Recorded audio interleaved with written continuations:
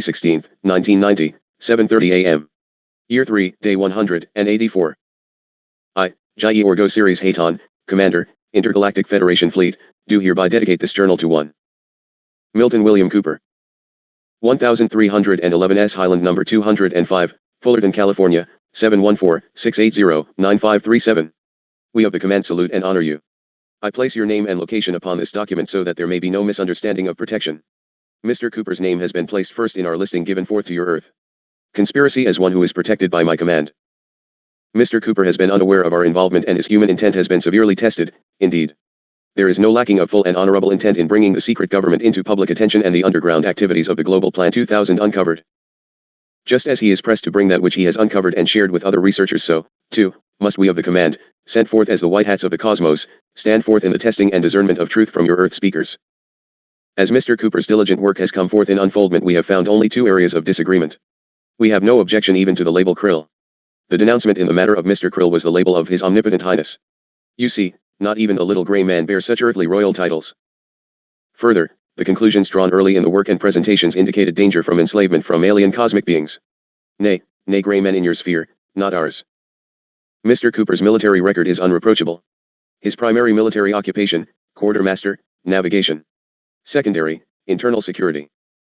He served in Vietnam in naval security and intelligence, Da Nang Harbor Patrol. He served on the USS Charles Berry to 1035, Pacific Sea Duty. He served as Commander-in-Chief of the Pacific Fleet Staff, OPSTAT Reporting and Naval Intelligence Briefing Team Petty Officer, of the Watch in the Command Center and again on the USS Oriskany CVA-35 Pacific Sea Duty. He left the U.S. Navy at the end of 1975. M.R. Cooper is one of the few writers and reporters who have actually witnessed what you call UFO activity. Some have, most however, simply tread on the coattails of those who bring truth and denounce others for their honorable witness.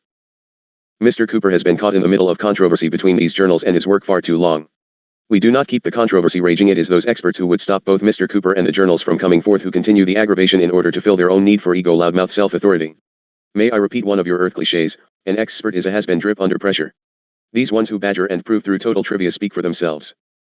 There are far more who would stop the truth from coming to light and public knowledge than would bring it forth. Mr. Cooper, and others I shall later name, but this dedication is to Milton William, Bill, Cooper, are accused of doom and gloom lectures. Well, he is in good company, so was Master Eisegesis Emmanuel. If you tell truth about these days and the conspiracy to control your world, it is quite gloomy indeed. In fact, if you look at the magnitude of the truth of it, it would appear totally without hope. But you are forgetting that God is infinite, his plan surpasses the satanic plan and he shall prevail. It will be a time of gross unpleasantness and a journey through fire and ashes to again experience the rising of the Quetzal. Do you believe the prophecies are untrue? Nay, they are happening before your eyes. Those days shall come to pass upon your placement. If you once do not open your eyes and learn truth, you are destined to repeat the horror. Reverse it all? No, it will not be reversed. But if you pull the hood from over your eyes and take some appropriate actions, there will be a large number who survive to lead the way. I apologize if I have appeared harsh regarding Mr. Cooper, for my intent is in total love, but I am a disciplined commander and I must make my presence known in truth and in separation of that which is being sold to you in fear-mongering at the hands and instruction of the conspiracy. Mr. Cooper tells you of several bases of which he is informed. There are more of which he could not prove and therefore has left without labels. The only area of disagreement with that which Mr. Cooper presents is in his conclusions, of which, I note he has softened. I believe that his intent was never to infer there were no good aliens, but that portion was not filtering through in his material presentations. There are not only good aliens but the very hosts of heaven in the returning Christos command are gathered and ready. We use not force nor physical intervention, for God has given earth man freedom of will. We will assist in your awakening and will participate as requested in proper participation. Many of our brothers walk among you, having come for the task of opening your eyes and ears. I offer Mr. Cooper the peace of understanding and salute him for his dangerous and daring work. If the CIA will kill of a United States president, they will most certainly take out a speaker of truth at any level. Shall not be so easy, for we walk with our truth bringers. Now I shall indulge in pilfering as I am so often accused. Quote, history will be the judge of me and this information, and I have no fear of that judgment. I swear that this information is true and correct to the best of my knowledge. I wish to thank all those people who have aided me in reaching this point and for their patience and understanding. I owe you all more than I can ever repay. Finally, it does not matter who is right and who is wrong, or if a project name is in the wrong place. It does not matter who is working for who or what is really what. It should be obvious by now that something sinister and terribly wrong is going on involving the government and the UFO phenomenon. We must all band together and expose it now. I have done my part in the best manner that I could. I can add nothing else except my testimony in Congress or a court of law that what I saw and have written in this file is true and that I saw it. Come forward now if you have any information at all which will substantiate this information. This may be the only chance to expose this terrible situation. If I fail, you all fail. Milton William Cooper, Bill. Thank you, Bill Cooper. I come forward for I have much information and I, too, must have earth documentation lest no one hear us, either, and do all earthly possible to destroy this scribe, who knows very little indeed except that which I give her. There is plenty of documentation on your placement if ones will now come forward and share of it, for a few of you have pioneered the way, and if you ask, you will come under our protection. Some ones are in our actual, physical protection and shall be returned to work with you. 1. Namely, a young and badly used communications officer who experienced it all on October 29, 1987 at Vandenberg Base in California. So be it. I ask not Mr. Cooper's permission to make this dedication, for I need no permission to give honor unto a man, yet ones who pick and blather in foolish ignorance shall reap the rewards of such trite behavior, for the clock is all but run out. The hourglass rests upon its side, awaiting the turning thereof. So be it, for it shall come to pass upon your place in this generation, for all of the signs are present and the leaves of the fig are about to blossom. Just as with these scribes, Mr. Cooper reaps not great and abundant rewards, for it is most expensive indeed to continue in the master's work, and research must be funded. These scribes are accused of reaping fantastic and mighty sums. So far they are hundreds of thousands of dollars in debt for the privilege of receiving information they preferred not to have. Great sums are necessary, for you have much building to do and a treacherous transition through which to pass. You need shelters, disease cures too much to list, and these ones shall pour all but the very basic survival needs back into the projects. You of earth are such a cruel lot, such a cruel lot, but unity and love will bring forth the word, and the word is God, and with God all is possible. Ye cannot remove or reverse that which is and has been, but ye can change of it if ye so choose in brotherhood. In humble honor, I salute you, Milton William Cooper. Salut, salut, salut. Commander Jai Orgo Series Hayton. Forward Rec Number 1 Hayton. Friday, February 9, 1990, 8:15 a.m. Year 3, Day 177. I am Jai Orgo Series Hayton. Good morning, and I command the benediction of light and joy surround us all in unification of spirit and intent. In this forward I wish to give explanations regarding the structuring of this, and subsequent journals. I remind all readers that these documents are not written for literary purity but for the purpose of truthful, factual instruction and information. The questions flowing back onto us from the prior journals are most important to all readers, for those who sit to pen questions are actually asking in behalf of you all. Some responses are so timely that the responses thereto will be printed in the Phoenix Journal Express, the weekly newsletter, and some of those will also be printed in the upcoming journal, regardless of major subject material. We have no editors as such, and the mammoth piles of writings and paperwork are becoming impossible to manage in subject by subject isolation, all information being most important to all readers. Therefore, I have chosen to request that the first section in each subsequent journal contain a compilation of letters and responses. In instances of non-related letters, we simply thank you with great appreciation, and each correspondence shall receive response if at all possible. Excerpts will be extracted when the subject is beneficial to all, and in the context of privacy we shall pen only initials. In fact, in most instances, if the questions regard a specific person's presentations, we shall most carefully consider consequences of printing the names and may well refer only by initials. If material is applicable to subject matter which will be covered again, i.e., the little gray men aliens, the questioning letters and responses may well be used several times. It is not our desire to be repetitious, but some ones will not have access to, or choose to decline, some of the journals and will thereby only have access to the information from one source. I beg your indulgence. We are bombarded with a full barrage of critiques and critics we simply cannot respond to each, for our scribe is filling a full 18 to 20 hours of each of your 24 in a given day. These ones, too, only have a measured 24 hours in each day of your counting. We shall effort at timely responses and will always send the response to the person raising the questions first. Therefore, if you wish to have your questions omitted by initials only and only the question receiving public response, please indicate same on the original COR respondents. Further, I ask you to please not sit and try to dream up contradicting babblings of questions, for in the saving of time, if the answers are within the already published materials, we shall have to decline response. We have some ones who are sitting in groups making pages and pages of nitty, non-relevant questions to simply bog down the scribe. They have no interest in the overall purpose but only to distract and offend. I shall not subject the readers of intent and purpose to God to that barge, except as it may contain some information of value. All things are of merit and value in lesson material. I am quite well known about the cosmic realms, and most especially within my command as being the taskmaster of the galactic fleet. Well, I do require discipline, and in all instances my intent is total justice. I do not hold a candle flame brightness in the light of the Christos or Aten in the realms of discipline.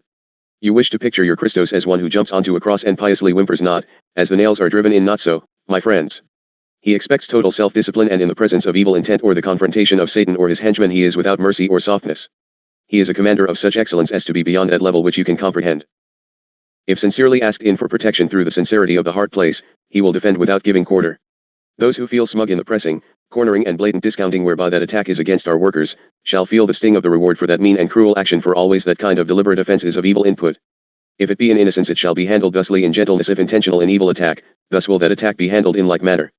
If ye attack and pen of your labels to the attack, the labels shall be printed and rebutted publicly. If the ones who deliberately tear down and abuse, then they are most welcome to study all facts, change of their attitudes and become one with us. If they choose to not do so, then so be it. We force nothing upon anyone. If one wishes to purchase a journal and burn it in front of the federal capitol, do so. I suggest you not borrow a friend's in order to not pay for your own, and burn it, for that is destruction of another's property. At this point, ones who are flinging arrows and warheads are reading only selected, out of context, materials from documents obtained at the expense and efforts of others, that is totally without moral intent in all facets. Some are objecting to the direct response to their mean and hurtful letters thrust at my scribe, calling these ones the authors. We of the higher realms are the authors, and the correspondence to author shall be handled by us, the authors. If you care not for the response, so be it. If the kitchen is too hot, brethren, stay out of it. If ye care not for the literature, do not read of it, but you would be most wise to thoroughly study all input into the journals and express notes, lest ye be the one with the egg splattered upon the countenance, if ye make, or intend to make public rebuttal.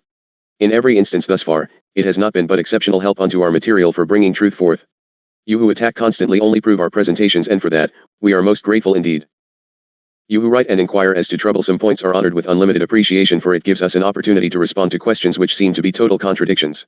Always keep in mind that all of the journals are not yet put to paper, and some subjects shall be covered subsequently in great detail, but we shall always effort to give satisfying response in some measure which will allow comfort while awaiting the larger input.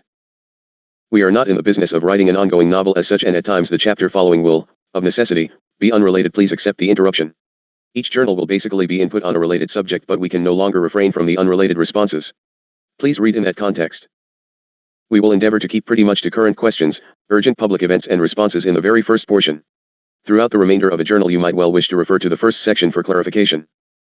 I thank you for your most gracious patience and attention, for henceforth, our desire is to get all material to all, even if in disconnected format.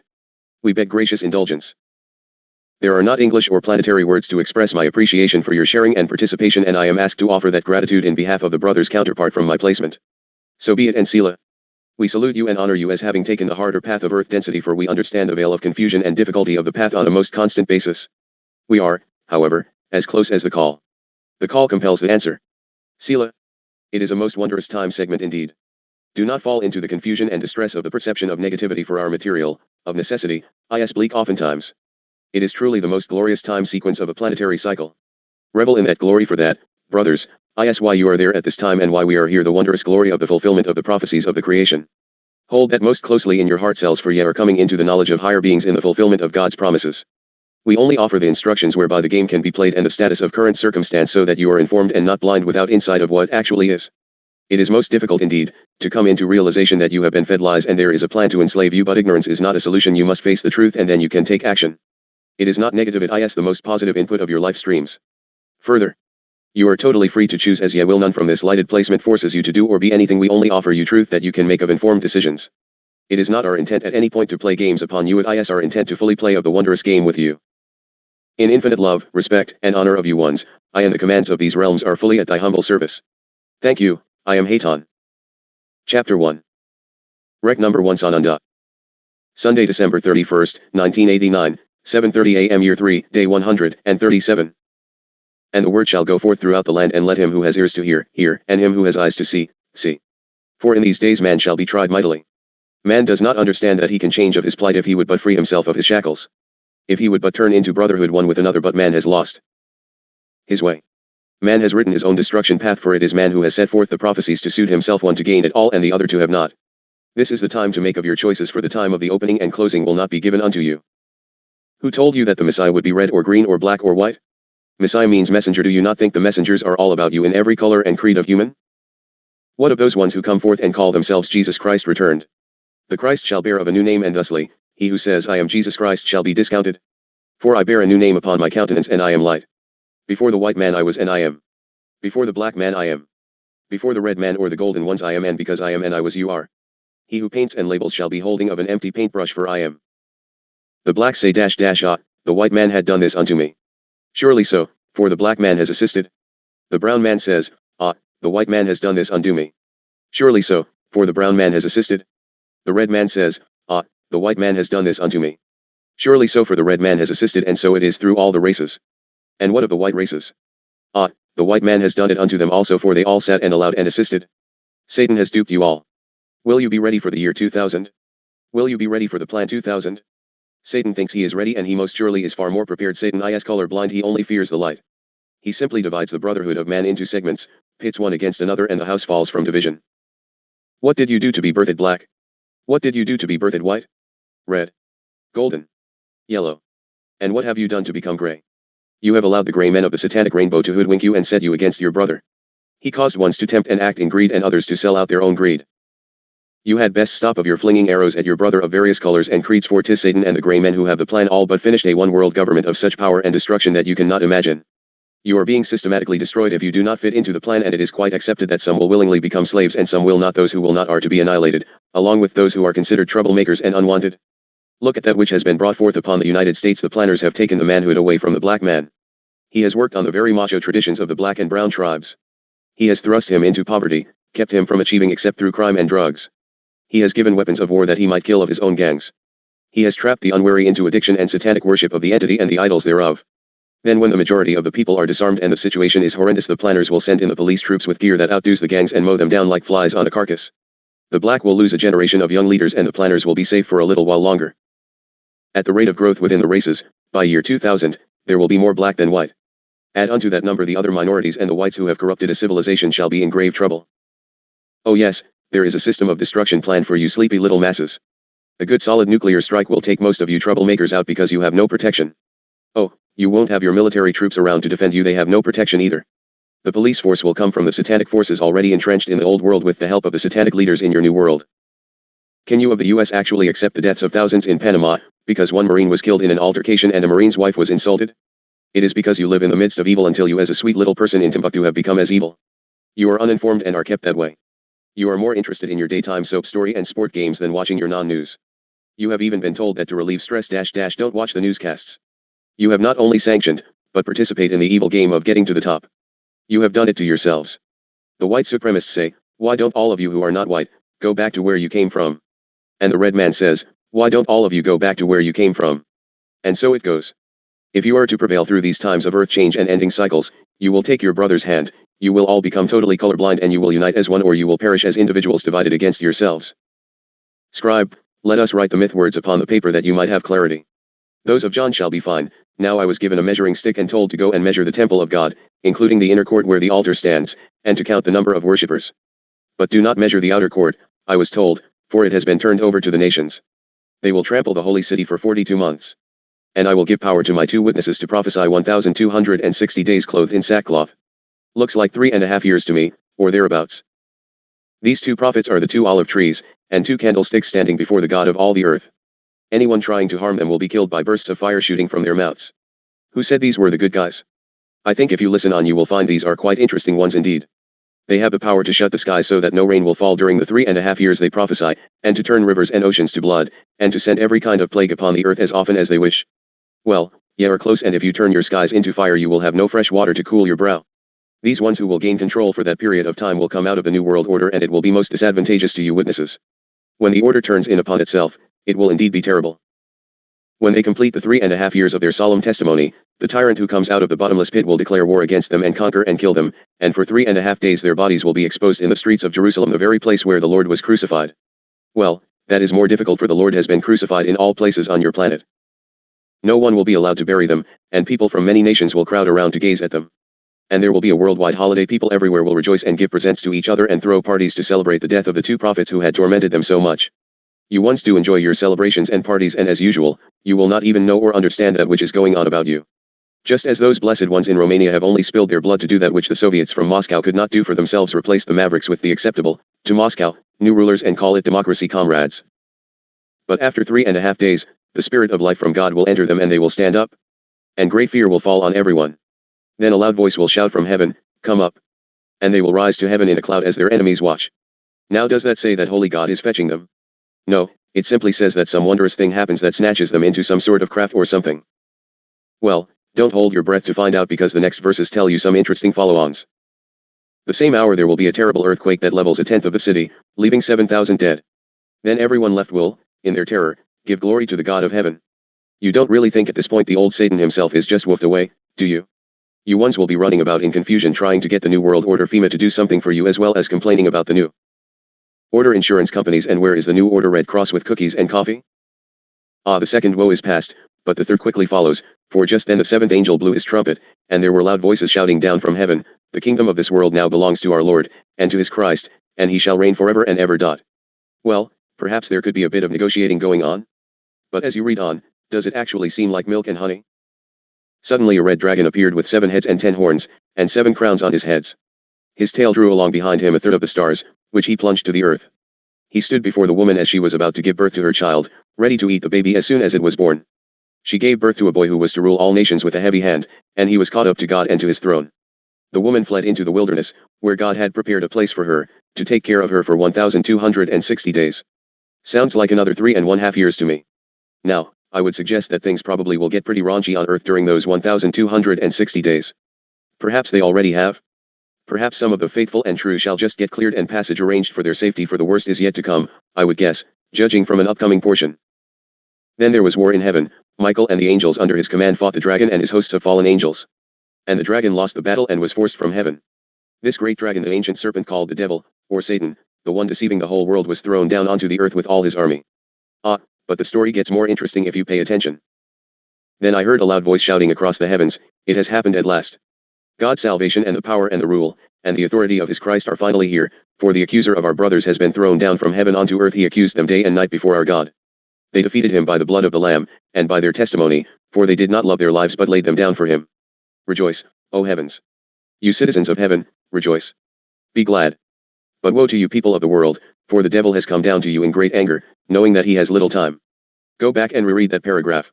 Sounds to me as if there was a trial of some sort in heaven and a lot of so-called good guys had to take a stand. You see, there will be at least 3 migrations. All of you who are just having a blast in anticipation of that first ship loadout will have the greatest trial of your life stream after liftoff, for the negotiations are underway in the big silver screen in the sky.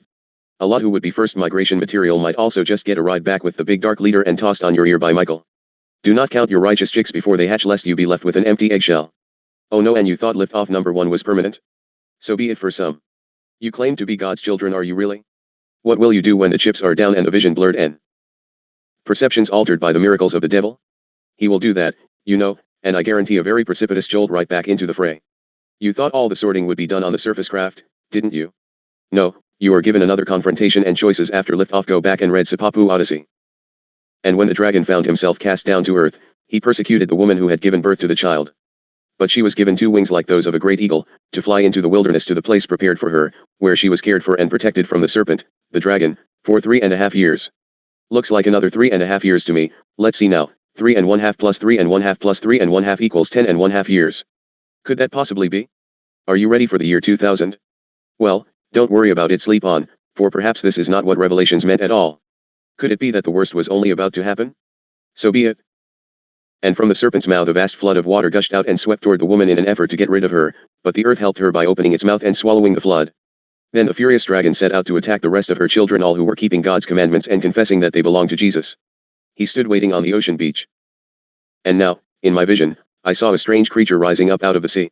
It had 7 heads and 10 horns, and 10 crowns upon its horns. And written on each head were blasphemous names, each on defying and insulting God. This creature looked like a leopard but had bear's feet and a lion's mouth. And the dragon gave him his own power and throne and great authority. I saw that one of his heads seemed wounded beyond recovery, but the fatal wound was healed. All the world marveled at this miracle and followed the creature in awe. They worshipped the dragon for giving him such power, and they worshipped the strange creature. "Where is there anyone as great as he?" they exclaimed. "Who is able to fight against him?" Then the dragon encouraged the creature to speak great blasphemies against the Lord, and gave him authority to control the earth for 42 months. Whoops. Another 3.5 years? I say, now where do you think you are? All that time he blasphemed God's name and his temple and all those living in heaven. The dragon gave him power to fight against God's people and to overcome them, and to rule over the nations and language groups throughout the world. And all mankind whose names were not written down before the founding of the world in the slain Lamb's book of life worshipped the evil creature. Could this be the Plan 2000 in action? Anyone who can hear, listen carefully. The people of God who are destined for prison will be arrested and taken away, those destined for death will be killed. But do not be dismayed, for here is your opportunity for endurance and confidence. Now that is a mouthful to which you should pay great attention. Then I saw another strange animal, this one coming up out of the earth, with 2 little horns like those of a lamb but a fearsome voice like the dragon's. He exercised all the authority of the creature whose death wound had been healed, whom he required all the world to worship. He did unbelievable miracles such as making fire flame down to earth from the skies while everyone was watching. By doing these miracles, he was deceiving people everywhere. He could do the marvelous things whenever the creature was there to watch him. And he ordered the people of the world to make a great statue of the first creature, who was fatally wounded and came back to life. He was permitted to give breath to the statue and even make it speak. Then the statue ordered that any refusing to worship it must die. Sure sounds like a great big ugly computer to me, and it surely does sound like a part, at least, of the Plan 2000. He required everyone, great and small, rich and poor, slave and free, to be tattooed with a certain mark on the right hand or on the forehead. And no one could get a job or even buy in any store without the permit of that mark, which was either the name of the creature or the code number of his name. Here is a puzzle that calls for careful thought to solve it. Let those who are able interpret this code. The numerical values of the letters in his name add to 666. Well, we have already spoken of that, haven't we? Then I saw a Lamb standing on Mount Zion in Jerusalem, and with him were 144,000 who had his name and his father's name written on their foreheads. And I heard a sound from heaven like the roaring of a great waterfall or the rolling of mighty thunder.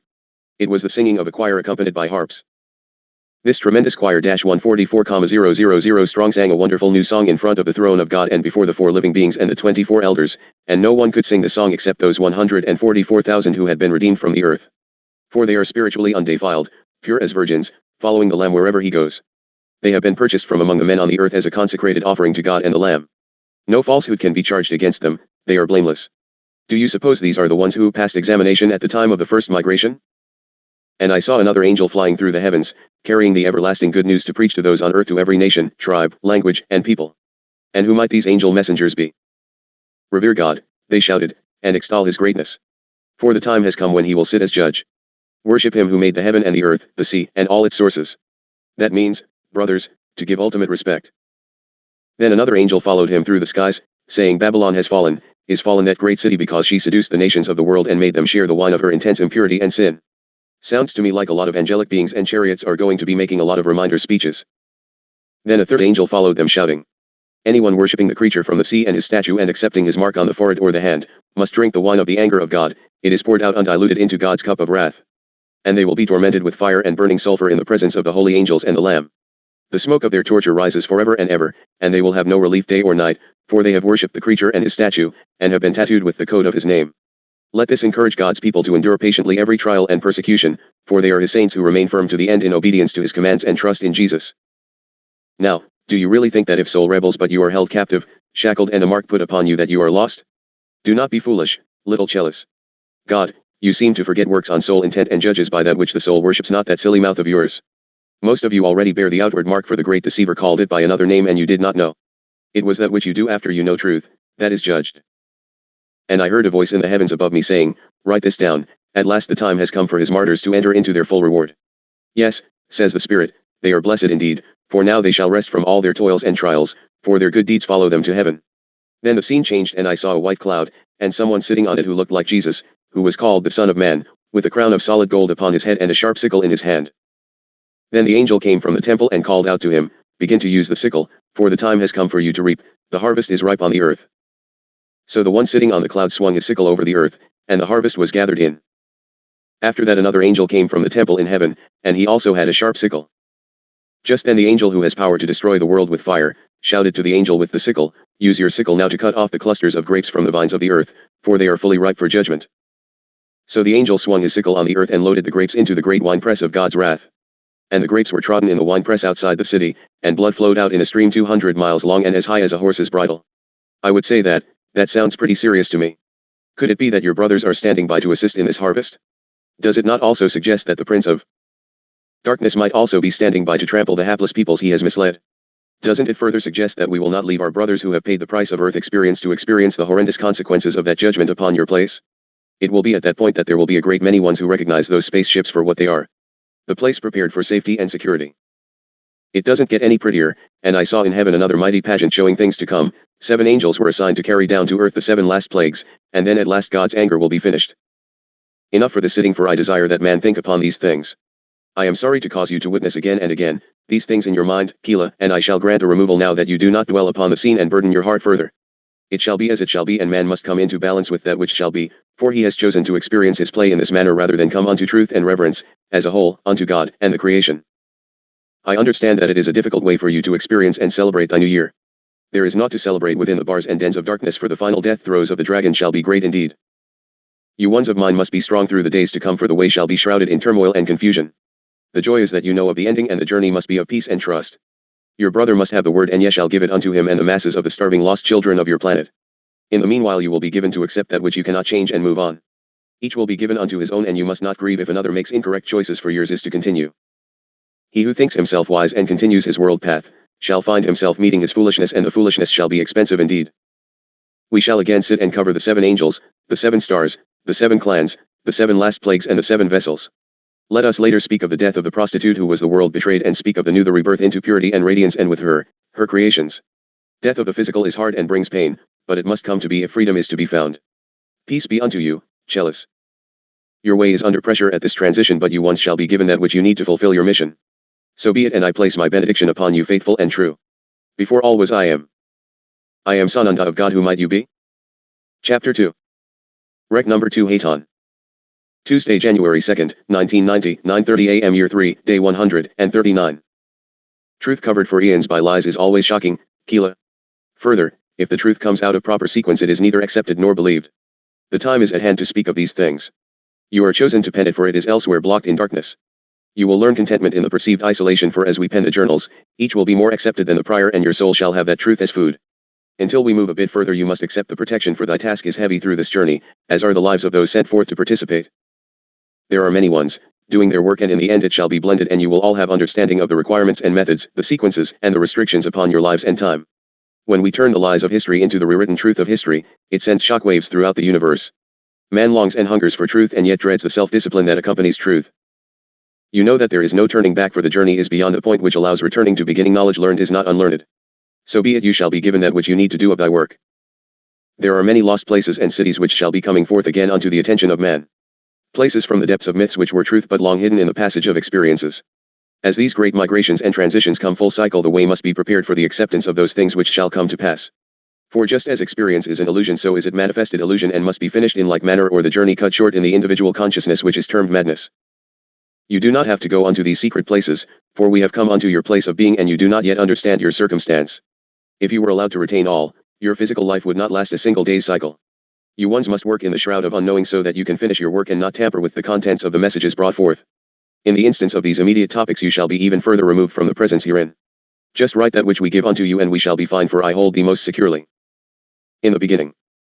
Dharma, it will become more clearly acceptable to you as to why and how you are the one to pen these things, as we move along. Do not get yourself stopped to dawdle on some of the substance to come forth. There will be much about Akhenaten and Aten and that which was. That information will be integrated with that which is, and most of it will not be very acceptable to the masses. I am coming forth as a neutral speaker resource, so that the document will be more easily rendered objective unto you, Keela. I shall speak as Haton, that you ones not be intimidated by my presence as Aten. Most of this material was brought forth in written, published format through ones who were not sanctioned to bring it forth, and will therefore be repeated and corrected where necessary. You will further understand why the separation had to be made between you ones and others who appear to be thy mentors. So be it, for ye shall rise above those shackles, and I shall clear thy mind of the chaff from those encounters. Thy truth is 100% truth, and none shall be allowed to deter you by their rampage. Let no human stand against thee or me, for I am Aten, and I hold thee within myself. You must be given to understand the importance of the one Sananda, who has again been sent and comes forth as a master teacher, a survivor of the elders, the great men who lived on earth when giants roamed the planet. There is a magnificent collection of artists, saints, scientists, pharaohs, poets, and within a special placement for the purpose of now bringing forth the truths of evolvement. There are some who are unknown, and many who have survived within your historical myths to be remembered. It is a wondrous school if you will consider it as such, and there is great fellowship, for within these ones the race spirit ensouled itself into race leaders of the dim past. These leaders constitute the group that will continue to show you the way through the teachings. This band of goodly entities are composed of entities who were of human men and women from other worlds, civilizations, and from other places in time and space. They originally arrived on Earth to assist mankind in its long climb from beasthood to godhood. Well, you most certainly need these ones again. These ones migrated to Earth, the dark star planet of sorrows, as it was known, some 18 millions of your years past, and have continued to work ceaselessly and tirelessly in their gigantic task of acting as the Creator's mentors to a backward, fallen race. They have come into life as the legendary gods of the ancients, and later incarnated as rulers of the people. As ancient ones touching forth on your planet in your generation, i.e. Sfoth to BM in Switzerland, who was actually Thoth of ancient mythology, along with Osiris, Apollo, Mercury, etc. I tell you this up front because it is most alien to your belief system, for the satanic intent has always been to discount the myths into false spirituality. And yes, some will say you blaspheme and are a heretic, but the world is ready and starving for truth, and it all will fit with the truth in that which you call your holy books. Further, it is most usual for the receivers of this documentation to tamper with it, for the load is a heavy one indeed. Ones such as Baal, Bacchus, Moloch, and other false gods were nothing but pure earth deities, and always became the ruling hierarchy in the pantheon of gods after a golden age had gone out in a bloodbath. Great universal truth was brought to mankind through the instrumentality of beings from more enlightened worlds, and an age where men talked with the angels inevitably followed only to decline and fall in decay when the mentorship was removed. There is nothing new in extraterrestrial or angelic presences upon your place. You have just been led once more down the primrose path of lies into total ignorance. You believe lies to be truth which are not even reasonable in thought process. Reason and logic do not seem to influence that which you tend to believe. Examples of such periods would be the eclipse of truth that followed after the death of the great pharaoh Amenhotep IV, Akhenaten, the first ruler in history to declare his belief in one God, and the veil that was thrown over the word of the infinite Father after the crucifixion on Golgotha, when truth-seeking mankind was literally thrown to ravening beasts and clandestine councils handed down edicts which deprived man of God-given knowledge and truth. The group of goodly wanderers who volunteered to come into earthly existence time and time again, have assisted mankind for thousands of years in all ages. Feel familiar? They would declare universal wisdom and truth at a certain period of history when man had been prepared to receive it, and then they would withdraw for a time to see what man would do with the newfound knowledge. Thus, the rises and plateau of man's cultural history emerged. During a hiatus of universal influx, man was ruled by powerful and aggressive earth spirits. Examples of such periods would be the decadent rule in the colonies of the motherland after the submergence of Lemuria and Atlantis, the idolatrous period of late dynastic Egypt, the perversion of licentiousness of Rome under the Caesars. Legends of Earth are rich in knowledge of the star people, also referred to as the above people, the gods who came from the sun or descended from heaven to walk among mortals. Behind these so-called myths, which at first appear to be the imagining and fantasies of superstitious people, you will find a logical answer to why man adored the immortals of Olympus and other fabled abodes of the great gods. You will discover the startling truth behind the tales of the gods of classical mythology and the wondrous spirits of the ancient ones. The ancient scribes and prophets spoke literal truth when they told later generations that angels and gods had taken on mortal flesh descended from their radiant heavenly homes to lift the physical, mental, and spiritual level of humanity on the dark star in the Father's cosmic house. You will also come to know that there are fantastic historical treasures which constitute a great legacy for mankind hidden in secret chambers under some of the wonders of the world. For example, the four corners, and this designates many areas which come clear in designation at the proper time, of the earth, enclose records that for millennia have been hidden from eyes of the seeking man. These priceless accounts of the struggles and intrigues of your planet are even now beginning to seep into the light. Knowledge is coming forth, but for all truth that comes forth, the negative and dense entities of your natural manifestations shroud them in lies. Always at these times, well-intentioned but ridiculous do-gooders get into the picture and scramble the signals. The negative, opposing force which always intends to hold man back and keep him forever in the dark chains of brutishness and beastliness has been behind the destruction of the great treasure houses of remote antiquity. Examples would be the destruction of the Aten tablets in Akhenaten's record sanctum by the evil Amun priesthood after the great pharaoh's assassination, the burning of the Alexandrian library by fanatics in AD 389, the largest most famous repository of antiquity, containing over 700,000 volumes, comprising most of the literary treasures of the ancient world, an inestimable loss which brought about the Dark Ages, the total destruction of the Aztec libraries, where priceless codices were ravaged with fire and sword by Cortez in AD 1519 as he sacrificed untold treasures to greed and they were swallowed up in his incendiarism. Certain secret orders have always managed to salvage or save universal truth, and on clay tablets, scrolls, papyri, and now paper and magnetic discs they recorded the truth, so that future man might know, and in the knowing, the truth would make him free from the bondage of untold ages. The old records were hidden in tombs, secret chambers, caverns, temple ruins, catacombs, and every secret recess and tunnel was utilized. These records deal with the most ancient wisdom and will be rediscovered in the years immediately ahead. These truths have been secreted away then discovered, only to be buried again after they served their purpose of revealing that which was to be known during a particular age and time in man's spiritual development. The records of which we will speak in this journal, at this time, are placed most securely and safely in the Peruvian mountains and in Guatemala, among the Quetzals, and in Mexico. We will not be particular enough to divulge identities nor exact locations, for it is not yet time for that. The ancient records are well preserved and hidden, and for the present, it must remain that way. 'Tis now only the time of telling the history. There are some terminologies which will help you attach this information unto other. For example, you must keep in mind that the word lion in the positive sense signifies divine truth in power, and that is why the Christ is called the Lion, etc. The one called Jesus Christ was called Lion of the tribe of Judah. Further and most important indeed is the word. In its original sense, its first definition, means not sound, voice or speech, but rather it means the creation, according to the divine laws, from the universal creative fluid, in the tomb, cave, or manger of the earth of that perfect one, which has the power to spiritualize and regenerate Adamic man. For instance, your Bible tells you that man does not live by bread alone, but by every word, creation, that proceedeth out of the mouth of God. Preparation for creation, the Word. The Word was prepared. In the beginning was the Word, and the Word was with God, and the Word was God. Therefore, the Word, the divine creative influx, was prepared on earth that man here might receive it in love and understanding. This, that he might ascend to higher spiritual knowledge and wisdom because of this preparation.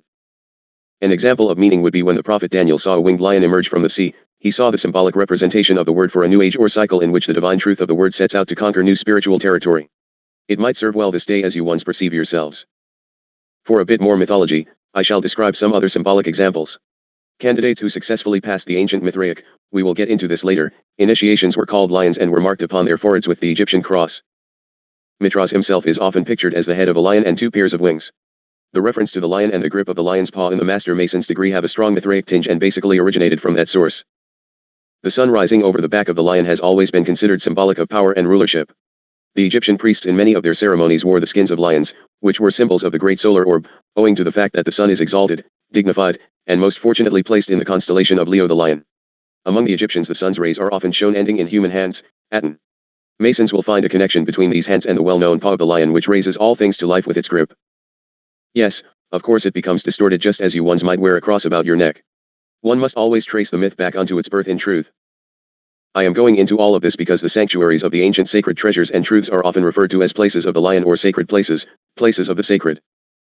Anciently the corona of the sun was shown in the form of the mane of a lion, which was a reminder of the fact that at one time the summer solstice took place in the sign of Leo, the celestial lion. Initiates of the Egyptian mysteries were sometimes called lions or panthers. The lion was the emissary of the sun, symbolizing light, truth, and regeneration. The lion is considered to be king of the animal family, and, like the head of each kingdom, is sacred to the sun, whose rays are symbolized by the lion's shaggy mane. The allegories perpetuated by the mysteries such as that the one who opens the secret book is the lion, just as it is perpetuated that the solar power opens the seed pods, releasing the spiritual life within. There was also a curious belief among the ancients that the lion slept with its eyes open and was therefore chosen as the symbol of vigilance. It is truly strange indeed, how myths begin and evolve, for the lion is ever alert but most certainly sleeps with its eyes closed and, in fact, if not endangered itself, sleeps as if in a coma. Just as an owl symbolizes wisdom but is a most stupid bird indeed. Nonetheless, this is the reason for placing the figure of a lion on either side of doors and gateways as an emblem of divine guardianship. Now we get a few more clues. The figure of a lion was most frequently erected over any type of buried or hidden treasure. Now, do not distract yourselves into other cultures. We are now speaking of ancient Egyptian culture wherein the priests thought the cat symbolic of the magnetic forces of nature, and they surrounded themselves with the animals for the sake of the astral fire which emanated from their bodies. Such animals were symbols of eternity, for when they sleep they curl up into a ball with the head and tail touching an endless circle. It is important that you come into understanding as to how some things came to be traditional and legendary to allow the story to come to fruition. Wrong conclusions are drawn from ignorance always. Further, the lion symbolizes secret wisdom. King Solomon was often symbolized as a lion. To overcome this beast is to become a master of such wisdom. You should further remember that Samson and Hercules both conquered the lion. The lion also represents one of the four corners of creation. Let us have a break, Dharma, before we go further into this dissertation, for it will be a long and often boring unraveling of the facade of the tapestry. History must be laid before the punchline. So be it. I move to stand by and I request that you spend time with me in quietness, for this will be a most heavy task indeed. Haton to clear, please. Chapter 3. Rec number 1. Haton. Wednesday, January 3, 1990, 7:30 a.m. Year 3, Day 140. Haton present in light. We shall simply have to take that which needs response first and then move on to the journal as we find time. There will soon come a point, however, when we shall have to move our thrust from mass information into the area of responding in mass manner. For these early questions and announcements I shall leave it up to Gigi, or whomever forwards me the questionnaires, to do with the response that which they will.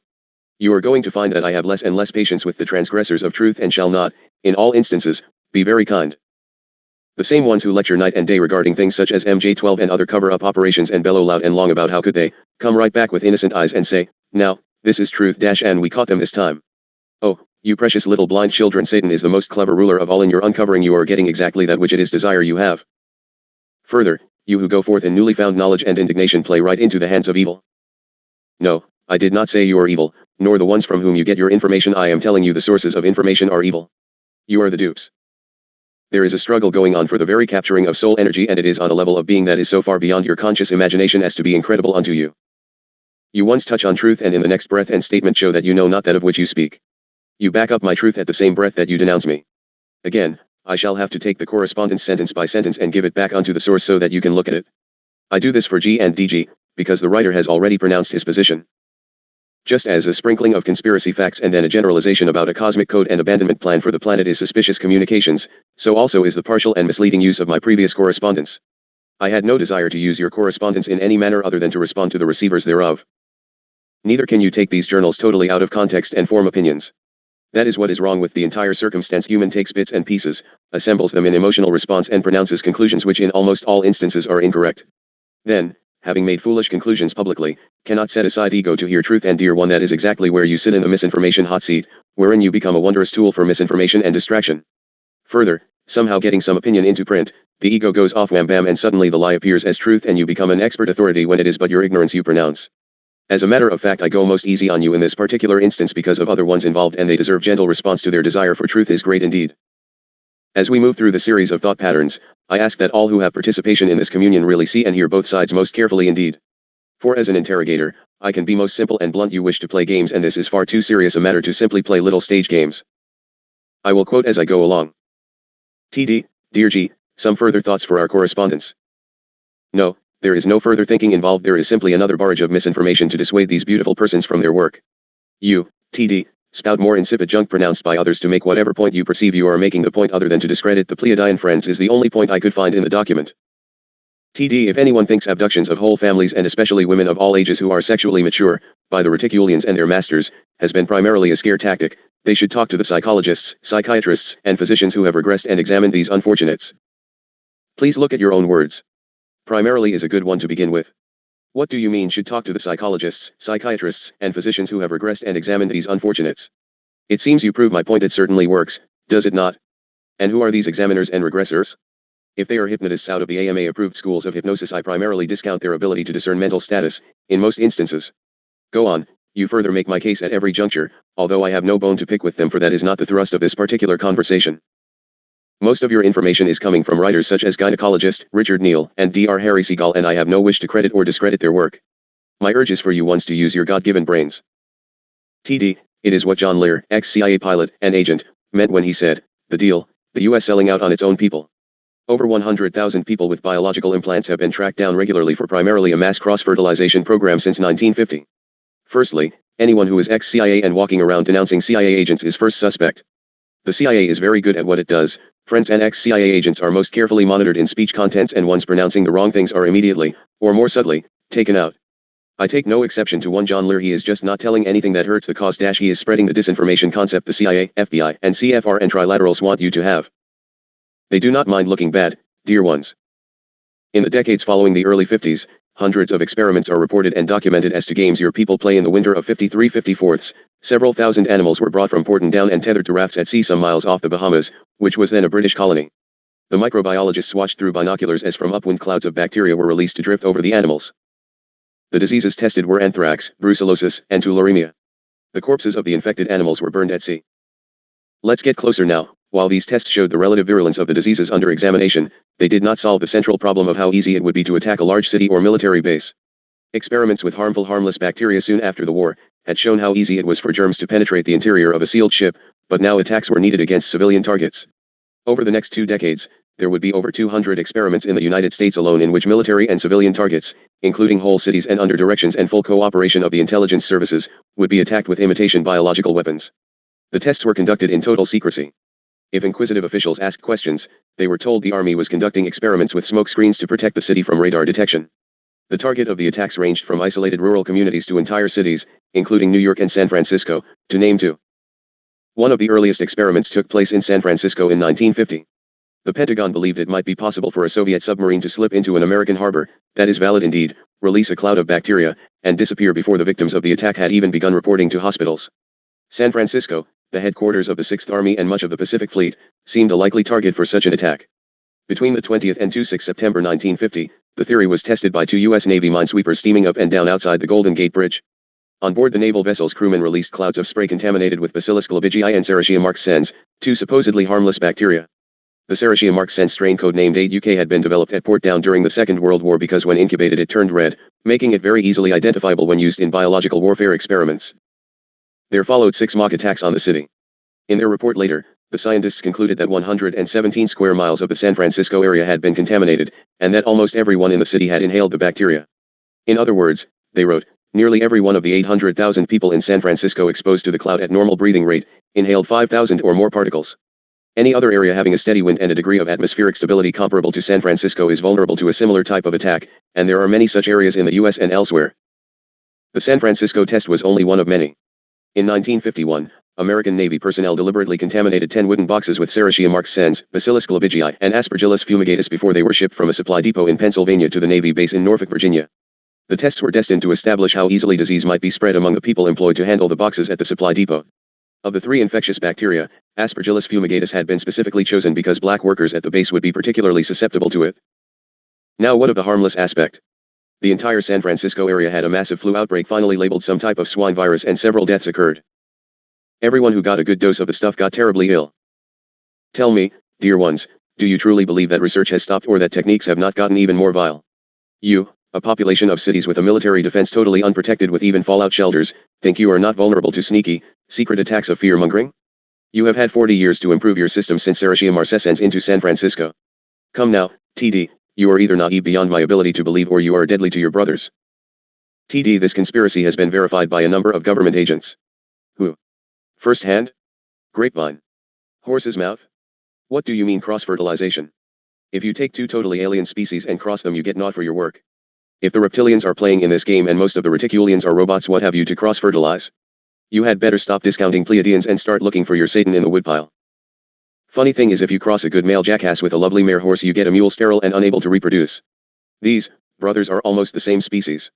Further, you totally discount any arrangements which might have been made with the evil of Earth.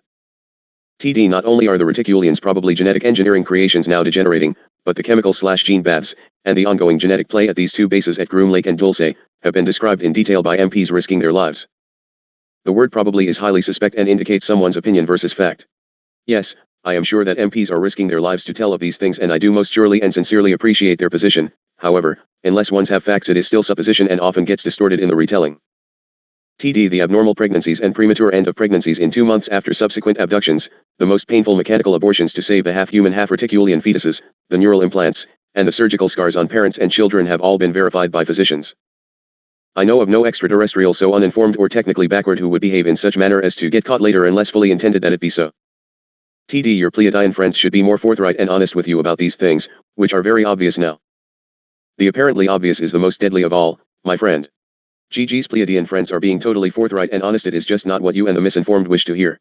Now, however, you move on to worthwhile and very valid information which you should study most carefully. TD, as has been forecasted for this battle with evil at this time, there will be so much negativity and misrepresentation, that it will be most difficult to discern who are uprighteous and who are manipulative. And that comes at all levels as we climb the stairway of truth and higher consciousness, wolves in sheep's clothing. So be it. I believe you stated quite nicely. TD, a sprinkling of conspiracy facts and then a generalization about a cosmic code and abandonment plan for the planet is suspicious communications. So also is the partial and misleading use of my previous correspondence. I have already responded to this material, but I have a question or 2 remaining. Why do you send correspondence and messages to me, and you did so, unless you want a response? Further, did you expect me to sit and feed you back the lies simply because you assume this receiver to be uninformed and playing the same old game of dupe the public? This receiver knows nothing of these things, so you have come to the horse's mouth, friend, and further there is nothing but a long morning's work for these ones, not stage entertainment seminars or hefty fees for phony and misleading expertise, and no personal interpretations of information or data does that possibly concern you. Anonymity serves 2 purposes: one, to pass out information for which you will not have to stand responsible. The other is for the protection of the very life flow of a writer. Which is your status, TD? There is an old saying on your placement: if you can't stand the heat, get out of the kitchen. A rehash of others' opinion and interpretations is worthless. This is precisely why I give none of my scribes' opinions and always can back up statements with facts. You give forth altered information from entertainers who glean at your expense and then wish me to feed it back to you with a pat on the back. Well, not so, a kick in the backside is more in order. Keela, let us take a break. All of you ones are ill with accidental flu poisoning. I am sorry, dear ones, you are caught in the evil of the times. I will get back to this as soon as you have had respite. These are most valuable discussions indeed. Excellent opportunity to get our material forth, however, for controversy of evil with truth is excellent, for Atten does not often become faint at heart. So be it. I will stand by. Salut, Hayton. Chapter 4. Rec number 2, Hayton. Wednesday, January 3, 1990, 1 p.m. Year 3, Day 140. Hayton, to resume correspondence and clear area. Thank you. This next is going to hurt a lot of feelings, but you are going to hear it anyway. Pay attention, please. TD, again, the Pleiades is not our original home. We lost our homes in Orion, Mars, and the colonies on Earth for not regimenting the negative powers and taking up our cross more. A simple lesson that involves all who are to live in this world and universe, physical creation of duality. The battle here over the conspiracy is seen over and over back to Roman times, Egyptian, and even Atlantean times, but they all ultimately have a cosmic connection. We came from Orion. The negative forces came from Canis Major, Osiris, with a recent base on Venus, an oddball planet that they parked in orbit in this solar system. Ask any astronomer about the direction of its rotation. These most manipulative and hypnotic reptilians that even Kehoe described in Encounters, are the source of genetic play engineering creations, monstrosities, human and animal sacrifices, and pyramids, some now underwater, that disrupt the geomagnetic lines of the Earth, causing hellish warps in the space-time continuum. Semjace and her dad must know all these things to be true.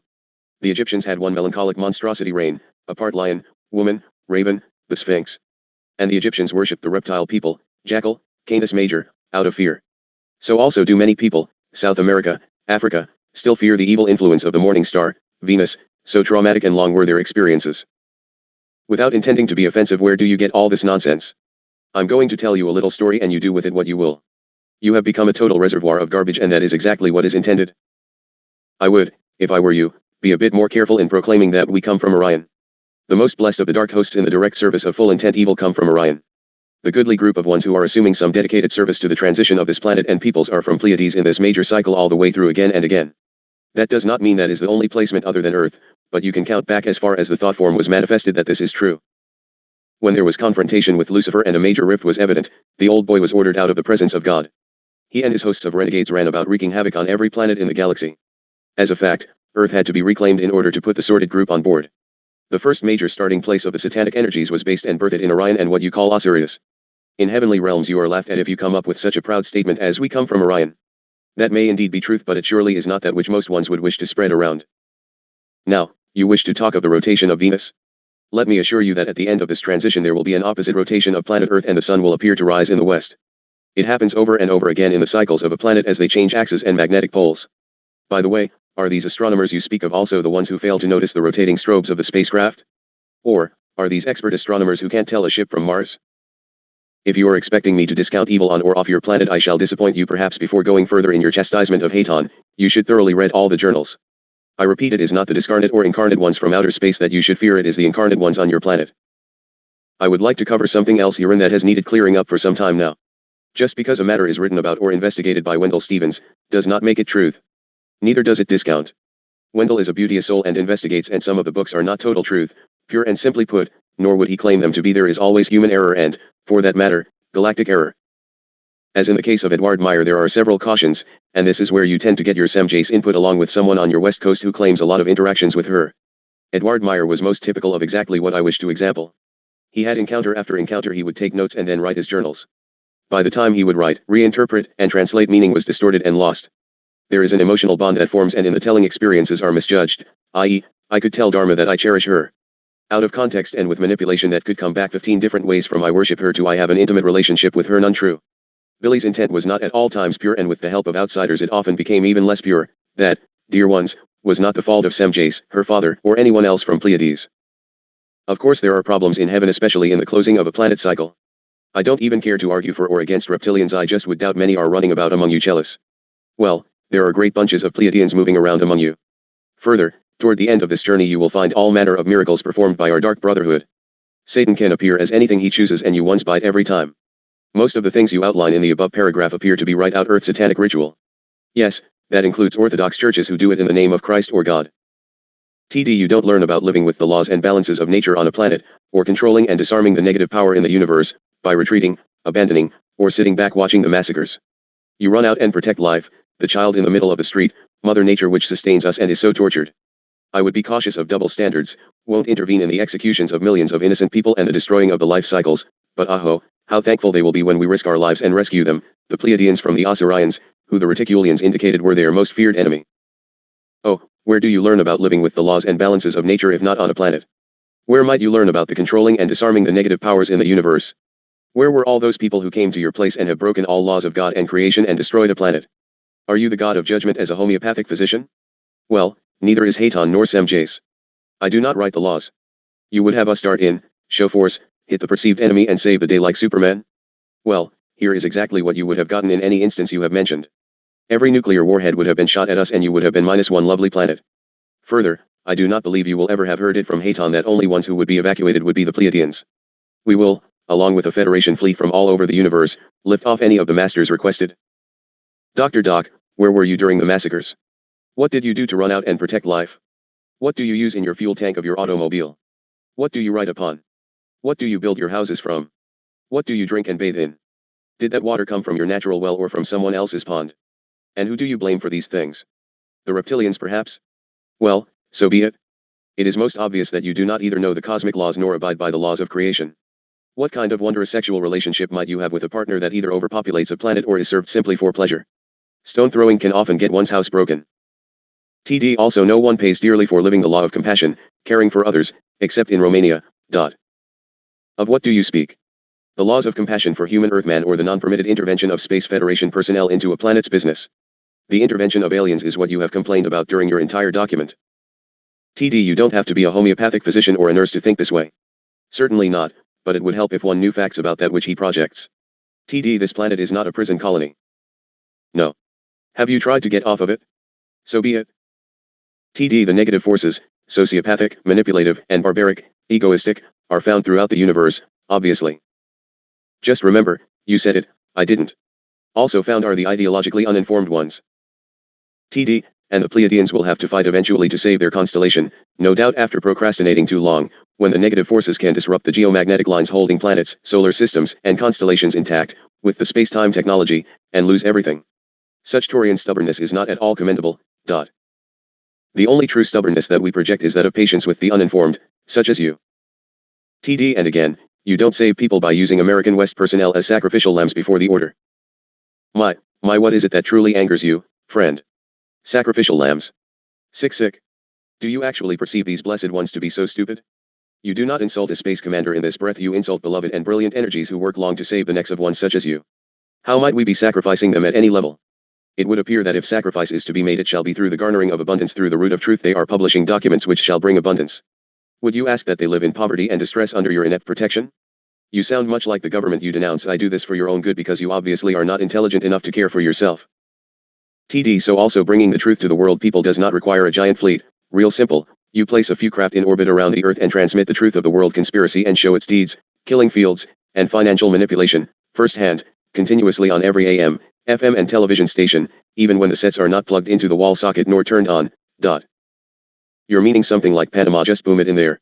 Act just like the very government you despise and terrify the people right out of their minds, start a third, and last, world war with scalar beams and nuclear missiles? Is that truly a well thought out solution? I am most happy indeed, for your brethren, that you are not in command of this fleet.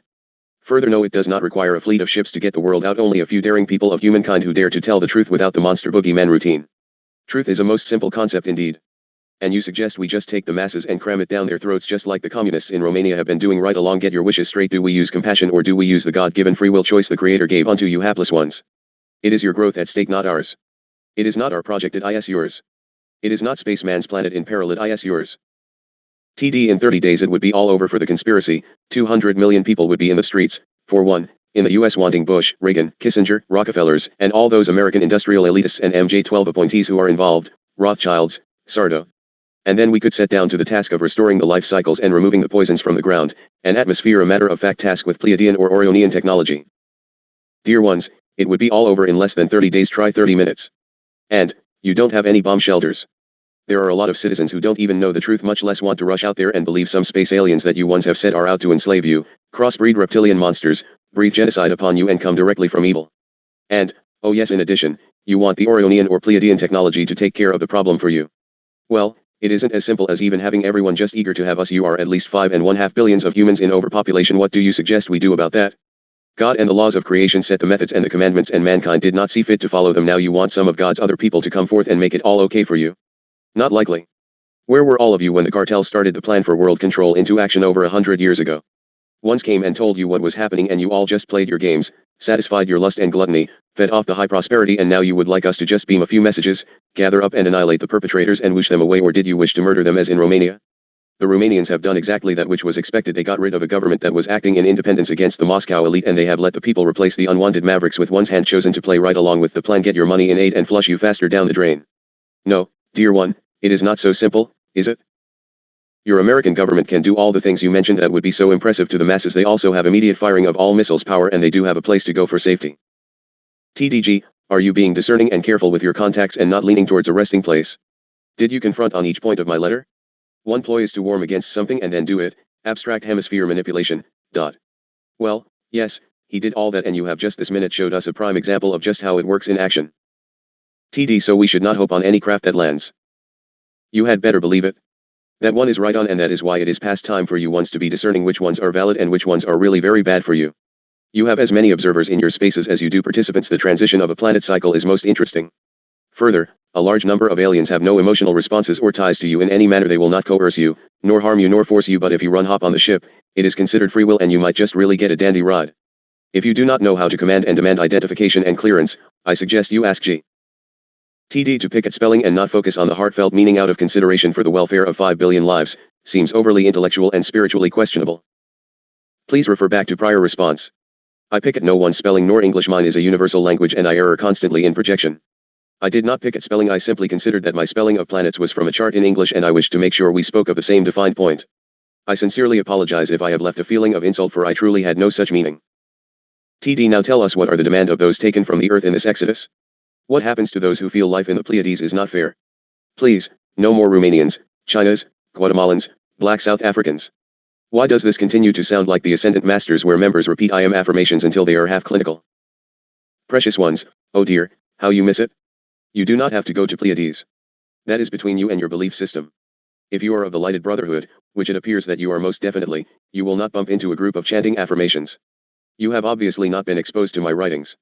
We will force you to go nowhere. Force is not of God, however. There will be no evil intent brought into the higher realms. If intent is evil, it will remain right into and through the cleansing. The old planet must be tended, cleansed, and healed. It is off balance and it will shift and change. Evil always seems to return where there is fertile soil, where there is humankind. How long before there are more Romanians, Chinas, Guatemalans, etc., is up to man. Experience is filled with cycles. It can be no other way, and ultimately you cycle back onto the oneness of the Creator/creation. TDG, I see a lot of evasiveness on the part of the Pleiadians. They evade issues. They're leaving Atlantis. They're losing to the Osirians, Venusians. We came from Orion. The elders from Orion build the colonies on Mars and the Earth. We almost lost our mothership on Venus. They are not living for some unique reason by the moral, social code of their elders, Mars, Atlan, etc., the law of compassion, serving his creation. And the next best question is why not? I'll wager that Sem Jace, her dad, and company could not look one of their elders in the eyes. Shameful, and setting themselves up to lose everything. Little ones, I am their elder. If I have been evasive, then I have none else to offer. You accuse me of untruth, and yet you have exemplified to me one untruth following another. You are frustrated and dreadfully lonely and helpless in feeling. Oh yes, dear friend, I am filled with compassion for you. Ones are the very people of the lie, the head-on targets of the lie itself. My compassion is overflowing with your sincere intent and powerless vulnerability. Friend, you have finally walked into truth, and I invite you to stay a while and experience with us. Please, allow me the joy of being gentle and loving, for I have brought you painful insight, and my heart gathers you up in love, for your heart is so filled with truth and caring for those things of life around that you are at bursting. TD, the laws of the universe, no matter what the Pleiadians say, are such that if we don't learn to live with the life cycles of the planets, with their life pyramids of insect, bird and animal horticulturists, live by the law of compassion and serve and protect his creation, including animal life, fellow man, and Mother Nature which sustains us, the highest profession, we will be tested similarly over and over on other planets until we get it right. It is called learning the hard way, repeating the traumatic situation until we act properly. And always losing our home, losing the battles, revolutions, wars, with the negative power, and never having peace for too long, the true history of this universe. Aho. You have said it all. You have no quarrel with me, you quote me in your heart truth. We are the ones sent forth to share and assist. We are the ones sent to bring unto you truth out of lies and chaos, and to bring you home, for you are also the elders who have returned, and you weary of the journey, for it has been long and filled with traps, and the path home is most often blocked. How did you expect we would come? Did you think we would come forth on an entertainment stage doing magic tricks and telling wondrously deceiving stories? Nay, we came to bring you home and the ways how rides aboard our craft. So be it. And blessing of peace unto you. TDG, I didn't write to you about the Pleiadians. I wrote to you about you and D-. There are others here besides the Pleiadians from 11,400 years ago. Even the original elders have reincarnated for this final battle, yes, taking up your cross, either here or in the Pleiades. And the physician in me knows that we cannot allow too many planets to die, Mars, without the whole body being adversely affected, just as the ocean is the bloodstream that we are poisoning, of the living planet. I feel your pain, and I do not jest nor feign compassion. Oh, but were this beauteous placement filled with such as you, what glory! But dear ones, you are going to experience the glory. You must have the ashes before the phoenix can birth, and then the radiance shall be wondrous. Do not despair in the waiting. We are sent to show the way, and unless you hear and see the situation which faces you, you cannot do anything to set it right. What we bring seems dastardly and filled with doom. We speak of life, I mean real life. Rebirthing of balance and harmony, a ridding of the evil which destroys to the very core of beingness. We bring not new news, it was ever projected. You have simply returned to share the work of the transition and set it to right. I plead with you not to turn away just as you have found the golden ring. TD finally, I wish you to know, humbly, that I have questioned myself, out of consideration for the continued meetings with Pleiadian contacts and their sad message and forecast for the Earth. I would like to talk to you about all these aforementioned issues, and more. If you ever wish to talk heart to heart about anything and everything that matters, I'll take some risks for the cause. But it is very important that you use safe phones, not home or office, safe mailing addresses, as it is very lame not to think that the order is not monitoring your offices and homes. Everything is at stake for them and us, i.e., Billy Meyer, Wendell Stevens threats. Again, those beautiful and courageous people I mentioned, listed, are very dear and special for the very same reason they tried to protect us, and they were killed for it. I feel they are real heroes for role modeling. Before you judge further, may I ask you to read all the documents. You will find that we are most truly one mind and one intent. I have no right to speak ill of any. Even the testers do of their jobs, but I beg of you to not refuse truth through neglect, to be open enough to look within. False ones are about your place like flies to a dead carcass. You who have the greatest task to fulfill are the hardest impacted in order to turn you aside. You, friend, will find no peace if you turn away, for already, the pain is too heavy a burden. It is wise to question, it is also wise to hear the response. So be it. Please do not rush to judge my harshness or bluntness as insult nor unkind. I must make honest response and cause you once to look closely indeed, at that which you send and project, for it is my purpose to cause you to see truth. You do not wish a commander of mealy-mouthed insidious lies. You are going into the finest battle of your life streams, and the time is at hand to come together and find your brothers and co-workers. And you must recognize of your enemy, for he will betray you at every turn. I salute you for sharing in the behalf of millions who either do not care enough to ask or have already passed the ability to consider in balance. It is a searching heart that will take the time to send such a thoughtful letter. I hope that you will share this response, for as I say, there are millions waiting. Keela, it has been long but most important that this message be given. This very journal upon which we now work will give thee one such lessons about your past. But we are limited and our hours are so long, and there are no holidays nor respites, but we shall do it, we shall do it. Man hungers for truth and light, and there is such sad misery upon your placement. God be with you, for the father/mother will not leave you wanting. In the ending it shall come to be as written on the tablets of the universe, and you shall come home again. You once have come for the tending and healing and birthing and dying, for you cannot have one without the other. No phoenix without the ashes. It must be finished before there can be a beginning. Thank you for allowing me to respond, and thank you for your kind attention. Righteous anger against the pervading evil is all right, brothers, ye are alive. You must never like the things of evil, but ye must not judge of the beings, for it is not for thee to do. You must always look within and remind yourself that but for the Father's grace, there go you. That does not mean by any measure that you be not discerning and judge evil from godness. If actions break of the laws of God and the creation, they are wrong, and all the voting it otherwise makes not a whit of difference. Go now, Keela, for I have kept you long this day. We shall not work later, for I wish you to rest this night. There is great effort coming forth to stop this correspondence. Do not concern, we have it in control. I like to share these messages with our evil watchers as it makes them most uneasy indeed. I shall be in the close watching. I put them on notice to remove the frequency, or we shall. Salut, salut, salut. Hayton to clear, please. Good evening. Chapter 5. Rec number 1. Hayton.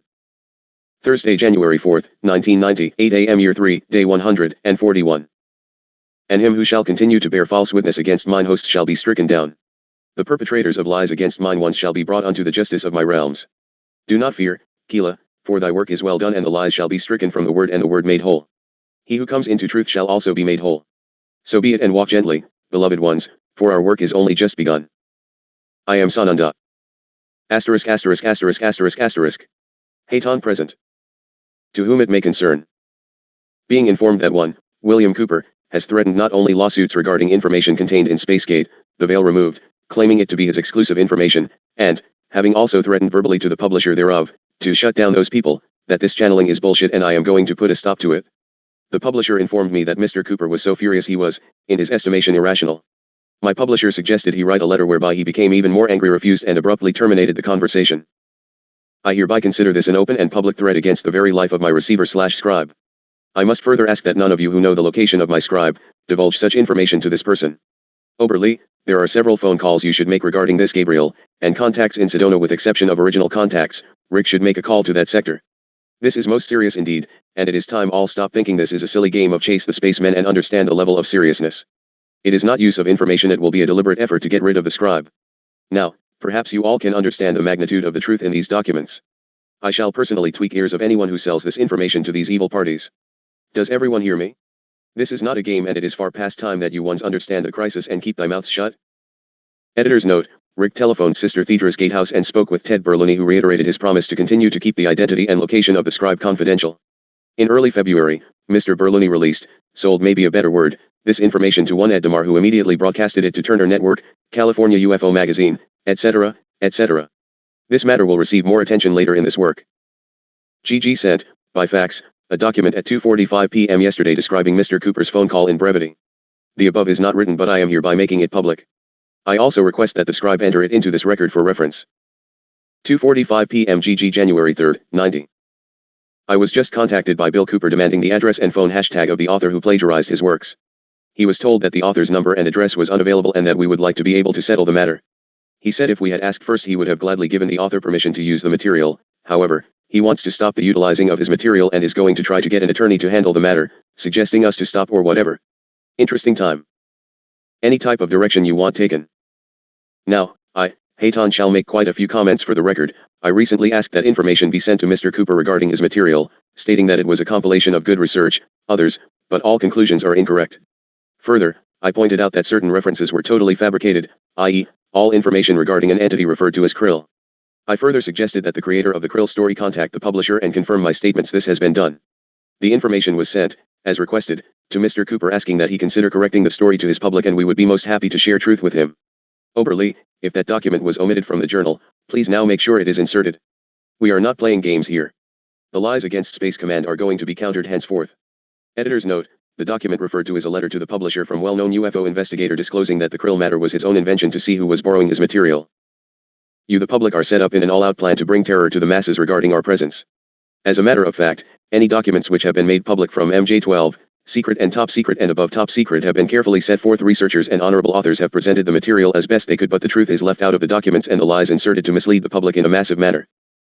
I can well assure you that none of any of your earth writing would have been used if the public were ready for the real truth of it. This does not mean, by any means, that the authors are not necessarily acting in good faith in most instances and having a bit of fun in others. It does mean that the cover-up at high levels is so incredible that you ones would consider it pure fantasy of any insane mind and would be unable to accept the truth. Mr. Cooper's work was the very last information to even be referred to. The book was established and underway. Ones were getting pre-information sent for safekeeping and without request nor knowledge. A document was sent to my scribe with request, and return postage, to have it returned. This scribe or anyone in her association of persons, did not recognize the name William Cooper and had no knowledge of his writings or lectures, etc. This was a totally unknown entity to these ones. Did I know? Of course. But do not have need of printed documents. I have exceptionally good scanners right from the biggest computer in the universe. Further, all information from this computer is intercepted signal by signal to surveillance, CIA and military, data systems as we write. That alone, has kept my scribe alive. Further, 3 attempts against her life have been made to such extent as to cause cardiac arrest, causing us to find it necessary to resuscitate. I hope you find these facts sobering indeed. The greatest help you can be is to get this information and these journals spread to the 4 corners of your planet quickly, quickly, quickly. The most unfortunate part of the scheme is that M.R. Cooper does not even realize he is a horrendous tool. You see, he could not understand, for unless his work is total fabrication and fantasy he does not control truth. How can you sue for utilizing public documents such as the Bible and public instruments made public through the Freedom of Information Act? I had no need to ask M.R. Cooper's permission to utilize anything, for I am here to contradict his information, and that, friends, is what has made him furious. Now Keela, I will dictate some things to which are a direct quote from information Mr. Cooper is expounding. The conclusions are inescapable. 1. The secret power structure believe that, because of our own ignorance or by divine decree, planet Earth will self-destruct sometime in the near future. These men sincerely believe that they are doing the right thing in their attempt to save the human race. It is terribly ironic that they have been forced to take as their partner an alien race which is itself engaged in monumental struggle for survival. Many moral and legal compromises have been made in this joint effort. These compromises were made in error and must be corrected, and those responsible should be made to account for their actions. I can understand the fear and urgency that must have been instrumental in the decision not to tell the public. Obviously, I disagree with this decision. Throughout history, small but powerful groups of men have consistently felt that they alone were capable of deciding the fates of millions, and throughout history they have been wrong. This great nation owes its very existence to the principles of freedom and democracy. I believe with all my heart that the United States of America cannot and will not succeed in any effort that ignores those principles. Full disclosure to the public should be made, and we should proceed to save the human race together. 2. We are being manipulated by a joint human/alien power structure which will result in the partial enslavement of the human race. We must use any and every means available to prevent this from happening. 3. The government has been totally deceived, and we are being manipulated by an alien power which will result in the total enslavement and/or destruction of the human race. We must use any and every means available to prevent this from happening. 4. Something else is happening which is beyond our ability to understand at this time. We must force disclosure of all the facts, discover the truth and act upon the truth. In any case, we must force disclosure of the truth, or no matter what happens we will surely deserve it. The situation in which we find ourselves is due to our own actions or inactions over the last 44 years. It is our own fault and we are the only ones who can change it. Through ignorance or misplaced trust, we as a people have abdicated our role as the watchdog of our government. Our government was founded of the people, for the people, by the people. There was no mention or intent to ever abdicate our role and place our total trust in a handful of men who meet secretly and decide our fate for us. In fact, the structure of our government was designed to prevent that from ever happening. If we had done our jobs as citizens, this could never have happened. Most of us are completely ignorant as to even the most basic functions of our government. We have truly become a nation of sheep. Sheep are always eventually led to slaughter. It is time to stand up in the manner of our forefathers and walk like men. I remind you all, that the Jews of Europe marched obediently to the ovens, after having been warned, believing all the while that the facts could not possibly be true. When the outside world was told of the Holocaust occurring in Hitler's Europe, it was not believed. I state here and now that Hitler was manipulated by these same aliens. I have brought you the truth as I know it. I do not care what you think of me. I have done my duty, and no matter what fate lies in store for me, I can truly meet my Maker with a clear conscience. I believe first in God. The same God that my ancestors believed in. I believe in Jesus Christ and that He is my Savior. I believe second in the Constitution of the United States of America, as it was written and meant to work. I have given my oath to protect and defend the Constitution of the United States of America against all enemies, foreign and domestic. I intend to fulfill that oath. Thank you, Milton William Cooper. Asterisk asterisk asterisk asterisk asterisk. I suggest that the only reason Mr. Cooper is alive and well to go about his seminar circuit and place false documents in the public is that they are grossly false. Knowingly or unknowingly, he is espousing exactly that which the evil forces are thrusting upon an innocent civilization. You are not in danger from any little gray men from outer space. Your danger is right at your nose, between the eyes. Further, this is a sad example indeed of how evil utilizes the very core of religious belief of a people by placing a facade of Christian truth to shroud and deceive. Do the actions of this man reflect the lie I just quoted to inform the people? Nay, he is now efforting at stopping the truth from reaching you in any manner he can conjure. Please, ask God for protection of these ones who dare to bring the truth unto you, for they walk in constant jeopardy. Guard them well, for unless you can have truth, you have nothing as a civilization. I can only again urge all of you to spread these journals far and wide, for it is only through truth that ye shall prevail and survive this massive intent to annihilate you. I believe that all you really have to do to get your balance is carefully look at all the details involved in the Panama invasion. The killing of hundreds to revenge the insulting of a military wife? Please, I beg of you, do not be so innocently gullible. It is your very existence at stake. The Plan 2000 is in final countdown and the Phoenix is calling, pleading that you might hear. So be it. I further ask that you ask for protection for M.R. Cooper, for he acts in ignorance and he is now in great danger from those who set him up, and it was not we of the outer realms, it was the clique within the plan for world control. Satan destroys those he uses after their use is served, and it is most sad indeed. He wrote in ignorance, many have tinkered and toyed in full intent of fun and games. May all of you recognize, now, that the game is most serious indeed. Ones have already paid bitterly and totally in an effort to bring forth truth. Will you please, now, heed their cry?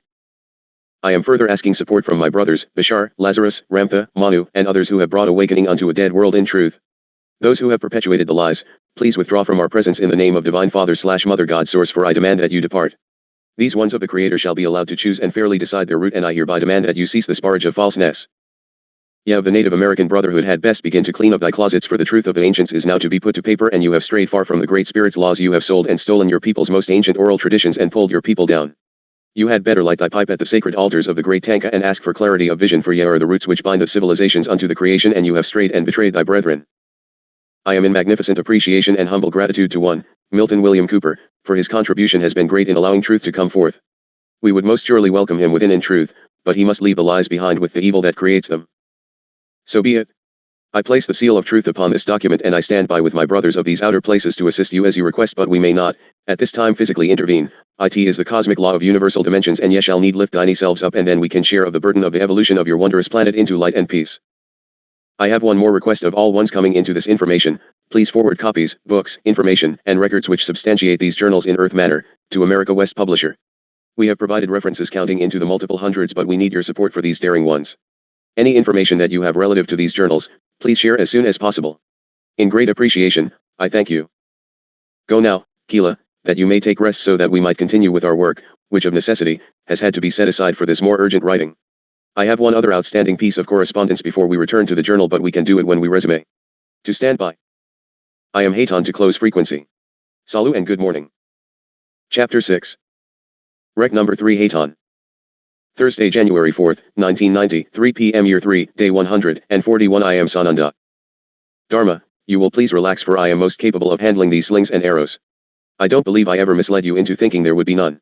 I realize that we require you to write and function in ignorance, but it is most necessary and worthy indeed. As we come forth with truth, the chaff has to be sorted away, and it is for these reasons that I have held up the forwarding of the new formatted documents to press. There is only one way to fish, and that is with bait, my dear. So be it.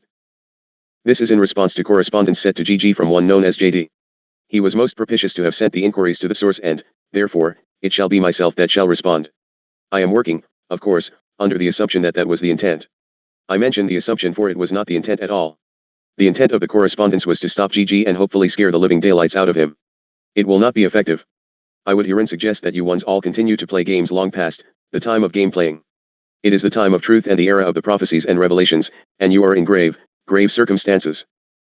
I believe it is most obvious that in all instances we have acted in protection of Edward Meyer, and I am weary of ones who call themselves brothers causing him more controversy and negative attention.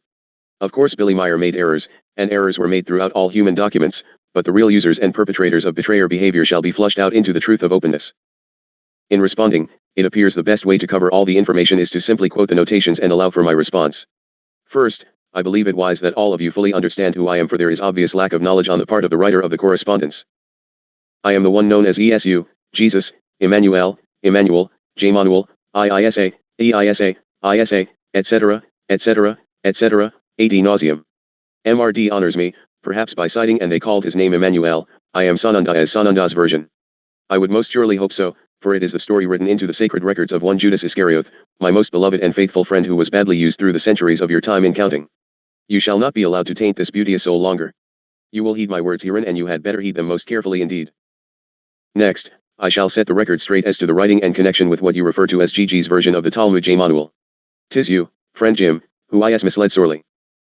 This scribe is exactly that, a scribe. And they called his name Emmanuel was put to print, and a copy of the original intended publication sent to GG long prior to any association between GG and the scribe. As a matter of record, Mr. D, it was sent with several manuscripts which were set for publication. It was compiled and printed for more than 6 weeks before any contact with Mr. G. On October 16, 1989, a meeting was arranged with Commander Hayton, this scribe, Oberly, and GG in Victorville, California. At that time G brought a photocopy of his previously handled book, in a simple Xerox form, and showed it to the other mentioned parties. Now, however, we shall come up with some reasonable answers from you ones who continue to hold this information hostage in your greed and warmongering. You either do not believe the truth of it and wish to print it for gainful splash, or you are deliberately keeping truth from your fellow man who is about to self-destruct. I shall take your comments and questions one following another. JD, thanks for calling last night. I am concerned that the entity who is transmitting to Dharma is misleading the readers of and they called his name Emmanuel. I am Sananda. I will refer to this as the Sananda version. So here are 4 questions from me you may direct to him on this topic.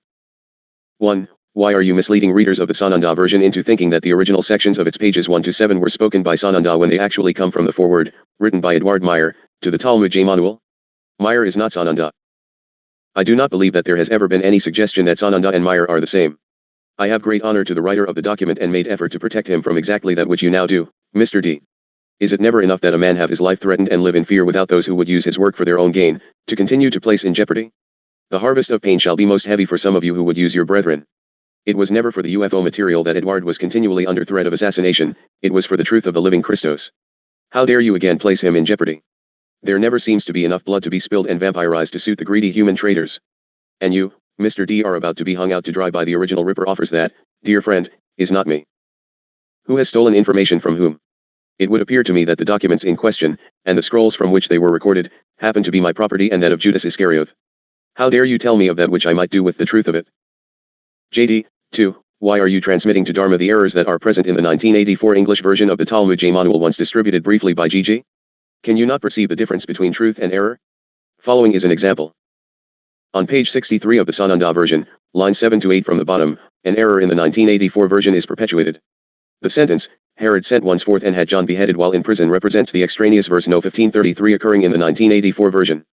It is obvious that this verse does not belong there in the English version, because in the German version it is a verse with a different meaning, and because it is the same verse that appear as No 1612, a chapter later. This is a word processor's typographical error that you have perpetuated. Yes, I can perceive the difference between truth and error. But in some instances it was most obvious that other ones involved in the tampering with the original scrolls and translations could not discern truth from lies. Errors are acceptable, lies are not. Is it not past time that man stops interpreting and tampering with divine truth? Is there no way to stop the lies and expose those who are doing the tampering except through this manner? You are angry, Mr. D, for I suggest at this point of this writing, that you fully intended to publish again, the incorrect version that you refer to as the 1984 version.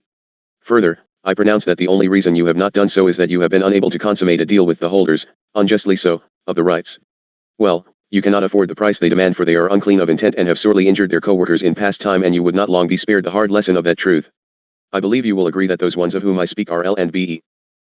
I have never been accused of ignorance nor lack of justice in my discernments. I intentionally brought the document that you call Sananda's version to GG because he has been badly used in the past, by the same ones. He has acted in honor and without malice, whereby you might find his brethren have not. JD, 3. Do you think that readers will not eventually learn that you merely transmitted GG's 1984 English version of the Talmud J manual, altering some wording here and there and adding in your own remarks? Whose version? My dear sir, are you by any chance suggesting that you are contemplating printing as truth some translated scrolls which are untruth? In your perception, are the records valid or are they not? Truth, is truth, is it not? If Sananda's version is a reflection of the 1984 version which you plan to reprint, is it truth or is it false? If it be truth and you proclaim to only desire to bring truth to your fellow man, why do you proclaim to have been somehow offended or badly used? These ones here, scribe, know not who you might be, as they are not so much as familiar with your name. When Orberly said he had a letter needing response, to Dharma, her reply was, who in the world is that? I suggest that there is far more to this than just a friendly complaint on behalf of my beloved friend, Billy Meyer, or a notation regarding a typographical error of no importance to content whatsoever. I further denounce L and BE for having sorely used and deprived Billy Meyer of his rightful properties and have conspired to keep him from having his rightful share of abundance. He has been forced into reclusion and taunted by lies and ridicule almost to the point of total dysfunction, and no longer will you of greed get either into his pockets nor into the very destruction of his soul peace. I hereby pronounce to all witnesses the one Edward Meyer, Billy, shall be given a share of any abundance returned from the disbursement of this document in point. He shall be rewarded for his planting, and you of the grim reapers shall not take of the harvest. You have sorely misjudged the loyalty and care given unto man who interacts with the brothers and sisters of the cosmos, for they do not take lightly the cost of the participation. So be it. JD, 4. Can you not perceive that you are setting GG up to be accused of fabricating this transmission to Dharma himself? It will be obvious to many that this transmission stems from G's 1984 English edition of the Talmud J manual. They will know that the Sananda version should have acknowledged that Edward Meyer's German version, translated from the Aramaic by the Lebanese ex-priest killed in 1976, is the source from which both the 1984 version and the Sananda version were derived. After GG is discredited as having fabricated the Sananda version, he will be of little further use to you. Do you want that to happen? Thanks, G. I think both you and the thousands of holders of Meyer's German version of the Talmud J manual deserve some answers. Why, Mr. D, would GG be accused of anything? As a matter of fact, he holds a disclaimer of hold harmless for any document he brings forth under my authorship or that of any of my people. GG was badly used by the group claiming goodness within the group surrounding the Billy Meyer materials. He invested very large sums of money for publication of documents and was then stripped of rights and resources, having ones involved break both their word and their contracts. Unless, of course, you care to tell me, Mr. D, why GG would publish this document instead of simply producing the original 1984 version which you claim to be his. For factual reference, we have given Edward Meyer gracious credit throughout all of the Phoenix journals. Man has been like vultures to the carcass of this contact, and it shall no longer be tolerated. There is not even the remotest possibility that GG shall be discredited for any of his works. I further suggest the tone and insinuation of your term use him is most offensive. We are humbly grateful for his willing participation again, a great expense to himself personally, to assist us in our efforts to bring truth unto mankind before the timepiece stops. You ones who would reap personal gain and unearned reward at the expense of humankind are to be pitied, for you are in no wise. Do you think not that I know of that which my children do? Your mouth utters words which do not match of your heart. Place the lie within is the one that shall destroy. You are most fortunate indeed, that GG is a moral and gentle man, for you ones are in no wise deserving of such graciousness. I shall leave it to your discretion, G, as to whether or not this is placed in the forepiece of the reformatted material. Oberly, you and Reynolds may now finish the formatting, check with G and get the material shipped quickly, please. I trust that I have responded with the deserved answers. I have naught further to say unto you who dig and pick. I do have appreciation and gratitude unto GG who gives tirelessly unto his brothers, most of whom deserve it not. It is most grand indeed that judgment comes with father/mother's grace, for the intent of mortal man is vile indeed. I shall not be further crucified, nor shall mine people long continue to be martyrs. So be it, and let this word go forth, for I place mine seal upon it as truth, and as spoken so shall it come to be, for I bear the authority, and I am come again to see to my flocks and unto the word, for I am the word. So be it, and Selah. Go, Dharma, for these are painful moments and the attacks grow prickly and deeply hurtful. It is well, precious, for the work must be done. I bless ye of my beloved Chellis, for ye are my hands and feet, but I hold thee ones in mine wings. O do Pi come. I am the way, I am the word, I am Sananda, grown to be one with our father/mother, creator and humble servant unto the laws of creation. I am thy brother come to bring you home. Adonai, Esu Sananda. Chapter 7. Rec number 1 Sananda/Hayton. Sunday, January 7, 1990, 7 a.m. Year 3, Day 144. Sananda present, Dharma, to respond to an inquiry regarding inconsistency in my birthing dates. Will the real Sananda stand up, please? Yes, 20 questions, you ones are filled with questions around which the world turns. My birth date is no consequence whatsoever, but I shall set the one to rights as regards your doctrine basics. In the journals there will be a recognized discrepancy. In one it gives all the nice universal symbols, and in another it refers in your counting, 22 both recognized as what you call your late summer month of August, the 8th month. I actually took residency in a body on 8,8,8 BC. They didn't improve the counting system until you reached perfection in your later centuries, and besides, no one cared much. The records were not put to any format other than scraps of scrolls, etc., until some 300 years after I had come and gone. Like most people's bookkeeping, and dates and times were reconstructed as best they could be and altered to suit the occasion. The census counting was done in the Holy Lands between the planting, growing, season and the harvest, and while the weather was propitious for travel, so it was done in August. The Holy Lands can get most disagreeably cold in December. Now, for the dates, if you will stay with the 8, it is the accurate symbol for many reasons which I shall not attend at this time. The 22nd as shown in spiral is a, forgive me, private message to one known as Little Crow. It was on the day of counting of the cycle of the moon 22 days, and also signaled the hour of entrance. You know, this could turn into an entirely new journal, at which point I, and you, would lose of your scribe. The message is important to Wombly Little Crow, for he got his most important message of purpose directions at 2:22 a.m., after grandfather called him to the striking of 22 bolts of lightning on January 5, 1987. His spiritual number in this journey is 22. It is a mode of communication, which quite frankly, I am surprised to note you once picked up, and I am most pleased indeed. For a world that accepts any and everything told unto you, a difference of 14 or 15 days did not seem so much. Oh, would that you ones would question the live physical beings about your place with such tedium. Your government marches forth and murders untold numbers of most innocent people, gives the young men medals and marks the death list to a fragment, and then labels it top secret/national security, and the man in the street cheers the bully and lynches the other. I am trying my talent at wit, but it's too filled with irony to be amusing. Therefore, I shall simply relinquish the lectern. Thank you for your inquiry, and each who picked up that discrepancy gains a star. Blessings unto you who have read your lessons, for if you picked up the difference you of necessity have been reading the documents. Adonai. *****. Hayton to follow, please. I have had another topic come into my attention and have neglected to attend it. It is more important to you than you might realize. As you move into a time when spacecraft-bearing space cadets will become more evident, you must take care. I did not say be afraid or unfriendly, I said take care. Just as you would, should, not hop into an auto with a total stranger. Do not run across the park playground and hop aboard a spaceship if it opens its doors.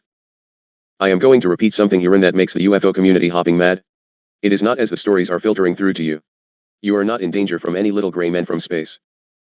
You do, however, have uncounted numbers of craft hovering just at your atmospheric limits, experiencing, observing, waiting for the action. The show on Earth comes only once in quite a while.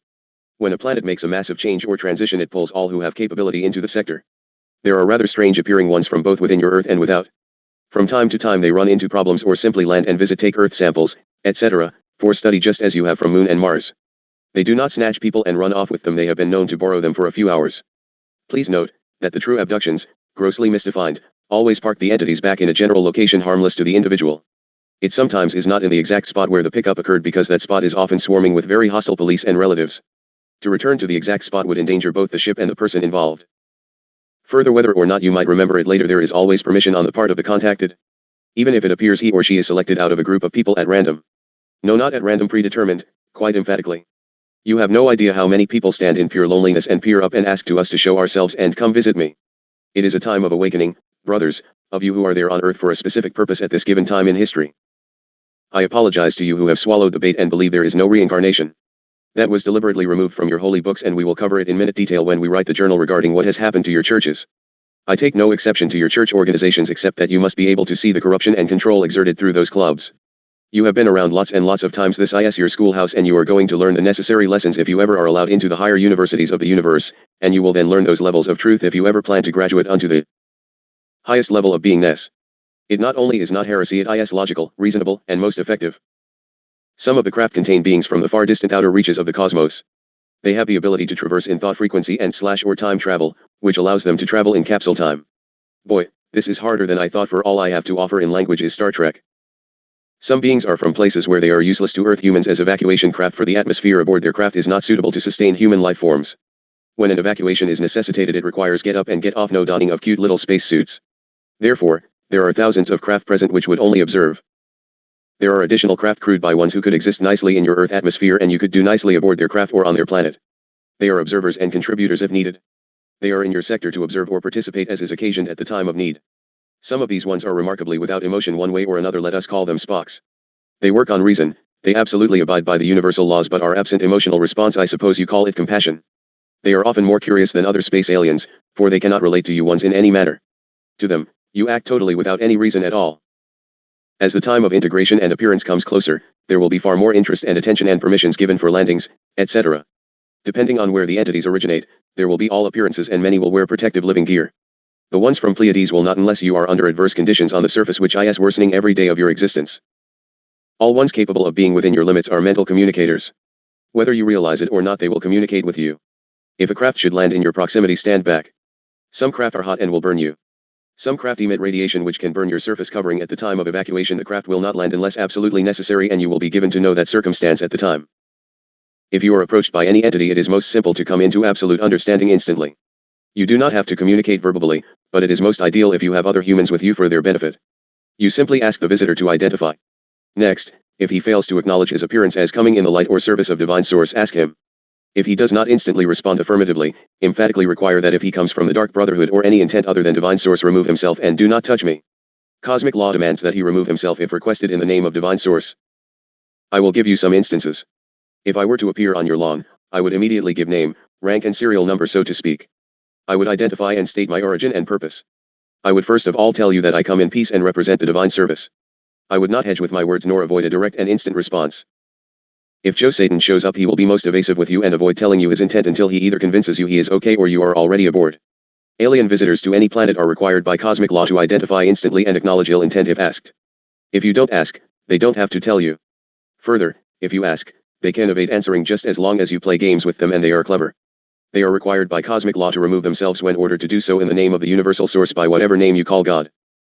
There may be abductions taking place on your planet, but they are not being done by hostile alien travelers. They are being done in agreement with Earth-based humans operating from Earth stations.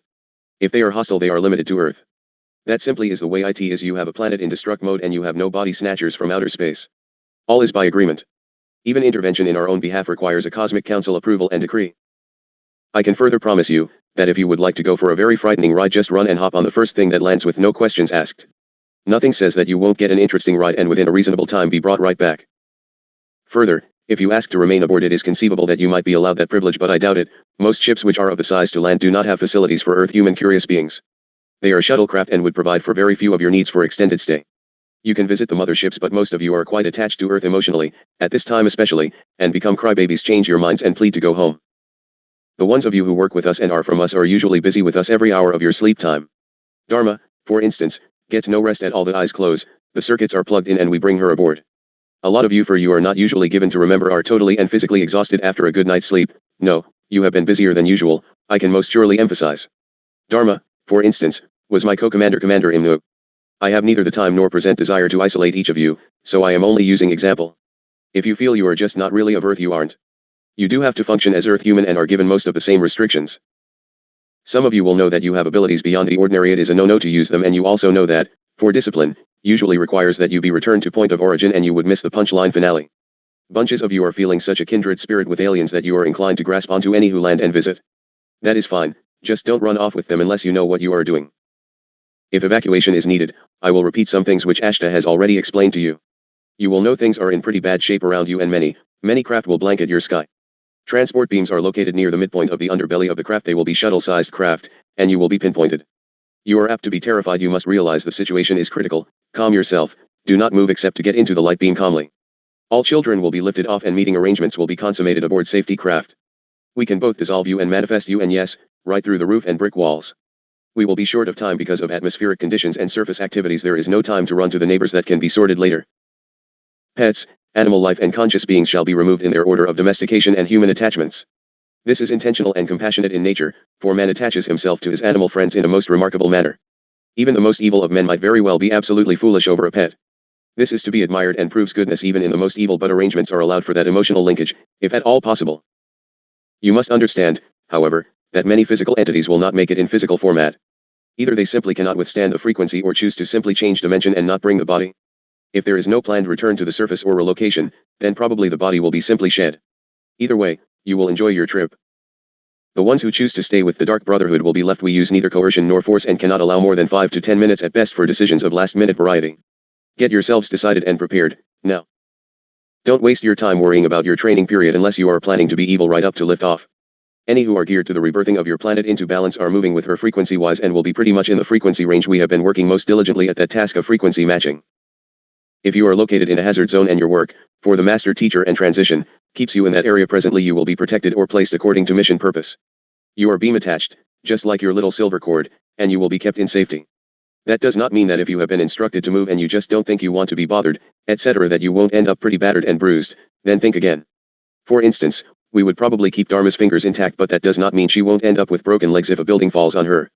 We are given very strict limits when it truly comes to interference.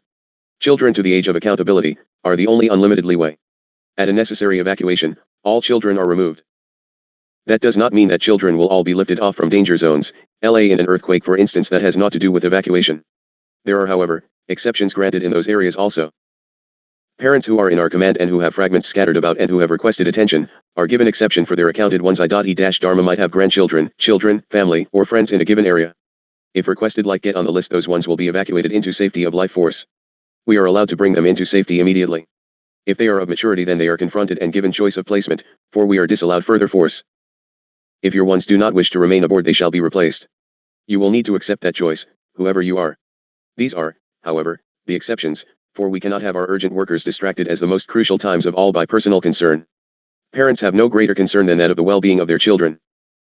Well, it was once that way, and the lack of it in the masses now is what this transition is all about. If you are a bonded worker with our commands, make those arrangements now. Doesn't require much. Ormley, for instance, gives me a list and I move them out, then the decisions are allowed, but we honor our promise to him first.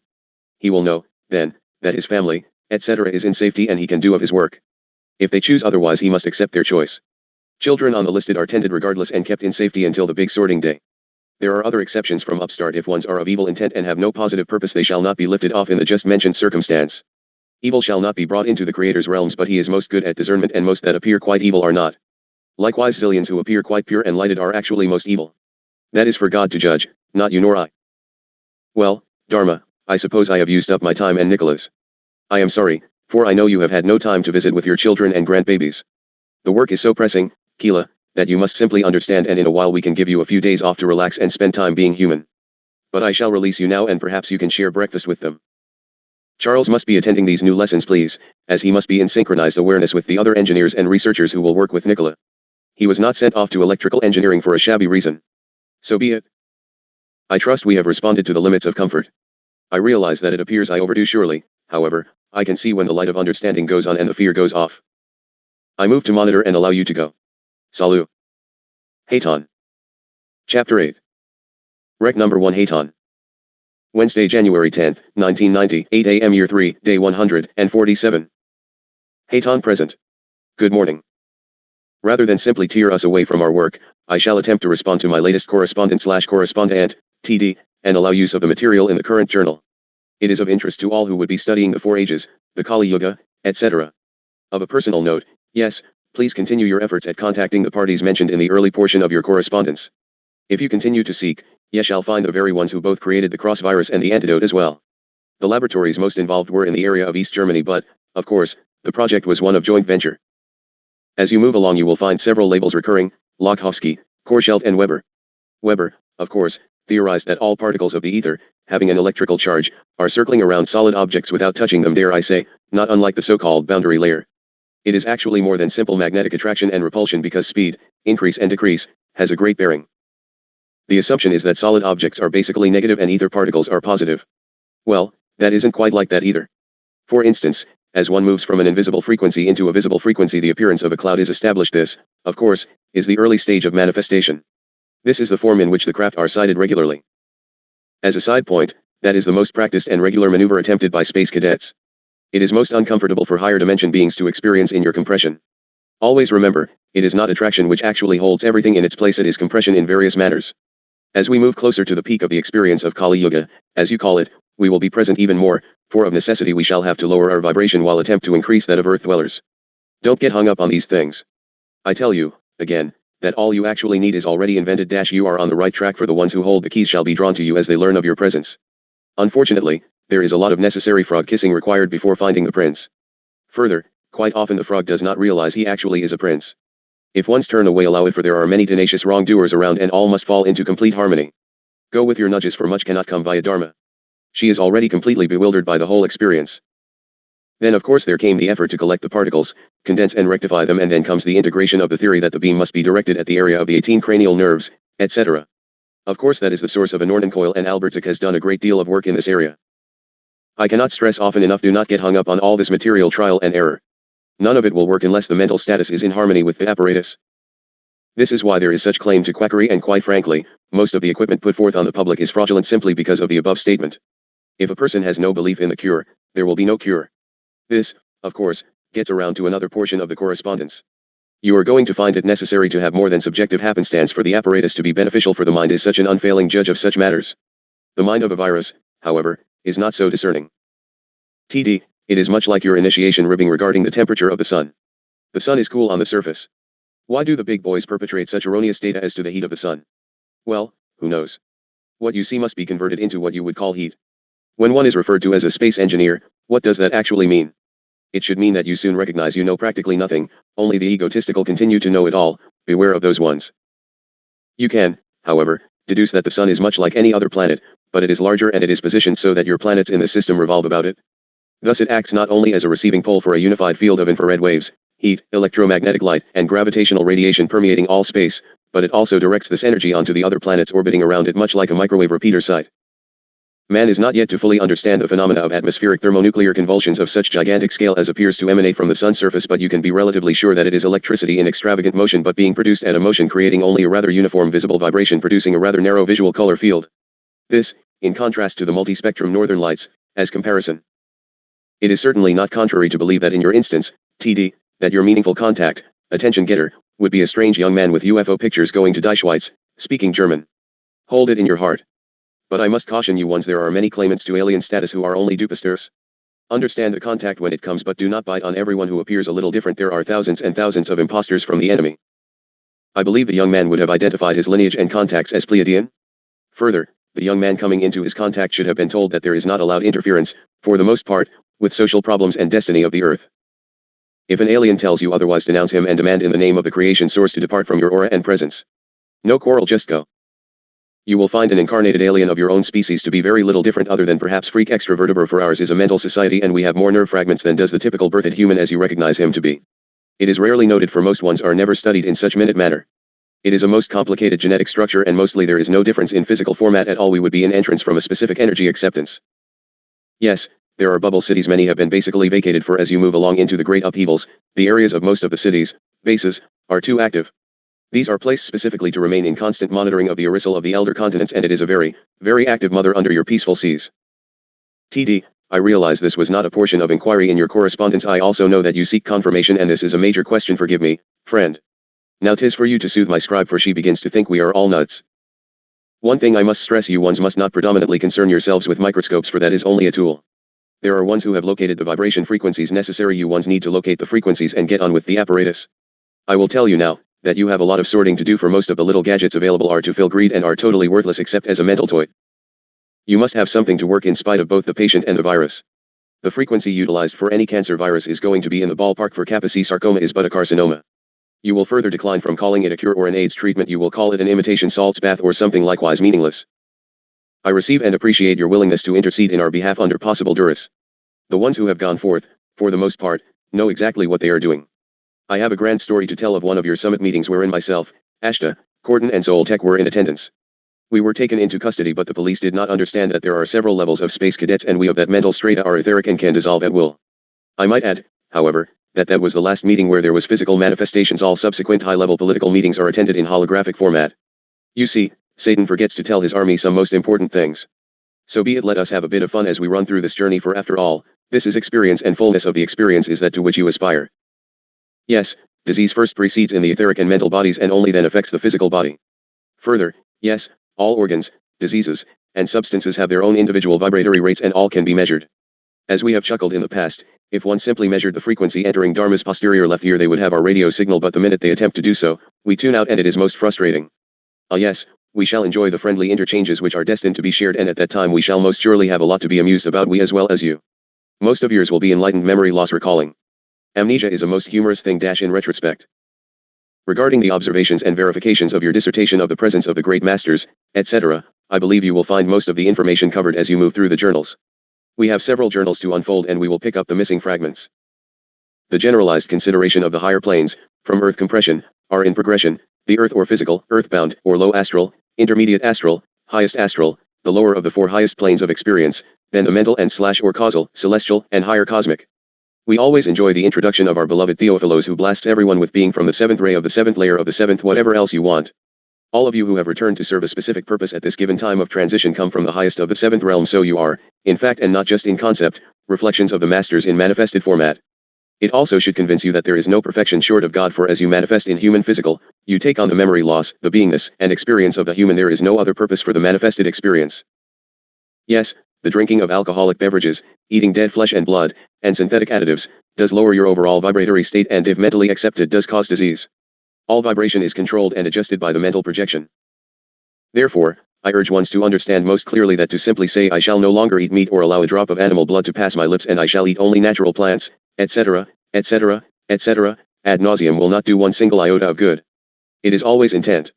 You are two entities, a physical house which may feel better if fed and clothed properly, and your soul essence which has naught to do with the physical, in reality. Therefore, I do not stress input except to explain how open and defenseless you are, for instance, when you are intoxicated by any substance, etc. I do this because man is a strange animal, indeed. He hears a thing and thinks the thing itself is the solution and will change his diet but will not change his mind, and nothing is accomplished. For you who understand the reasons and linkage, superb. For the masses, it is intent which we must somehow alter. I would like to refer to the age of 4, Kali Yuga, and you will find we speak of this rather extensively in the most recent journal, The Age of Kali. I do not wish to confuse this with sects or doctrines, but since you have defined the status of Kali Yuga, then I must respond in like. The ancient scriptures of Indian Hinduism also foretold the successive rulers of the world, and stated that the last world rulers of the Kali Yuga would be members of the white race, whom they call Mlechhas. The definition given of Mlechha is as follows: he is called a Mlechha, who eats the bovine, cow, flesh, speaks much that is self-contradictory and is destitute of all good conduct. Remember, the assumption that red meat is bad, specifically the bovine, actually comes from an earthman's speculation and myth, true or false, and is immaterial. The eating of the cow is against the teachings of Orthodox Hinduism, as the cow is viewed as a sacred animal representing the mother. The reason for this reverence, according to some historians, is that ages ago the cow's milk was the only source of food for the people, as the land had been devastated by a severe drought. The cow's milk provided the only sustenance left, and hence saved the people from starvation. Thus, she became the symbol of the Earth Mother, and one does not kill one's mother. The Europeans and their offshoots, specifically the British and Americans, are eaters of the bovine or cow flesh and have indeed ruled the world up to the present day. Regarding India, the British ruled there for over 200 years and brought the custom of beef eating with them. They often made alliances with the ruling Maharajas of the various Indian provinces, Hindus and Muslim, thus controlling the Indian subcontinent either directly or indirectly through their surrogates, who took up the customs, modes of dress and even language of their conquerors. In fact, over 5,000 years ago, a prophecy was put forth by the Srimad Bhagavatam. Sudras, members of the lowest caste or class, fallen Brahmins, priests, and members of other high castes who have given up the Vedic courses of conduct and Mlechhas will rule over the banks of the Indus and Chandrabhaika rivers, the city of Kunti and the territory of Kashmir. All parts of the Indian subcontinent that were formerly ruled by the British. These kings, who will be contemporaries, will be no better than Mlechhas in their course of conduct and will be given over to unrighteousness and mendacity, illiberal and furious. They will kill women, children, cows, and Brahmins, priests, covet others' wives and wealth, experience vicissitudes of fortune in quick succession, and will be poor of strength and courage and short-lived too. They will cease to perform purificatory rites, will be devoid of righteous actions, and dominated by rajas, anger, and tamas, delusion, and, being Mlechhas in the garb of Kshatriyas, warriors, will suck the blood of their own people. The people ruled over by them will acquire their habits, ways of life and mode of speech, and oppressed by another as well as their rulers, will go to ruin. The fulfillment of this prophecy is easily seen today.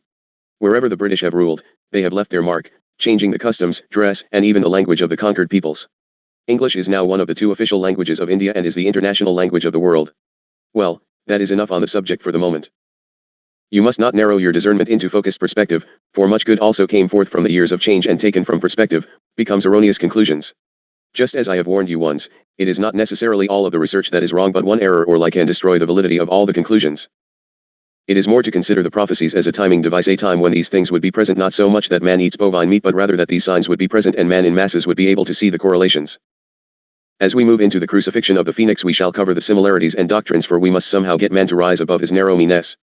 Many traditions were begun of necessity of a given period of experience and have no meaning on soul evolution and growth. Man must learn that it is not the thing that is important, it is the soul attitude regarding the thing. There is a little game we like to play with you stuck in the rut, Christians, Hindus, Buddhists, etc., and I think I shall touch on it now. I am going to write some things actually quote and allow you once to tell me who originated them. 1. In the beginning the Lord of the universe alone existed. With him the Word was the second, and the Word is verily the supreme God. And 2. In the beginning was the Word, and the Word was with God, and the Word was God. 3. Man exalts or lowers himself by his own acts. Do not worry about distinction of caste, sex, or nationality, etc., for in truth, these labels have no meaning once the body is gone. Realize that its light is in all, there is no caste on the other side. 4. If thine enemy be hungry, give him bread, if he be thirsty, give him water, so shalt thou heap coals of fire upon his head, and the Lord shall award thee, for thy enemy will feel ashamed of his hostile feeling, and his head, his face, will burn with shame, and he will give up enmity and become thy friend, and that will be thy great reward. 5. Love is a rare herb that makes a friend even out of a sworn enemy, and this herb grows out of nonviolence. 6. It is an absolute mercy and a complete bounty, the illumination of the world, fellowship and harmony, love and union, nay, rather, mercifulness and oneness, the elimination of discord and the unity of whosoever are on earth in the utmost of freedom and dignity. The Blessed Beauty said, all are the fruits of one tree and the leaves of one branch. They must purify their sight and must always be thinking of doing good to someone, of love, consideration, affection and assistance to somebody. They must see no enemy and count no one as an ill-wisher. They must consider everyone on the earth as a friend, regard the stranger as an intimate, and the alien as a companion. These are the commands of the Blessed Beauty, these are the counsels of the greatest name, the herald of peace, reformation, love, and reconciliation is the religion of the Blessed Beauty. 7. They who actually love even those that do not love them in return are compassionate and loving too, like one's parents. There is blameless virtue as well as goodwill operating there. 8. To the good I would be good. To the not good I would also be good in order to make them good. Recompense injury with kindness, of all noble qualities, loving compassion is the noblest. 9. Conquer yourself, not others, discipline yourself, learn restraint. Do as you would want done to you. No malice, no injury, disciplined eating and behaving, high thinking and simple living. This is the teaching of the enlightened ones. Let a man overcome evil by good, let him overcome the greedy by generosity and a liar by the truth. There is only one eternal, hate never destroy hate, only love does. Let us live happily, hating none though others hate. Let us live without hate among those who hate. Let us live diseaseless among the diseased. Let us live without grief among those who grieve. 10. What is hateful to thee, do not unto thy fellow man, this is the whole law. The rest is but commentary. 11. Do not to others as you would not like done to yourself. Recompense injury with justice, and return good for good. 12. That which is good for all and anyone, for whomsoever that is good for me. What I hold good for self, I should for all. Only law universal is true law. 13. Do not to other what ye do not wish done to yourself, and wish for others too what ye desire and long for yourself. This is the whole of righteousness, heed it well. With kindness conquer rage, with goodness malice, with generosity defeat all meanness, with the straight truth defeat lies and deceit. 14. Since you have been chosen by God who has given you this new kind of life, and because of his deep love and concern for you, you should practice tender-hearted mercy and kindness to others. Don't worry about making a good impression on them, but be ready to suffer quietly and patiently. Be gentle and ready to forgive, never hold grudges. Remember, the Lord forgave you, so you must forgive others. And above all these, put on life, which binds everything together in perfect harmony. 15. Love your enemies, do good to those who hate you, bless those who curse you, pray for those who abuse you. To him who strikes you on one cheek, offer the other also, and from him who takes away from your cloak do not withhold your coat as well. Give to everyone who begs from you, and of him who takes away your goods do not ask them again. And as you wish that men would do to you, do so to them, and your reward will be great, and you will be sons of the Most High, for he is kind to the ungrateful and the selfish. Be merciful, even as your Father is merciful. Judge not, and you will not be judged, condemn not, and you will not be condemned, forgive, and you will be forgiven, give, and it will be given to you. For the measure you give will be the measure you get back. First take the log out of your own eye, and then you will see clearly to take out the speck that is in your brother's eye. 16. You cannot act as a physician unless you can first remove your own disease, which is the sickness of the soul, the ego, the pain that disturbs your peace. Then you may treat others and call yourself a physician. This is not some sort of examination to see who is paying attention. It is proof that you cannot tell one truth from another if it be truth. I play not word games with you. Mankind must come into the understanding that in the word of truth there is no difference, and killing of your brother to prove your way to be better than is wrong, no matter how many democratic votes you hold. 1. The Vedas 2. The New Testament 3. Guru Nanak 4. Old Testament Proverbs 5. Mahatma Gandhi 6. Baha'u'llah of Persia 7. Lord Krishna, 2500 BC. 8. Lhasa, founder of Taoism, 600 BC. 9. Lord Buddha, c. 563 BC. 10. Hillel the Elder, Sage of Judaism 11. Confucius of China, 550 BC. 12 Zoroaster of Persia, c. 600 BC. 13 Hinduism's Mahabharata 14. St. Paul 15. Jesus J. Manuel 16. Guru Nanak.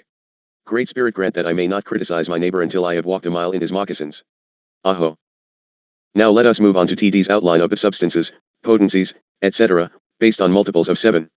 For a given thesis to become a law, there must be no variance. The one thing you can count on in a science as old and yet as newly discovered, rediscovered, is a seeming lack of conformity. Be most cautious that you do not get so involved in counting of your fingers that you miss the one which is unseen. Further, not to divulge labels, you refer to an instance regarding one who embodied on November 5, 1942. I have no particular comment regarding this energy except to be most cautious. There is never a total removal of any records from the Akashic records. There would be no point in the Akashic records if through any route whatsoever, records would be removed.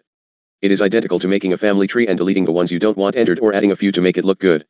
There is absolutely no credibility to any energy who says his record has been removed. The Akashic records are records of all the universal existence. To remove a portion here and there and leave empty drawers is a contradiction in definition. Be most cautious indeed and hold very close to your consciousness that which I told you regarding Orion. I am not here to dispute such persons, for I would need go into the records myself, at which point, in your scenario, I would find naught. I shall have to leave it at that and request that you use wisdom and discernment. In reference to the discussion regarding contacts in Flagstaff and Old Delhi, many such incidents have occurred and many of them will yet come into your attention.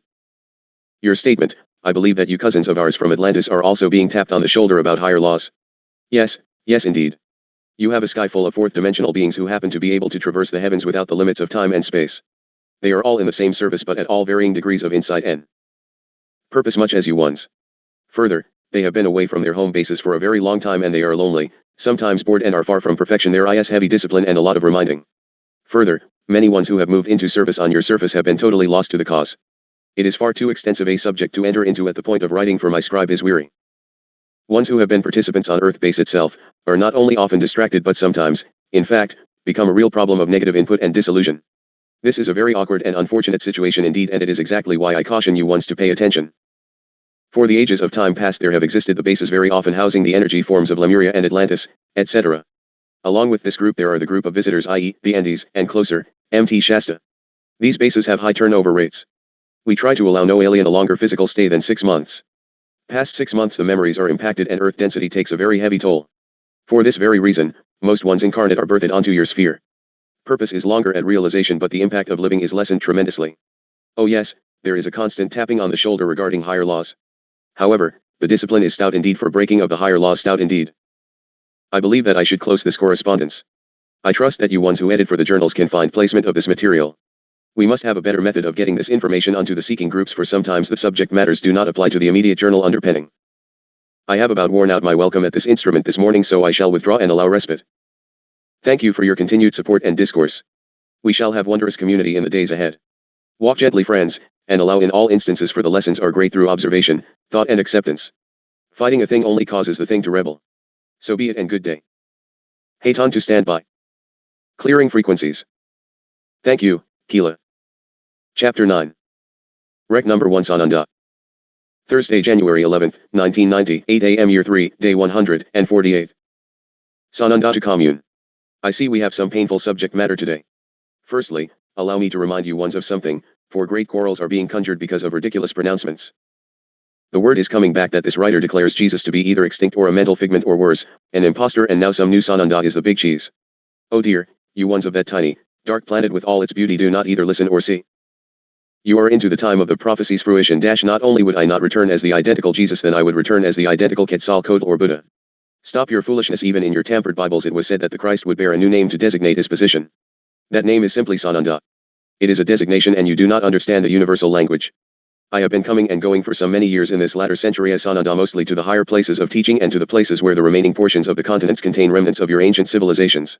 It would be most wise indeed, if the quarrel cease and man looks around at the plight in which he is mired. It is of Satan to cause derision and denial, for there is naught save light and truth in these words. Continue to deny and the grim reaper shall expunge the lie, and it shall be ugly indeed. So be it. How did you expect me to make an entrance, and how were you to be prepared? Did you think I would come via Jimmy Backer or Jimmy Swaggart? How about Ramtha? Mayfu? Lazarus? No, I would come again, first within the hearts of man. Further, there would be a great revival of man turning into truth as the word goes forth. I am the word. Not this little scribe who would resign her post. I am the word. Do not be dismayed by those who do not believe there is no force from God, each will make his choice. You dear ones who make effort at sending forth the word, do not waste of thy time in the remorse of those who will not hear. As it spreads and grows they will hear, or they simply will continue to discredit.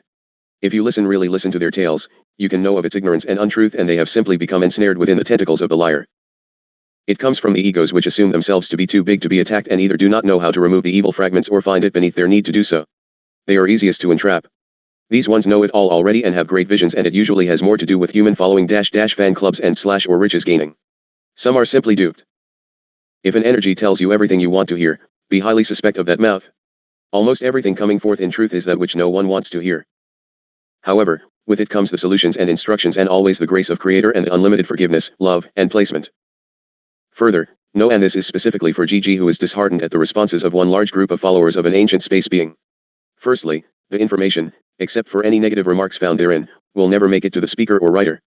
Secondly, you must consider the sorting process and go within, and recognize that evil sets up the roadblocks long in advance of the light. I shall not, at this time, comment on which it is, for it shall sort of itself. It is the little man who will pick up the banner and move. It will be the insightful who are already breaking away from the dogmas and idiot doctrines of orthodox denominations. Try one such as James Robison, who has pulled away from the Baptist denomination and turned to the Christ and God. But you have to make him hear, for he is bombarded with and buried with condemnation and piles of literature. But man is starving for truth for everyone, not just the select few who can afford expensive seminars and mush for the belly. Let us speak on the correspondence from DG. Sex, marriage, divorce, cohabitation, etc. Dharma, we shall simply have to divert intent of work unto that which is most urgent, for if we give not answers to the questions, we have done naught but stir the pot. DG. I will concentrate my questions now on the laws of creation as stated in And They Called His Name Emmanuel. Please forgive me, but I am confused about sexual activities, cohabitation, and divorce. I am sure that others will want to understand as I do, and I would like to be able to explain it logically to them after I understand.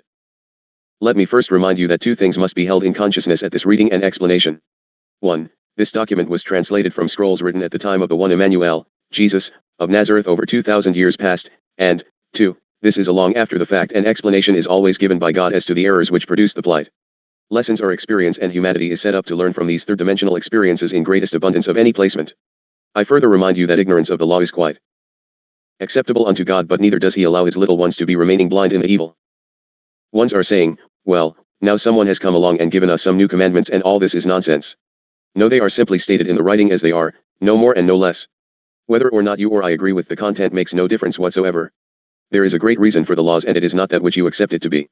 It is not a bunch of ridiculous restrictions to make your life unhappy. You have destroyed your life of happiness through the misuse of the great and wondrous gifts given unto you. Dharma, I shall attempt to answer these questions in the order extended.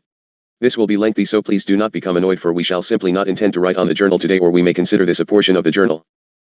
We shall just dive off into the first question and hope we keep our audience long enough to read the dissertation at the end of the writing, for if you do not, you will continue to not understand. If one is married and loves his / her mate, is it against the laws of creation to engage in sexual intimacy if the intent is no procreation, only mutual sharing of love through sexual intimacy? If yes, please explain the logic behind this. This question needs to be carefully read, for I shall answer to the exactness of the question without consideration of the questions which follow. No, if in fact it is totally mutual and there is no ill manipulative intent involved. Further, it is yes if there is not full honor and careful consideration given to the possibility of the creating a child. The facts are that man has lost his ability to discern love from the act of sex. In 999 cases out of 1,000, love, as such, never enters into the equation. When man and woman desire the oneness of each other, they should try first to become one in energy intent. You have almost no intimacy in your relationships as you now practice them. Sex is not intimacy. What the law indicates is need for total responsibility of your actions and not carelessly hopping into the hay to romp around without thought to the impact either on the partner or the possible outcome of the relationship. Your heart will know the difference. Sometimes one partner or the other might in love wish to accommodate the other, but this is rare indeed, for the level of mutual response is far differing both in the sexes and the emotions. It is most rare indeed that one gives to the other in total love. It is usually more that I may get something later if I cooperate now. The point, of course, is that the sexual union does have a purpose, and man has forgotten that love is far more than 10 or 15 minutes of pleasure. Love has really nothing to do with it, for it is simply a body function. Further, it is one body function that has pulled down your entire civilization over and over again. It is also that God desires you raise yourself above the level of non-thinking animal and assume thoughtful responsibility for your actions.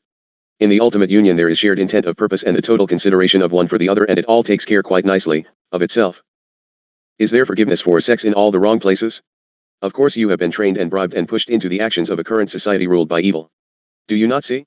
The damage is done, and you cannot in any way change that which has gone before. It is over and done. Man did not listen nor obey the laws, and you now end up with a mess. Forgiveness is not in question, understanding of truth is the point. Responsibility. If the above is yes, what if one or both partners are sterilized?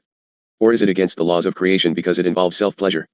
And if so, what is the logic of this law if you are married and sex is one way of many you express your love for each other? The magic word is in the first sentence, sterilized. You have come a long way, baby. Mankind showed his disdain and selfishness when he first found sterilization. This abdicated all responsibility for his fun and games. Again, you who practice such simply prove unto yourselves that you are people of the lie. It seemed a most propitious thing to do to prevent the further procreation of children, and so it sometimes does. What it truly means is that, I can now seek all that pleasure without consideration of any consequences for my fun and games. If you have been sterilized, are you lesser in some manner? No, in fact in themes of civilization you probably are among the few thoughtful and responsible lovers. Forgiveness.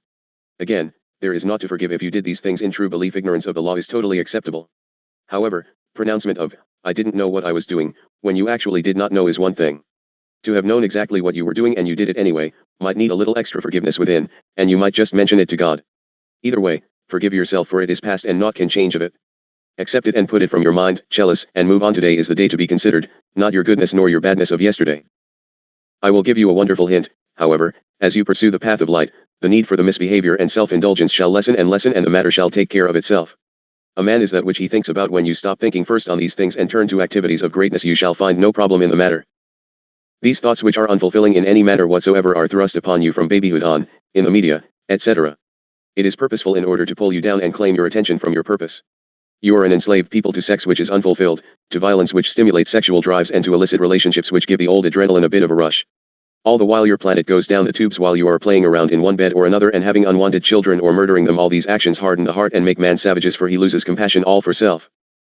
The next time you think that one way to show love unto your mate, consider the alternatives and try it. You may find something very interesting surfaces. No, I do not denounce that interaction, but in truth of the laws as given down, I have no right to comment on my opinion at all. The creation must, in perfection, maintain balance, and man is allowed his experiences on this physical orb to grow into spiritual perfection. What you do along the journey is what either gets you there in perfection or causes you to retry until you do get it straight, no more and certainly, no less. Why the differences between cohabitation and marriage if the people are just as committed to each other in love?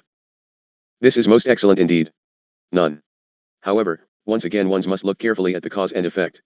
Why are you cohabiting? Why would you marry? The first question always is, why are you not married if you have the same commitment? Well, marriage is so carelessly entered into in this society, as is cohabitation. It is broken as easily as it is made, in contract format.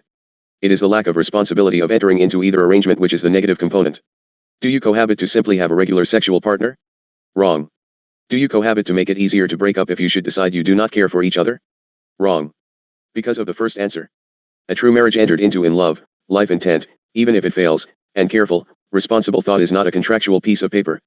However, again because of misuse of the procreation components, problems usually arise with the birthing of children and the financial problems, etc., and has nothing to do with contract or responsibility. The statistics yesterday, on TV, showed that there are $30 billion outstanding payments from child support. In all cases it is giving in to the lust of the moment without the willingness to bear the responsibility for the actions. Further, birth control in all instances, is a lack of responsibility of bearing responsibility for actions that of self-discipline and self-control in the first place. Wrong. Right? I guess you can be the judge. Your planet is slipping into reversed axis because you are suffering the consequences of 5.5 billion overpopulation. Can the few seconds of time spent in an open wash behind a bush in South Africa be worth even one of those dying, suffering and innocent children? Look into their faces and then answer me, responsibility versus a few brief seconds of pleasure? To some obviously the response is yes. Well, these are the consequences. No one shouts to train these dear beings to stop the non-responsible behavior. It is teach them birth control. Abstinence is the only positive means of birth control. No one says teach and demand abstinence of such behavior in the children, it is give them sex classes and show them mechanical birth control. It is the behavior that is wrong, not love for your fellow man or woman or child. Is it love that would have a father rape his daughter or son? Of course not. It is total evil, and yet, it is behavior, not the thought. If a man thinks such a thing, he should get on his knees and clear the thought. It is the action that destroys. If all emphasis were not on these activities in every form of your media, the thought would not be there in any case. Man has come to actually believe these things are his right. Well, he knows they are not, so he becomes vile and evil in order to live with his actions. Cohabitation and marriage with the same measure of responsibility and equal contribution which does share and not put upon the mate, is the same by definition. The word cohabitation, however, connotes sexual relationships without the benefit of contract, when the act of marriage should be a desire for oneness and companionship and not sex as its foremost intent. Most marriages, however, are built on nothing more than sex and almost instantly fail, for none can live up to the lie perpetrated upon you. Even the very pleasure you sought will fail you. It is not the living in the same dwelling which gets thee into trouble, it is what thee practices in the same bed which is the culprit. Friends can live together in great numbers and have great intimacy without so much as a touch. And yet, look in your thesaurus and you will find the accepted definition of intimacy is copulation, intercourse, etc. You see, even the word has been corrupted. Intimacy means to share that which is most precious and secret unto your soul. That, friends, is not a roll in the hay. We have discussed many times homosexual love and homosexual behavior. The act of sodomy is purely a lustful and painful act, purely lustful. Love of one gender for another requires no sexual contact, although it can be most intimate indeed, for there is naught to be treasured as one treasures a true friend. Love is surely not the possibility of giving that one you claim to love and cherish a deadly disease such as AIDS. I did not create the disease, man did. I did not proclaim that it should be spread most readily between men practicing sodomy and the mixing of blood from contaminated drug needles. Man did. These are the two prevailing ways of transmission. It becomes almost negligible after a while, however, for once in the general public it spreads by any route. Man knew exactly what he was doing when he purposely created the problem. Do not blame God. Please explain the divorce law and what is to become of someone like me who has married a divorced person? And what is to become of the man I married who was divorced? Not to appear trite, live happily ever after. You married, you divorced, you remarried according to your hearts and the laws of the land. You can do nothing to change it. You certainly would not move back in time into a damaging situation to effort a rectification of something that was wrong in the first place. It is simply done. Do that which you can, to the best of your ability, to have a responsible and intimate relationship with that spouse presently yours. It is a fact that many marriages which are consummated and the pair comes into this truth are still grossly wrong for each other and shall never have peace in their relationship. There will yet be many marriages dissolved by the laws of the land, for they truly were not consummated in the love of God and the creation in the first place. Now I shall have to move further back in time to the point in which these rules were first made public. In the days before, and at the time of Jesus, if a woman were to be divorced, it was that the woman would be totally destitute and had no manner of tending herself, nor that of the children, for the man would usually simply walk away from all responsibility. In almost all instances the reasons for leaving were for lack of the woman's producing an heir or for indulgence of sexual pleasures with another woman. Again, total lack of responsibility for actions. It is not the divorce which is necessarily incorrect, it was the lack of preparation and responsibility in the original marriage. Mates were chosen incorrectly, marriages made incorrectly, and nothing has changed through the centuries except the responsibility has become less and the methods different. Woman can better tend herself today, but not if she has children, and men were not made to be mothers and mothers were not made to be fathers. Mankind has forgotten that there ever was a purpose in two genders. Again, this is not to condemn you who have changed partners, most have done so quite honorably. It is, however, another instance whereby man votes in the laws and changes the rules, when the truth is you cannot vote in the laws of creation. You can make of the action legal in the eyes of the lands, it does not make it right in the truth. It most certainly is not my desire to see any persons live in the hell of a bad relationship. I would suggest, however, that if you handled the sexual aspect and the financial responsibility properly, the divorce rate would be negligible. This, again, is to point unto you what has gone wrong in order to bring you to the confusion, overpopulation, and devastation of an ecological system of a planet which requires renurturing. You see, whether ones wish to consider this a prison planet or not, it is, for you cannot get off this placement. You as humans cannot live in space nor travel to other inhabitable planets. The other planets which you might reach are all prior to your experience and are in the recleansing themselves. Whether the laws are pleasant or not, there was a great reason for the laws of creation as set forth by Creator. Your planet was made able to sustain approximately 500 million people, with a few more or less you will now count somewhat over 6 billion. I care not what you think of restraint and procreation rules, the facts are that is what has done you in. Man ceased using the act as love and creation and uses it for lust, control, and power, all without responsible attitudes toward the partner or to the problems created. God is now telling you what went wrong so that as the word comes forth, you come into understanding, for there will again come the time when there will be rebuilding, and unless you are ready, willing, and able to abide by the laws as given forth, you shall end up in this same dastardly disaster. Dharma, this is going to be much too lengthy to conclude without a break, and here it appears, is a good place to pause. I am very indebted to my precious little D, who has carefully thought and prayed over these questions. They are not lightly asked in behalf of all of you, and I accept them in the same deep and sincere hope of responding in like manner. Uppermost, remember that what is past is past. Much brought unto you now is, quite frankly, after the fact. No one listened carefully at onset. However, all of you were perpetrators, for this is only one of thousands of times around, and now, Father shows us where our answers and action were not correct, and that which must come back into balance to move into a new and wondrous radiance and allow this marvelous creation to heal and rebirth. So be it. Let us leave this for the moment, and we shall take up the remainder of the queries a bit later. Adonai. Sananda, aside, to await your summons. Chapter 10. Rec number 2, Sananda.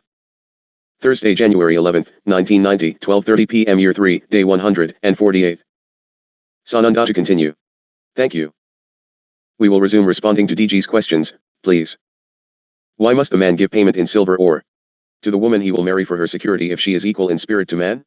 Is it because in most cases she will bear his children and need his protection and security? Yes, this is in part true, but there are other reasons also. Do not forget that at the time of the writing of the particular document under point there were usually arranged marriages, and in fact, a dowry was expected from the female to the male. Please further note that the price was to be figured in such a way that for each year of her life 100 pieces of silver should be the basis, measured according to their knowledge, her ability, and her strength, provided her health was not lacking. Also, the price was not to be considered as that of purchase, but as security for the woman, should circumstance arise which would cause her to be lacking. In addition, the sum would go to a most trusted steward who would be handling her possessions. This would, therefore, serve as a sum should the husband be killed or otherwise absent, and in relative meaning act as what you now call insurance. At that time, it was further understood without demand that substance would be set aside in addition for any children birthed into the marriage. This was set up solely for security and responsibility as caretaker. All manner of gross misconceptions came from these rules. For instance, it was later dreamt up that a brother should take as wife his brother's widow and in fact, bear children for his brother. Wrong. That would appear to me to be some rather evil excuse to get that which is only a woman's to give in payment for caretaking on the part of the brother. Do you see how man tempers in everything of value and rewrites to suit himself? The logical reasoning and fact is that no one can do anything such as have a child for another. It was basically assumed that if you gauge the number of years of age the woman would be at marriage and her worth, that she could live that equal number of years after a husband's departure or remarry, etc., within that period of time. Once again, responsibility and a show of respect for the equality of the contribution, although of difference in types of contribution. Since most of us on this planet have committed some of these and other sins against the laws of creation, how can we be forgiven by the creation? And how do we go about getting straightened up? You move forward from the now. It is not even expected that you can snap your fingers and all will be different and you will be perfection. By the simple attention and care to the correcting has already produced the forgiveness. Even the term is not quite correct, for there is actually nothing to forgive as such. You simply have made errors, which after all, is all that sin is, the falling short of perfection. Further, all mankind sins, for all man is short of the ability of total perfection. If you have intentionally hurt no one, go thy way, do not sit and dream up possible injuries to punish of self. Self-punishment is the weakest of all ventures, for you will usually judge yourselves too harshly in the ending. Leave major judgments to yourself and God in the judgment time. You will know if you deliberately injured another through intention. The major point in change is to cease lamenting about that which is done and past and take that which can be changed and move forward. If a thing cannot be changed, be wise enough to leave it. Does the creation destroy any of its creations? I am referring to the evil ones of Satan. I mean, what becomes of those who have chosen the dark path? No. And here is where it is unfortunate indeed, for mankind, that the fact of reincarnation was removed from your holy teachings. By removing the term and knowledge you deleted the very cause of the experience in the first place. Believe me, Chelis, it was all in the holy books and was deliberately removed in order to maintain control of one group that of another. I shall cover that at great length in a forthcoming journal. Physical, third-dimensional physical experience is a play in which you are destined to fill basically all parts. Your soul is birthed and grows and matures through the experiences both in the present compression and in higher realms in order to grow again into the total perfection of Godness, to again become one with Creator. In every instance of Christ incarnation, it was a gift to show you the fact of no death of soul and abundant and continuation of true life. The Christ energy as man would experience and show that man can truly live the laws of God and creation in all circumstances and in fact, by so doing, bring balance and goodness into a very dank and dingy existence. It was even more smug and elite to proclaim that God would have only sent forth one. Further, at the time of impasse, in a time in which the world could sink very little lower into evil and anguish, one would always come forth to point the direction of truth, bring forth again the word and do whatever necessary at the time and in the circumstance present at the moment, to remind mankind of his truth and purpose and remind him of the laws and how he must live. You see, if man had returned to the laws of the creation at the time of Jesus, you would have managed to return balance to the sagging planet. Man was in desperate straits, but the planet, at least population and ecology-wise, could have remained in balance and righted her own ills. Man simply increased in numbers and decreased in his own balance and caretaking responsibilities to all life, all relations. Therefore, at a given point you are set for self-destruct. It does not mean total destruction, and life-soul energy is never destroyed. Now, I shall point out a reminder to you ones who have been made privy to the questions and responses of Haton to TD, and clear a few points with ones who have not. When Lucifer, as head of the archangelic realms and who was the favored and beautiful creation of God, was expelled from the presence of God to shape up, he took his followers and ran rampant about the universe, tearing up the places upon which they inhabited. As a matter of fact, Earth herself had to be reclaimed in order to make it habitable for new creations. Earth was, further, to be a place where Satan was banished. Lucifer's name was changed by God to Satan. Lucifer means the bright and most brilliant morning star, the greatest perfection. When evil entered, he obviously no longer could wear that sign around his neck. Lucifer defied God and was stricken from God's presence to mend of his ways. Many hordes of angels went with him. Later, after failure to either mend of his ways or to take his place elsewhere, he again defied God, and this time he was cast down in a confrontation with Archangel Michael and was tossed out on his ear. Cast down and fallen designate not direction, but rather a falling from grace. He was sent to Earth and other planets of such density, and he has destroyed the balance and brought one catastrophe upon another to the peoples. The facts are that he and his band of hoodlums went first to the constellation of Orion prior to Earth. Just as all planets in your solar system are not as is Earth, neither are all planets and places of Orion. There are still places in these constellations which are totally evil. They are, however, for all practical purpose prisoners to the planet, if not at least the constellation. As technology is remembered and increases, abilities to travel increase and colonies are begun, and hence the cycles begin again and again. There is always the opportunity for change and the returning within the Creator's flock. Satan and his bands of hoodlums hit all the young colonies and caused untold devastation. They destroyed the life forms on Venus and Mars as they worked their way through the galaxy. This is why the spin-off or recognition of the reptilian races. You are talking about an invisible realm, and the reptile is representative of the dark forces. It is also why, in your more recent mythology, Venus is the planet of love, for it still exists in its fourth-dimensional state of rightness. Creator always provides a re-entry clause which binds any evil from a recovering placement for a period of time. Then again, satanic influences are allowed probation, if you will. Those who chose the dark path are given opportunity to again experience and, hopefully, change of their ways. Lo, all of you have walked in those shoes also. Now, what will you do? To be or not to be, that is the question. Those of darkness are given truth and ability to change. Choosing to not leave of satanic ways, they are left to the consequences, and as the souls come forth they are again placed in dimensions suitable to the level of growth. The totally evil are left to express in the void the absence of light, which means actually, lack of wisdom and knowledge. Either way, the planet is basically cleared of life forms and energies go where their suitable placement might be. Satan is bound, kept from impact, against those remaining. The planet changes and recovery begins. The higher beings of the planet and her transition beings move on into a higher dimension, and the lower self, body as you might think of it, is left to reclaim. The sunken continents rise and the old goes into recycling. The final clash comes, for Satan is a poor loser. If I can't have it, no one shall. At that point it must be stopped, or he would surely destroy the entirety of the manifested stage, and the play would stop, and the repercussions of an exploded planet in the universe is devastating to your neighbors. While you are in the midst of experiencing manifestation, there is no way you can truly understand illusion of experience. Creator has arranged it that way in order that you experience and learn truth. I remind you, the astral planes are indeed most unsavory. You cannot conceive what boring actually is until you remember that experience. You must travel a long way up the ladder to again be able to have choices, etc. It surely behooves you to pay attention now and then head straight for home. It is a true loss when a higher soul form is lost to the physical, for there is confusion on the next departure. This, because a soul does not actually regress, but you surely can get set off onto the side track. Blessings are great unto you ones who seek understanding, especially that you do not mislead others along your path by erroneous answers. It is a responsibility, not that you do it for them, but that you feel responsibility, especially as you send forth the word. It takes time to become discerning, and it is not that you cannot figure out your own answers, it is that you simply need the confirmation of your correct answers and a little more insight where the answers are yet clouded.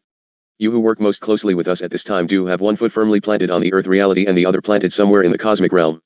Further, it is a most painful situation, not at all the wondrous separation from worldly cares, just more responsibility, heavy vision, and long, hard hours of work.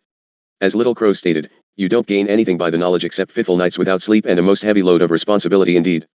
But ye shall be given a peace within that will surpass all about you. It will not remove all the doubts, the sorrow, the frustrations, the longing, etc., but ye shall at some point know of the peace within. You will long for the old ways when it was okay to have the new and beauteous furniture and lovely clothing, so, do well, and continue to have them. That, so man can see that being within the light is also wondrous and prosperous. As contentment comes, so comes the change in daily values, and things which were important often no longer have any importance whatsoever. Allow it to happen and do not struggle nor kick thy own backsides at every turn or decision. Yahu man, that means higher universal man, it is simply time that you remember it. You will all have incredibly horrendous times of it where you judge and complain and strike out and are totally miserable. That does not mean that the following day need also be lost. That means you are growing and that you are expressing the frustration of your humanness. You must rise above fear. That does not mean that at times you will not be completely consumed with terror and healthy fright. These can be most wondrous warning devices, but you must rise above fear, for fear is the most destructive and debilitating emotion, even greater than hate. Fear immobilizes. The basis of all inaction is fear motivated, and fear cannot survive in the presence of love. This is why, when you clear of your space and ask the darkness to remove itself in the name of divine source, you are calling in love and thereby removing the only weapon the dark ones have to immobilize you. Respect negativity, do not wallow in it. It is impossible for you precious ones to raise your heads and look around, see that which is, and refrain from sticking thy heads back into the sand bucket. It is truly a mess, a terrifying mess, and at first you feel you are the ones out of the marching step.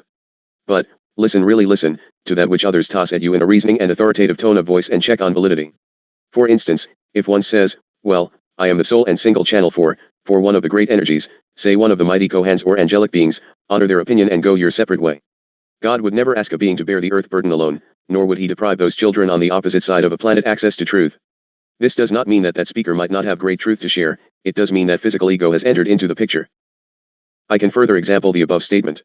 If Dharma were to be mine only scribe, I would never burden her with such a statement, never. Statements to the contrary are to prevent you from hearing another. For instance, Dharma cares not whether or not all of you read and hear every other mouth aboard the planet. In the long run her truth is the truth, and it will match of others and mismatch with some. Woe be unto those that hold their fans hostage to a lie. Most groups and doctrines are pretty sure their truth will not measure up to this truth, and in fact, most will certainly not do so. Rather than adjust and make an even greater contribution, however, they will set about discrediting. Yet one simply must waver not. It is most hard for Dharma, for she loves those ones and loves to share the experience. She always questions if we are contradicted, and well she must, however, seek truth, and ye shall recognize truth. All ones of enlightenment have made great contributions, but always become most suspecting if ones fear to share their followers and readers, for they fear the denouncement of that which they project. If you know your truth is truth, you are most happy to share with all who will receive. It is a most wonderful sorting tool indeed. If a channel refuses on any grounds to allow his/her energy speaker to share with and commune, in a group, with that energy speaker of another channel, you have a real false prophet at hand. You will find none who come this route the least hesitant to confront or commune with any invisible energy form. Discern well, Chelis, for these are the clues unto which you seek. I have many references to offer you along these very lines. There may be a lack of recognition on the human level, but never on the level of energy source. I recall a very unpleasant day when there was great confrontation with Haton, in which one present was speaking for Moria. The human entity involved did not recognize when Aten took the floor, but Moria did, and said, "Thank you, Father, for the most necessary and loving lesson." Daryl Enka did not recognize Haton, but most certainly Bashar did, and there was a great cross-conversation. Most often the channel involved, if speaking in his/her own behalf, will fall into complete confusion and the facade becomes totally apparent. It is most forgiving of the higher energies for ones whose groups have become large organizations, for what is the precious channel to do? Who will pay the bills for all those organizers if the energy fails to show up to a seminar? Has it happened? Thousands and thousands of times, and the little channel does his/her very best to pull it off and not disappoint anyone. After a while he/she is no longer burdened with business, and finally the entire package is destroyed by evil. It is a pattern, not the exception. It is most difficult for those channels indeed, and there was usually not original sin involved. Although, in most cases it was a sham from onset. Do not waste your time in concern about them, for truth shall out and the evil shall consume of itself. Rebuttals from those groups can only assist in our work. Man is curious about that which is denounced, banned, and censored, and will seek diligently until he can find out all about the matter. Never be distressed at those who throw stones, especially in the public media, etc., for they do you great favor. We speak truth, and you have naught to fear, for it is intended that it shall find ear and eye. It may not be what ones wish to hear, but it will be truth, and the hearts of man shall know it. So be it, and Sila. Dharma, close this please, for there are questions for Haton, and I have spoken long. I trust one have brought more peace than confusion, for it is my intent to allow for understanding and not further discomfort. I move aside but remain ever in your service. I am Sananda Yesu Jesus J. Manuel. Chapter 11. Rec number 1 Haton. Thursday, January 18, 1990, 8 a.m. Year 3, Day 155. Haton present to commune with ones who have asked response. Thank you. I would hope that you might share this document with several, as we shall effort at responses which will be generic. First of all, to Pi and MB Aten received and understands, the time of plenty is nearing. It may require relocation of some ones, but do not ponder and worry over it at present. I see that we have come into the cycle of unfolding an outline which will allow more input. It will also explain why it is not yet time to stir, rumble, and boil in your present circumstance. We are still reaching out and touching some ones. Let's refer to it as the first 347th call of the Phoenix. We chuckle over this, for you will recognize of the mark on your forehead. God never did say it would be on the outside. The realization hits you somewhere between the eyes as the ears and eyes come into focus in response to the nudge. You ones are the grounding of the energies. That, too, unlike what ones are doing in the running about hugging trees and grounding everything, you are actually acting as the grounding point at which positive becomes negative and returns for its reverse cycle back to source. Think in terms of Aten, God, central sun, source whatever, as the big transformer mother station in the sky. You ones are the little substations scattered around.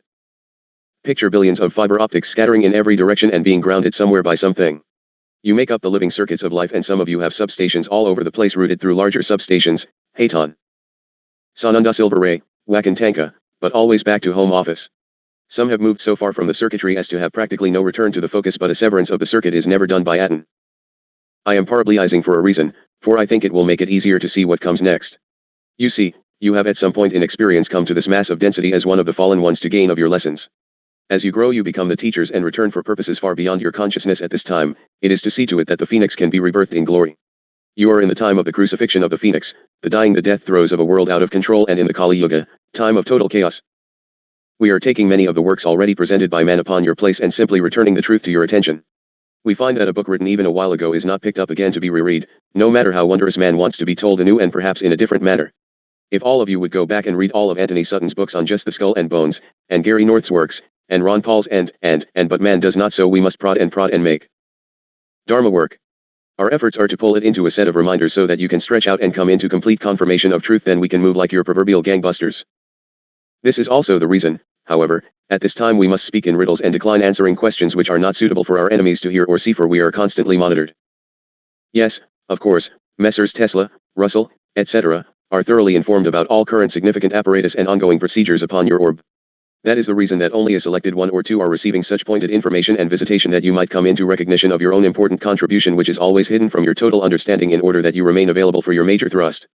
Mr. Tesla does send one other response to a directed question. Yes, the Earth is basically the grounding of all energy, and the most satisfactory way to send wireless energy is through the medium of the Earth itself.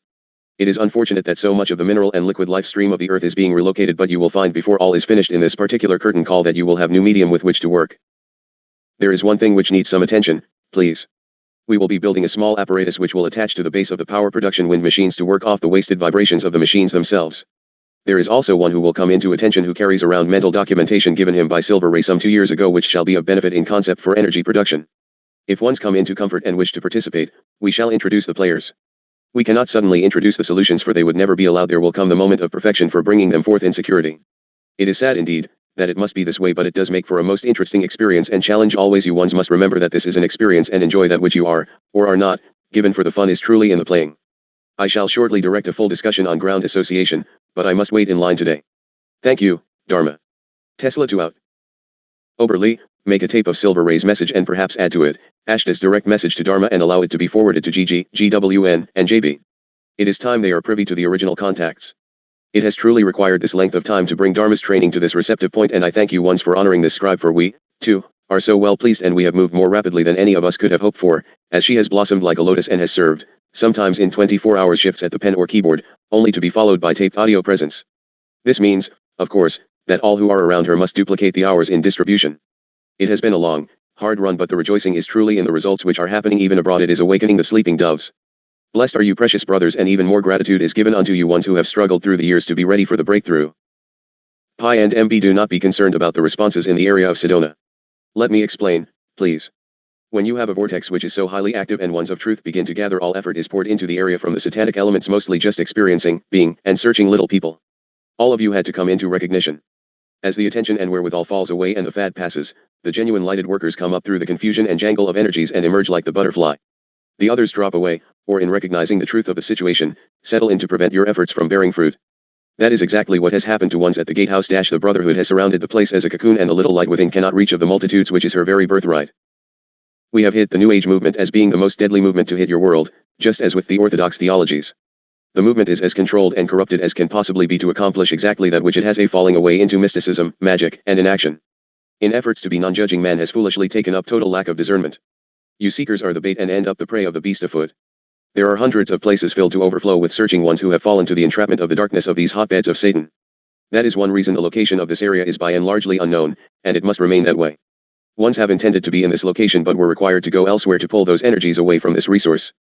Beloved little sister is the predominant one. She and the henchmen had picked out facilities in this place, and we required them relocate in this interim time. The training of this scribe would have been all but impossible with the presence of the ones who clung to sister.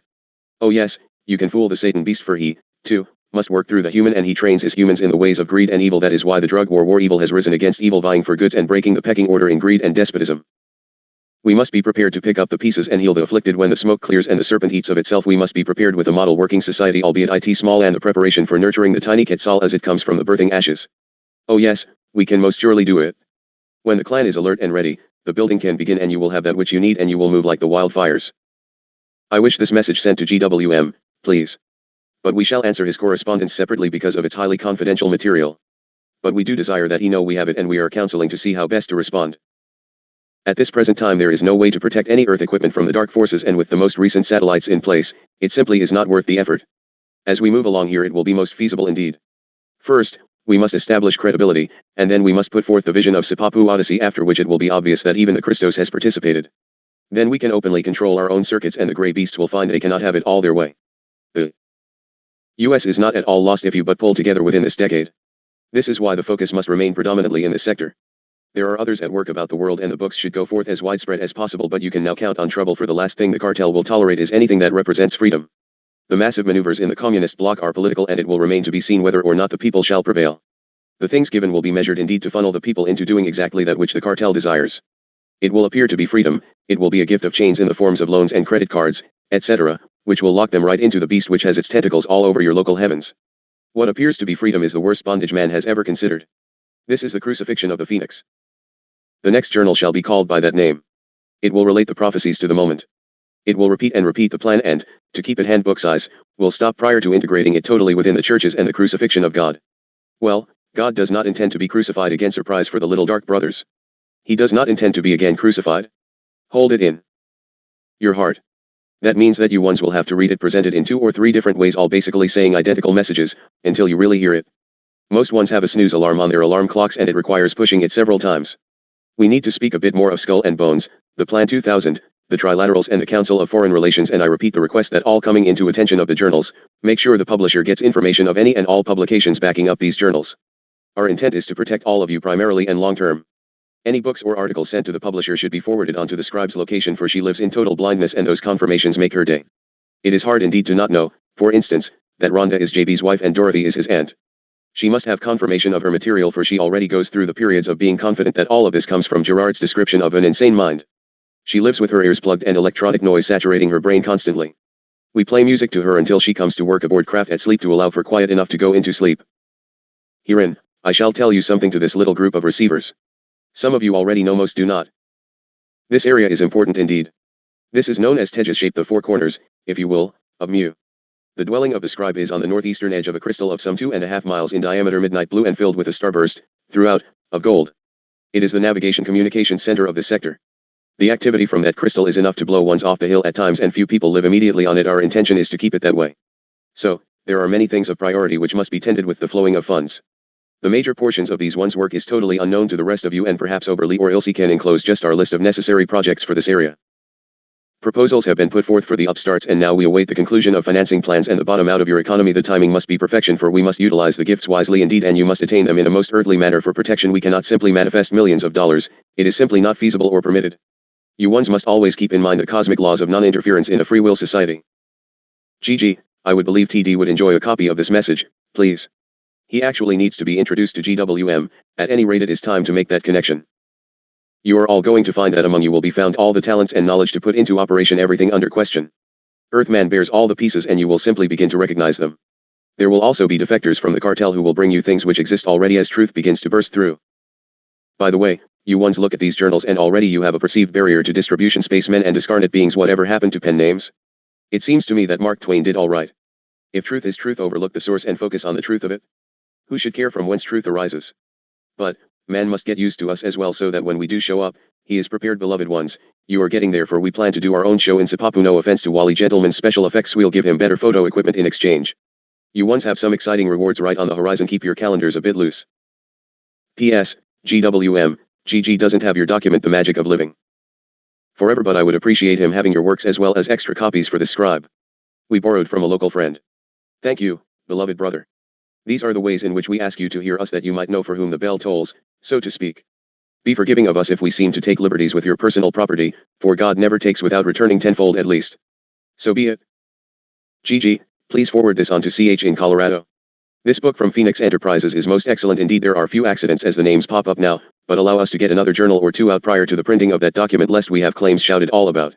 What is making everyone cross and ready to do battle is that we can write 12 books in as many weeks, cover it along with background documents, and not bat an eyelash at it, whereas it takes one like FH, 5 to 7 years to do not even as much. It is a most unhumble human reaction, and that is why we will sell more books through our recommendations to acquire the material than any can believe. We will not, however, recommend any book which has drawn wrong and detrimental conclusion. I care not how accurate the research. When the authors of papers come to the proper conclusions of truth, then we shall support them in undreamed of measure. Even the ones who receive from the Arcturans, not either to exclude the alien misinformers. So be it. Dharma, hold the material from GWM for more detailed response. I simply wish to acknowledge the receiving of it.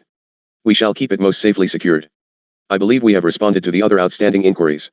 Therefore, let us have a break before we return to the journal. I know you have already forgotten that we actually have already written 2 or 3 segments you will have to go back and review.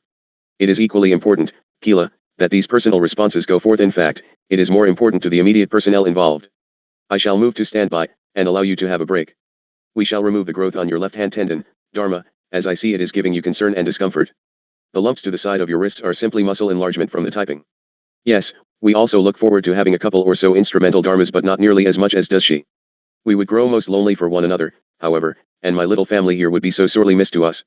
We could, however, perhaps have more time for the personal visits. It shall all come in its proper sequence. Please do not cease your concern and a projection of ideas, for that is exactly what will change of the circumstances. So be it, and I salute you, for we revel in our family. Salut. Haton to clear frequency, please. Aho. Chapter 12. Rec number 1 Emmanuel. Saturday, January 20th, 1990, 7:30 a.m. Year 3, Day 157. Jesus present, Dharma, to respond once again to the slings and arrows aimed at your heart place. They do not impact of me, little sparrow, but your wounds need tending. This is such a usurpation of time from your work that I request this document be kept separate, in that it can be sent to the ones who come after this time. There are hundreds of hours regarding this matter, and I would appreciate it if ones who have the time for the searching would locate the segments. In the interim I shall again respond.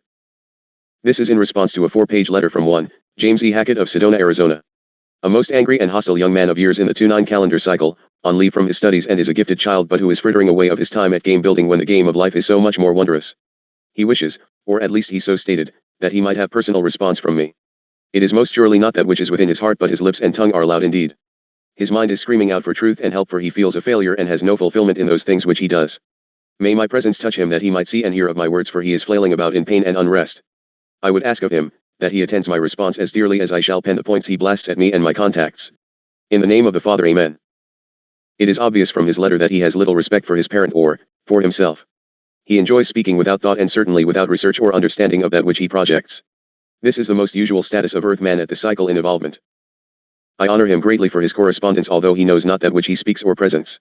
Dharma, I request that we quote from his letter, and then I shall respond. We will correct all spelling and print errors, for the spelling and pronouncement, as presented, would be great distractors. If ones wish copies of the original document, we shall be most gracious and supply them upon request to GG. Let US begin. Stardate 14, January, 1989. Dear Sananda. Greetings from the Earthship. My name is James Hackett. I am a follower and a believer of the divine energy of Jesus Christ and Father God. I am also a cautious and discerning skeptic of those who claim to lead the way to the divine light. You, Sananda, are claiming to be the embodiment of the Christ, and as you should know, Christ cautioned his following to be aware of those that would come in his name, and yet lead the way to hell. Last month I saw 2 such individuals on television with the sincere belief that they were the Christ. There is another that walks the streets of our town. My mother is a devout reader of Space Command literature. She has been actively promoting and distributing your material, and has spent a good amount of her time trying to convince me that you are who you say you are. I must be honest with you and tell you that much of what you claim to be truth could only be so to the gullible, fearful, of those in searching. I, as the commandment is written, honor my mother.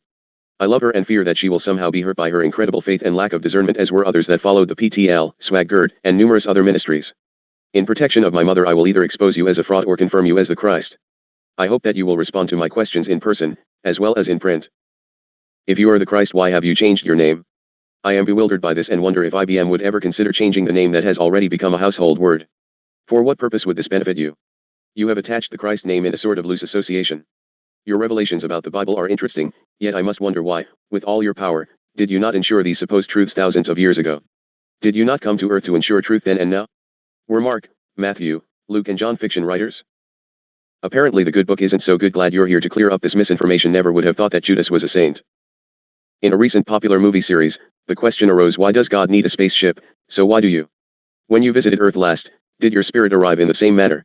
Why have you not returned among us to lead us from our temptations in the same powerful and effective manner that you did 20 centuries ago?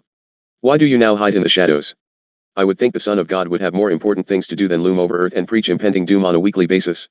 What do you do with the rest of your time? If you are the Christ, I mean no disrespect, but by your own caution I must qualify you and confirm that you are who you say you are before I follow and moreover have faith in what you say. The Space Command writings, as informative as they may be, seem to use the same tactics to capture a following that many men of evil used in the past to control men. Hitler unified the entire German race against the Jews by pointing them out as conspirators and the root of all German problems. You seem to have the same operation going against all governments in the world. That they are deceiving us and will lead us to our annihilation. I cannot yet believe that with as many elected officials that follow the Christ that this could occur. Surely one man that stands with God would stand forth. Surely God would protect this man as you protect Dharma. It is interesting to note the band of people you travel with. Instead of Moses or Buddha, you come with Tesla and Russell. Your prophecy of AIDS may well be true, but why, if you possess the knowledge to cure this plague, do you not do so now? I would think that if you materialized on the 50-yard line of the Super Bowl and said, "I am the Christ, stop spreading AIDS," some good would come of it. We are a world governed by ourselves, even moreover these recent days, yet you appear to hide behind some Star Trek directive preventing you from interceding in our affairs, oh yeah, except for nuclear explosions. While on the other hand it is all right for you to converse with our government heads whom you accuse of lying, deceiving and every other treacherous action. Yet you are not able to converse with us directly. I am confused. I am also hard-pressed to believe that with all your sophistication and computers that receive and decode CIA transmissions and whatnot, that you are operating with a scribe over a radio transmission which frequency is not privy to all on this planet. If you are capable of receiving and decoding CIA transmissions, then surely you are able to present yourself over more conventional methods such as satellite-linked television, or at the very least a simple American Standard Code for information interchange to transmit your information directly to your publisher's computer and give that poor Dharma a complete rest and stop endangering her life. You, Sananda, do not speak with the same concise prophetical tongue that you did when you were the Christ.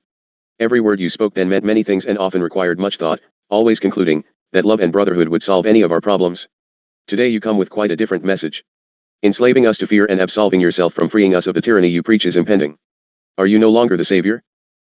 Your recent confrontation with Mr. Cooper leads me to believe that you are operating a profitable business that just became competitive. I fear that you, Sananda, and your comrades, Hayton and Ashta, are not working in the light of Christ. Along with the rebuttal to Mr. Cooper's statements, you threaten that Mr. Cooper would be stricken down. Truth need not be brought forth by death and rarely ever is. Do you not know this by now? Your association with Ramtha, the greatest modern-day hoaxer, is most alarming. Your humble life on earth, void of wealth, brought many to leave the acquisition of material gain and seek the richness of the spirit. Ramtha, by sharp contrast and her own admission, is involved in a profit-making business. Are you and the Brothers of Space Command a subsidiary of Knight Enterprises? I feel at this point, sir, that you are not whom you profess to be. You are either a sadly disillusioned soul, as those I saw on television, or perhaps you and Dharma are one in the same, or perhaps you care nothing for what you print as most of it seems plagiarized from a multitude of other sources, and excessively repetitive. Indeed, your request for additional material from common earth beings is questionable. Is not the Son of God all-knowing? Can you not access all the information you need for us to know on that super special computer you spoke of? You reportedly met with archaeologists recently, so obviously you are capable of coming to Earth. My mother, father, and myself invite you to visit our humble abode in Sedona, Arizona, less than a mile from Sister Thedra. Come to us for a nutritious bread-breaking ceremony welcoming your return to Earth. Bring Commanders Hayton and Ashta and clear up these important questions. Convince us of your truth and we will be your humble servants from thenceforth. Perhaps you would like to meet with a delegation of your current following, or perhaps you would like to meet with me on your ship. Give me the coordinates and I'll ready myself for beaming up. Bless you, whomsoever you really are. Signature. In the highest light of divine order, Salu, Salu, Salu. Asterisk asterisk asterisk asterisk asterisk. Son, be most glad that Dharma and myself are not of the same energy, for I fear she would trim thine ears quite severely. Wake up, you are a superb example of a person of the lie. You spout that which you do not know and you have not even the respect to look it up. For one who is resting on sabbatical from higher education, I suggest you return to the lower educational grades, for at least 25% of your words are sorely misspelled and the ones you have deliberately misspelled to be ungracious are in most poor taste. Oberly, please make sure that a copy of Mr. Hackett's letter is returned with this response that he might follow along as he has written the words. I shall utilize your good book, but in most instances I shall quote from only one place, for the document would be hundreds of pages in length if I verified each statement with all the appearances within the book. I shall utilize the Living Bible, paraphrased, a thought-for-thought translation. Of Tyndall House Publishers Incorporated, Wheaton Hill, 13th. Printing, July 1988. I do not believe Mr. Hackett would be in the understanding of the Standard King James translation. Response. Please refer to the above letter, for I shall respond sentence by sentence.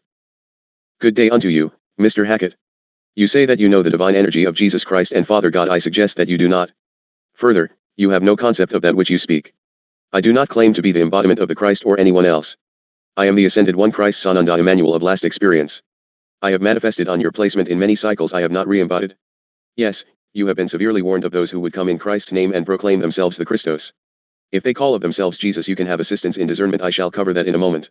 Can you not refrain from judging those ones who are sorely put upon and find themselves in the believing they are the returned Jesus? Can you not see the torment and pain within them? Can you not have compassion enough to take the hands of those ones and assist them from their pain, or must you cast more stones upon their crippled beings? Can you not sit with them, ask me in to clear of the darkness from your space, and hear their story, that you might offer truth to fill the empty and screaming call for help from these precious beings? If you have one who walks your own streets, can you not take him aside and hear of his heart? These ones are most often led into the entrapment through drugs and substance abuse and trapped in the lie of satanic energies to discredit truth as it is brought unto you. Or, Have you established yourself as God of their soul that you can judge of them? Can you not effort at changing of a false speaker into a Messiah, messenger of God, Son of Man, instead of evil? Or, do you act continually as a tool of evil to draw thy brother away from Godness? You set yourself forth as judge and jury and executioner of truth. Ponder it, my friend. Is there something wrong with Space Command literature? What do you suppose might be wrong with it in general? I honor your mother for trying to convince you of who we say we are. She might consider ceasing her attempts, for you have already made up of your mind that we are both real and who we say we are. Your ego will not allow you to do other than argue, for you are most insecure and dependent upon your parents for your support and worldly comforts, and it is easier for you to simply argue and disclaim and reject their wisdom in order to continue to abstain from the practice of any responsibility for your own self. You say, I must be honest with you and tell you that much of what you claim to be truth could only be so to the gullible, fearful, of those in searching. I say that most of that which is fed into you once is resting upon gullible ears and effort at thwarting the searcher of truth. You state that you follow the commandment to honor your mother. You state that you love her and fear that she will somehow be hurt by her incredible faith and lack of discernment, as were others that followed the PTL, Swaggart and numerous other ministries. In protection of your mother you will either expose me as a fraud or confirm as the Christ. I suggest that you do not honor of thy mother, you abuse, ridicule, and denounce her. As to love, I believe that you have no idea what the term love means. You fear that she will somehow deprive you of attention, worldly goods, and your place of comfort for the lifestyle in which you are so miserably unhappy. How can you, at random, denounce me for being other than the ones who project Swaggart, PTL, and other ministries when you also claim that I deviate from the teachings of the good book which they swing in your face all the while they thrust lies at you? Can you not forgive them, too, in a Christian truth, and have compassion for their fall, or do you sit in judgment of all? If you denounce all who project the words of your Bible and the ones who effort at correcting misconceptions, who is left?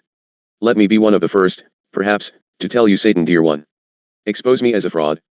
I sincerely doubt that you shall expose me for anything, for I suggest that you would not make the effort required to either research facts or make announcement. You have no qualification to pronounce me Christ. So be it. You hope that I will respond to your questions in person, as well as in print. You do not hear of me when I confront you personally, my beloved son. You turn away and plug of your ears and make racket with your mouth to ensure that you do not hear. I come personally to all who will ask me in, and according to your poll within People magazine this very month, 25% of your people polled claim to have had God speak to them. Change my name? I have not changed of my name. Man changed of my label. My name was Emmanuel, often spelled Emmanuel and Jmanuel, meaning God is with us. Matthew 2:20-23, for the child within her has been conceived by the Holy Spirit. And she will have a son, and you shall name him Jesus, meaning Savior, for he will save his people from their sins. This will fulfill God's message through his prophets. Listen. The virgin shall conceive a child. She shall give birth to a son, and he shall be called Emmanuel, meaning God is with us.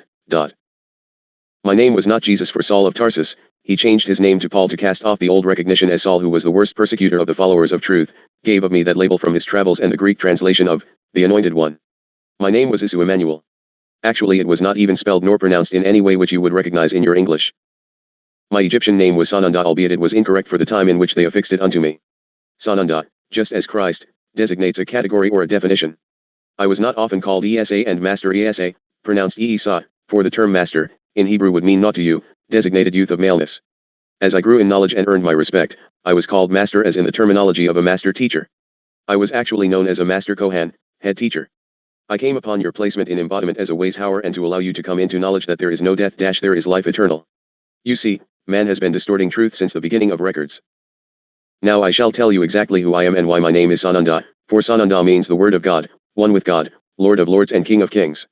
A bit filled with frills, and I care not except for the one which proclaims one with God, God being Aton, the one source, the one light - creator, and one with creation. The Revelation, 19:11-16. Then I saw heaven opened and a white horse standing there, and the one sitting on the horse was named Faithful and True, the one who justly punishes and makes war. His eyes were like flames, and on his head were many crowns. A name was written on his forehead, and only he knew its meaning. He was clothed with garments dipped in blood, and his title was the Word of God. I am Sananda, and I bring the word, and ones who have ears to hear let him hear, and he who has eyes to see let him see, and he who turns from me is against me, for ye are either with me or ye stand against me, and thy days upon your placement are numbered. Force is not of God, force and coercion is of Satan. I care not that which ye choose, but ye shall be in the choosing. If ye choose to walk of the path with the brotherhood of darkness and ignore nace, 'tis your way, for none of God shall twist of thine neck. The word shall go forth to the corners of the world just as Aton has decreed, and then it shall be finished. The choices are thine, for none shall do it for thee, not some assumed savior - each will face his God and make of his choices. I do say, that but by way of the creasted path of light shall ye move into the oneness of the light with thy Creator. That, too, I ask for thine own individual choosing. So be it, for I seal this word, for I have the authority. I bless you and petition that you hear me, but I do not disguise myself nor bully you. I do, however, require that you cease the harassment of your brothers, for ye walk in blindness. You suggest that I compare myself with IBM, which is a household word. I suggest that you have not really read any of the journals, for I would always answer to Jesus, for I listen not to words from the mouth but rather that which is spoken within the heart. For if I only answer to Jesus, how could I respond to ones who call me Jesus? I can think, however, of reasons for the explanation. Man has corrupted the teaching of one Jesus and follows blindly along. If I perpetuate a lie, then I am no better than the prince of lies, the king of evil. If I call you George, James, would you not probably correct my introduction? Even if you were called George for 2,000 years and your name be James, would the label George be correct? Dharma, allow us to take a respite, for I wish to thoroughly discuss the term Christ and my loose association with it. Thank you, I shall await your call to resume. Adonai. Chapter 13. Rec number 2, Emmanuel. Saturday, January 20th, 1990, 11:15 a.m. Year 3, Day 157. Christ, the ideal truth that comes as a divine manifestation of God to destroy incarnate error, an ideal type of humanity, also meaning to anoint or anointed, also referring to Messiah. Mr. Hackett, I am sure that you think you understand your statement. You have attached the Christ name in a sort of loose association. The label Christ, as in Christ Jesus, was also given unto me after I passed from association with ones who later proclaimed in my name. I never placed pen to paper, nor tool to stone, nor die to scroll. All words were written in your Bible book, some 300 to 500 years after my departure. I said I was the Messiah with full meaning of Son of Man, also loosely used interchangeably with Son of God, which in exact definition of terminology is incorrect. Messiah defined as Son of Man and Messenger of the Word of God. Matthew 26:63-64. Then the high priest said to him, I demand in the name of the living God that you tell us whether you claim to be the Messiah, the Son of God. Yes, Jesus said, I am. And in the future you will see me, the Messiah, sitting at the right hand of God and returning on the clouds of heaven. Matthew 27:11. Now Jesus was standing before Pilate, the Roman governor. Are you the Jews' Messiah? The governor asked him. Yes, Jesus replied. Christ is a designation of state of being. And but by the creasted path shall ye come into the kingdom of God. So be it. I came to show the Christ way, the path shower. Ye men of earth pronounced me to be the anointed one the Christ Jesus I came forth as Messiah Emmanuel, later to grow in my perfection to Sananda one with God, the Word. At the time of this return into your presence I come as Sananda to reclaim the kingdom of God and bring Creator's children home unto the lighted placement. I do not come this time as an embodied Christos messenger. I come as Lord of lords and King of kings to bring you home, ye who would take of my hand and walk with me. You say, your revelations about the Bible are interesting, yet I must wonder why, with all your power, did you not ensure these supposed truths were contained within the greatest book ever written and distributed thousands of years ago? Who has judged the Bible to be the greatest book ever written and distributed? You have equally as many on your planet who would disclaim that designation. Why would I not interfere? For the same reason that you would pen foolishness in your letter. Force is not of God, and God gave earth human free will choice. He further gave him commandments and laws of creation by which to abide. At the same time you shout denouncement of my beingness, you contradict yourself in that you would have me force upon you something or other.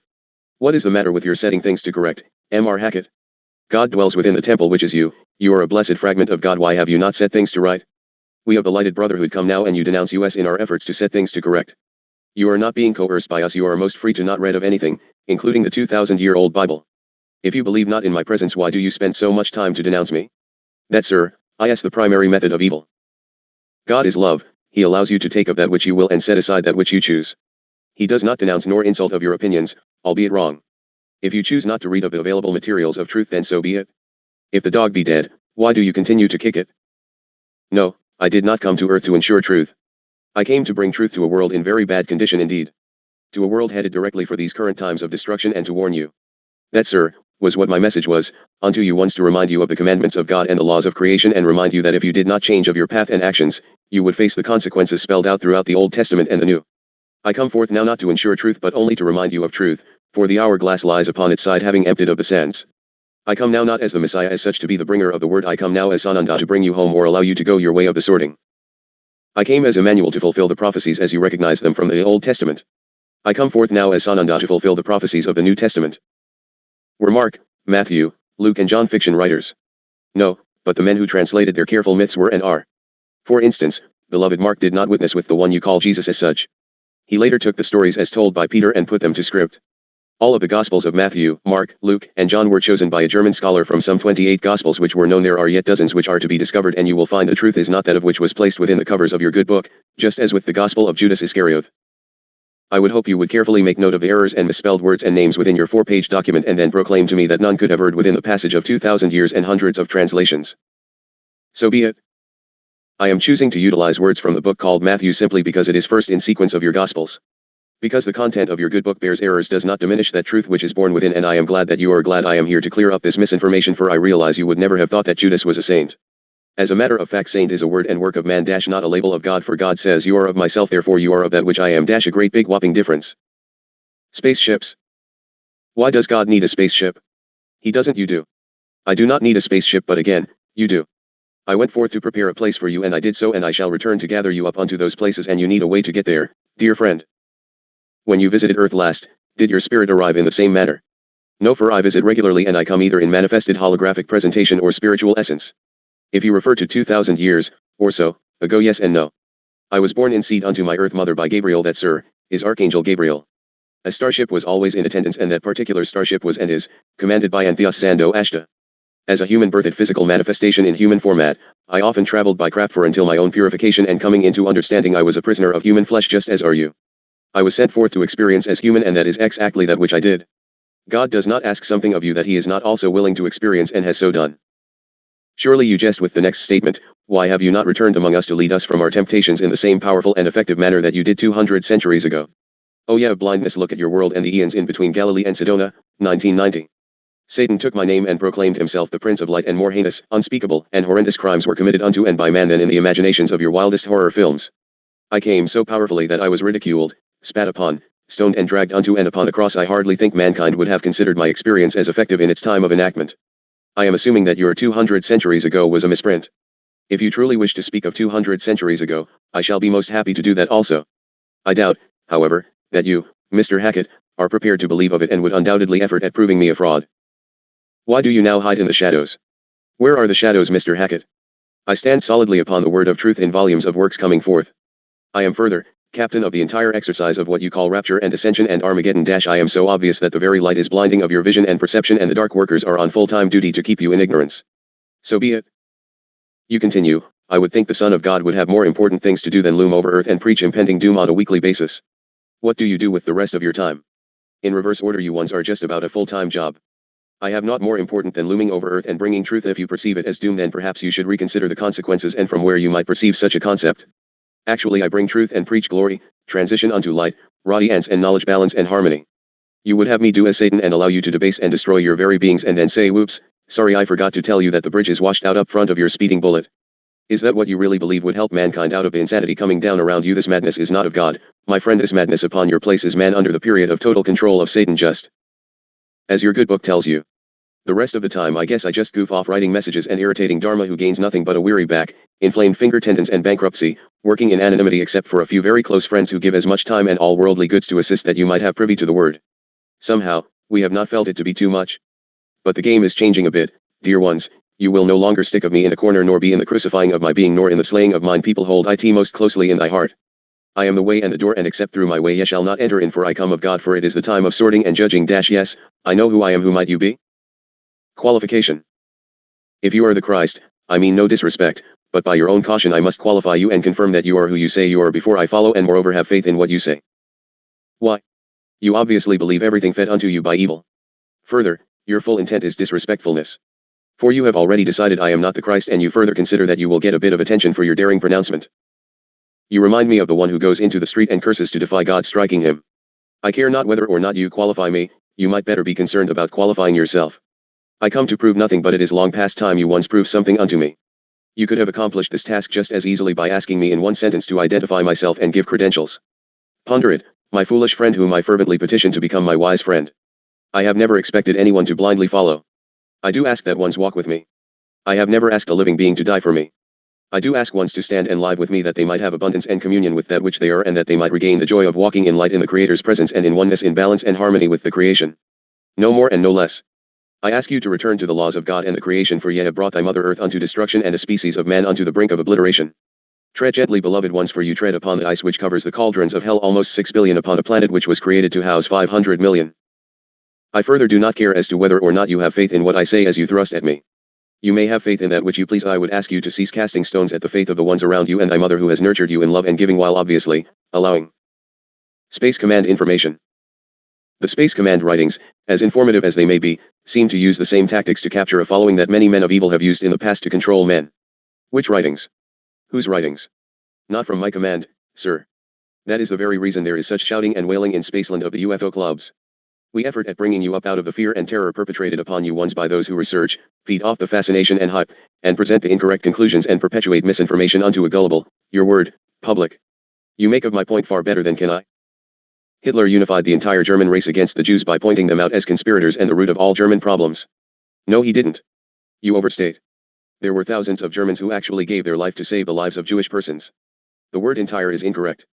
Further, why do you blame a poor evil little man for the downfall of millions? Could it not be that the millions grasp an evil idea and were equally as evil as the mouth which projected the evil? Also, you speak of isolating the Jews as the sole thrust of Hitler. What do you say of the other millions of ones that were slain at his orders or the orders of those evil ones in his troops? Why do you expect total exactness from ones of US of these realms and yet you speak untruth in rebuttal? Same tactics against all governments in the world. Again, no. You miss the point.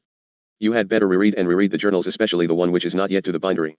The governments as you project them are utilizing the same tactics within the Plan 2000 to completely enslave you of the populace, which shall be more horrendous than Hitler ever imagined. It is already underway, even the death camps in the form of AIDS, famine, drugs, and murder through deliberate creation of wars and economic control. We are telling you how it is, along with many speakers and writers upon your place who dare under penalty of incarceration and literal death to bring you truth, but you ones continue to play your idiot boxes and even dream up new and more foolish computer games to bury your minds within. They $5, deceiving you and will lead you to your annihilation just like lambs to the slaughter. And then you, just as with your brother and neighbor, will ask God why he does this to you, and God help us, and oh Jesus, please tell us what to do.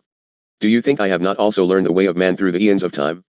You petition us in the midst of your travail constantly. We have come forth at great inconvenience and hazard to respond and even tell you exactly that which you can do in a most earthly and physical manner to change and assist yourselves, and you come back and say God wouldn't say or do these things. Well, which way do you want of it? If you do not wish the answers, then stop of thy petitions. However, stop trying to disallow ones to obtain the answers they do wish to have. I repeat, I know very well who I am. Who might you be? Another respite please before we discuss politicians and God. So be it. The term politician is distasteful in itself. Salut. Chapter 14. Rec number 3, Emmanuel. Saturday, January 20th, 1990, 3 p.m. Year 3, Day 157. Elected officials who follow Christ. Elected officials and follow Christ are two mutually exclusive statements for all practical purposes. Ones who are elected to enforce man's laws. Force is not of God. Follow Christ. Do you mean in the typical manner in which Christians of today function? It is simply too broad a question to fully interpret. It is not my intention to evade a response. It is simply that I do not recognize the type of Christian following and the true following of the Christ path. Even the ones who have proclaimed the loudest to be men of God have grossly erred and set unsavory examples unto the youth through their breaking of the commandments, i.e. adultery, fornication, taking that which is not theirs, taxes by force, and voting things in or out of your Constitution. What happened to Martin Luther King, John Kennedy, and others who even claimed honorable leadership? There are practically no elected officials who follow Christ, and if they do not remain in the power elite. I stood forth and yet I was crucified. You may not judge a man's commitment to God. I know of that commitment which is Dharma's, but that, too, is between Dharma and God and is none of any else's business. You cannot know what was the commitment of a Martin Luther King, for example. You act as if protection should be something forced upon one whether or not he wants of it. If you wish to do something worthwhile and responsible, go get Mr. LaRouche out of prison and elect him president. I believe you will find your own question's response. There are much more sane and effective ways to come up through the cartel to alter of the plan. Defiance brings destruction. Knowledge and truth through unity brings change, but first man must understand the problem. It is most interesting to note the band of people you travel with. Instead of Moses or Buddha, you come with Tesla and Russell. What makes you think I do not travel with Moses and Buddha? What objections do you have to Mr. Tesla and Russell? Do you even know who Messrs. Tesla and Russell actually are? I travel in exceptionally excellent company. I travel with God, Aten, who comes forth in a form more nearly that which you can accept. Be pleased that he chooses to do so, for he is much more understanding of your behavior in a manifestation more nearly your own. I would guess that you, Mr. Hackett, have not read the Rainbow Masters, or you might not have fallen into your own trap of ignorance. We, further, still have yet to bring you the company of the archangels and the ancient Wakantanka to any great extent. Oh yes, the company I keep on this plane is indeed most exceptional. Then cure AIDS if you know so much. I did not cause AIDS, why should I cure of it? Man created AIDS, and most deliberately, I must add. Why do you not insist they give unto you the cure and the antidote which was in place before the introduction of the virus? Why do I not turn you into a frog? I could do that, you know. Man must undo that which he has done, no more and no less. I would think that if you materialized on the 50-yard line of the Super Bowl and said I am the Christ, stop spreading AIDS, some good would come of it. Do you really think so? I would tell you to turn back unto the laws of God and the creation. I would tell you to abstain in your sexual indiscretions, sodomy, fornication, and adulterous behavior. I would tell you to come back into honoring of your elders and do unto others as wished unto self. I would tell you to love thy neighbors and to love God instead of your miserable, ill-working material acquisitions of greed. I might even suggest you should be revering God on the Sabbath instead of sitting at a ball game upon which you probably have placed bets on Super Bowl Sunday. If I arrived by spacecraft, every weapon known to man would be fired at the craft and you would have all-out nuclear holocaust. Further, the crowd gathered for the Super Bowl game would lynch me for interrupting the ball game and probably break down the bleachers in such loud laughter frequencies. You must know people whom I have not met who would be at Super Bowl if you believe a flash appearance would be profitable. We are in a world governed by ourselves, even moreover these recent days, yet you appear to hide behind some Star Trek directive preventing you from interceding in our affairs, oh yeah, except of nuclear explosions. No, you do not govern yourselves, you allow yourselves to be ruled and manipulated by those who control you. A government by the people, of the people and for the people has long since ceased to exist in any place on your planet.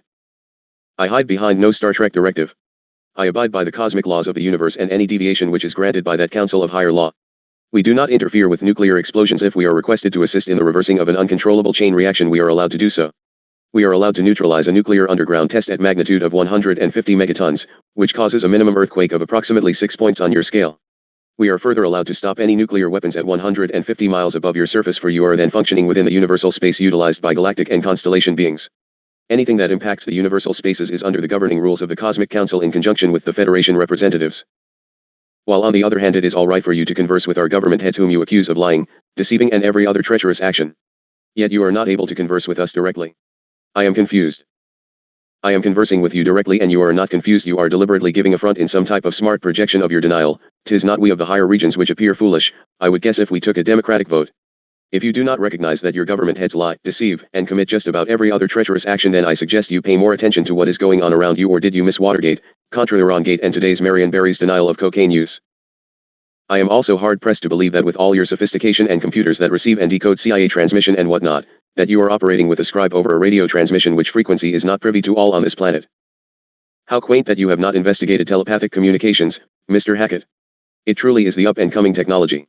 You do not even wish to hear of my words, so why would all the world be made privy to the frequencies? Besides, the CIA is hooked right into this computer equipment. Do you actually think it would be more effective if suddenly a CIA computer began to print out these messages? Do you think they would remain untampered?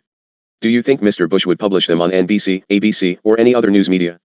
Those are all controlled by the CFR and Trilateral Commission, the very ones who control the plan to control you, dear sir. Yes, we can present ourselves over conventional methods, ask the communications crew at Yucca Flats and Vandenberg. We do occasionally utilize satellite-linked television. The truth of it never happens to make it to your media, and when it does, it is discounted as a Spielberg trick and everyone has a great deal of fun in the debunking. Further, I have a very efficient method of transmitting my information directly to my publisher. And, wouldn't you just love Dharma to have a nice long and complete rest? Then you would not have to confront the truth at all. I have had others attempt to stop the flow of information by the same route, so your suggestion only received the slightest smile from her. Stop the information and Satan wins again. This is another trick of the old prince which you have not noted. You, Sananda, do not speak with the same concise prophetical tongue that you did when you were the Christ. Every word you spoke then meant many things and often required much thought, always concluding that love and brotherhood would solve any of our problems. Oh, you do leave yourself open on this one. My concise prophetic tongue must have had so many meanings that mankind missed of them. They seemed most direct to me, and yet no one claims to be able to decipher them and continue to rush to the astrologers and fortune tellers for instructions. Further, I suggest that you had better reread the documents, for they are overflowing with direct prophecy. The difference is that you are in IT today. Yes, I did always conclude that love and brotherhood would solve any of your problems. It would have. So be it. If I come with a different message today, it is that love and brotherhood did not prevail, evil prevailed, and now you will choose your destiny, for the point of return to balance without great upheaval and cleansing is past. I come today as Sananda in the time of the closing of a world cycle. You have slept too long. Are you no longer the Savior? I never was your Savior. I came as the Messiah. You will answer for your own actions and stand in your own judgment. I can intercede in your behalf and petition for grace and mercy, but your salvation is between you and God Creator. I, nor any other, can do it for you. Each will save of himself or lose of himself. I have no celestial right to intervene and shall only petition and offer my hand unto you. I can do no more. I am the Word, you are of free will. Your recent confrontation with Mr. Cooper leads me to believe that you are operating a profitable business that just became competitive. Well, oh would it be so, for God is abundance. However, alas, thus far it has only been most costly. Competition. How can man measure bringing water to a starving land by competition for the water bucket? Mr. Cooper utilized documents such as Crash at Aztec, Above Top Secret, the Majestic 12 Papers and dozens more resources brought forth first by others. He presented incorrect information and drew incorrect conclusions. It will not be tolerated longer. If you wish proof, we shall again discuss Krill, original hostage Krill that Mr. Cooper spoke of in a most distasteful and bilious manner as His Omnipotent Highness. This alien was a figment of another's humorous imagination. Oberle, please attach a copy of Mr. Lear's letter to this document. You fear that I and my colleagues are not working in the light of Christ. Son, I am the light. Further, I humbly serve in the service of Haton, who is a fourth-dimensional commander but is in higher truth Aten. Ashta is chief commander of the entire universal space fleet in your sector of this universe. I have been known to anger, do not press me. Along with rebuttal to Mr. Cooper's statements, you threaten that Mr. Cooper would be stricken down. Truth need not be brought forth by death, and rarely ever is. Do you not know this by now? Sick, come now, it is Mr. Cooper's projection in misinformation that shall be discounted, stricken down. I have no desire whatsoever to damage Mr. Cooper. I respect and greatly care for William Cooper and had asked him to join with us in truth, for he has great contributions to make. But to proclaim that he brings his truth forward because he serves Christ and Jesus is most displeasing, for love is giving and never would bring pain or hurt to another. Ignorance of truth is one thing, deliberate threats of lawsuits because we declare his lessons to hold wrong conclusions and untruth is another. Do you truly believe that you can patent public truth? This would preclude use of the Holy Bible. Mr. Cooper did make public statements saying he would put a stop to my scribe. I take it as a direct threat with intent to do harm to her physical being. I do not go about injuring Mr. Cooper, I honor him and invite him within, but not to bring the dark brotherhood within.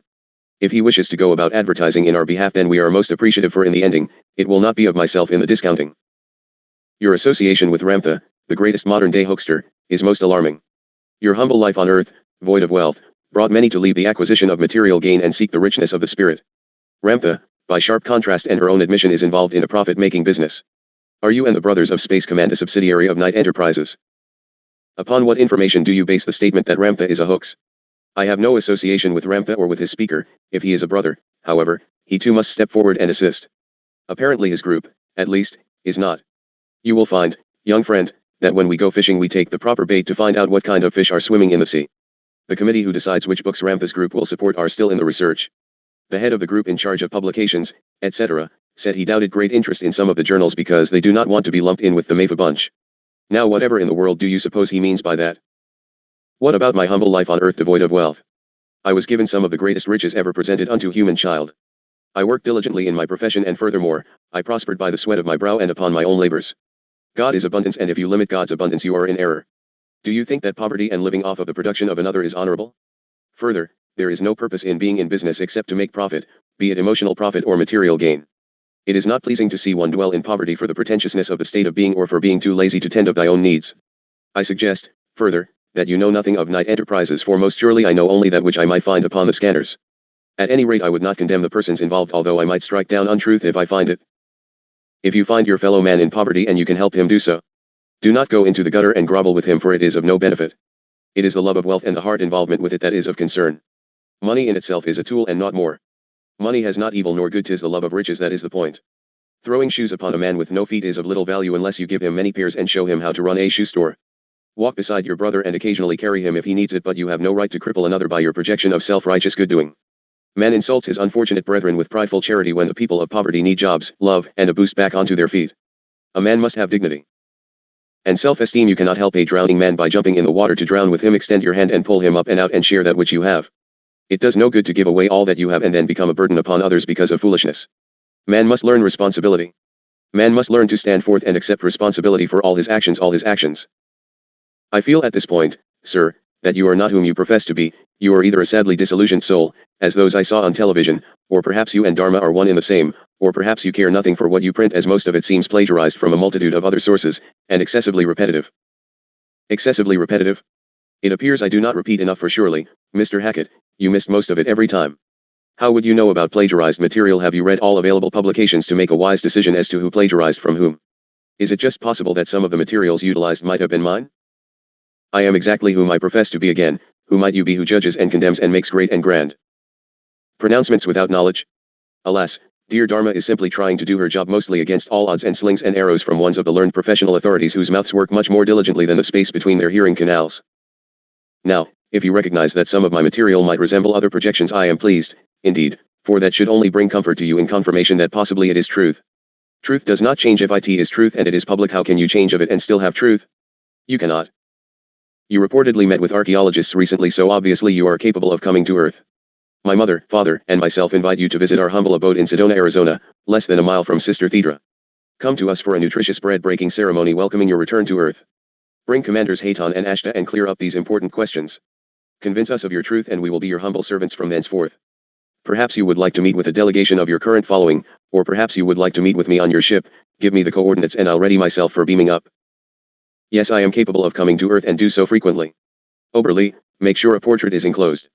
I thank you for your invitation, but it is given in sarcasm and hurtful intent and would pain your parents greatly. I have no need of bread, so why would you not share with an Earth brother who has need of it? I shall attempt to convince you of nothing. I care very little of your bigoted opinions. Neither do I think that you really desire the presence of Commanders Hayton and / or Ashta. I do not wish you to be mine servant. I would wish that you might effort at serving your fellow man with other than cynical mayonnaise and self-righteousness. You would not enjoy our company very much, for we are come in total service unto you once, and we do not bow to the evil presence. A delegation of my current following? I am constantly in the presence with my brothers in service unto God and creation. I know little of my following, for you imply it is a poor group indeed. You enjoy your jesting? Then let me give you a few pictures for your pleasure. Just how do you think you are going to make it up to those lovely fluffy clouds to be with the divine energy of Jesus Christ and Father God? Is everyone just going to bounce around on those cute little clouds singing and dancing? Clouds are only a few hundred feet off your surface, and your surface is going to be a mess, indeed. Would you have us just leave you floating around in the nuclear cloud? So be it, to your own choices. I further doubt that you would go to the effort of preparing yourself for beaming anywhere. Now, James, I will say something most important unto you. You are a wondrous being and the beauteous creation of Creator. I not only resent not your letter, I sincerely and humbly thank you for writing it. I do not think you meant of it in vileness nor evil intent. I appreciate the opportunity to respond, for this is a typical letter and I honor you for presenting it. Further, I would most like it if we might be friends, for you proclaim to believe and honor me and even be a follower of the divine energy of Jesus Christ. Well, here is my hand, for that is exactly that, the divine energy. How was it that you expected the Christ to return? Does it distress you so much that God would prepare the way? I went forth to prepare a place for you. Do you again do less for me? You live less than a mile from Sister Thedra? Then I suggest you run as fast as you can unto her door and tell her that Sananda sent you. You may very well be quite surprised to learn that Sananda is quite real indeed. Now, in closing, I am going to plagiarize quite a bit of my own projections again, from the book of Matthew, for it is as good as any. Matthew 24:3. When will this happen? The disciples asked him later, as he sat on the slopes of the Mount of Olives. What events will signal your return, and the end of the world? Jesus told them, don't let anyone fool you. For many will come claiming to be the Messiah, and will lead many astray. When you hear of wars beginning, this does not signal my return. These must come, but the end is not yet. The nations and kingdoms of the earth will rise against each other, and there will be famines and earthquakes in many places. But all this will be only the beginning of the horrors to come. Then you will be tortured and killed and hated all over the world because you are mine, and many of you shall fall back into sin and betray and hate each other. And many false prophets will appear and lead many astray. Sin will be rampant everywhere and will cool the love of many. But those enduring to the end shall be saved. And the good news about the kingdom will be preached throughout the whole world, so that all nations will hear it, and then, finally, the end will come. So, when you see the horrible thing, told about by Daniel the prophet, standing in a holy place, let the reader take note. Then those in Judea must flee into the Judean hills. Those on their porches must not even go inside to pack before they flee. Those in the fields should not return to their homes for their clothes. And woe to pregnant women and to those with babies in those days. And pray that your flight will not be in winter or on the Sabbath. For there will be persecution such as the world has never before seen in all its history, and will never see again. In fact, unless those days are shortened, all mankind will perish. But they will be shortened for the sake of God's chosen people. Then if anyone tells you the Messiah has arrived at such and such a place, or has appeared here or there, don't believe it. For false Christs shall arise, and false prophets, and will do wonderful miracles, so that if it were possible, even God's chosen ones would be deceived. See, I have warned you. So if someone tells you the Messiah has returned and is out in the desert, don't bother to go and look. Or, that he is hiding at a certain place, don't believe it. For as the lightning flashes across the sky from east to west, so shall my coming be, when I, the Messiah, return. And wherever the carcass is, there the vultures will gather. Immediately after the persecution of those days the sun will be darkened, and the moon will not give light, and the stars will seem to fall from the heavens, and the powers overshadowing the earth will be convulsed. And then at last the signal of my coming will appear in the heavens, and there will be deep mourning all around the earth. And the nations of the world will see me arrive in the clouds of heaven, with power and great glory. And I shall send forth my angels and the sound of a mighty trumpet blast, and they shall gather my chosen ones from the farthest ends of the earth and heaven. Now learn a lesson from the fig tree. When her branch is tender and the leaves begin to sprout, you know that summer is almost here. Just so, when you see all these things beginning to happen, you can know that my return is near, even at the doors. Then at last this age will come to its close. Heaven and earth will disappear, but my words remain forever. But no one knows the date and hour when the end will be, not even the angels. No, nor even God's Son. Only the Father knows. The world will be at ease, banquets and parties and weddings, just as it was in Noah's time before the sudden coming of the flood. People wouldn't believe what was going to happen until the flood actually arrived and took them all away. So shall my coming be. 2 men will be working together in the fields, and one will be taken, the other left. 2 women will be going about their household tasks, one will be taken, the other left. So be prepared, for you don't know what day your Lord is coming. Just as a man can prevent trouble from thieves by keeping watch for them, so you can avoid trouble by always being ready for my unannounced return. Are you a wise and faithful servant of the Lord? Have I given you the task of managing my household, to feed my children day by day? Blessings on you if I return and find you faithfully doing your work. I will put such faithful ones in charge of everything I own. But if you are evil and say to yourself, my Lord won't be coming for a while, and begin oppressing your fellow servants, partying and getting drunk, your Lord will arrive unannounced and unexpected, and severely whip you and send you off to the judgment of the hypocrites. There will be weeping and gnashing of teeth. Matthew 25. The kingdom of heaven can be illustrated by the story of 10 bridesmaids who took their lamps and went to meet the bridegroom. But only 5 of them were wise enough to fill their lamps with oil, while the other 5 were foolish and forgot. So, when the bridegroom was delayed, they lay down to rest until midnight, when they were roused by the shout, the bridegroom is coming. Come out and welcome him. All the girls jumped up and trimmed their lamps. Then the 5 who hadn't any oil begged the others to share with them, for their lamps were going out. But the others replied, we haven't enough. Go instead to the shops and buy some for yourselves. But while they were gone, the bridegroom came, and those who were ready went in with him to the marriage feast, and the door was locked. Later, when the other 5 returned, they stood outside calling, Sir, open the door for us. But he called back, go away. It is too late. So stay awake and be prepared, for you do not know the date or moment of my return. Again, the kingdom of heaven can be illustrated by the story of a man going into another country, who called together his servants and loaned them money to invest for him while he was gone. He gave $5,000 to one, $2,000 to another, and $1,000 to the last, dividing it in proportion to their abilities, and then left on his trip. The man who received the $5,000 began immediately to buy and sell with it and soon earned another $5,000. The man with $2,000 went right to work, too, and earned another $2,000. But the man who received the $1,000 dug a hole in the ground and hid the money for safekeeping. After a long time their master returned from his trip and called them to him to account for his money. The man to whom he had entrusted the $5,000 brought him $10,000. His master praised him for good work. You have been faithful in handling this small amount, he told him, so now I will give you many more responsibilities. Begin the joyous tasks I have assigned to you. Next came the man who had received the $2,000, with the report, Sir, you gave me $2,000 to use, and I have doubled it. Good work, his master said. You are a good and faithful servant. You have been faithful over the small amount, so now I will give you much more. Then the man with the $1,000 came and said, Sir, I knew you were a hard man, and I was afraid you would rob me of what I earned, so I hid your money in the earth and here it is. But his master replied, Wicked man. Lazy slave. Since you knew I would demand your profit, you should at least have put my money into the bank so I could have some interest. Take the money from this man and give it to the man with the $10,000. For the man who uses well what he is given shall be given more, and he shall have abundance. But from the man who is unfaithful, even what little responsibility he has shall be taken from him. And throw the useless servant out into outer darkness, there shall be weeping and gnashing of teeth. But when I, the Messiah, shall come in my glory, and all the angels with me, then I shall sit upon my throne of glory.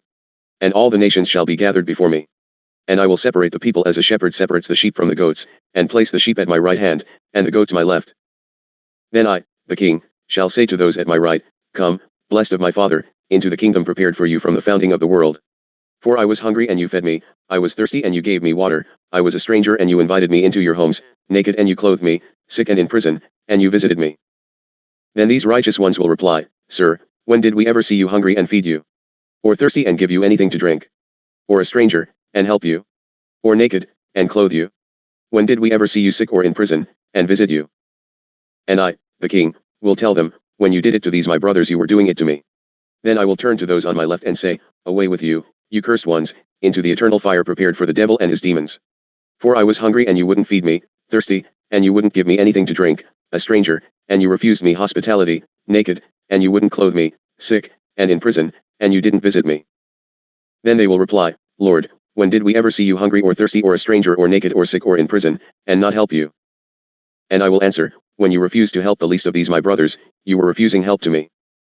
And they shall go away into eternal punishment, but the righteous into everlasting life. So be it, and Selah.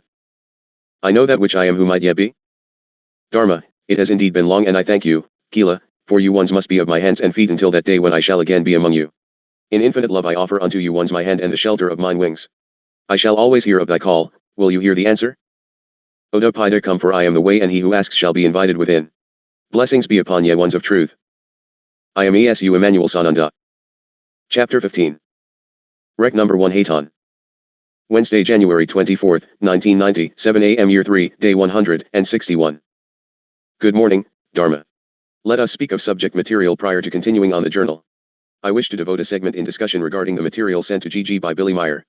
I also wish overly to assemble all information available on the Santa Barbara Savings vs. E&DE as presented in Judge Jason Brandt's court in Mojave, California. It is a most appropriate example of the depths of injustice perpetrated upon citizens. That particular judge is now planning to move from a municipal court situation to a higher, superior, court. This is an example case and I shall discuss it at length. We also need to respond to Dr. Meek in a timely manner, but I believe he is quite willing to be patient as we sort out these pressing TID bits. I would like a selection of subject matter for G&D to take to Florida. I wish to first comment on what is going on right now in your own government, for it could be a most disastrous week in your market if actions are not taken early this very day. Your averages are off in reflection to pressures in Japan and negative attitudes about pouring more funding into shoring up your economy. Japan's and Britain's markets are confused, also, in response. The foolhardy computer trading is ready to kick in with its terrorizing effect, and all-out efforts are being made to pull away attention and shift it to China's students and all manner of nothingness to keep the distraction going until they can somehow shore up the stability. What is really happening is that the government and the feds have had to make public the fact that there may be twice as much money needed for the S&Ls, perhaps another $50 billion. Of course, there was never a solution built into the original sum, and all knew it except you nice little slaves who pay the $100 billion. Well, that isn't nearly enough, either. It was never intended to solve the problem, as it was a primary factor in bringing the economy to its knees and slip further under the control of the bankers' conspiracy. Now, there is a whole list of failing institutions added to the already long list, and everyone at high levels, like Mr. Greenspan, just looks innocent and prattles on as if it were an act of God. Mr. Bush ignores it altogether and loudly proclaims his reasons for vetoing a bill which would allow Chinese students in the U.S. to remain there for a while longer, etc. He claims it would injure the student exchange program with China if you fail to require the students go home. So be it, just keep your eyes and ears open and pray hard that it can be maintained just a while longer until we can get a little better situated. We need to be able to get that financing for our projects. Actually, good projects are all the banks have left with which to leverage business. There is so much non-product investment abounding that there is no revenue for the banks with which to offset the debt and interest inequities, and it will worsen as the economy deteriorates.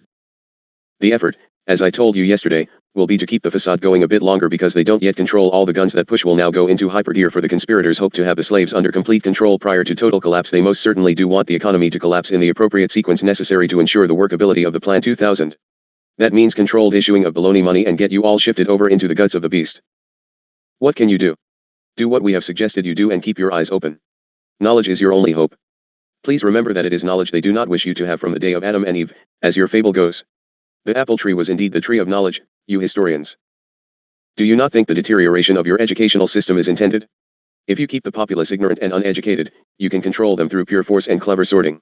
If a man cannot read and write, the battle is all but over. Further corrupt your populace into immoral behavior and then abort your babies, and Satan has really won around, because the lighted souls are returning into the countries where there is yet hope of changing the course of evil. The satanic forces are already outnumbering the godly forces by great numbers. The effort is to keep new lighted energies out and sink the available ones into deeper confusion, so that the work of evil is accomplished preferably by your so-called Christian and Jewish leaders and churches.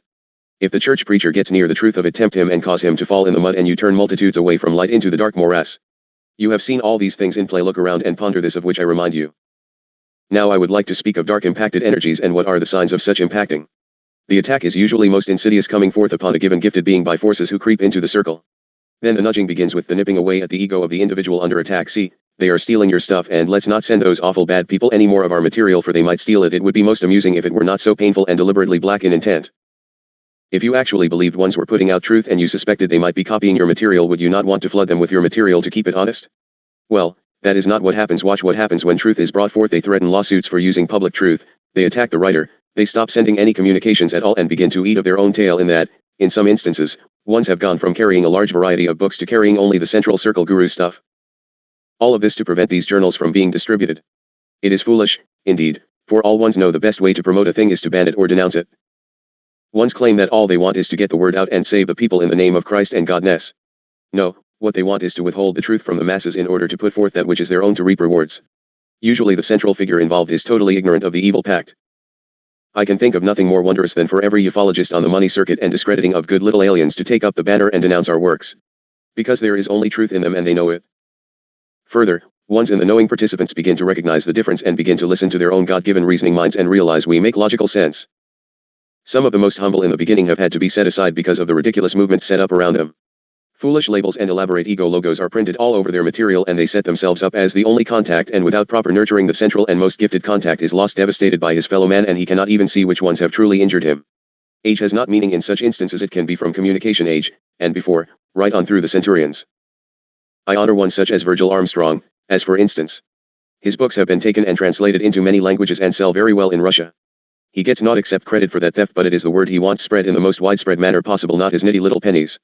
Yes, he needs rewards for his work, but that comes in many ways, and meanwhile truth is marching on across the lands. And we of the Guardian Brothers shall advertise and promote his work, and abundance shall flow unto him from truth and not lawsuits of foolish nature. There is no need to promote doom and gloom terror. The facts can be presented in hope of insight and love unbounded to lift ones up instead of pouring salt into the open wounds. You must know the truth of your circumstance, for it is only through the truth that ye shall be set free. But there is wondrous upliftment and joy in knowing a thing and then directly working the challenge of changing into the positive. It is joy beyond expression to know God and understand that the plan of evil shall not prevail, and I find my crew completely joyful and at peace simply to be allowed participation at such a time of challenge and coming into truth and knowledge. And by their contribution in love and giving, the rewards shall flow multifold even in abundance, for it is the promise of Creator. Edward A. Meyer, Billy. I need to use the given label for this wondrous friend in this most sad situation, for my discussion would have very little impact otherwise. This discussion revolves around a letter and information sent from Billy to Gigi, whom Billy considers a very close and dear friend. This man in his human form has been all but destroyed, and the pain is screamed out of his being, and yet in his pain he has been opened up to lies. This man was our first major contact on your planet in these modern times of change. He was a simple man in truth, and indeed humble in the years of Sem Jace's contact. He was plagued with earthly bombardment and need to live frugally, but he was a simple and honest one sent forth to be an earth contact, that we might make ourselves known and accepted in truth and not in terror. Billy Meyer shall receive full compensation for his contribution to, and they called his name Emmanuel I am Sananda, for he first dared to put into print the original words from the ancient scrolls, having received the material as translated from a most beloved one from Lebanon. I will quote verbatim his letter, December 30, 1989. Hello Gigi. Thank you for your letter as well as for the books. My material has been used to produce horror stories and to lead the mankind into more confusion. My comment. The Americans are deceivers, frauds, swindlers, and the first and the last scoundrels in the whole universe. Look at the enclosed copies. Edward A. Meyer, Billy. The attached materials are both heartbreaking and filled with truth.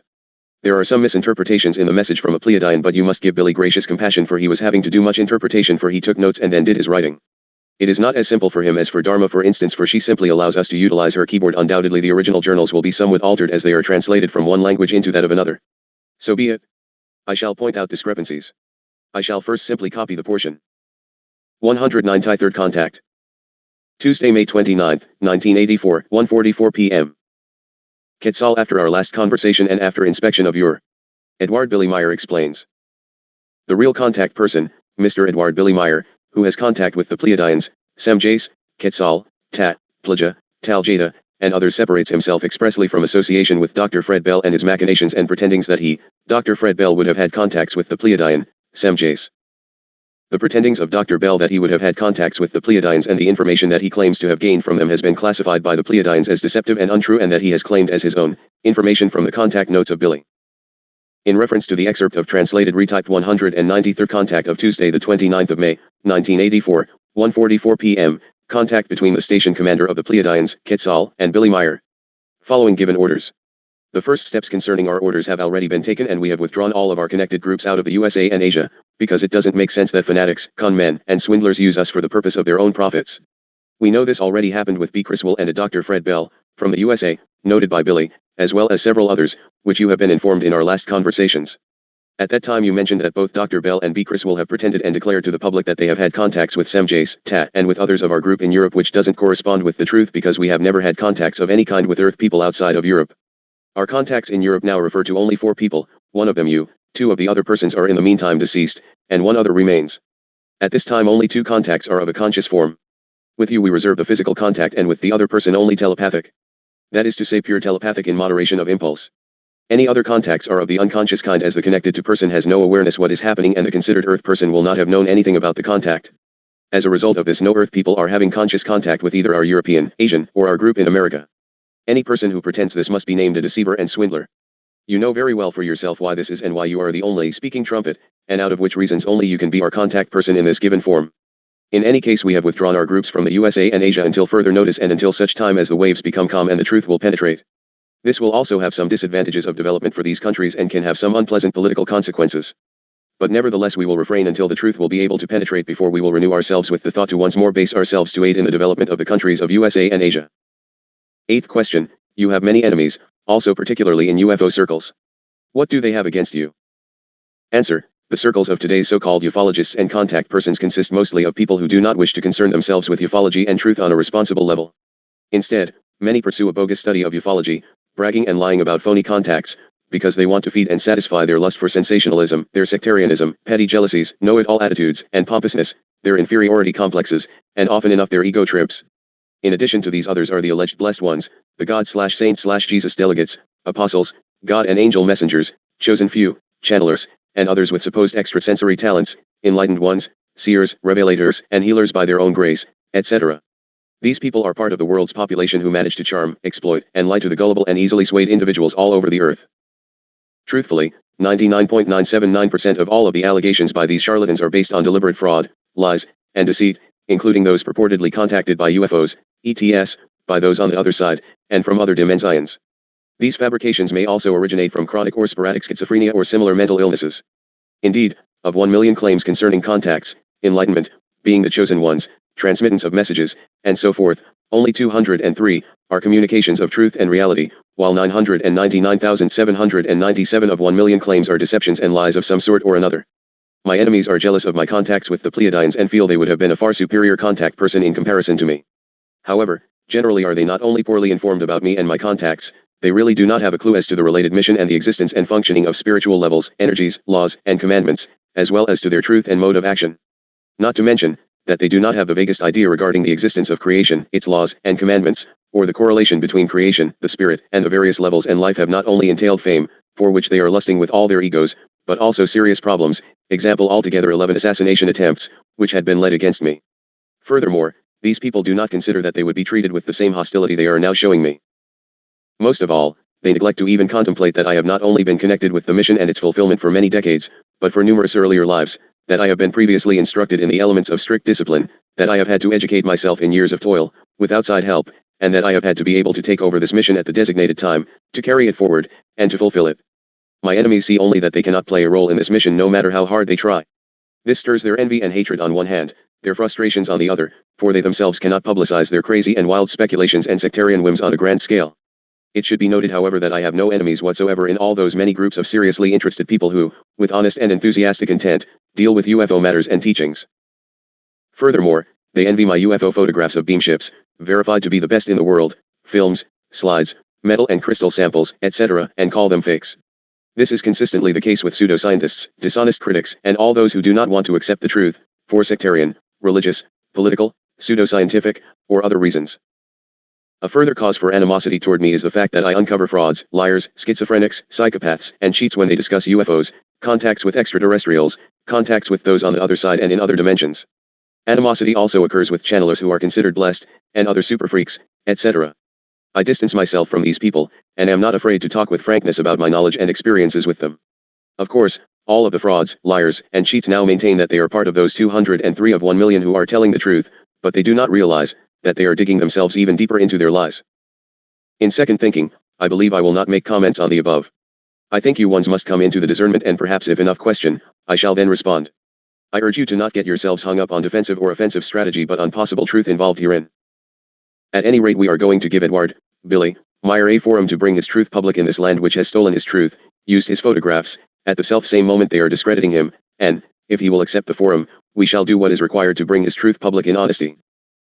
When we speak of stolen material we speak of almost all of his photographs which were made with our consent and staging and the notes which have been distorted and then projected as if conjured up lies.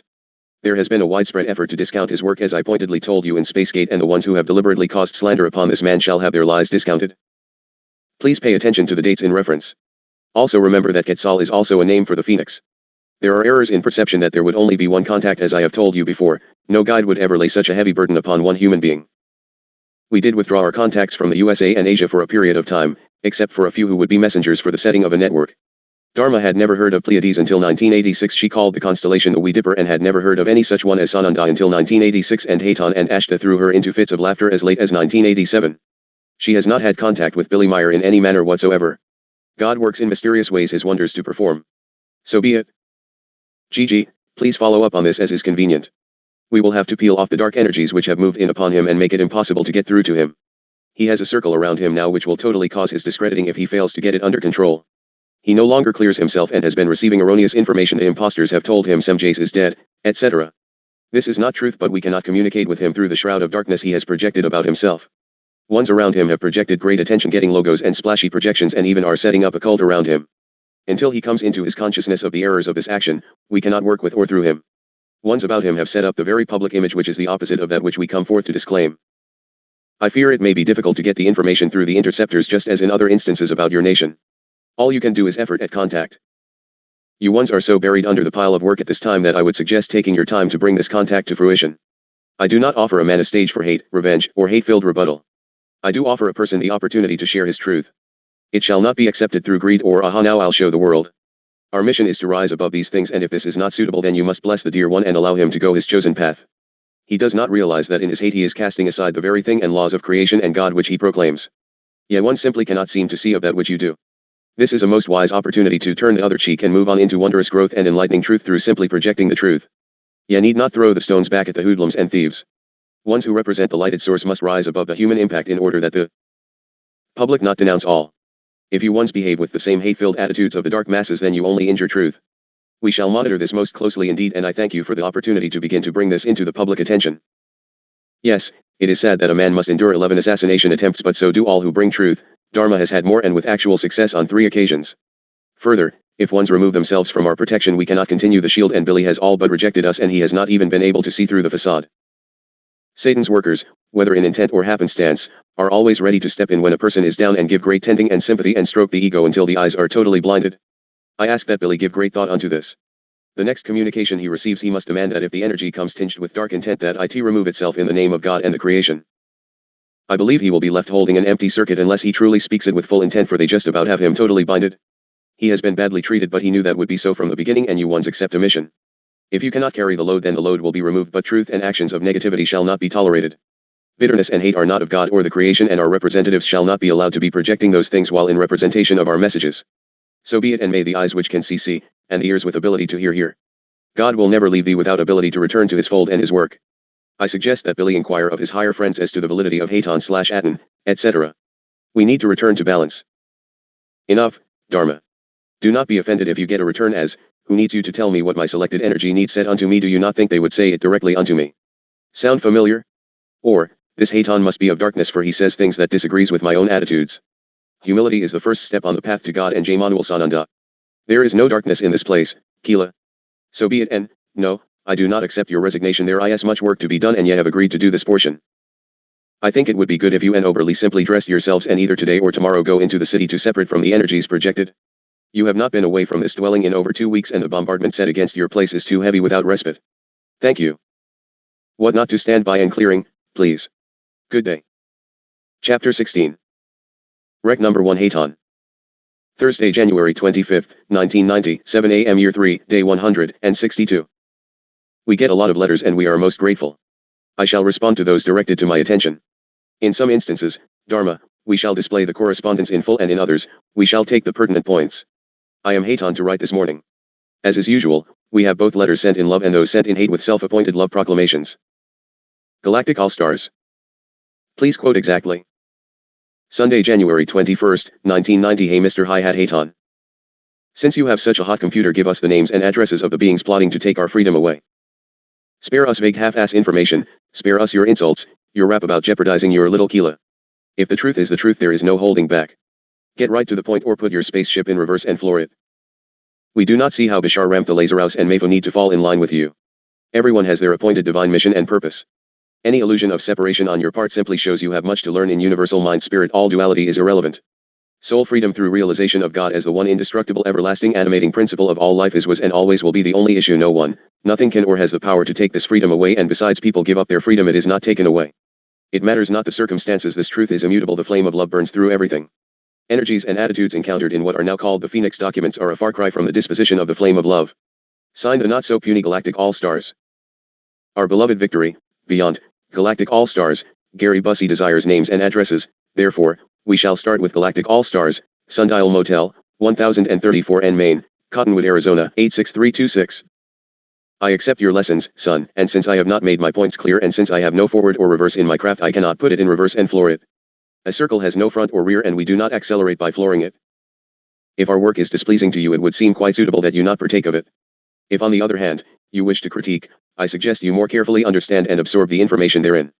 I further suggest that you memorize every word in Satan's drummers. I know that you do not speak for all ones you have proclaimed as galactic all-stars, for several which you have taken the liberty of naming within your group have disclaimed association with you. It is also most unfortunate that you hide behind the wondrous affirmations and teachings of beloved Saint Germain, for you bring discredit on the precious ones who use the teachings in truth. The flame of love burns through everything, thusly does the flame of evil. So be it. I am most grateful for the loving assistance you have shown us in the past and I honor your opinions. I have no intent whatsoever to bring discomfort, misunderstanding nor aloofness to our relationship, for I find no relationship. Peace be with you, son, for your heart is in great pain. No one is forced to fall in line with me, be the energy incarnate or discarnate. 'Tis your choice which path you take, for I intend to continue to fall in line with God and the creation in love and balance, and hopefully, to fulfill my mission through a horrendous transformation of a planet filled with manifested humans asking God for assistance. Ye are each free to cast the projections aside that, dear one, is between you and God and is no business of Haton. Thank you. I greatly appreciate the following questions, and since they have come from many, I shall only quote a portion of one petition document which is most comprehensive. The writer of the correspondence is embarrassed. There is most surely no cause for embarrassment on any subject which is unclear. I cannot always make of it clear, but I am most surely ready to respond in a manner which is honest to the best of my ability. As a commander representing fourth dimension, I perhaps relate better to your needs, but being of higher frequency and etheric matter I cannot totally relate to your projections. You ones have not had all the lessons on the creation and manifestation, illusion, fine material and coarse material existence, and it is most difficult to answer one question without creating myriads more. So let us present the questions, and then I shall attempt to respond with information already given unto you, for after all, you can only relate to that which you know. The unknown requires you seek and find. We do not, however, expect that you will have read, reread, and absorbed all the journals, for some do not yet even have of the journals. We become quite good at discerning those questions which are asked in honest intent and those which only are to break down the knowledge and are of total ego intent. Quote. Is there a difference between making love with one you love and having sex for the sake of sex and no love?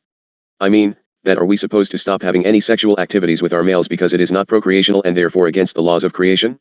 I know that sex for the sake of it is not good. We all want to do whatever is right for our highest good and development. But, I guess we feel that we have this physical body which gets a physical release from this act. It has been something we have enjoyed with our mates, but now we are all confused. Does it keep us from reaching our higher vibration or what? Our next question along those same lines is masturbation against the laws of creation? Or is it just another sexual act for physical release of the body which is unnecessary? Is sex for non-procreation evil? Is masturbation evil?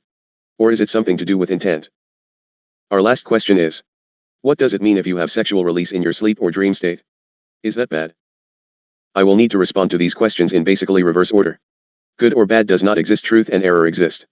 Thought intent is all there is. The body responds to the intent of the fine material of soul. Let me remind you of the definition of evil. Evil is always in opposition to life. It is that which opposes the life force. It has, in short, to do with killing, murder, namely, unnecessary killing, killing that is not required for biological survival. Now, don't get confused by the abstract definitions intellectually thrown at you which render the explanation irrelevant.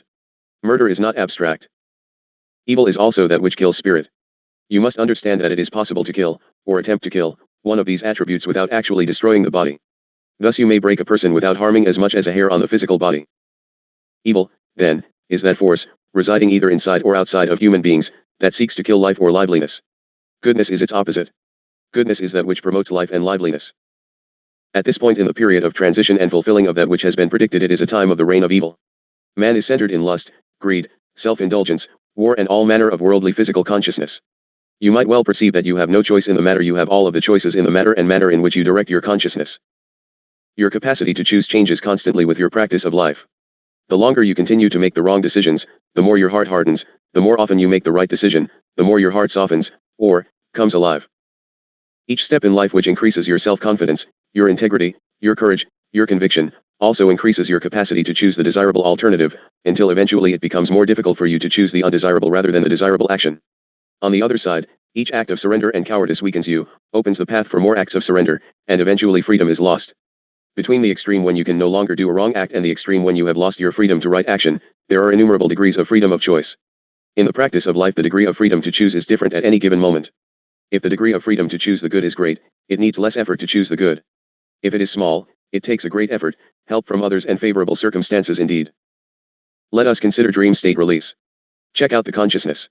Is that release accompanied by lewd and lustful visions, or is it simply release? The fact always comes back to intent, for if the consciousness is always focused on lust and greed, it will carry over into the sleep state. If, however, it is release and is triggered by physical overload and is an unconscious act of the physical, how can it be evil? Or necessarily good, for that matter? Masturbation falls into the same category. Each individual must look within to intent. Man has been told, and therefore he assumes, that a physical release in a sexual context is somehow necessary, so be it always it is intent. Yes, of course, there is great and magnificent difference between making love with one you love and having sex for the sake of sex and no love. Only the individual involved has full knowledge of why he performs an act of any sort. Sexual intercourse unto climax is apparently a most pleasurable release and satisfying thing, or is it? The facts are, it is quite debilitating for a period of time, usually rendering the parties without control and very vulnerable unto the other party for a period of time. Would you wish evacuation duties to call in the midst of such activities or immediately thereafter? I often think the evacuation of the planet must revolve around the bedtime habits of the populace as well as not interfering with dinner hours. Sometimes a good way to measure your actions against what you individually perceive is to know the following: even in aloneness there are two of you involved, you and God, or you and evil energy.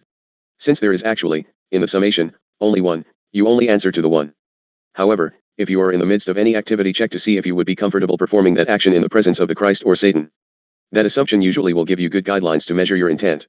And in all things responsibility - know your intent and honor your responsibilities.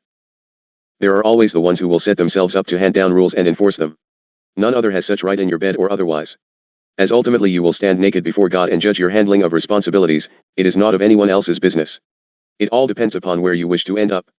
If you make your decisions in clarity before God, then you shall end up with God. If the actions are perpetrated in evil, you shall end up with Satan and his troops, and there are zillions of levels of dimensions in between the two extremes. Ultimately, to become one with God and the creation, go home if you will, to source your choices shall become predominantly godly. If you remove these things from the forefront of your consciousness, they shall find their proper order in your life. Man is what man thinks, and if these points are kept uppermost in the minds of man, they shall continue to be an uppermost problem. I would suppose that a mutual love relationship between a man and his mate are most spiritual indeed, and can very possibly assist in reaching your higher vibration. This would be the exception rather than the rule, simply because it is the love element and not the physical which raises the vibration frequency, and the honesty within the relationship would fall on the side of love, simply expressed in that physical manner. The highest commandment. The highest command of the law of the creation is, achieve the wisdom of knowledge, inasmuch as this will enable you to wisely follow the laws of the creation. The highest command of the law of God is, you shall honor God as the ruler of the human races and follow his laws, for he is the king of wisdom, i.e. 1. You shall have no other gods than the God creator before you, and abide with the laws of the creation, which encompasses all. 2. You shall not make for yourselves idols and false images to worship as gods, for therein you give power into the hands of evil. 3. You shall love the Lord God with all your heart, soul, and being. You must love thyself as God and God as self. 4. You shall not use the name of God irreverently, nor use of it to swear to a falsehood. 5. Remember God's day and keep it holy. 6. Honor your parents. 7. You shall not murder your fellow man. 8. You must not commit adultery.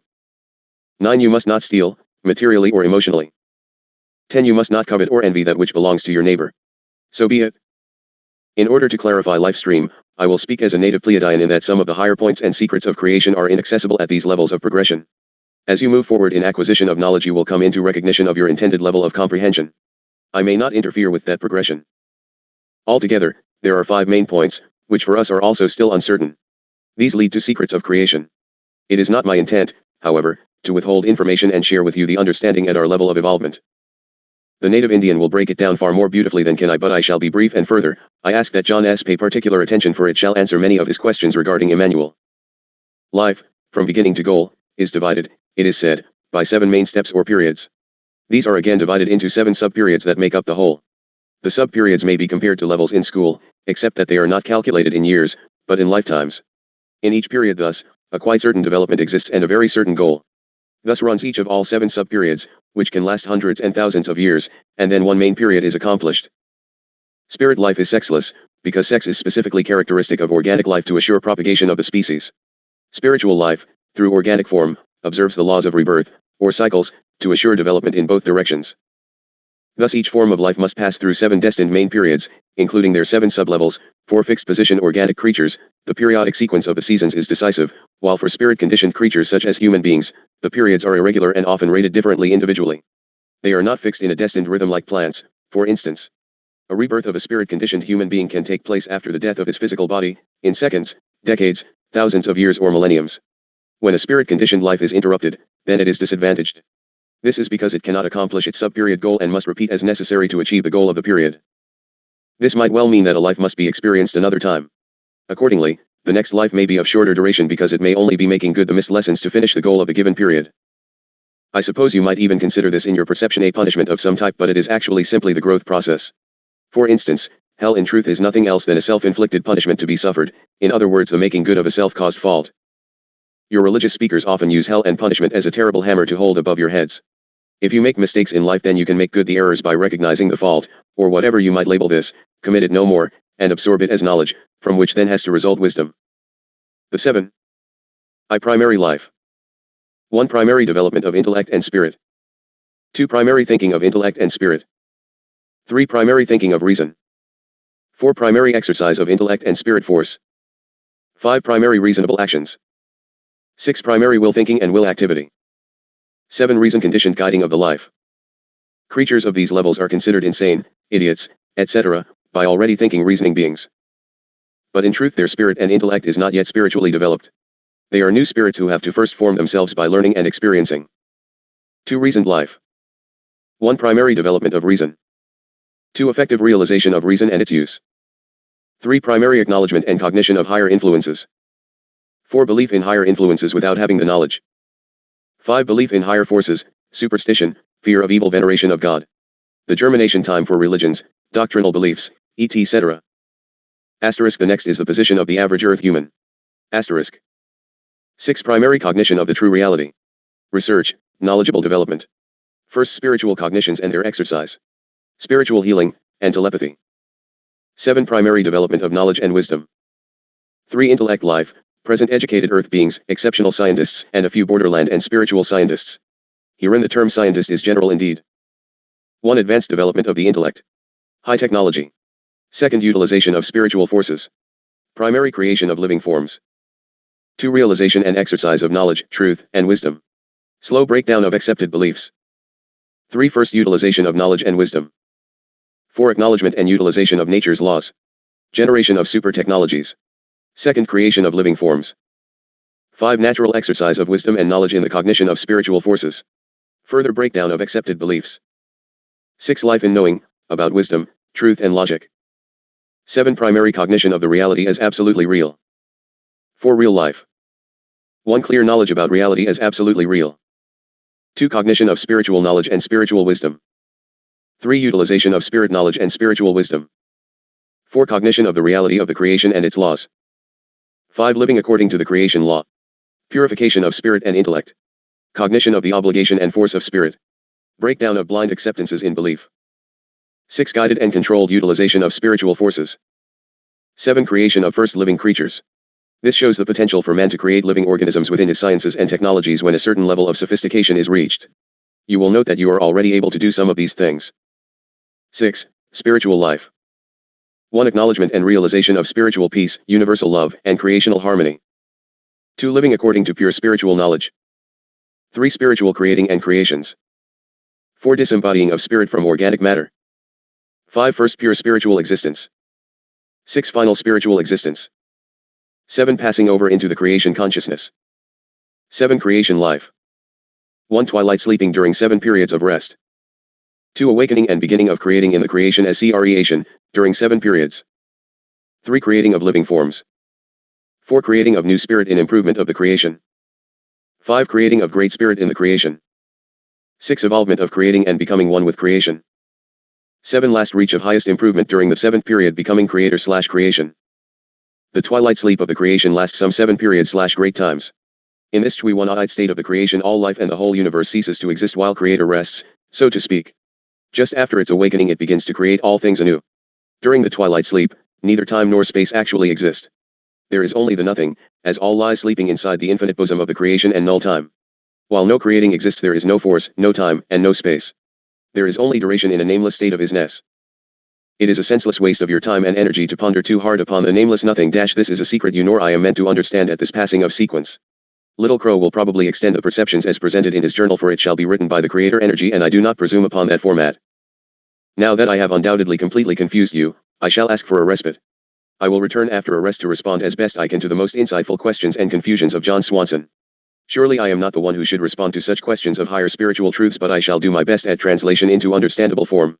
This is the major problem which has flowed over from beginning. What perceptions can you fully comprehend from concepts quite new in your experience?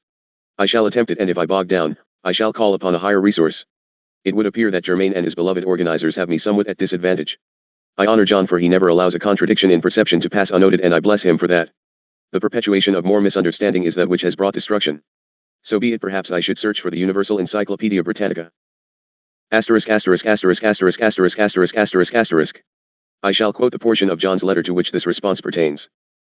In the book called "And They Called His Name J'Manuel," I found, to my great surprise, the assertion that beloved Jesus was supposed to have left the tomb, after being nurtured physically, through a secret entrance on the third day after crucifixion, and later went to India with his mother Mary and Judas Iscariot, married, had a family and lived beyond 100 years of age and was buried. This is quite contrary to what we have received from beloved Jesus and Saint Germain, for we have been told in the I Am activity that Jesus was assisted by the great divine director in the tomb, where the physical body was returned to the universal by the sacred fire, violet flame, and beloved Jesus stepped forth in his higher mental body. He said to beloved Mary, "Touch me not, for I am not yet ascended to my Father." He moved amongst his disciples for 40 days and then ascended at noon hour on the hill of Bethany before 500 people. The account given by Judas Iscariot is quite contradictory to this. The I Am activity is wholly valid in the instruction given. The account given by Judas Iscariot is very, very, very difficult for me to accept. Asterisk asterisk asterisk. Please hold an open mind long enough to hear me out before prejudgment of the statements I shall make herein. Firstly, you assume the instructions of the I Am activity to be valid. This statement does not mean I disagree with that perception, but you must realize, John, that errors are made as years go by according to the ability of one's receiving information to understand. Secondly, you must hold in your heart the level of progression on the scale of 7 which I just gave unto you. Judas Iscariot was writing his teachings and his perceptions at the time of the experience. I ask you to recall that which I have asked of you before. Understand that the higher beings of celestial realms must give that which can be accepted and perceived in the growth level of the receivers. Would the I Am activity or any other belief system have been able to even establish itself if Germain came forth and said, "All over, friends, life as you perceive it is just an illusion, a thought form of God, and good day"? I am most relieved that the question put forth is one which is easily answered, for it only appears to be contradictory. There are some truths which are going to point up total lack of similarity in the Bibles. It will mesh a bit better with the Godfrey King projections, perhaps. The Christ teacher, Emmanuel, the one you call Jesus, was the Son of Man, God among you. It is foolish indeed to believe that he was nailed to a cross and died, for this Christ one had experienced in his life stream unto perfection in his higher celestial state, and was but experiencing in your density to bring the peoples back into the truth of God and the creation. In his human form he was betrayed, accused, condemned, and crucified. On the cross he gave up his essence unto God, but the umbilical cord was not yet severed from the physical manifested flesh body. There is great confusion as to how the myth continued from that point, and there are as many versions as there are ones to tell of it, including Germain. The young master was brought down from the standard, a more horrendous and painful experience than the hanging and standing of the cross, for there is no easy manner in which to remove a body from a cross. The God body, fine material, remained in observation of the circumstance. The physical form was removed to a tomb. 3 or so, of your days in counting, are required to perfect the higher separation, much less the perfection of moving the physical density in a higher state of being to continue to house the etheric being. Of course it could have been done instantly, but that would not have given man the experience and perception which he would need to carry from that point to this. His body was healed, refined, transformed, and in fact, recreated. It would be necessary to be both visible and touchable. I, Hayton, do not have authority to state without error as to whether or not he walked among his disciples for 40 days or 39 or 41, or whether or not it was from the hill of Bethany, but I have no reason to believe otherwise, for it would be most reasonable for his transportation from his perceived physical beingness into his total light body, for he ascended into the light and became one with the light. Well, I am sorry, but under those circumstances Gabriel would have been right there with a beauteous craft to receive the ascended godness. Just as at the I Am reenactment you have him move up into a tree, well, you can be pretty sure he did not move up into a tree on the hill of Bethany. It was the gift of the knowledge of life forever and the truth that man can ascend if his perfection is great enough for that which I do, so you can also do, and greater. Now, what really bothers one is that all perceived the Christ one was both bodily dead and gone. It was most surely not time for mankind to experience his sudden reappearance. He would simply have been laid upon, and a more heinous method of his destruction would have been conjured. He was therefore removed from the scene, and later the others were joined unto him, for they had no perception of his placement elsewhere, although his mother was informed of these things. Judas wrote what he could perceive, and that which he witnessed he could do not more.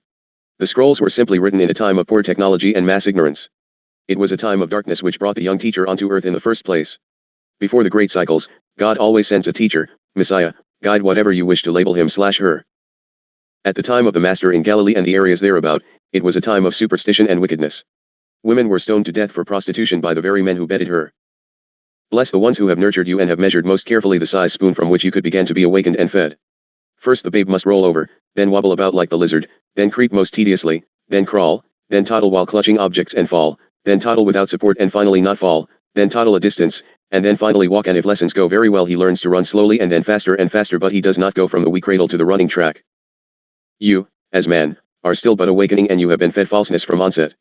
You who are a bit advanced may even accept the concept that all is illusion, but I see none who can fully comprehend the meaning of it. When the Christ Isu, Jesus, ascended into and within the light, he could rightfully say it was finished, for he had fulfilled his mission, he had not finished his work. He spent an interim of time in the God presence and was then sent again to finish up his remaining work upon the orb. His contribution is yet to be brought forth into the light of reality, for it has been kept safely against the day of reckoning. You ones must truly grow above and beyond the limiting of God, or ye shall not be in the understanding. To experience properly God must experience all. This wondrous man was able to transcend the universe and made preparation for against this very cycle of evolution. There was much to be done in preparation in a physical form upon your place. Wonders upon wonders are hidden within the kingdom of spirit. The visible universe with which the human being occupies himself consciously, is only a small pin spot within the marvelous, unlimited, spiritual existence of creation. What is visible or perceptive to the physical eyes and comprehension of a human being represents only a dot in infinity. Do not get lost staring at the tree and miss of the wondrous forest. You must look beyond the narrow restrictions, past the tree, beyond the forest, beyond the heavens, for all the universe man sees and is told of, is only a simple one of many such, which must be counted in myriads, because there do exist universes inside of universes, universes opposite universes, universes above universes, universes below universes, and universes outside of universes, in this first cause, mighty, all-powerful intelligence existing with the creation. And with this immense spirit, with these original forces of existence, of creation, the spiritual intelligence of the human being is connected, because a fraction of this spiritual intelligence of the creation lives in every human being as spirit, and ensouls him. It was such that the Christ Son of Man felt compelled to further experience in the physical manifestation to allow determination of how best to pull mankind back onto the creation. At this time you still have no way to measure the total value of the physical human existence. I truly believe if you study the passages carefully and prayerfully, you will see very little difference in presentation, especially as presented by Germain. It is a bit more difficult coming out of the typical Orthodox religions as referred to as Christian. At the end of his full mission, the Master cast off the old of his body, for he had now perfected his image into the etheric again. I have no way to allow you to see, for I have no example to project unto you. At the end of his journey he needed to leave the physical evidence which shall be recovered in perfection, for man could still not recognize the uselessness of it in higher projection. Whether it was the same body of flesh, or another, it matters not a whit. You must now look onward into the segments of higher creation and creating. If you do not cast off of the old you will miss the cue for the new. I feel as if perhaps I have muddled it quite enough. There is so much left to bring forth, and out of its time it makes little sense. We must hold tightly to the hand of the slowest among the awakened, that we not lose them in the confusion, and we are just about to move into subjects far too hard to accept and chew before the teeth are in place. Forgive me if this is not adequate, but we shall be enlarging upon it all greatly. You ones must move on outside the narrow limits of a Christ, even, and into the exceptional perception of an entire creation. It is a wondrous time indeed, to be experiencing in the glorious format of human man. You walk in the challenge of challenges, and I am honored to walk it with you and serve at this time of great transition. Dharma, let us close this now, for the messages have been long and I wish not to clutter it more. I shall go with these truths that there might be greater understanding. In the love which I all, I move to stand by. Salut, the blessings of God surround you. I am Hayton. Chapter 17. Rec number 1, Hayton. Monday, January 29, 1990, 8 a.m. Year 3, Day 166. What and who is the Phoenix? Phoenix. 1. According to Egyptian and Greek mythology, a bird representing the sun, that consumed itself by fire after living many, many years, hundreds according to some, thousands according to others, and then rose renewed from its ashes, a symbol of immortality and spiritual rebirth. 2. A person or thing of unsurpassed excellence or beauty, a paragon, model or pattern of excellence and perfection of a kind, a peerless example.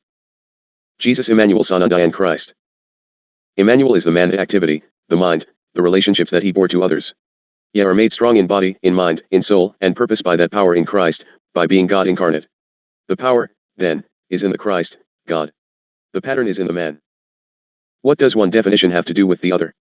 As with the phoenix, or the alternate labels of Quetzal, Thunderbird, etc., Jemanuel, too, rose from his own ashes in the tomb and overcame death, thereby becoming humankind's symbol of immortality and spiritual rebirth.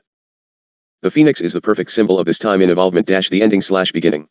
Our central suncraft is ordained, named, the phoenix. This is the time of the phoenix. Our messages carry the label of the phoenix so that all who pick up the books can know. The phoenix is a dream and desire to become again in newness, a rebirthing and progression into heavens of recreation from death into life. The world is consuming itself with the fires of hatred, addictions, war, divisiveness, discord, and strife, both figuratively and literally through proliferation of destructive nuclear tampering and chemicalization. But take heart, for the divine manifestation of God who comes in the flesh to destroy incarnate error, what Eastern philosophy calls an avatar, a Sananda is coming again soon and will raise up from the ashes of your polluted, scorched, and beleaguered planet, a new world of light, love, peace, harmony, and unity. What would this mean for you? You must prepare yourselves for this time of purification and tribulation by moving back into the pattern of excellence and toward perfection you see in the original Phoenix Christed being the highest human physical concept of the divine idea. You are now in the age of chaos, Kali age. No matter what wrongs you may have done, what errors you may have committed in thought, word or deed in the past, if you will truly turn back unto the Lord and follow his example of love, compassion, sharing, caring, giving and forgiving, not only will your physical and material lives be improved, but you will also save your souls, and like the phoenix, you will be reborn from the ashes of ignorance into the light of truth. The Lord states, "Behold, I make all things new." Look forward to this new beginning with great joy and anticipation, for nothing and no one can keep the sun, from rising again and rejuvenating and reclaiming the world with his light. Why does evil fight so hard? The principle for generation, organization, and destruction, God, is on his way soon to arrive. These journals and other priceless documents are coming forth, and have come forth prior to the series, to announce the good news of that return and give instructions for the passage through this time of transition. We must give truth that indeed all religions are but one. The consciousness of the Christ way, the red road, must be brought forth. You ones upon the planet Earth must come into conscious realization that you have reached the transition time of the ending/beginning. You must be prepared for these things. God, Creator, would not leave you without travel and transportation instructions. Those who receive of these messages, including the group at TBN with Paul Crouch who suggests you return to Christ and get off this phoenix kick, had better trim their lamp wicks, for their vision is dim indeed.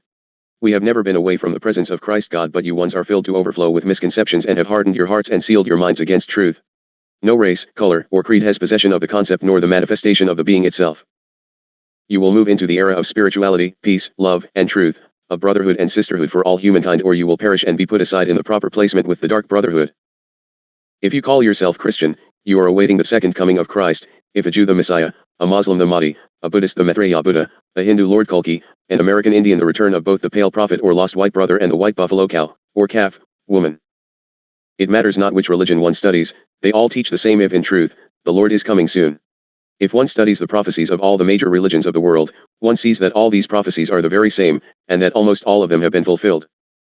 Common prophecies of all are major bizarre weather changes, increased earthquake activity, volcanic eruptions, social, political, and economic chaos, increased wars with nations rising against nation, a push for a one-world government ruled by a single antichrist entity, ecological disasters stemming from chemical pollutions, destruction beyond repair of the natural resources, moral decay of the races, famine, plagues of nature and disease, brother killing brother and debasement of the very emotional fiber of mankind. All of these things are bringing the world to the brink of catastrophe, and these things will immediately precede the Lord's coming. The proof, for you earth dwellers do like your proof, of the imminent change is based not only on religious prophecies, but also on scientific, astrological, astronomical, political, historical, and current events unfolding right in front of you and burying you in the confusion. These things have been quite thoroughly researched, and we will now effort at tying them together that those of you who still question authenticity might come into comfort. Physical presence. It is not a physical presence of your Lord on earth that you actually await, you are also awaiting the birth of what has been called the Christ consciousness within all, the unfolding of the divine spirit within and its manifestation without. Without this unfolding, without the birth of this new, greater, divine consciousness, mankind is doomed. Without an interchange, man can no longer cope with the gigantic development of the outer life. If humanity is to survive, a radical transformation of human nature is indispensable. An evolution of consciousness is the central motive of terrestrial, earthly, existence. A change of consciousness is the major fact of the next evolutionary transformation. To be wholly conscious of oneself and of all the truth of one's being is what is implied by the perfect emergence of the individual consciousness, and it is that towards which evolution tends. All being is one, and to be fully conscious means to be integrated with the consciousness of all, or in other words, to be one with all and therefore, one with God. Oneness. What is meant by the term oneness? God is one. No matter what different names one may give to him, and that all religions spring from the very same source, the one God. Just as H2O is called water in English, agua in Spanish, O in French, pani in Hindi, jal in Bengali and so on, the words are different but the substance is the same. Religions of the world are much like the spokes of a wheel, all leading to the same center hub, the one God. Whether you call this one God Christ, Jehovah, Allah, Om, Buddha, Krishna, the Great Spirit, or just prana, primal, energy makes absolutely no difference, for the substance is the identical structure. They are simply different labels for the same source from which everything springs. Religions are but different roads converging upon the same point. What difference could it possibly make which road you take if you reach the same goal? Further, you cannot separate out your holy books one from another, for if there be differences man has tampered, for there is no difference in the original words of God. You of the Christian English belief, give yourselves away to the rest of your earth brothers, for you have unwittingly used the Hindu word for God Om to describe God, O omnipresent, O omniscient, and O omnipotent. Omnipresent means the presence of Om or God everywhere, always present. Omniscient means the knowledge of Om or God, or all-knowing. Omnipotent means the power of Om or God, or all-powerful. Om comes from Sanskrit, which is the oldest written language known to man and predates even your Latin. The Latin word omni, however, means all, indicating God, since God is all or everything. Our intent herein is to clear away some of the misconceptions and point out similarities of the teachings and truths contained in the world's major religions, in that we might create more harmony, unity, and understanding between peoples of different religions, and to clear away a lot of confusion, misunderstanding, and misconceptions which people of differing faiths have about one another. Organized religion, instead of being the great uniter of mankind and the world, has most often been the great divider of mankind and the world. True religion is spiritual religion. It is a seeking after God, the opening of the deepest life of the soul to the indwelling Godhead, the eternal omnipresence. In spirituality restored to its true sense, you must seek for the directing light and the harmonizing law. Spirituality is something else than intellectuality. Its appearance is the sign that a power greater than the mind is striving to emerge in its turn. Spirituality is a progressive awakening to the inner reality of our being, to a spirit, self, soul which is other than your mind, life, and body. It is an inner aspiration to know, to enter into contact and union with the greater reality beyond, which also pervades the universe and dwells in you, and, as a result of that aspiration, that contact and that union, a turning, a conversion, a birth into a new being, in other words, to become a Gnostic being, Gnostic meaning knowledge of God through direct, personal spiritual experience. Clarification of biblical words. J. Manuel said, "Lest one be born again, one cannot enter the kingdom of God. Repent. For the kingdom of God is at hand." The biblical word repent is translated from the Greek word metanoia. Dear ones, your original New Testament was written in part, in Koine, from which you get the term a word coined from, which was a mixture of various languages of the region, mostly Greek, and was later translated into pure Greek. Metanoia or repent means a complete change of mind, a total turning around and going in the opposite direction, or to revolute, change everything, and with this changing or conversion, one is born again. Now look closely at this parallel to those above words of J. Manuel to these of Aurobindo, the great Indian master. As God's partners, we beg you not to toss aside this marvelous message of God's great kindness. For God says, "Your cry came to me at a favorable time, when the doors of welcome were wide open. I helped you on a day when salvation was being offered. Behold, now is the acceptable time, behold, now is the day of salvation." Signs and updates. In your book of Revelations, God reveals that at the time of the end of this age of chaos, the Divine Mother, or God as the Mother, would come to earth for a period of 1260, would have 12 stars around her head, and would be pursued by the red dragon. Revelation 12, the above was prophesied 2,000 years ago. Let us look at some irrefutable manifestations that are most current indeed. On June 24, 1981, on a mountainside behind the village of Medjugorje, Yugoslavia, the Divine Mother started appearing to 6 children, 4 girls and 2 boys ages 10 to 17 YRS. According to eyewitnesses, which include Turks, Muslims, communists, and believers alike, miracles have accompanied these apparitions. For example, on August 2, 1981, the people saw the sun begin to spin and move towards them as the earth began to darken. The exact same sign or miracle the Holy Mother gave on October 13, 1917 in Fatima, Portugal. Other miracles include 1. A blazing fire seen on the mountainside, yet when police rushed up, no sign of anything burning or burnt was found. 2. The word mir or peace written across the sky in letters of light, and 3. A brilliant light appearing around a huge cement cross erected on the mountain peak, a light so brilliant that the cross was seen spinning in rainbows of light.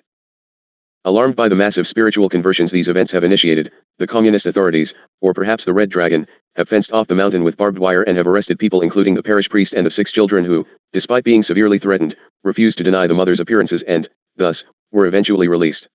Since then, the people have been forced to worship inside St. James Parish, where the Divine Mother, who calls herself the Queen of Peace and who, according to the children, wears a crown of 12 stars, has been appearing to them daily for the past 3 years.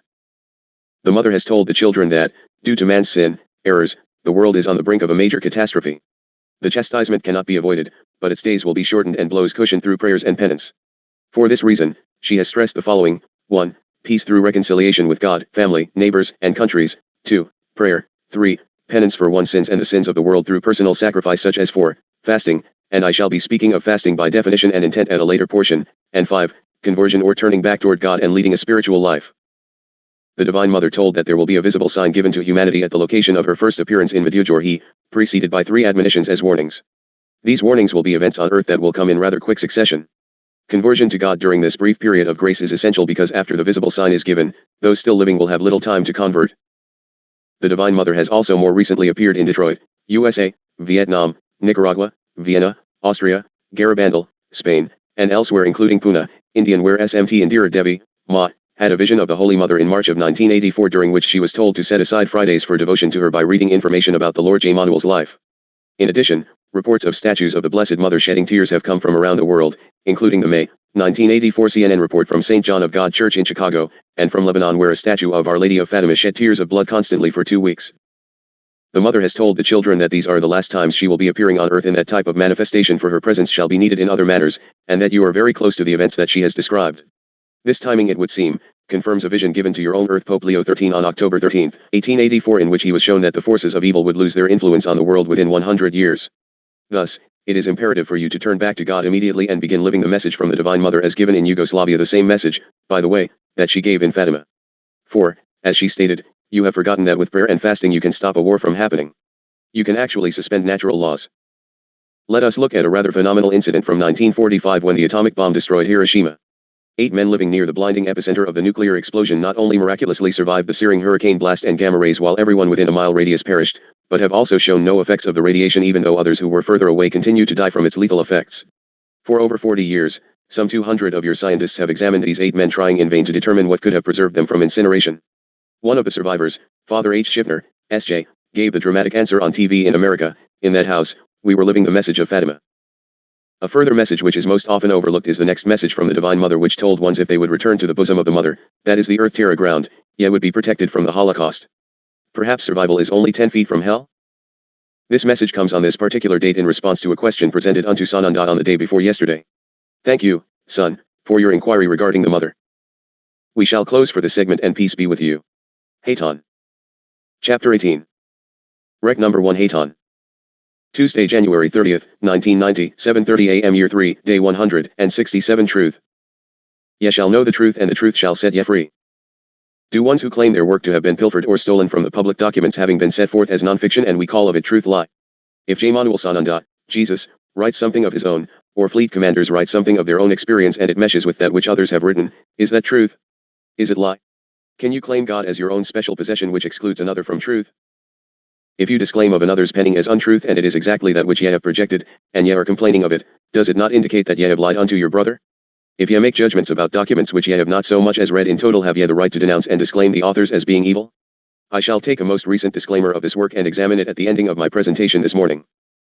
This is the Crucifixion of the Phoenix, and I shall point out to you how it begins and how the negative power will make of itself most foolish indeed. Lord Buddha. Foolish to think that truth is in untruth, equally foolish that untruth is in truth. Truth is always truth, untruth always untruth. Only suffering for the evil man, suffering now, suffering later, suffering in this world and the next. Happiness for the good man, happiness now, happiness later, happiness in this world and the next. Right views will be the torch to light his way. Right aspirations will be his guide.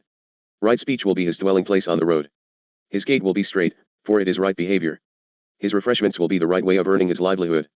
Right efforts will be his steps, right thoughts his breath, and right contemplation will give him the peace that follows in his footprints. Blessed are those who mourn, for they shall be comforted.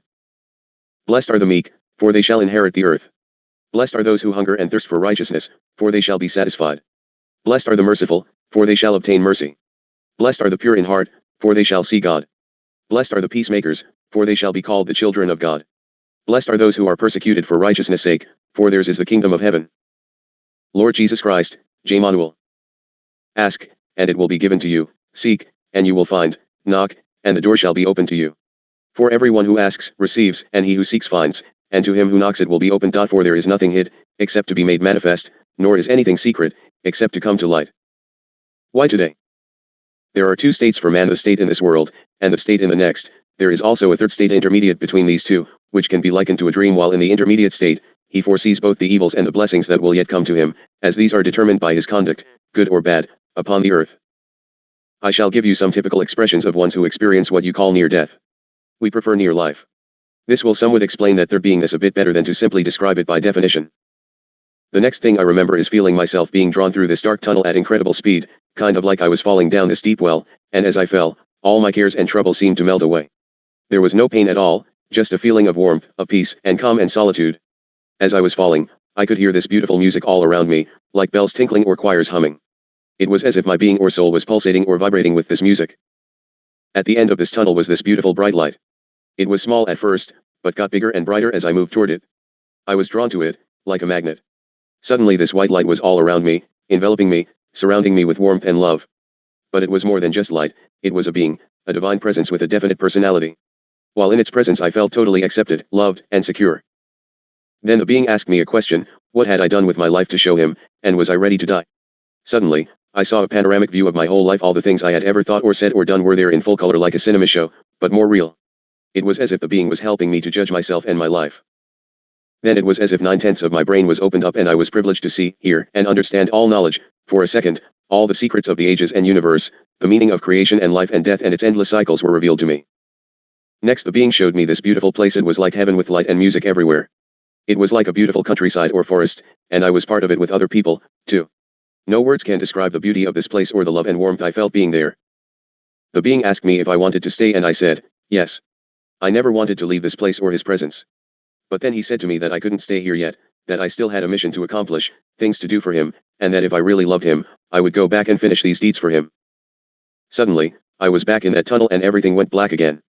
When I next awoke, I realized that my soul was once again in the prison of the body. I no longer fear death because I know what to expect, and he'll be there to greet me. But I have no wish to die immediately either. I still have work to do for him, and the next time I go, I want to go with no regrets. This person died in an unforeseen accident. The next illustration is one from a man who chose suicide. That last drink gave me the courage I needed. I stumbled out of the bar and into my car, and drove off down the highway toward the cliff. As I reached the cliff, I veered to the right and the car, with me in it, went sailing off into space. I felt the crash shake my whole body, and pain shot through my head, and I blacked out. The next thing I knew I was out of my body and trapped in some kind of awful limbo state. It was horrible. Everything from which I had been trying to escape, the loss of my job, the embarrassment, the drinking, all of it kept going on, again and again. It was like some kind of rerun. Every time I would go through the whole sequence of events, I would think, boy, I'm glad that's over, and then it would start all over again, and I knew that I would be in this horrible place, this pathetic state of existence, for a long time, maybe forever. I immediately saw the mistake I had made and wished I hadn't done it, but now there was nothing I could do about it because I couldn't get out of this place and back into my body. All of my problems were still with me, but in even greater intensity. It was like I couldn't think of anything else but my problems. I was confused and perplexed and felt like my brain had been dulled. I was depressed and couldn't figure out what to do or where to go. It was hopeless. There seemed to be no way out. Then these ugly beings came toward me and dragged me deeper into this place. I felt like I was being tormented and bitten by snakes. The snakes of my passions were striking back at me. The beings forced me to go with them, and I suddenly found myself in a bar, watching other human beings drink. As they were drinking, these demons, I don't know what other word to use, tried to possess their bodies. I tried to tell the people in the bar to stop what they were doing so that they wouldn't end up like me, but they couldn't hear me. Next these beings dragged me to a fiery pit all bubbling and smoking. They forced me to look into it, and there I saw the consequences of what I had done. My wife and kids were grieving for me, and then they were being thrown out of our house because they had no money to pay the mortgage. I screamed and cried to be forgiven for what I had done, and the Lord, in His great mercy, heard my cry. Suddenly I found myself back in my body in a great deal of pain, but back in my body. God had given me a second chance. The Sioux emphasized that this event should not only be taken as an event in time, but as an eternal truth. Any man who is attached to the senses and to the things of the world, is one who lives in ignorance and is being consumed by snakes which represent his own passions. Heaven or hell. The prior scenarios are composites taken from actual experiences of physical humans upon your placement at this time. They are factual life after death experiences. The events of the first narrative, A Glimpse of a Heavenly Afterlife, are compiled from true accounts of individuals who have died in all earth monitoring sense, either through accidents or through natural causes, and who later came back to physical life, their souls being reunited with their bodies. The majority of these individuals were not great saints or overly spiritual. They were, on the whole, ordinary humans who were basically good and loving, but not perfect or God-realized. They had made plenty of mistakes in their lives, as have you all, as have we all. And yet, their experiences in the afterlife were very pleasant, if not heavenly, and in general, profoundly affected the individual's outlook on the meaning of life, love, and God in a very positive way. The events of the second narrative, A Glimpse of a Hellish Afterlife, were taken from actual accounts of individuals who had either tried to commit suicide or had lived rather self-destructive, egotistical, and hateful lives, and who were given a second chance at life in order to change their ways. They too were, in general, greatly affected by their death experiences, and in many, if not most cases, changed the way they have been living. Specifically, they became more loving and caring, and more mindful of others' needs. They recognized that they had been living against God's law of love and had been viewed as rebels against God on the other side. Why concern yourself with others' experiences? You should be very concerned indeed, because within the next few years in your counting, as many as 90% of you living this day may very well be dead and therefore, experiencing one or the other of these afterlives. As you have seen, the choice really is yours as to which place or world you will experience. Do you prefer heaven or hell? If you are loving and mindful of keeping God's laws, heaven awaits you. If you are hateful and destructive, constantly breaking God's laws and destroying his creations, hell awaits you. So be it, the choice is always yours. Let us speak of the prophecies concerning the end times of this age, what the Hindus call the Kali age, the age of chaos. If it appears I repeat that which I have already given forth, forgive the repetition, but I still am bombarded with questions regarding this matter, and I shall not move on until the questions are somewhat silenced. Here we are talking about the end of the system of things, of ego, lies, hatred, violence and destruction, the end of man's system and man-made laws, to be replaced by God's system and God's laws of love, peace, balance, unity, and truth. Earthly confirmations. Throughout the eons, prophets have been announcing the end of this world age. Why should you believe that the beginning, for it most surely is not the end, should take place approximately now? To what facts can one point to prove that you are in the age of Kali, or ending times? Try the Indians, ancients. As I have told you elsewhere, the Indian prophecies, which date back well over 2,000 years, are clearly drawn on a rock in Black Mesa, near the Four Corners area of your United States. They predict a time of great destruction. The Indians would know that this time had come and that the great tribulation/purification was near, when a gourd of ashes would be invented. This weapon would be so powerful that, if dropped from the sky, it would be capable of boiling the oceans and burning the land so badly that nothing would be able to grow for many years. The discovery of this weapon was to trigger the release of certain Indian teachings to the general public, teachings meant to warn the world that a final calamity could bring an end to all life on the planet if the people of the world did not wake up and change their way, and force their leaders to change their direction toward planetary annihilation. This weapon, the gourd of ashes, is considered to be the atomic bomb, whose mushroom-shaped cloud also resembles an American Indian gourd. As the days have ticked away since the bringing forth of the bomb, hundreds of other signs have come into reality. Mt. St. Helens spoke to the Indians, "My friends. As a matter of fact, in your counting, last week, Mother spoke again as she rumbled through South Dakota, and the earth shook and the ground trembled and called out the warnings. What of Jmanuel Jesus Christ?" When asked by his suspicious and frightened disciples as to what would be signs of the end of this age, Jesus mentioned wars, earthquakes, famines, spewing volcanoes, epidemics, false prophets, and religious persecutions.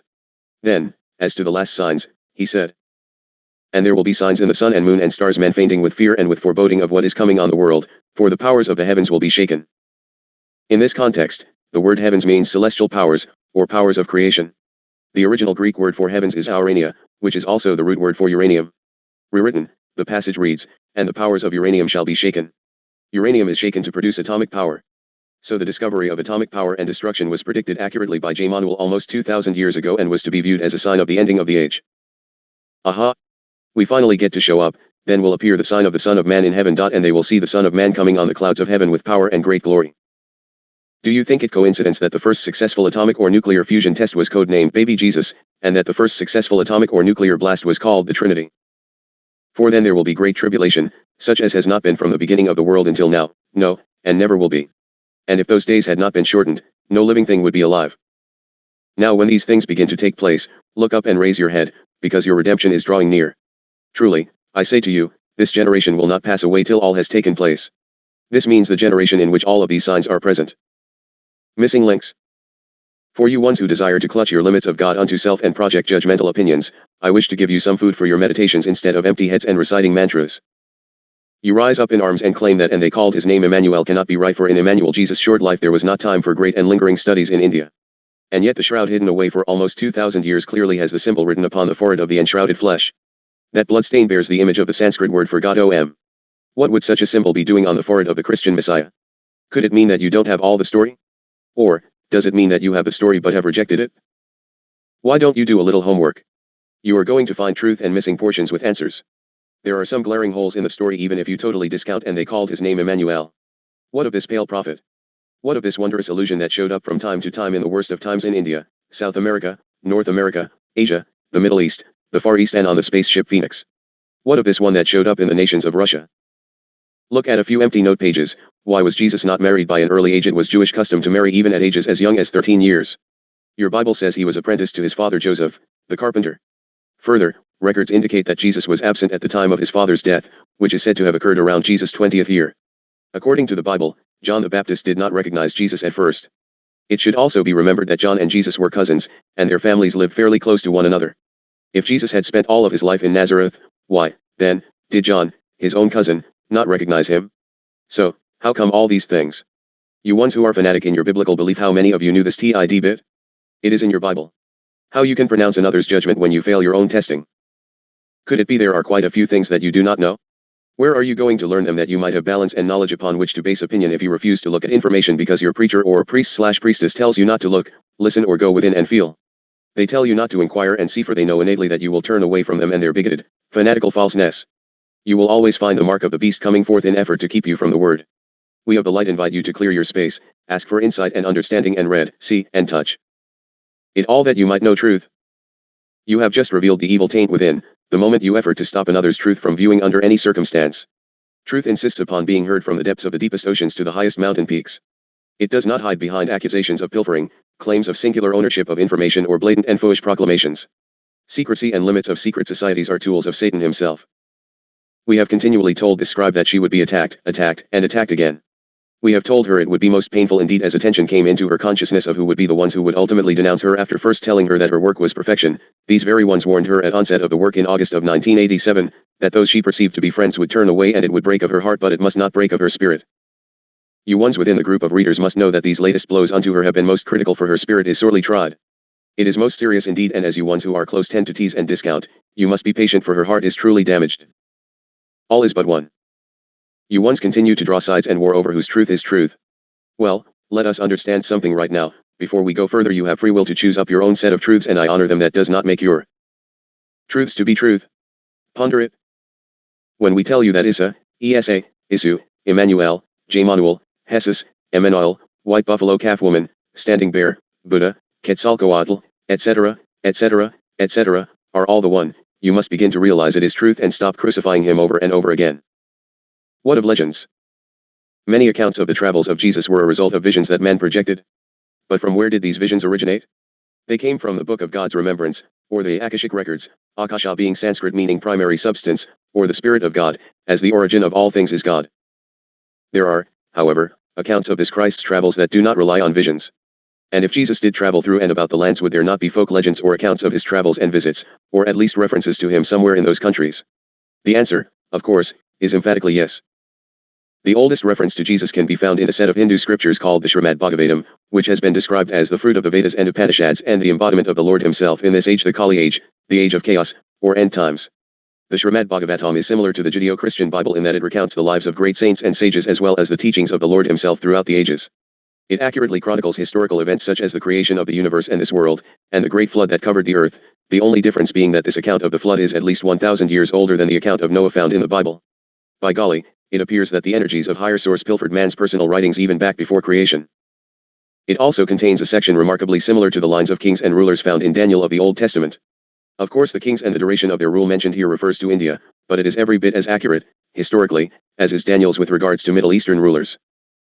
The birth and life of the Lord as Sri Krishna, Gads, is recounted as well as the prophecies and predictions that preceded his coming at that time.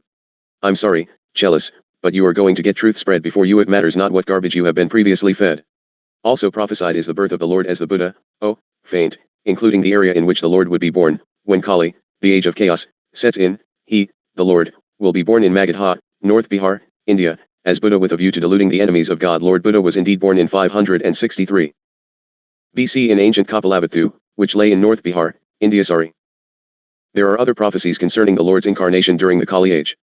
It states that the Lord would come again and that this time he would be followed mostly by the poor and fishermen, and that the devotees would be the ones who would initially spread the words of truth. People in that age, the age of Kali and the time of Christ's coming, turn out to be greedy, immoral, and merciless, enter into hostility without cause and are unlucky and extremely covetous. I would guess that is a pretty accurate description of the rulers at that time. The Sudras, lower classes or poor laborers, fishermen, and the like take the lead. Ah yes, poor Simon Peter. It must be recalled that most of the very early followers of Jesus were the humble of lower classes as described by society standards. They flocked around him for he gave them hope of a brighter future. It should also be remembered that Jesus' closest disciples were mostly fishermen, including Simon Peter, Andrew, James, and John, among others poor weary Peter, always destined to be fisher of men. Throughout the Srimad Bhagavatam the word Isa is found. Isa means God or Lord of created beings. It is interesting to note that the Muslims, who believe Jesus was a great prophet, call him Isa. Coincidence? The Buddha, too, foretold of the future incarnation of God on earth. When he was about to leave this physical plane, his disciple tearfully said to him, "Who shall teach us when thou art gone?" And Lord Buddha replied, "I am not the first Buddha, enlightened one avatar son of God, who came upon earth, nor shall I be the last. In due time another Buddha will arise in the world, a holy one, a supremely enlightened one, endowed with wisdom in conduct, auspicious, knowing the universe, an incomparable leader of men, a master of angels and mortals. He will reveal to you the same eternal truths which I have taught you. He will preach his religion, glorious in its origin, glorious at the climax, and glorious at the goal, in the spirit and in the letter. He will proclaim a religious life, holy, perfect and pure, such as I now proclaim. The disciple asked, how shall we know him? And the Buddha said, he will be known as Medhya, which means he whose name is kindness and wonderful. Was he talking about Emmanuel Jesus, and his name shall be called wonderful? Well, it is most interesting that Jesus has been described as the embodiment of compassion, kindness, and divine love. In artwork he is frequently shown pointing to his sacred heart, the symbol of kindness and divine love. This, coupled with the fact that his followers were to be fishermen, certainly gives some weight to the possibility that Lord Buddha was referring to Emmanuel, the pale prophet. Even the Buddhists recognized the entity. You who would rather perish than be Buddhist, better hearken up. After hearing Jesus speak, the Buddhist priests themselves recognized Jesus as being the Holy One, the reincarnation of the Lord whose advent had been prophesied by Lord Buddha almost 600 years earlier. Now, Vidyapati, wisest of the Indian sages, chief of the Buddhist temple, heard the Hebrew prophet, and he said, you priests, hear me speak, we stand today upon a crest of time. 6 times ago, 6 centuries ago, a master soul, Lord Buddha, was born who gave a glory light to man, and now a master sage stands here in the temple. This Hebrew prophet is the rising star of wisdom, deified. He brings us a knowledge of the secret things of God, and all the world will hear his words, will heed his words, and glorify his name. You priests of the temple, stay. Be still and listen when he speaks, he is the living oracle of God. And all the priests gave thanks, and praised the Buddha of enlightenment, Jesus Emmanuel Christ. Dharma, let us have a break please, before we move further into the legend, for it is most important indeed that ones realize a continuing thread beyond, and they called his name Emmanuel.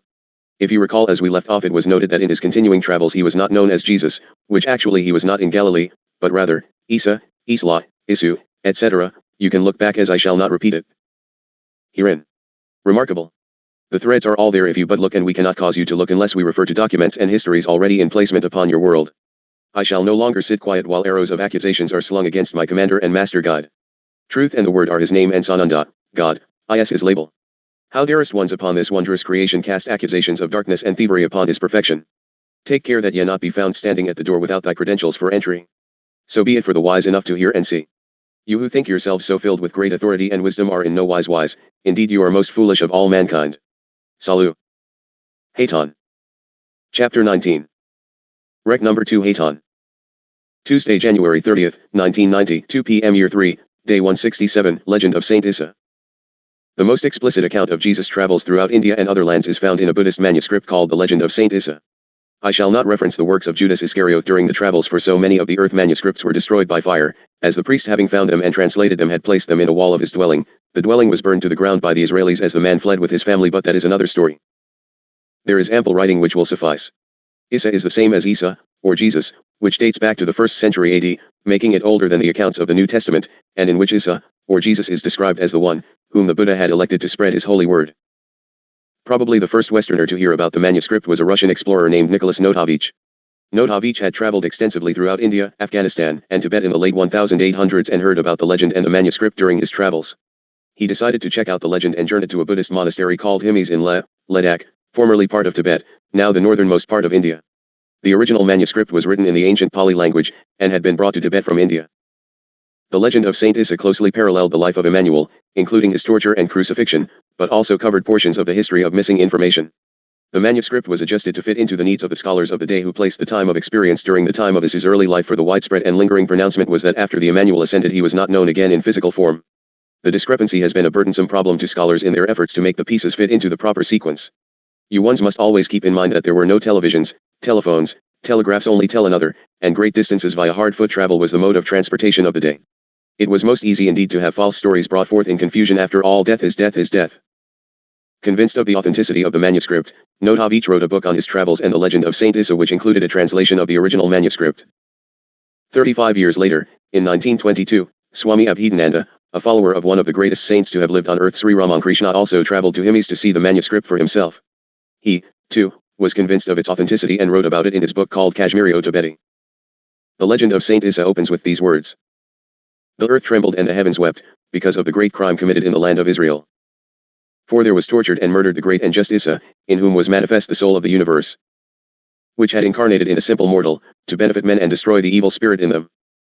To lead back to peace, love, and happiness, man, degraded by his sins, and recall him to the one and indivisible Creator whose mercy is infinite. Even then, dear ones, man did not begin his books with the ending. The legend goes on to give accounts brought by merchants from Israel on what had happened. It follows the people of Israel through their troubles, first with the pharaohs of Egypt and their subsequent deliverance by Massa, Moses, and then by the pagans from the land of Romeles, Rome. It explains that the hardships that the Israelites suffered were due to their own sins in forgetting the laws of God and cleaving, instead, to sensual pleasures and the laws of mortal men. Because of their sufferings the people again began to remember and pray to the one and only God to hear them, forgive them, and deliver them from their distress. He did. The legend continues. At that time the moment had come for the compassionate judge to reincarnate in human form, and the eternal spirit, resting in a state of complete inaction and supreme bliss, awakened and separated from the eternal being for an undetermined period, so that, in human form, he might teach man to identify himself with the divinity and attain to eternal felicity, and to show, by his example, how man can attain moral purity and free his soul from the domination of the physical senses, so that it may achieve the perfection necessary for it to enter the kingdom of heaven, which is immutable and where the bliss eternal reigns. Soon after, a marvelous child was born in the land of Israel. God himself spoke, through the mouth of this child, of the miseries of the body and the grandeur of the soul. The divine child, to whom the name Isa was given, commenced in his tender years, to talk of the only and indivisible God, exhorting the strayed souls to repent and purify themselves from the sins of which they had become guilty. People came from all parts to hear him, and marveled at the discourses which came from his infantile mouth, and all Israel agreed that the Spirit of the Eternal dwelt in this child. The legend goes on to say that Isa or Jesus left his parents' home at age 13 and traveled toward India, with the object of perfecting himself in the knowledge of the Word of God and the study of the laws of the great Buddhas, enlightened ones. Herein the story is incorrect in perfection of sequence. Isa was first taken unto the heavenly places where he was enlightened by the celestial sons and Kohans. His lessons were most intense indeed. Then he was delivered unto the place of India where he spent several years in Jagannath, in Rajagriha, in Benares, and in other holy cities, first studying and later teaching and expounding upon the Vedas, the world's oldest holy scriptures, to all members of society. Here, as in Israel, the young teacher aroused the anger of certain orthodox Brahmin priests who had twisted God's teachings about the caste system by saying that all men were not equal in God's eyes and that some, the Sudras, or members of the lowest caste, were unworthy even to hear the Lord's words, much less read them. Jesus denounced this false doctrine of inequality and warned the priests to beware of perverting the purpose behind God's great plan.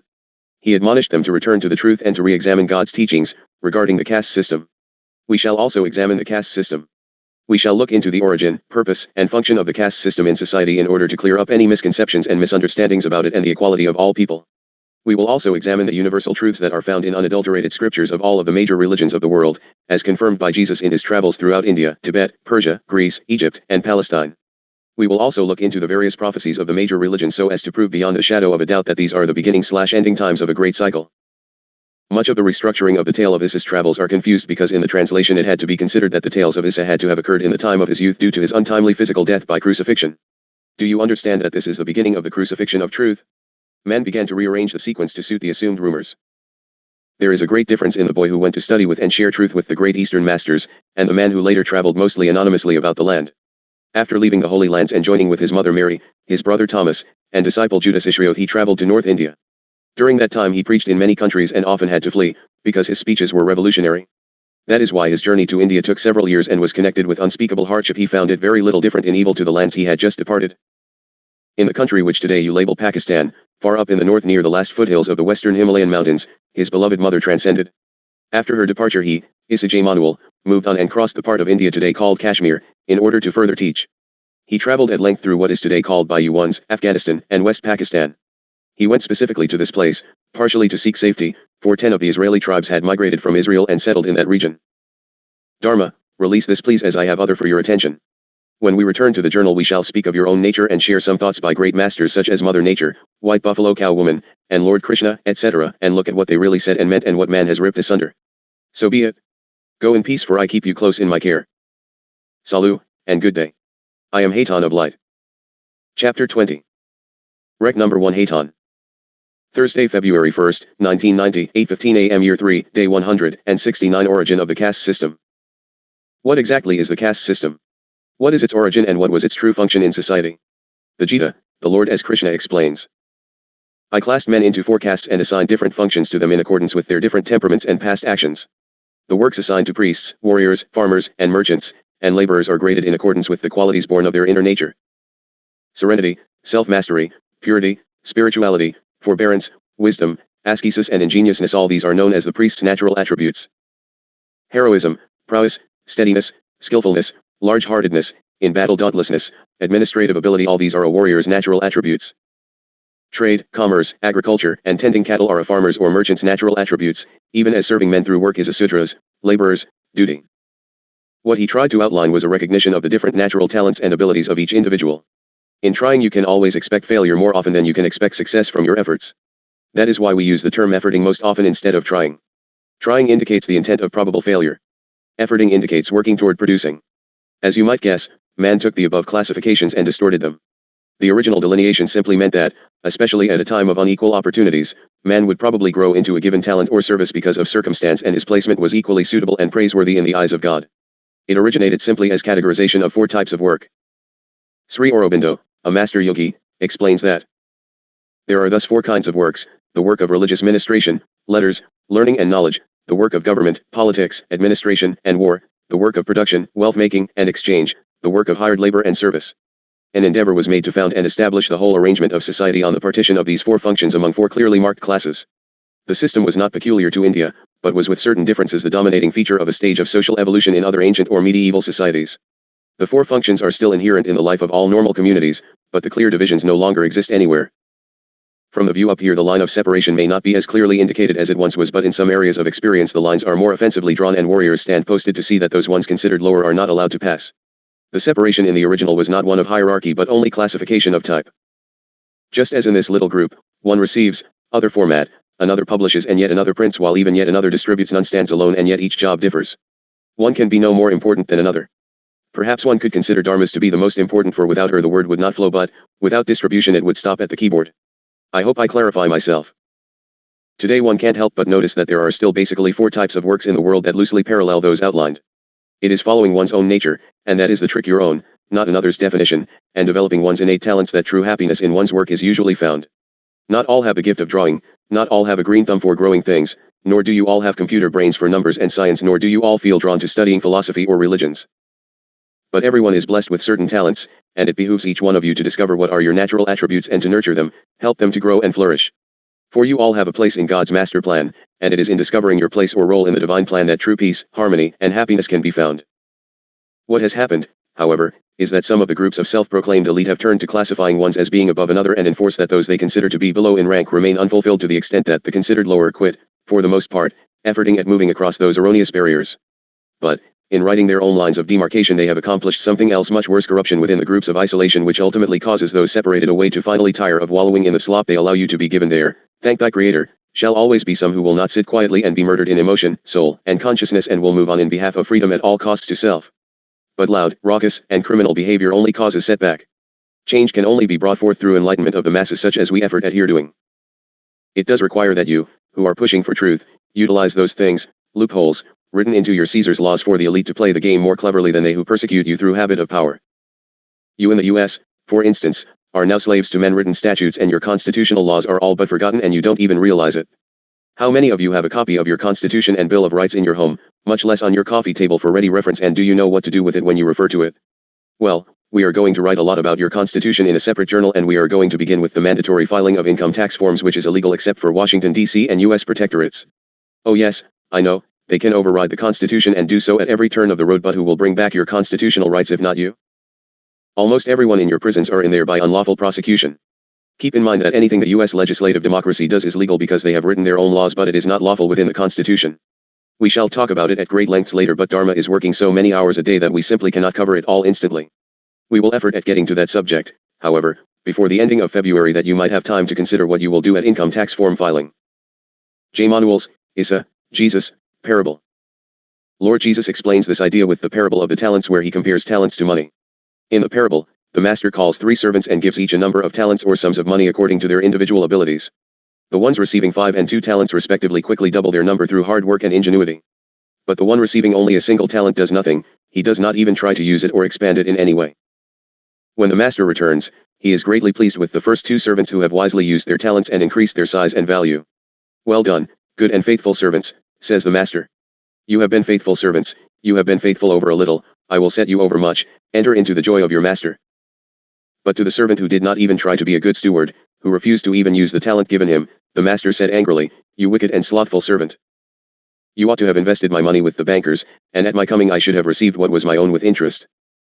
He took away the servant's single talent and gave it to him who had the most talents, For he had used what God had given him wisely, saying, "The man who uses well what he is given shall be given more, and he shall have abundance. But from the man who is unfaithful, even what little responsibility he has shall be taken from him. And throw the useless servants out into outer darkness." Lord Krishna. From the Gita. Everyone acts impelled by his own nature, even the illuminate is no exception. How then can inhibition avail in life? 'Tis wiser to follow a line of evolution consonant with one's nature even when 'tis imperfect than to tread to perfection a path alien to one's native temperament. A man attains salvation when he cleaves to his own vocation. Let me explain to you how he achieves this when he does his duty. The one who pervades the universe and is the origin of the compulsive urge to action when him men worship with their works, assigned by him as their duty they attain perfection. Better is an action prompted by your nature even if it is not done well than the one well done when 'tis another person's duty, but not your own. You incur no sin when you do your duty that suits your temperament. None must disown a work hailed by his nature, even when 'tis defective. For all work is dogged by defects even as fire by smoke. Now, interestingly enough, it is actually going against one's natural inclinations that one incurs sin, errors. Why? For two reasons, the first one being that God put all of you there for a purpose, that purpose being to serve him in the way that he has ordained. Thus, when one follows one's nature and develops one's innate attributes and God-given talents, with total integrity and honesty, and God-given talents, no matter what the field, one is fulfilling his or her purpose, playing his or her role in God's great cosmic play. It is always man who comes along and redefines the meanings of the words. It is obvious that the politicians publicly pronounce, while they are running for office, that they are your servants and only wish to serve and give you the people all the wondrous gifts. They know, and you know, they consider themselves masters and will give you naught, whereby you laugh at their antics and go to sleep in their speeches, and yet, those same ones move right on into the legislatures and make their legal unlawful laws which enslave you the people. All the world's a stage, and we are but players on that stage. Not everyone can be the leading man or lady, but the play cannot go on without the stage hands, the lighting crews, the costume makers, and the ticket takers. All are equally essential and important to the overall production. In India, the castes are said to correspond to various parts of the body of the Lord depending on their functions. The priests and holy people are said to correspond with the Lord's head as learning, speaking and teaching are their main function. The warriors and politicians are said to be from the Lord's arms and hands as they are his instruments of direction and protection. The shepherds and farmers are from the Lord's belly area as their works usually involve foodstuffs, etc., and the laborers are from the Lord's feet as it is upon their labor that the rest of society stands.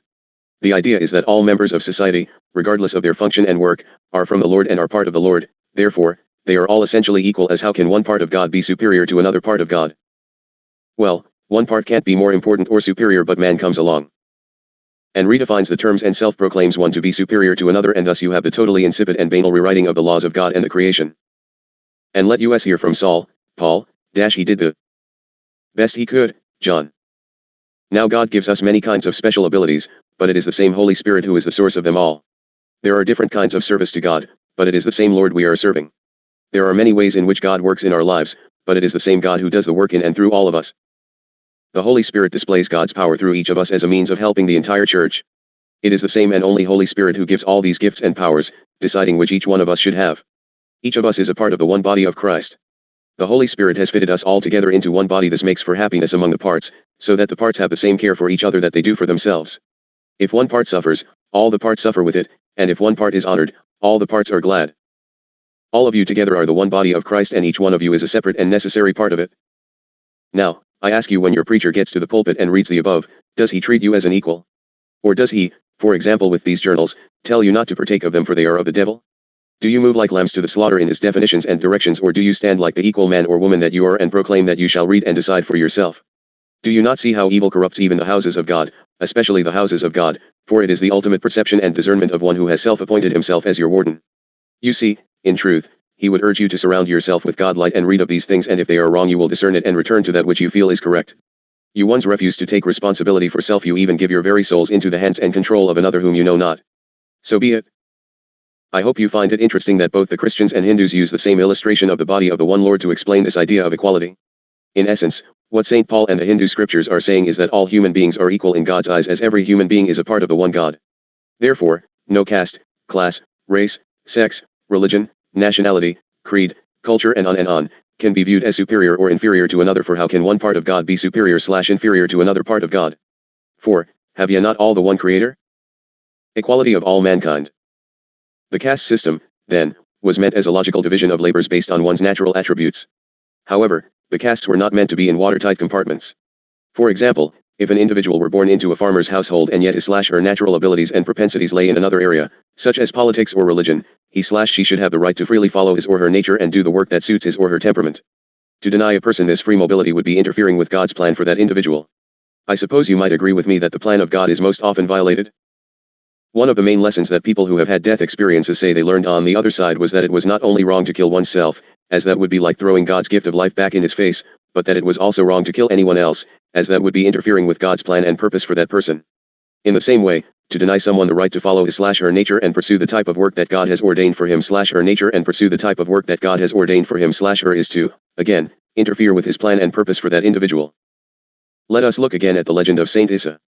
Issa, or Jesus, was adamant about the equality and equal opportunity of all to perceive God and achieve union with him. He declaimed strongly against man's arrogating himself the authority to deprive his fellow beings of their human and spiritual rights. Verily, he said, God has made no difference between his children, who are all alike dear to him.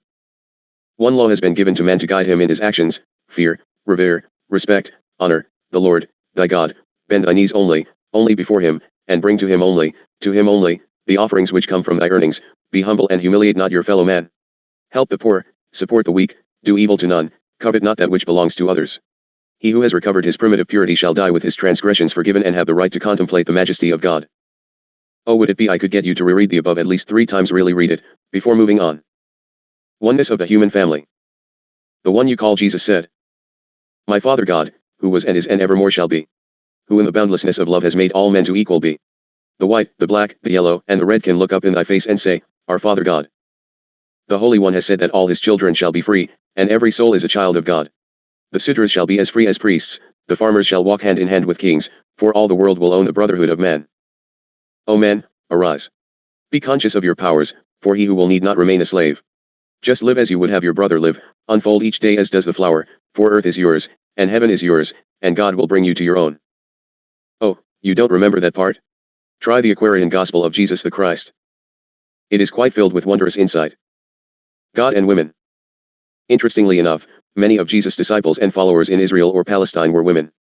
Yes, you understood them to all be men? Well, what does disciple mean?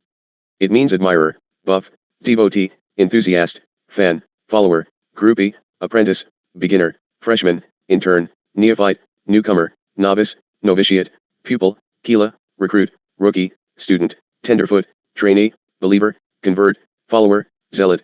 How many do you wish? Man again set his own rules and laws. The women were considered to be unworthy by the Orthodox Jewish priests to enter into the inner temple of the synagogues. Women were viewed as existing solely for the service of men and were definitely second-class citizens, if now even lower in class unto third or fourth. Jesus decried this inequality and the double standard of justice meted out to women, as in the case of the adulteress, he among you who is without sin, let him cast the first stone. It would be logical that some of the men in the crowd had even bedded with the woman if indeed she was an adulteress. Jesus made no distinction between men and women when it came to his followers, and it is perhaps for this reason that Jesus showed himself first to a woman, Mary Magdalene, upon his coming into his higher being of light. Better quoted. An old woman who had approached the group, to better hear Issa, was pushed aside by a man, who placed himself before her. Then said Issa, It is not good for a son to push away his mother, that he may occupy the place which belongs to her. Whoso doth not respect his mother, the most sacred being after his God, is unworthy of the name of son. Hearken to what I say to you, respect woman, for in her we see the mother of the universe, and all the truth of divine creation is to come through her. She is the fount of everything good and beautiful, as she is also the germ of life and death. Upon her man depends in all his existence, for she is his moral and natural support in his labors. In pain and suffering she brings you forth, in the sweat of her brow she watches over your growth, and until her death you cause her great anxieties. Bless her and adore her, for she is your only friend and support on earth. Respect her, defend her. In so doing you will gain for yourself her love, you will find favor before God, and for her sake many sins will be remitted to you. Love your wives and respect them, for they will be the mothers of tomorrow and later the grandmothers of a whole nation.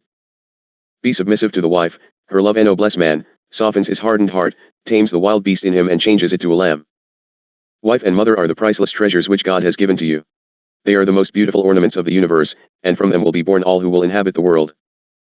Even as the Lord of hosts separated the light from the darkness, and the dry land from the waters, so does woman possess the divine gift, calling forth out of man's evil nature all the good that is in him. Therefore I say to you, after God, to woman must belong your best thoughts, for she is the divine temple where you will most easily obtain perfect happiness. Draw from this temple your moral force. There you will forget your sorrows and your failures, and recover the love necessary to aid your fellow man. Suffer her not to be humiliated, for by humiliating her you humiliate yourselves, and lose the sentiment of love without which nothing can exist here on earth. Protect your wife, that she may protect you and all your household. All that you do for your mothers, your wives, for a widow, or for any other woman in distress, you will do for your God. This does not mean that woman, then, goes forth and battles against man to put him beneath her and proclaim herself above him. In this day the balance has been tilted by the thrusting and fighting for equality of the sexes as to become absurd in the other direction. The balance is the respect and love of one sex for another in equality according to the abilities and responsibilities involved. The balance shall never be through legislation, for man cannot legislate morality. It will come through the equal meeting together of men and women in spiritual understanding. It has not yet to do with job or status as defined by society. Clearly, the master teacher did not view women as inferior to men. On the contrary, he stressed that it was the feminine aspects of love and compassion that men themselves must cultivate if they are to realize the highest spiritual truths. Even your current scientists are recognizing the need to place greater emphasis on stimulating the right hemisphere of the brain, which is considered to be the portion that is associated with what you have traditionally considered feminine qualities: love and nurturance, cooperation and compassion, patience and tolerance, intuition and creativity. However, as you march and demand and push and shove, you women acquire the very traditional attributes accorded to men. Yet if you see your own feminine reflection in a male, you denounce him as being a wimp. Likewise, you go further and make a big to-do about the left hemisphere of the brain to be the analytical side that controls logic, reason, and qualities that have been traditionally associated with men. Now who do you suppose set up these guidelines? Do you suppose it was your local delegation of women? Rise above this ridiculous separation of gender, cast aside this foolish perception of division. You are forcing a major segment of your society into proclaiming homosexuality, wherein in actuality, the sexes simply are thrust apart and are no longer in comfort one with the other, and has actually no relationship to homosexuality in the least. It becomes a behavior pattern, and a deadly one at that. You are developing a segment of female that is more violent, more addicted to self-greed, and less nurturing than in all time since creation of your placement. It is right that women take a stand for equality of respect and in services rendered, but ones must always use wisdom and caution that in the righting into balance the scales are not tipped off balance to the point of great destruction and past the ability of righting. The perception is that the Mother Earth is coming into her time of feminine projection. Can you ones not accept that it cannot be one or the other and maintain balance? Women are beginning to call for a new vision of your future, politically, economically, and spiritually, a vision of mutual cooperation, not competition, of trust and love, not suspicion and hate. Examples can be seen worldwide as women become more visible and begin to gain a new sense of awareness and confidence in themselves and in their ability to perform the various roles assigned to them in God's cosmic play, as wives and mothers, scientists and teachers, social activists and politicians, and above all, as spiritual leaders calling for peace in the world.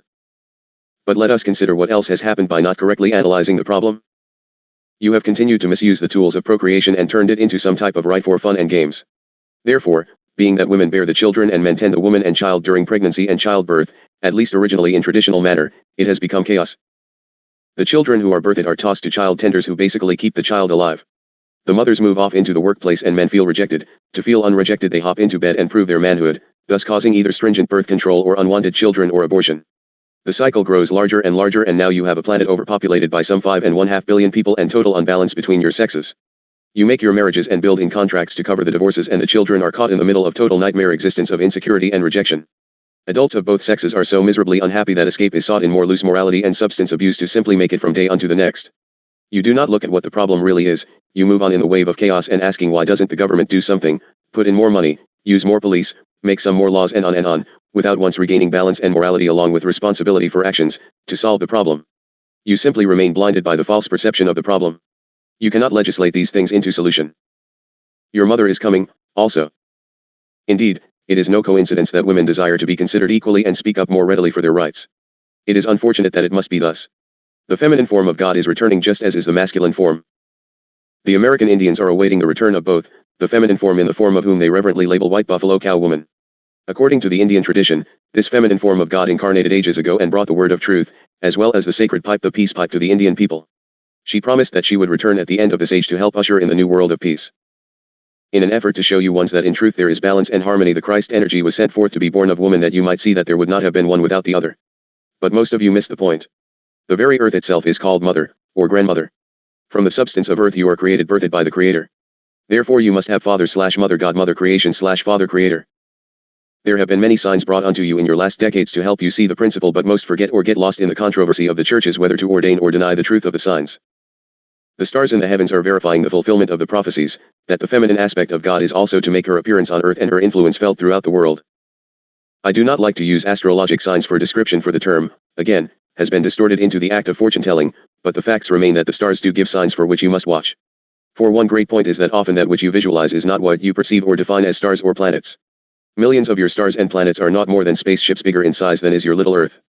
They can be rotated and replaced and moved about your heavens at will, without disrupting the magnetic balance of the orbiting solar system or galactic balance. In 1981, a rare triple conjunction of the planets Jupiter and Saturn took place in the only purely feminine sign of the 12 signs of the zodiac according to your perception and definition, not so in truth. But for the sake of non-argument, for God will effort to allow you signs which fit into your comprehension, we will use the traditional perception of your placement. This reference sign is Virgo, representing the Virgin or the Mother.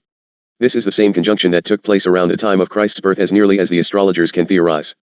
That one called Virgo was called by your astronomers, historians, theologians, and astrologers as being the famous Star of Bethlehem of which the Bible speaks. Interestingly enough, the starcraft aboard which Sananda traveled most widely is labeled for you once the Star of Bethlehem. I use the term as past tense, for the command ship is now called the Phoenix. This does not mean there is no longer a Star of Bethlehem, it only indicates that Sananda Jesus Emmanuel is most often aboard this command ship in these critical times of the cycle closing. The expert historians will point out that the Magi were highly knowledgeable about astronomy and astrology, and that they understood the meaning of this rare conjunction, i.e., that a great Messiah, messenger of God, the Word, was to be born. They point out that though the stars do not control earthly life, they do influence and reflect events taking place on Earth, a great point indeed.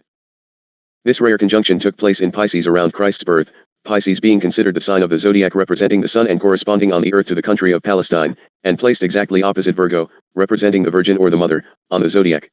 Isn't it interesting that Emmanuel, the Son, was born of Mary, the Mother, Virgin? By the way, Virgin had a much different definition than you tout of it. This rare conjunction also took place at the time of the Buddha's birth in 563 BC, and again 40 years later at the time of his enlightenment. Coincidence, perhaps? Dharma, we need a respite. We will continue with God the Mother at our subsequent sitting. Thank you for your attention. Hayton to stand by, please. Salu.d/2-03-169. Chapter 21. Rec number 2 Hayton. Thursday, February 1st, 1990, 2:41 p.m. Year 3, Day 169 God the Mother. I would like to point out that many of the various aspects of God which have come as visions during this century have come in the feminine form. Most of the visions which are considered to be holy have involved, not God as the Father but God as the Holy Mother, as with the visions the Holy Mother at Lourdes, France, Fatima, Portugal, and elsewhere, including a vision of the Mother seen by Catholicism's newest canonized Saint Maximilian Kolbe, a Polish priest and victim of Hitler's notorious concentration camp Auschwitz. Maximilian's vision came to him one day while praying in church when he was still just a boy. He had a vision of the Holy Mother holding two crowns, one red and one white. She told him that the white crown meant that he would remain pure and that the red crown meant that he would be a martyr. Both aspects of the vision came true as Maximilian remained pure in heart and became a Franciscan priest devoted to the Mother. Years later he volunteered to starve to death in place of another man in Auschwitz death camp. The man whose life he saved had been one of the 10 prisoners chosen by the Nazis to starve to death as a reprisal against the whole camp for the escape of one prisoner. The man had a wife and children, so Kolbe volunteered to take his place in the underground hunger bunker instead. After 2 weeks, Kolbe was still alive, so the Nazis injected him with a lethal drug. Thus, the second half of the vision was fulfilled, and Kolbe's sacrifice helped to stimulate courage and brotherly love among the rest of the prisoners at Auschwitz. The other visions of the Mother mentioned herein have also been accepted as true occurrences and we are asked about them constantly. They have been accompanied by miraculous healings and signs in the sky, such as the appearance of the sun falling in Fatima, which was witnessed and verified by tens of thousands of individuals. In fact, one of the main reasons given by the Holy Mother at Fatima as to why she had made her appearance at that time was that God wanted the world to begin consciously revering the feminine aspect of the universe and the relationship with our creation, and not a single focus upon Creator, for the laws of the creation are above all. There was great meaning in the Fatima appearance and the prophecy given forth by the Mother. Let us examine that incident in more detail. Fatima prophecy. Millions of people believe that the prophecies of Fatima are coming true in this current time. Today's chaotic situation in the churches and government offices of Christendom is close to the situation predicted more than 70 years ago, and the worst is yet to come. What is the Fatima prophecy? It is a detailed prediction of things to come as revealed by an apparition of the beloved Mary which appeared to 3 young children on 6 occasions during the summer and fall of 1917. The appearances took place near the village of Fatima, Portugal, about 70 miles northeast of Lisbon. Because of mounting evidence that the appearances were truly miracles, the Catholic Church in 1930 authorized a cult of Our Lady of Fatima. The site where the visions took place has become an important shrine and annual pilgrimages are made to Fatima by devout Catholics on May 12 and 13. The apparition appeared to the 3 children Jacinta, Francisco and Lucy aged 10, 9, and 7.5. The first appearance was on May 13, 1917, the last on October 13, 1917. This last appearance culminated in the one well-recorded miracle of the 20th century. The sun moved. On that day, at about 11:30 a.m., some 70,000 people including reporters from Lisbon newspapers, were shocked when they saw, In the middle of a cloudy day, the sky rend and the sun execute a dance above them, as the three children conversed with some apparition visible only to them. The apparition appeared to the children on the 13th of each month, and the public and press were on hand to witness the October 13th performance. According to one Catholic dictionary which bears the imprimatur of the late Francis Cardinal Spellman, Archbishop of New York, the sun began to spin like a wheel in the sky. Sounds pretty familiar and suspicious to me. On this final appearance, the children reported that they saw the apparition cause a shaft of light to open the earth and reveal an immense sea of fire hell. The apparition also foretold a rapid end of World War I and the occurrence, before long, of an even worse global conflagration in which many nations will be annihilated. Could this have possibly been a shaft of light presenting a holograph as utilized in Sipapu Odyssey? Secret message. There was also a secret third part of the prophecies given only to the sole survivor of the three children, Lucia dos Santos, who became a Carmelite nun in Coimbra. She kept up a correspondence with Pope Pius XI, Achille Ratti, and Pope Pius XII, Eugenio Pacelli, the two anti-Bolshevik popes who guided the Roman Catholic Church in its violent opposition to communism and Soviet designs from 1922 to 1958. No, I am not going to bring into this issue the Catholic versus Protestants. That is exactly what is wrong with your world, bigotry and foolish divisions in the name of one who taught you nothing of that which religions practice. I speak here of a perceived miracle, and you ones must move beyond whose miracles. It was God's message unto his people. Pope Paul VI, Giovanni Battista Montini, read the secret message when he assumed the Supreme Catholic office in June 1963 and immediately called in both President John F. Kennedy and Soviet Premier Nikita S. Khrushchev, a most interesting grouping, don't you think, to whom the secret message was apparently read. Some observers said that this started both nations on talks which led to the nuclear bomb agreement. Pope Paul did not see fit to proclaim the warnings contained in the secret message, nor to acknowledge that the published versions are accurate. Some observers felt that the violent anti-communist and anti-Soviet stance that Pius XI and Pius XII took were the result of the content of the secret prophecy. A secret told is a secret no more.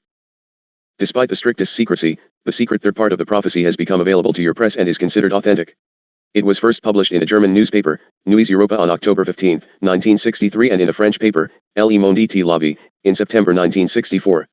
Well, perhaps the French didn't read German and the English read neither German nor French.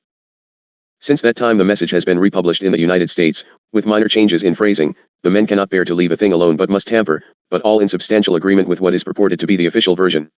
It has been given ecclesiastical approval subject to the declaration that the final and decisive judgment on the facts belonged exclusively to the supreme magisterium of the Church, whose decision you accept from the very moment it is pronounced by the Pope. Of course. Well, thank God it happened, or certainly it could not have happened. Just like the emperor's new clothes, the naked truth is often so obvious that you must close of your eyes to ensure of it. Nasty predictions.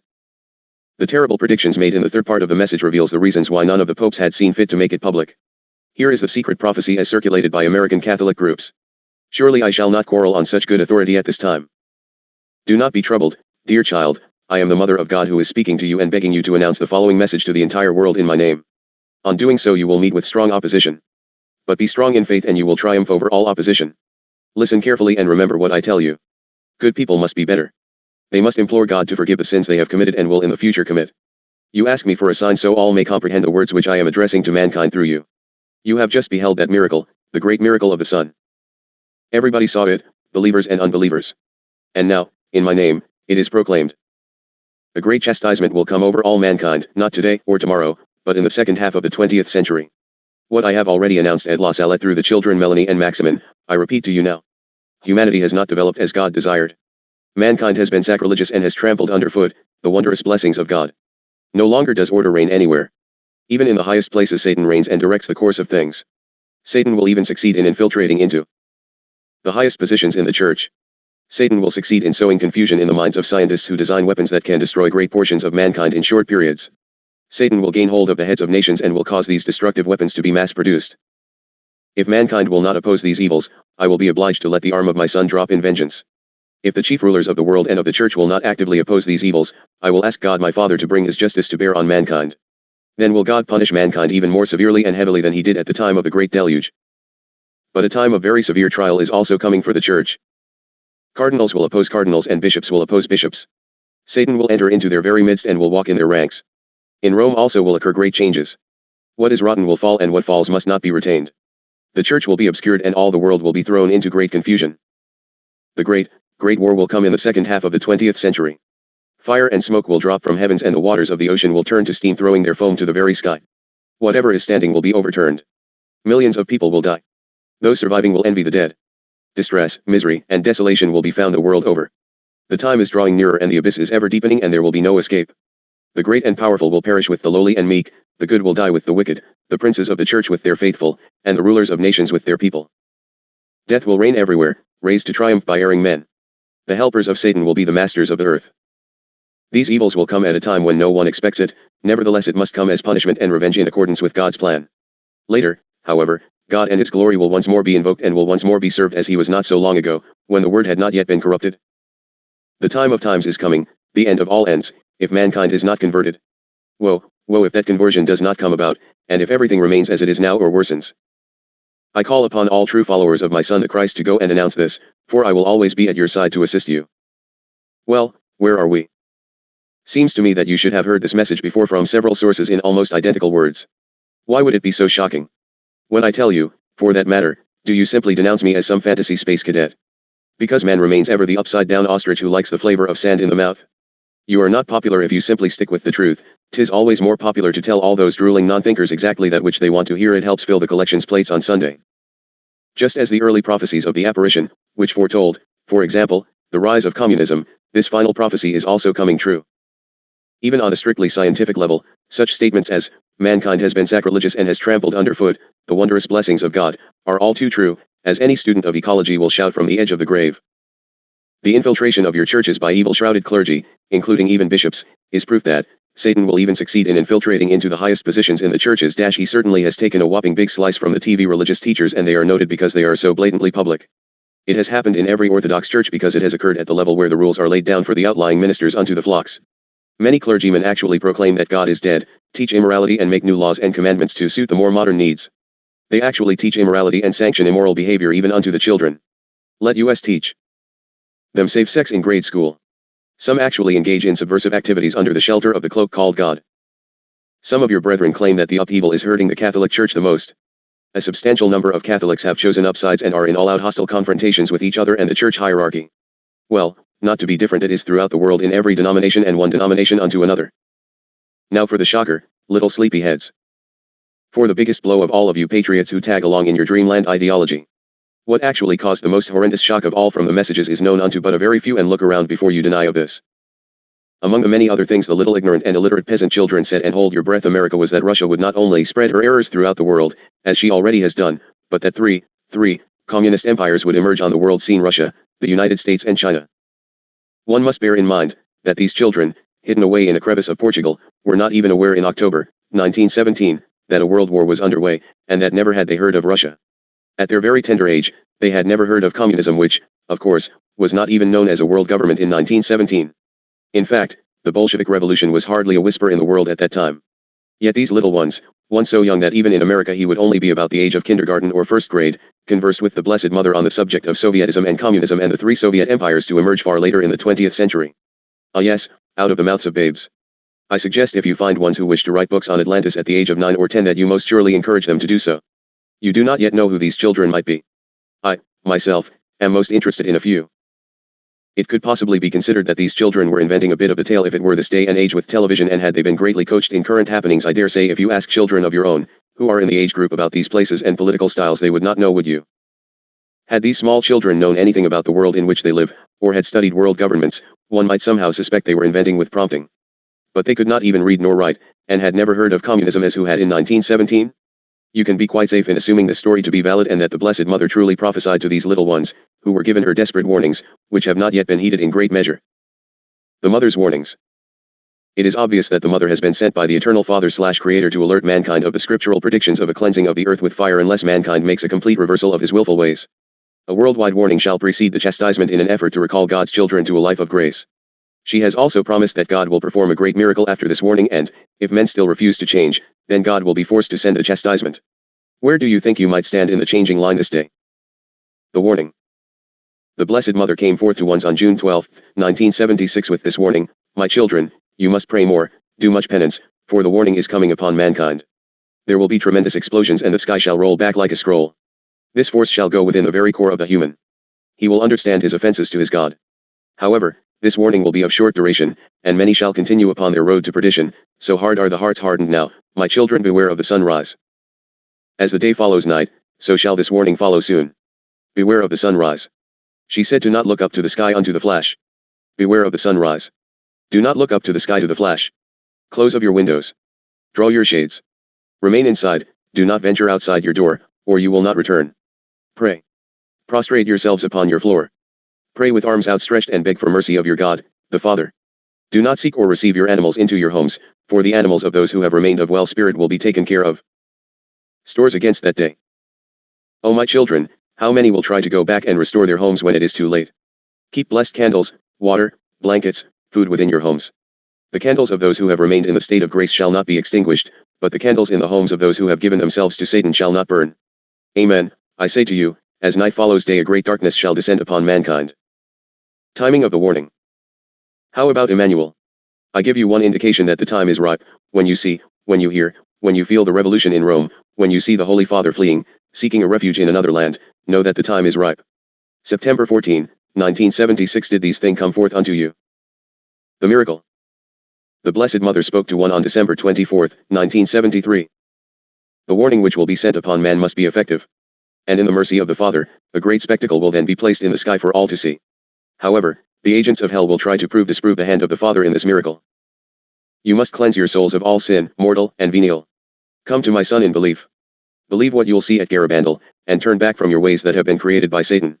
Return to the Father, do penance and atonement, for your chastisement will soon follow upon the great spectacle. I bless you all, my children, as the Father blesses you with sad heart. The above message speaks of Garabandal. For those who do not have the background on this, Garabandal is a small village in northwestern Spain, where from June 18, 1961 to November 13, 1965, the Blessed Mother appeared to 4 young girls. The girls spoke of the warning, the great miracle which would take place in the pines near their village, and also the chastisement. One of the girls, by the label of Conchita, writes this in her diary about the miracle: the Blessed Virgin advised me of a great miracle, saying that God, our Lord, would perform it through her intercession. Just as the chastisement will be very, very great, in keeping with our deserts, so too, the miracle will be extremely great, in keeping with the needs of the world. The Blessed Virgin has told me the date of the miracle and what it will consist of. I am supposed to announce it 8 days in advance, so that people will come. The Pope will see it from wherever he is, and Padre Pio also. The sick who are present at the miracle will be cured and the sinners will be converted. There will be no doubt in the mind of anyone who sees this great miracle which God, our Lord, will perform through the intercession of the Blessed Virgin. And now, as we await this great day of the miracle, let us see if the world changes and the chastisement is averted. Let us walk and watch together for a moment. Dharma, right child, as we look upon the world with Sananda and grandfather and mother. Be ye warned that houses will blow in the wind and skin will dry up and blow off the bones as though it has never been. Hasten and listen. You are receiving one of the final warnings to be given to the world before the cataclysms come upon you. Our words will have reached throughout your earth. All who fall will have fallen of their free choice, loving more the things and pleasures of earth than the everlasting glory of Father's kingdom. Look, the value of life is lowered to the extreme. Man murders without conscience. Brother against sister, families torn asunder by evil. Man and woman falls to the addictions and diseases. Mothers weep for the loss of their sons and daughters fed to the hungry beast of war. Many will truly join the Christ upon the cross. Dharma, look and weep with me. Stand with our brethren and mine eagles and witness, for this must be recorded, that man may have that upon which to base his choices. Ye have no shelters into which to hide, and yet no one moves, he only argues and complains. You are witnessing the destruction that will come upon mankind in the great war. So many will perish that there will not be time to mark the graves, my child. Mothers will long to see and know where lie their sons, but to no avail. This comfort will not be given unto them, so great will be the loss of life. Dharma, you must tell the word. Can you little ones not turn back now and beg the Eternal Father before it is too late? Are you children so blind to the truth, that you see not the road you travel? The time shall be terrible, but there are 2 little ones. One will come from man, through the hands of man, a war so great that it will almost exterminate the earth, but for the merciful heart of the Eternal Father, and the chastisement of the planet of redemption. Oh yes, my children, I hear the voices of disdain shouting, sadism. Is this a sadist God who promises such destruction upon his creation? I say unto you, as your God, I bring not your destruction, you will bring about your own destruction, for I leave you, as your God, to the exercise of your free will. In your free will, if you reject your God and the plan for man's redemption as given from the beginning of time, I say unto you, you will destroy yourselves. You have brought terrible unbalance unto your mother source and Creator's creations. Can you not see that it is from the unbalance that the change must come in purification and renewal? You push too far. You must witness that which has been done, lest you think you need not claim of responsibility, for all have participated. In America, Dharma, look and see that which is. Your country, a land of plenty and blessed beyond all, has never witnessed mass slaughter and death before. But there has been a rejection of the laws of God and creation, and the masses will reap the horrors of the life foisted upon them by the evil conspiracy. Your masses have turned away from the red road of godness and into all manner of pleasures of the flesh and defilement of the human body and desecration of their bodies and spirits. There shall come the massive earthquakes in your country in many places and extending up into the regions of Canada and down into the regions of Mexico. There will be earthquakes in places unknown prior to this, as the earth beneath surges. The volcanoes will erupt and toxic fumes shall rise from the crevasses which shall split of the earth. The heat will burn, the livestock will starve and hunger shall plague your lands as the growing seasons change and the waters shall be polluted for the growing fields. The children are the true victims of you elders. The example given to them is poor indeed. Many children shall be removed from the world. It shall be a time of great and deadly plague. The plague shall be great and many shall die. Ah, and the cry of the murdered unborn shall smite ye ones and your souls shall cringe in the presence of their innocence. I came unto you in a time of bleakness 2,000 years past and ye crucified me. I was the eagle sent forth to show you the way and ye hanged me on a cross and went thy evil way. Now the time is come and ye change not from thy evil and the fire burns and ye again crucify of the phoenix but this time it shall be different for ones will choose of their path and the evolution shall come and the cycle will close and the phoenix and my chicks shall fledge again into the wondrous dimensions of greater light and these days of horror shall be wiped from thy memories that you may find peace but the word must go forth unto the corners of the world and then be preserved for the time of another great ending in another great cycle at some other perceived time. If you ones will but do of thy work and make preparations, enough shall pass through for the renewal and reclamation of healing. You ones must listen carefully to the lessons of your ancient teachers who have not forgotten. It is not to be harsh that I require that you look for it begins with you and those of your brothers who put the word to print that man might know and the time is short and therefore the hours of work must be long indeed. Fear only in that you must turn back unto God and the laws of the creation for therein is truth and the way. Hope is as a lotus blossom which unfolds unto the sun and spreads the perfume about the lands. O Chalice, 'tis not hopeless, it is glorious. But the old must pass that the phoenix can arise from the old into the new. So be it. I give you peace, and soften the image for your senses have taken much abuse in these past days. Hold unto my hand and naught can touch you or mine children. You are my beloved ones and I grant thee peace. I am Aten. Let us close this portion for we have worked many hours this day and the efficiency wanes with the weariness. But before I leave this evening I wish to speak about the Indians and what of their relationship with the Christos. The pale prophet or lost white brother is what they called him. Almost all of the native Indians have legends about a pale prophet or lost white brother who came to them thousands of years ago and brought with him the teachings of the Great Spirit.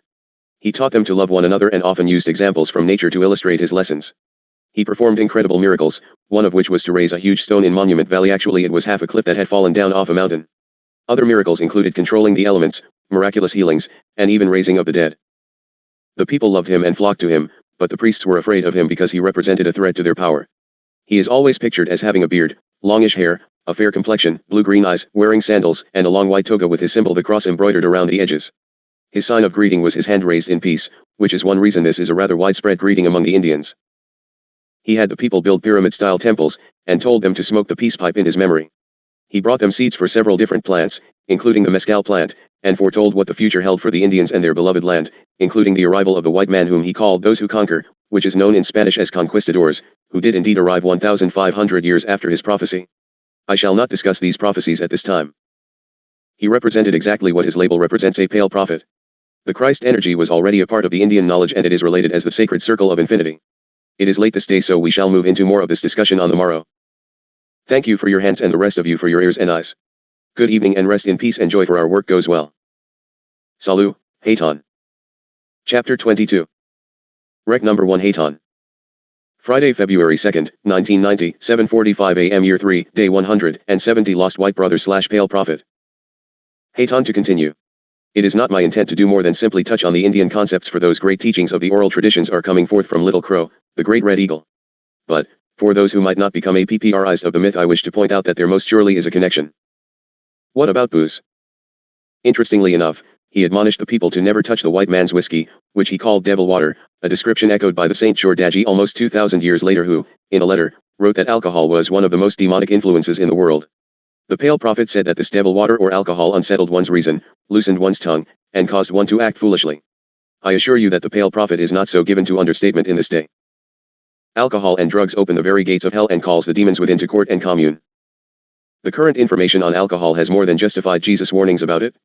Physicians are now warning that alcohol kills brain cells, including the pineal gland, which cannot be regenerated, has a toxic or poisonous effect on the lungs and heart causing irreversible damage to the heart muscle, degenerates live tissue, even in so-called social drinkers, causes inflammation of the pancreas, impairs the functioning of the endocrine gland, causes premature senility, including sexual dysfunction, causes red blood cells to clump together, thereby slowing circulation and depriving every tissue and organ in the body of vital oxygen, lowers the body's resistance to disease and infection, creates drunken cells that form brittle bones, causes inflammation of the nerves, as well as being linked to all kinds of cancers.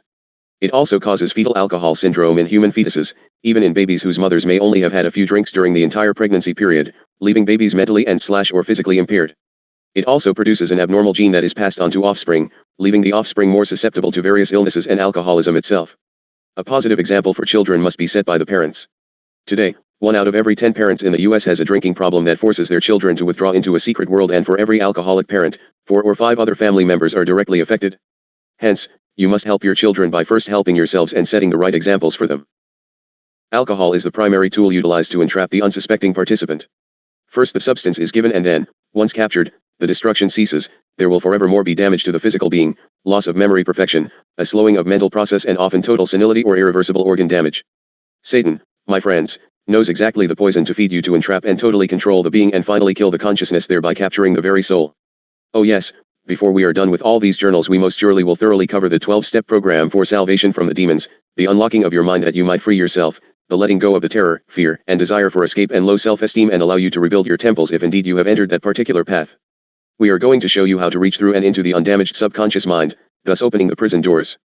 So be it, for first you must be ready and willing to admit and accept the problem, understand it, and desire change. Mostly you must really desire change above all else. Man still sits in the middle of his self-pity and wants another to save him for himself. Nay, each must do it alone. Another can assist, none can do it for you for any input of money, laws, or punishment. You must grow into the burning desire for change. Background of the Pale Prophet. At one time, the Pale Prophet relayed to the people his background. He said that he was born across the sea to the east, in a land where all men were bearded. He was born of a virgin on a night when a bright star came out of the heavens opened, and down came winged beings singing chants of exquisite beauty. He spoke of houses, cattle, clothes, and customs, their ships and temples, and their metal-clad armies. He spoke further of his life there, of healing and teaching, of how the people loved him, but the priests hated him, again because he threatened their power. He spoke of his trial, his prison stay where he was lashed and beaten, of his crucifixion cross which he had to carry himself, of his crucifixion and his resurrection. He was called different names by different peoples because, as he explained it, names were of little meaning or value. It was the truths that he taught that were important. So he allowed each tribe to name him whatever they wished. Thus the peoples called him the fish god, for the symbol of his group was the fish, the lord of the wind and water, hurricane, from which you get your modern term hurricane, the plumed serpent or Quetzalcoatl, Quetzal being the sacred bird of the Toltecs, Mayans, and Aztecs, representing the wind or air, hence, the spirit, being brilliantly colored with long tail feathers, nesting in trees that are in their last stages of decay, and, today, an endangered species, and TL meaning lord, and also being used in the self-same manner as thunderbird or thunder people and / or phoenix. The definitions are a bit different but in concept are most similar indeed. Quetzal, Cain, the Pale One, the Healer, or just the Prophet. However, when pressed by some of his native followers to tell them what his name was in his homeland to the east, he answered, Jesus, God of the dawn light, and said that the name that his countrymen used for God was Great Jehovah. Now you great white men of self-proclaimed all-knowingness and skepticism may not wish to believe the American Indian legends, saying that the Indians simply borrowed the character of Jesus or Emmanuel after hearing of him from Christian missionaries. But this cannot be so, my friends, as these legends date back almost 2,000 years. And Emmanuel himself said that he had other flocks to tend. I am the good shepherd. I have other sheep, which are not of this fold. I must bring them also, and they will heed my voice. So there shall be one flock, one shepherd. These the American Indians are the other sheep of whom Emmanuel spoke. Further, there are accounts that when the Spanish conquistadors were butchering their way to Calulua, a sacred city of the Indians, they came upon a great pyramid temple, the temple of Quetzalcoatl, whose base is greater than Egypt's Cheops.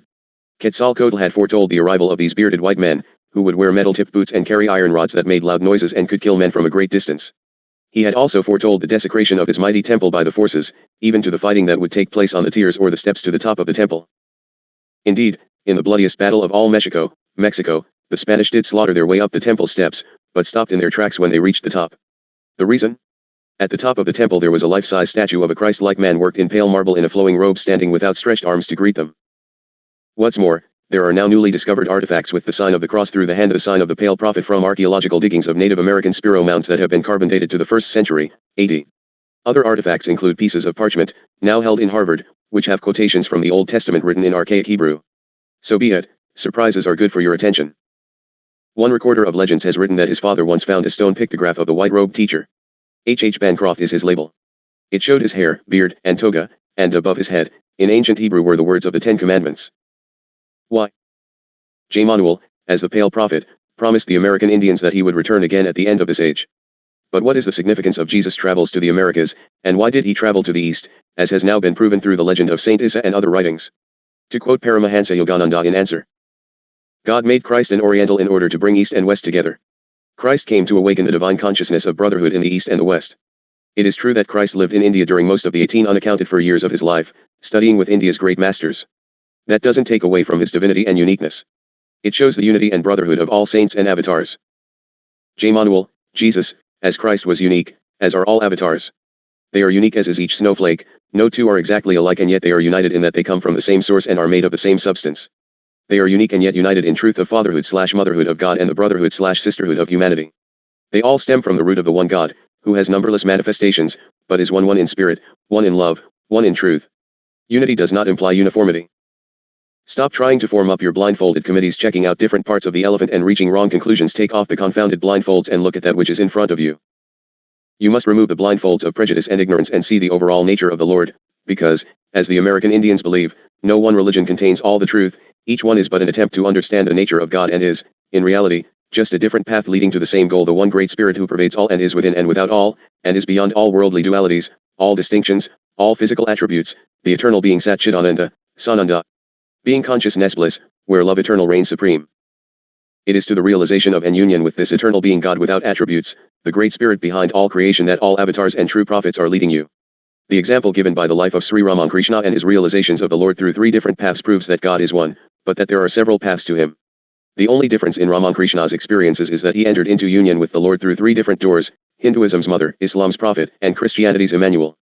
It was through merging with these manifested forms of the Lord that Ramakrishna realized and achieved union with the unmanifested Lord, the Great Spirit, the being of light of whom those who have had death experiences speak.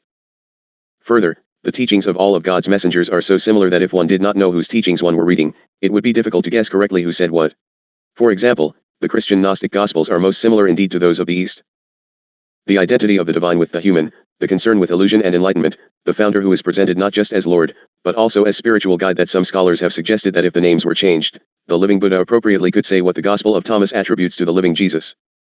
Before we leave the Indians, Little Crow, who is bringing forth, soon, the sacred hill within is, in this incarnation, a Lakota Sioux by birth tribe. I do not wish to intrude in any manner with that wondrous document. Therefore, all my rambling shall be from that which has come forth from others of the writers and tribal leaders. Just as with the Gospels of the disciples, all will vary in words, never in concept. Let us honor the Hopi, for they have left records. Near the village of Orabi, Arizona, in the heart of Hopi land, carved upon a rock, is a petroglyphic representation that records the prophecy of the Great Spirit in regard to his return. In the lower left-hand corner are a bow and an arrow, representing the material tools which the Great Spirit, who stands to the right of the implements, gave to the Hopi. The Great Spirit points to his path, which is straight up. An upper path to the Great Spirit's right is the white man's way. 2 white men and 1 Hopi, symbolizing the Hopi who forsake the old traditions and adopt other ways, walk this line. A vertical line joins the path of the white man with that of the Hopi, indicating their contact since the Hopi's emergence from the lower world. The Hopi's path is lower, more spiritual, than the way of the white man. A large circle represents World War I, another stands for World War II. A third circle symbolizes the Great Purification, which the Hopi feel is fast approaching, according to a timetable that was set centuries ago. After this transitional period, the Great Spirit returns, food and water is abundant, the world is made well. The white man's path becomes more and more erratic until it is but a series of dots that eventually fade away. Pay attention please, you are receiving that of which you have petitioned over and over again. A quartered circle in the lower right-hand corner of the petroglyph is the familiar symbol for the spiritual center of the North American continent, which the Hopi believe is the southwestern United States, specifically the area around Orabi. It was once believed that the Cherokee held the answers, which of course they also do, but it would appear at this time of present knowledge that the most evident secrets are being presented through the Hopi tradition. Do not allow this to distract you simply because it is the basis of this discussion. In the Hopi myths of their people emerging from one world to another, through the Sipapu, you may have a poetic accounting of a people's intellectual and spiritual evolution, or you may have exactly what the traditional Hopi claim, the record of major high civilizations that rose and collapsed in prehistoric times. One may call these civilizations Mu, Lemuria, Atlantis, it makes little difference as to labels, but the Hopi's myths maintain that human race has passed through 3 worlds which the Great Spirit has been forced to terminate, to purity, because of the people's corruption and materialism. Pilfer indeed, these records have been held since the beginning of your planet and some brought forth from long before. The last great destruction was achieved by flood, and all but a few faithful perished. The story of the Great Deluge has survived in the myths of nearly every culture, and it is said that the Hopi and all those faithful who were saved made a covenant with the Great Spirit that they would never again turn away from his path. But now, the Hopi believe, the 4th world is coming to a close. Men have fallen away from their covenant with the Great Spirit. Once again, a great purification is needed. The Hopi believe that the Great Spirit did interact with the first people and that he taught them how to live and how to worship. He breathed his teachings, prophecies, and warnings on stone tablets, before he hid himself from the view of man. Spider-Woman and her 2 grandsons, the Great Spirit's helpers, remained, along with other guiding spirits. These tablets were broken in half by the Spirit Missa when the Hopi reached this continent. Today the traditional Hopi await the return of the older brother, whose skin has since turned white, who will match his share of the sacred stone tablets with those retained by his younger brother. The rejoining of the sacred tablets will signal the advent of Purification Day. Is it truly the stone which is symbolic or the word? Keep writing Dharma. The Hopi were led to their present home in Arizona by a star. As Abraham dealt with his nephew, Lot, the Hopi chose desolate and infertile land and permitted other tribes to choose the greener, more fertile valleys. Or so it may seem to those with greedy eyes. The Hopi settled in the specified area because it is in the land of the Great Spirit. In spite of the sparse quality of their home, the Hopi were warned, strangers would come and try to take it away from them. The Hopi must resist all pressures, they were told, and they must hold on to the land and their ancient religion. If they were able to retain control of their material and spiritual gifts of the Great Spirit and remain true to their name, one who follows the peaceful path, Hopi land would one day be the spiritual center from which all Indians would be reawakened to the old traditions and would arise to touch the hearts and save the souls of the invading strangers. There are shrines there in the spiritual center which are markers for spiritual roots which extend in all 4 directions to the edge of the continent. Through their ceremonies it is possible to keep the natural forces together. From the spiritual center, their prayers go to all parts of the earth. Their prayers are the balance that keeps all things well and healthy. This is the sacred place. It must never be defiled. Only people who know how to grow things will survive. Through prayer, people can develop their own way, as the Hopi have. Let us interrupt and speak of more crucifixions of the natural mother. Black Mesa. There is a massive crisis at Black Mesa, wherein coal is being strip mined for a consortium of 23 power companies, Western Energy Supply and Transmission Association. That wondrous land of wide, silent deserts and deep sky space, that heart of mother, will soon contain 6 giant power plants which will make up the heart of the energy grid. Together all 6 plants will be able to generate some 14,000 megawatts, MW, yet this was just the beginning. The plan is still for increasing increments to over 36,000 MW, 17 times the capacity of Egypt's famed Aswan Dam. How many of you readers realize this? Since Black Mesa is considered by the Hopi to be the spiritual center of this continent, one can imagine the horror the uninformed traditionalists experienced when they learned of the planned desecration. They are holding the land for the Great Spirit. The Spirit gave the land into the hands of these people for safekeeping, they are holding this precious heartland for the Great Spirit. The Hopi feel the land is theirs to hold, and yet the Hopi Tribal Council members and the Navajo Council members, too, are the very ones leasing to the mining company. Brethren, it differs not at all from the total defacement in the wondrous holy and sacred mountains of the Black Hills of the Lakotas. How dare the white evil men carve pictures of their evil leaders upon the face of God? How long will you dare to flaunt your destruction and desecration in the, and upon the, face of God? Not much longer, my children, not very much longer. Hold it in your hearts. The Hopi traditionalists refer to their prophecies and agree that that older brother will soon return with his half of the sacred tablets. Write a bit faster, Dharma. The prophecies state that the great purification will occur when people turn to material, rather than spiritual, things, when evil ones set out to destroy the land and the life of the Hopi and other Indian brothers, when leaders of men turn to evil instead of the Great Spirit, when man has invented something which can fall upon the ground, boil everything within a great area, and turn the land to ashes where no grass will grow.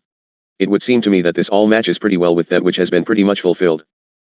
The Hopi are not alone, dear ones, in their anticipation of a great purification and the tellings of the Meskweke, a people who have proudly maintained the old traditions, see a great catastrophe happening soon to rearrange things, and I would like to share it with you, for you ones always seek your proof and confirmations. It will possibly be a great fire of some type, and it will leave pockets of men and women who will begin to people the earth again. This is what the prophets of the Meskweke have spoken. They have spoken that the 130 many people with their many languages will want to come back to their old religion. These people will want to return to the traditionalists to learn. There are traditional pockets in Mexico and in the United States. People here in Iowa have called us heathens, pagans. We shall see, we are all brothers, after all. I think the end might be very near. I am not speaking as a pessimist, but as one who believes in the prophecies of the Meskweke. 100 years ago, the Meskweke prophesied a box that would sit in the corner in which we would see things happening far away and hear people speaking who would not be there. They prophesied great trailways in the sky. They said that the animals would be dying. They said when many species were becoming extinct, man would begin to see unusual things. Floods, earthquakes. It would be as if the earth were revolting against its inhumane treatment. Other Indian tribes throughout the country are beginning to see these things coming. Many are saying in desperation, what can we do to revive the old tradition?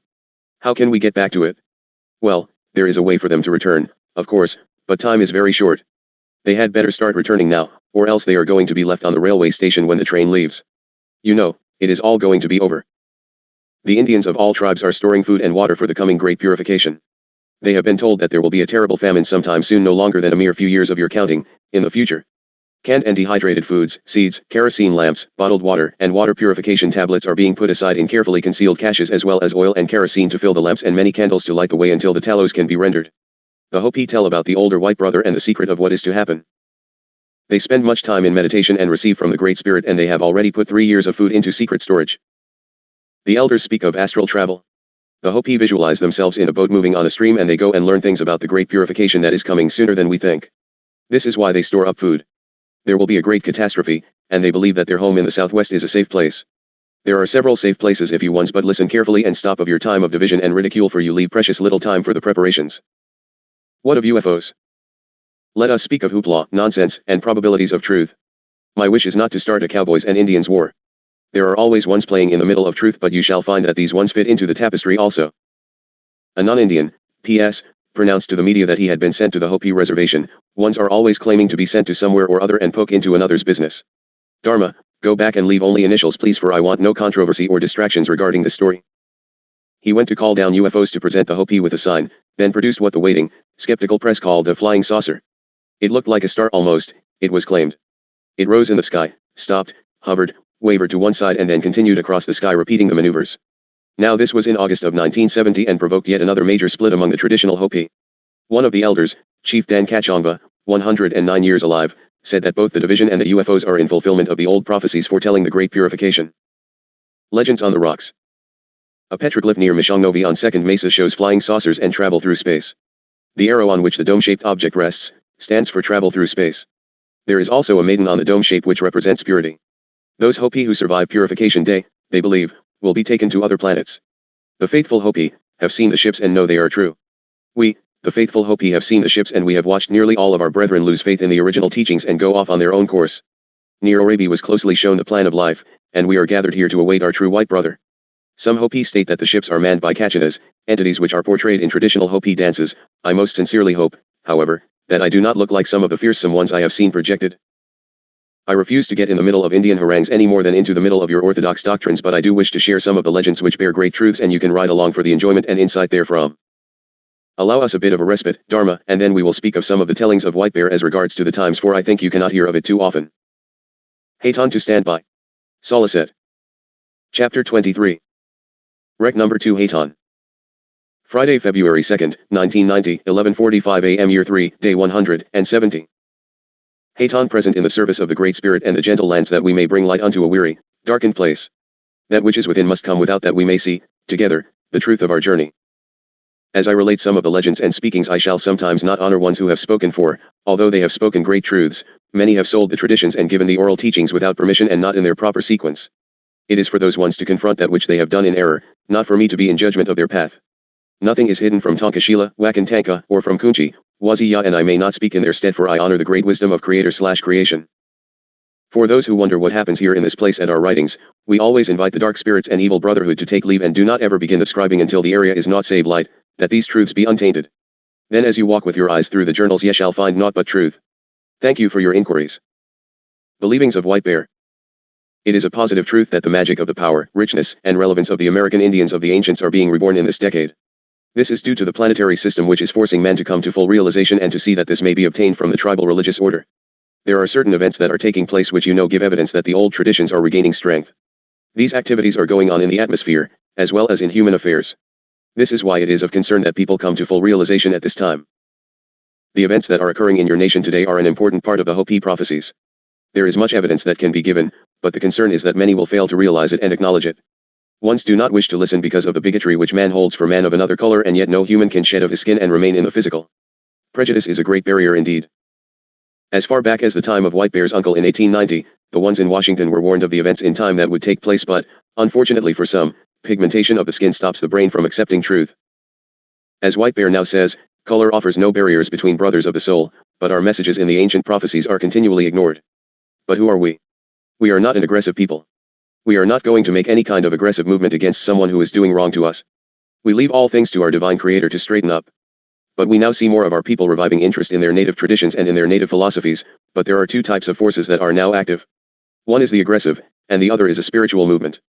The spiritual movement will prevail and become stronger, because the aggressive force will get caught up in national affairs and lose sight of important issues.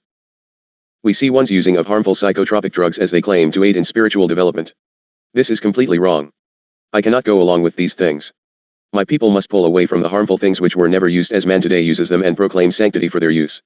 For those who truly wish in spiritual ways, to resort to marijuana, peyote, and these other things is wrong. Those things were never to be used except in the most traditional and sacred manner. There are no shortcuts to spirituality. You must start from within. You cannot receive your upliftment from chemicals. You must receive important messages from your vision dreams. There will be spiritual awakening in the continents of what are called Europe and Asia, wherein lie the foundation of the religious traditions of those places.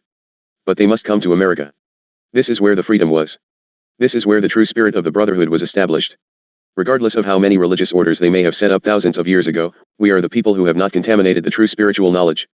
Some of our ones have misused it in their mistaken ways as they have picked up the traditions of the thieves and zealots, but those, also, must come back into the path. You ones would want me to say that we are going to clean up this mess that has been made. I cannot. The pollution of our atmosphere is the worst thing that man has done. This pollution will get into our soil and into the physical parts of our people, as a whole race of mankind. Worse, not only will people's bodies be contaminated, but their spirits. The Hopi are trying their best to awaken all the nations of the world to this part of our prophecy. We are not the only ones, but I can only speak clearly for my people. When we speak of the older white brother, we do not refer to the modern white man. We refer to the spiritual brother who has understanding of all kinds. He is not of human flesh at the moment, but he will come. Certain aggressive actions by nations, who call themselves the great powers, will set in motion a certain event that will lead to the coming of the true white brother. Everyone wants to know exactly when and give a date, a year, and it cannot be done. Even with our prophecies, which have been so widely spread about, the year is only an idea of time, for you can only go by the cycles and there is no exactness, for times can be changed but never sequence. There has been a most interesting great program laid out to accommodate to man's insanity. Everybody has to go by the pages of a paper full of dates and schedule of the weeks which run from a day called Sunday to another day called Sunday. Well, there are certain things that people may do in between, but they must arrive at next Sunday. There are things on the great program that may take years and years to fulfill, but all things are laid down on the schedule. Ones look upon the loose time frames, and if such and such a thing has not happened by a given time, or it happens before the speculation said it would, then everyone decides it will not happen and the prophecies are wrong.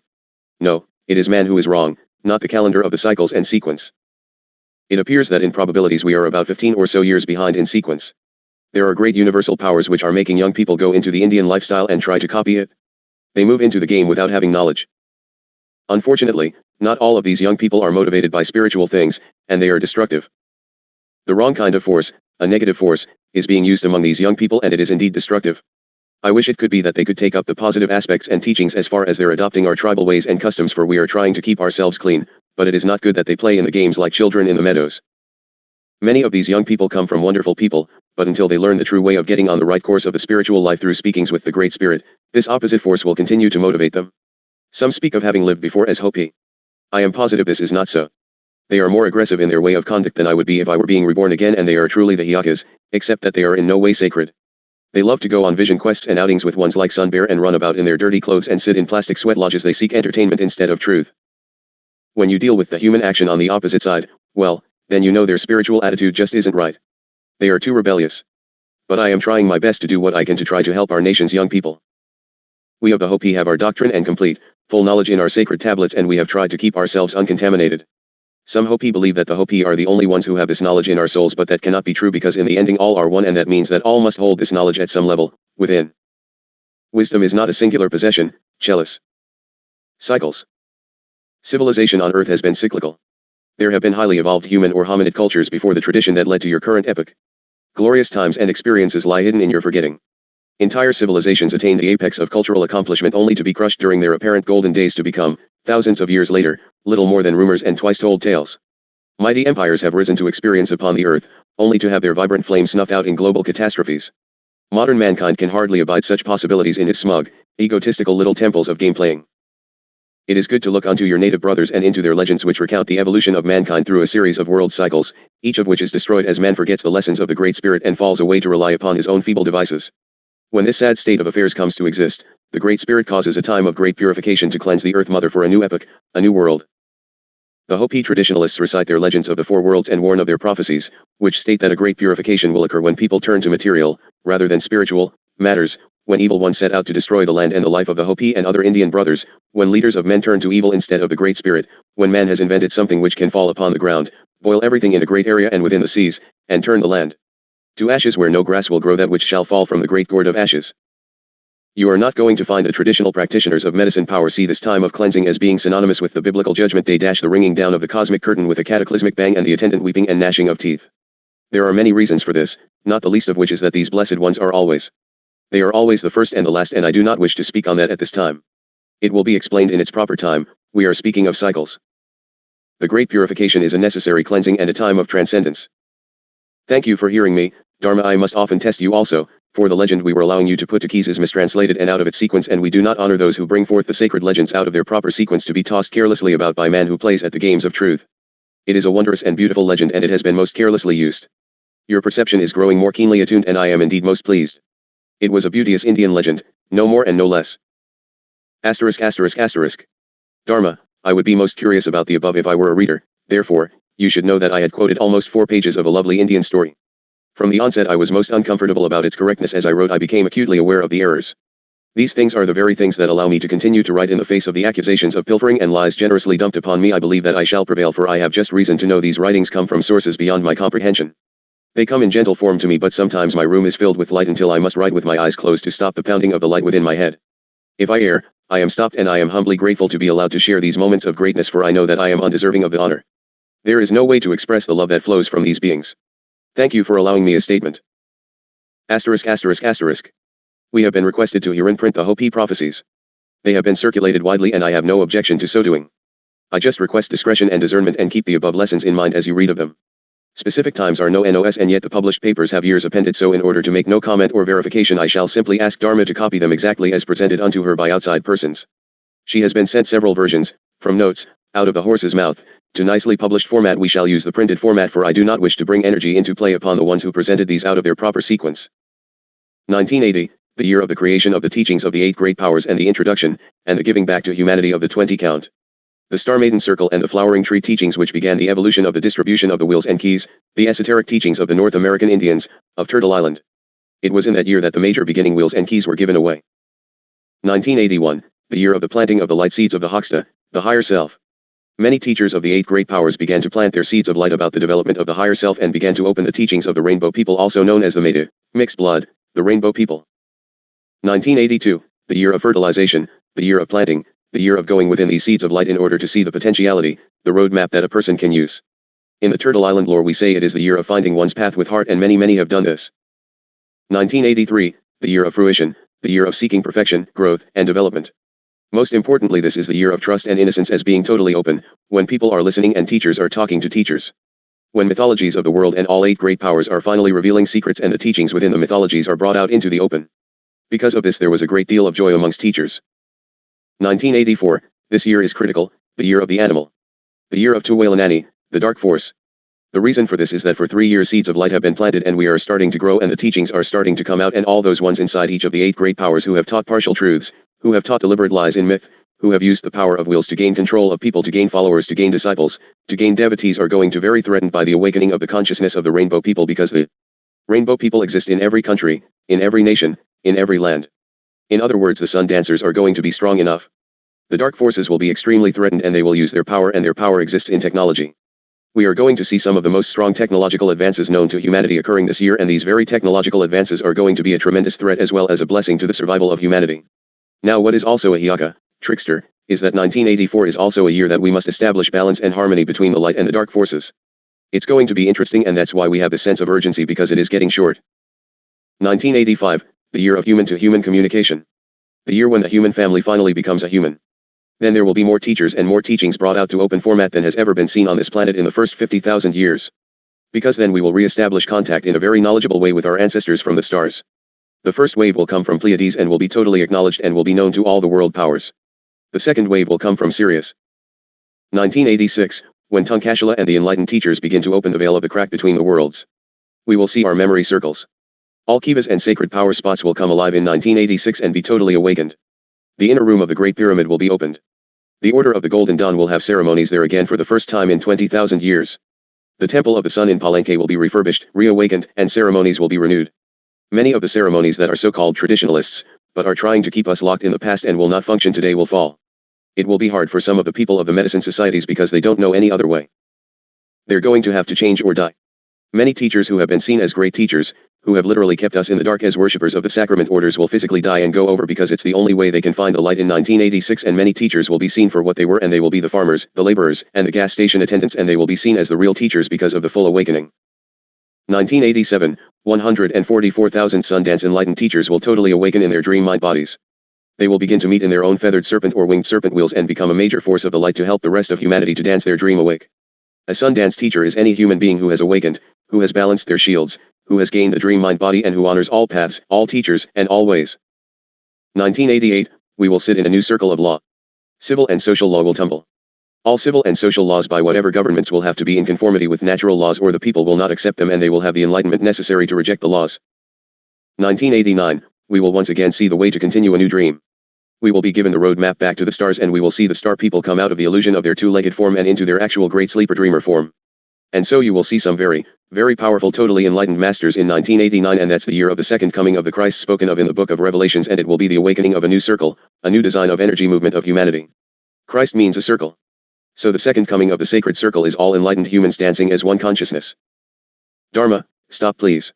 I believe you can perceive as you read that this is quite a lot of the B word. This was shared with the New Age groupies for the thing they dubbed the harmonic convergence. I believe you must be able to see that it says not in actuality.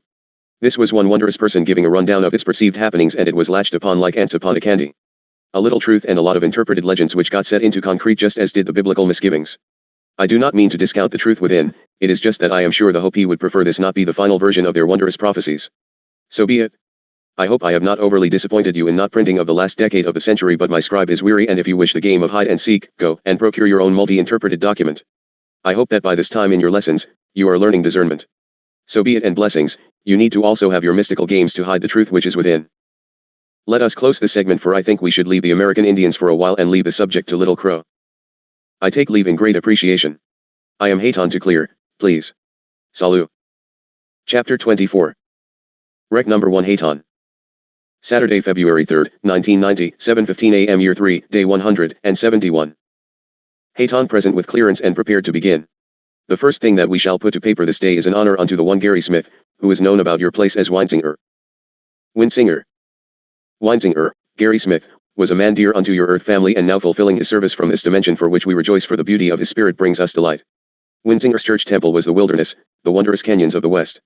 Because I must protect the location where our holographs shall be filmed, I can say no more. He passed from your place a young man, but a very old soul indeed. His music told the stories of that which was and has come to be. We shall use his music and words, and here I wish to give him honor for a few, that he not be forgotten and forever registered in the pages of our truth. Winesinger. Rod. Winesinger, Rod. Winesinger, Rod. Nitsi hi hated it, Rod. A young Navajo came riding.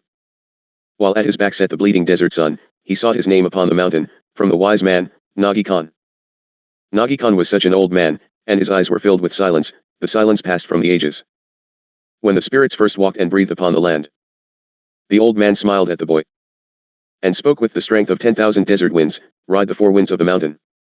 Wake, and see, and think, and speak, Winesinger. He was carried to the north from the mountain, to the land of the bear, and silent, frozen faces, the bear sat and watched the eagle, whose talons had been tangled in the darkness. The eagle tried to stretch his wings, and to tear himself free from the darkness, but his people were all sleeping, and not one person cared to awake and cut him free. The boy breathed deeply from the winds, and sang with words that struck like burning spears. Hear your empty lives of deafness. Awake now. Can't you see the danger? He was carried by the wind to the southland, where the lion and the llama crawled on bloated bellies, their eyes were only blackened sockets. And children tried to run while rickets swelled their knees. The rich would feast and make their speeches, tomorrow would bring the needed changes, but their speeches were all empty. And the hungry children groaned till their parents could not sleep. Then the groaning changed into a roar. The roar began to thunder and the winds began to scream, do not let the children suffer. Make all the people wake and see Winesinger. He was carried to the east across the ocean, to a place where the dragon spewed its venom on the land. He saw the vacant stares of millions. Hungry stares that held no hope for food in empty hands.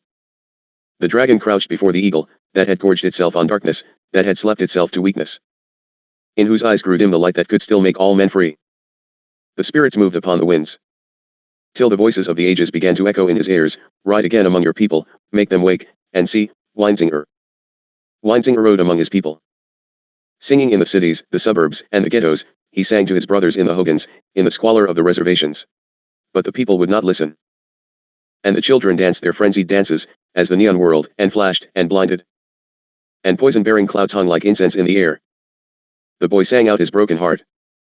Then with sorrow in his eyes he rode slowly to the west. Dance while you sleep, my people. The songs that I sing have no meaning for your ears. But as he rode he heard a rumbling. For a few had woken and turned to raise their faces, they came forth from the darkened ghettos. From the cities, and off the reservations. A few had stopped to hear the singing, and awakened from the slumber of the many, each one raised a burning spear, with which to pierce the darkness and let forth the shining light. The winds begin to move and sing. Till the valleys echoed with 100 rolling songs, the man rode to his sacred mountain. To wake, and see, and think, and speak Weinsinger. These songs shall be used in Sipapu Odyssey, for this man died of a broken heart. The doctors called it multiple sclerosis, it was a broken heart for no one would look and see. Now they shall see and hear and dance, Windsinger. The red tail. I am the red tail. Climbin' and soarin' through your sky, with the sunset on my feathers. With your friends, all gettin' high. Higher than the red tail. Up above me, there is beauty all around. Out beyond me, there breathes beauty. Down below me, there grows beauty. There is beauty all around me. Learn to see me. Learn to feel me, like the wind across my wings. Let my spirit grow within you. Learn to know me, learn to be like the red tail. Catching currents, and rising in the sky, out away from all that's ugly, breathing freedom from the windstorms, growing wise and filled with light. You can be the red tail. A sunrise, a burst of glory in the sky. You'll know freedom. You'll know beauty. You'll find love, and you'll be wise. Rise with the red tail. Strive to find all the beauty in your life. Like the red tail you caught at sunset, like the red tail of your mind. I am the red tail. Climbin' and soarin' through your sky, with the sunset on my feathers. With your friends all gettin' high, all gettin' high. All gettin' high. Birds fly around her. This painting is really there. Deep among the canyon wall, I hiked alone while silence flowed. In some cool shade I stopped to rest and drink some water. Looking up, I noticed her. An act of love was painted where the sandstone face slipped down to meet the crumbled ages. Unknown hands from years gone by, had stopped to rest here, the same as I. But with his brush and paints of clay, he left his love here. A painted girl to greet the dawn. A crown of white, a feathered gown, her smile demure, she waited while birds flew around her. 1,000 years this love has grown. And stood the test of wind and storms, while my love waits beyond these walls. Birds fly around her. The canyons grow and canyons die, as sand dissolves behind her eyes. Her painted birds will tumble down and join the ages. The grass turns green and then to brown, 1,000 times before her crown. Although she's changing, slowly fading, her love will live here. So who am I to linger here? I'm just a flash before her mirror, a fading whisper who stops to watch birds fly around her. And he asked that Willie Nelson sing these songs in the backdrop of Sipapu Odyssey. Who of you will go and tell it unto Willie? Will you take the song and story and ride Windsinger? In October of 1986, Weinsinger lay dying and Dharma held his hand. He asked only that his songs be honored, for his music was his life. He asked that he go one more time to the canyons where the movie would be filmed, and a promise was made, if I must carry you upon my back, Weinsinger. But it was not to be that way. Dharma, Weinsinger shall be in the canyon on that blessed day, for the one, Weinsinger, shall be coming there with me. So be it, little eagle. Let us return, briefly, to the subject of women and God. At one time there was quite a bit of conflict due to male chauvinism, as was rampant in the days of Emmanuel. As an example, at a meeting on one occasion Peter complained quite loudly that Mary was dominating the conversation with Emmanuel and displacing the rightful priority of Peter and his brother apostles. He urged Emmanuel to silence her and was quickly rebuked. Later, however, Mary admitted to Emmanuel that she found it difficult to speak freely in front of Peter, as he had difficulty accepting teaching or advice from a woman, whereupon, Emmanuel replied that whoever the Spirit inspires is divinely ordained to speak, whether it be man or woman. Yes, Dharma, I thought you might enjoy that message, not that you particularly wish to speak, but to allow you once to realize that your roles are so often in opposition to that which was before, that you might more fully understand the lessons. Perhaps Oberly could be a bit more thoughtful of your feelings when he is abrupt, for you are actually given almost no time to converse in your consciousness, with your friends. Once think, because you write and speak for me in every gathering, that somehow you have participated, I shall one day have to set them to understanding. So be it. What about Paul's disdain for women? Oh yes, if you read it you shall see that many things in the Bible are most interesting indeed. I have news for you: many of the letters attributed to St. Paul were, in fact, never written by Paul. The Bible has been translated about 1,600 times, there have been ample opportunities to tamper with, delete and add a bit, here and there, to it, a fact that has been admitted to by theologians for centuries. The pseudo-Paulian letters often had to do with church organization, rituals, dogmas, and doctrines. It is here that you see Paul's so-called disdain for women, where he says that women have to be subservient to men, that they have no right to speak, much less teach in the church, and lays down the rules for allowing widows within after they reach old age. A scholar has no trouble sorting out these things.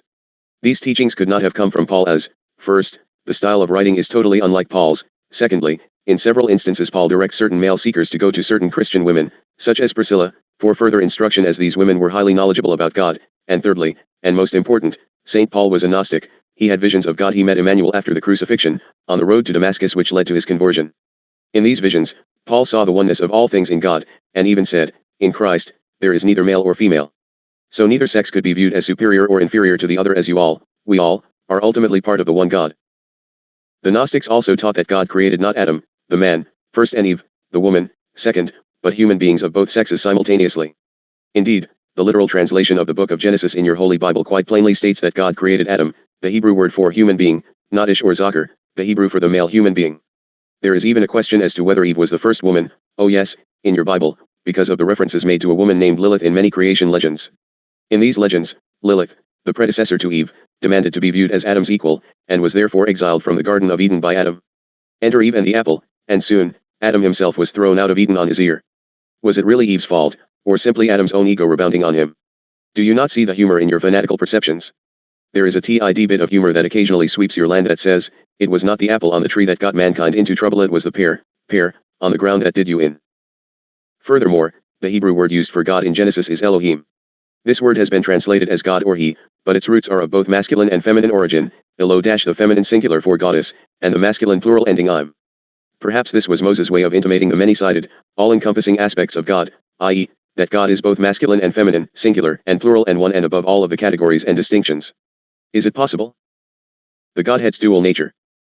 Gnostic references to the feminine aspects and the masculine/feminine dual nature of the Godhead are quite plentiful throughout their teachings. One example of this, which echoes scientists' explanations of the dual aspects of the human brain, and we do like your scientists' opinions inserted if we can use them, the masculine side being the organizer and categorizer, and the feminine side being the creator and initiator. Another interesting bit of information is that John related a mystical vision he had of the Trinity after the crucifixion. The heavens were opened, and the whole creation which is under heaven shone, and the world was shaken. And I was afraid, and I saw a light, a likeness with multiple forms, and the likeness had 3 forms. He said to me, John, N, why do you doubt, and why are you afraid? I am the one who is with you forever. I am the Father, I am the Mother, I am the Son. Whoops.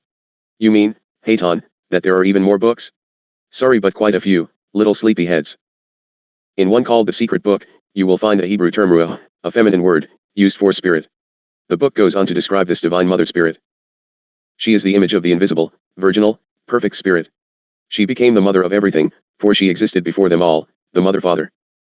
In the Gospel to the Hebrews, Emmanuel also speaks of my mother, the Spirit, adding that whosoever becomes a true believer in God gains both father and mother, for the Spirit ruach is mother of many. So perhaps it is not just the arrival of a physical female incarnation of God that the stars foretell, perhaps they also foretell the necessary unfolding of the mother spirit within us all, the birth of the Christ consciousness in each and every heart, and the realization of your mother/father within as well as without, for as Sri Aurobindo has said, a change of consciousness is the major fact of the next evolutionary transformation. I would like to interrupt here to respond to Rick in his query regarding a statement I made in answer to an inquiry from him about the feminine aspect of God. He recalls that I said there was not such a thing. I must be honest, I do not recall the incident, and hopefully, I simply misunderstood the query.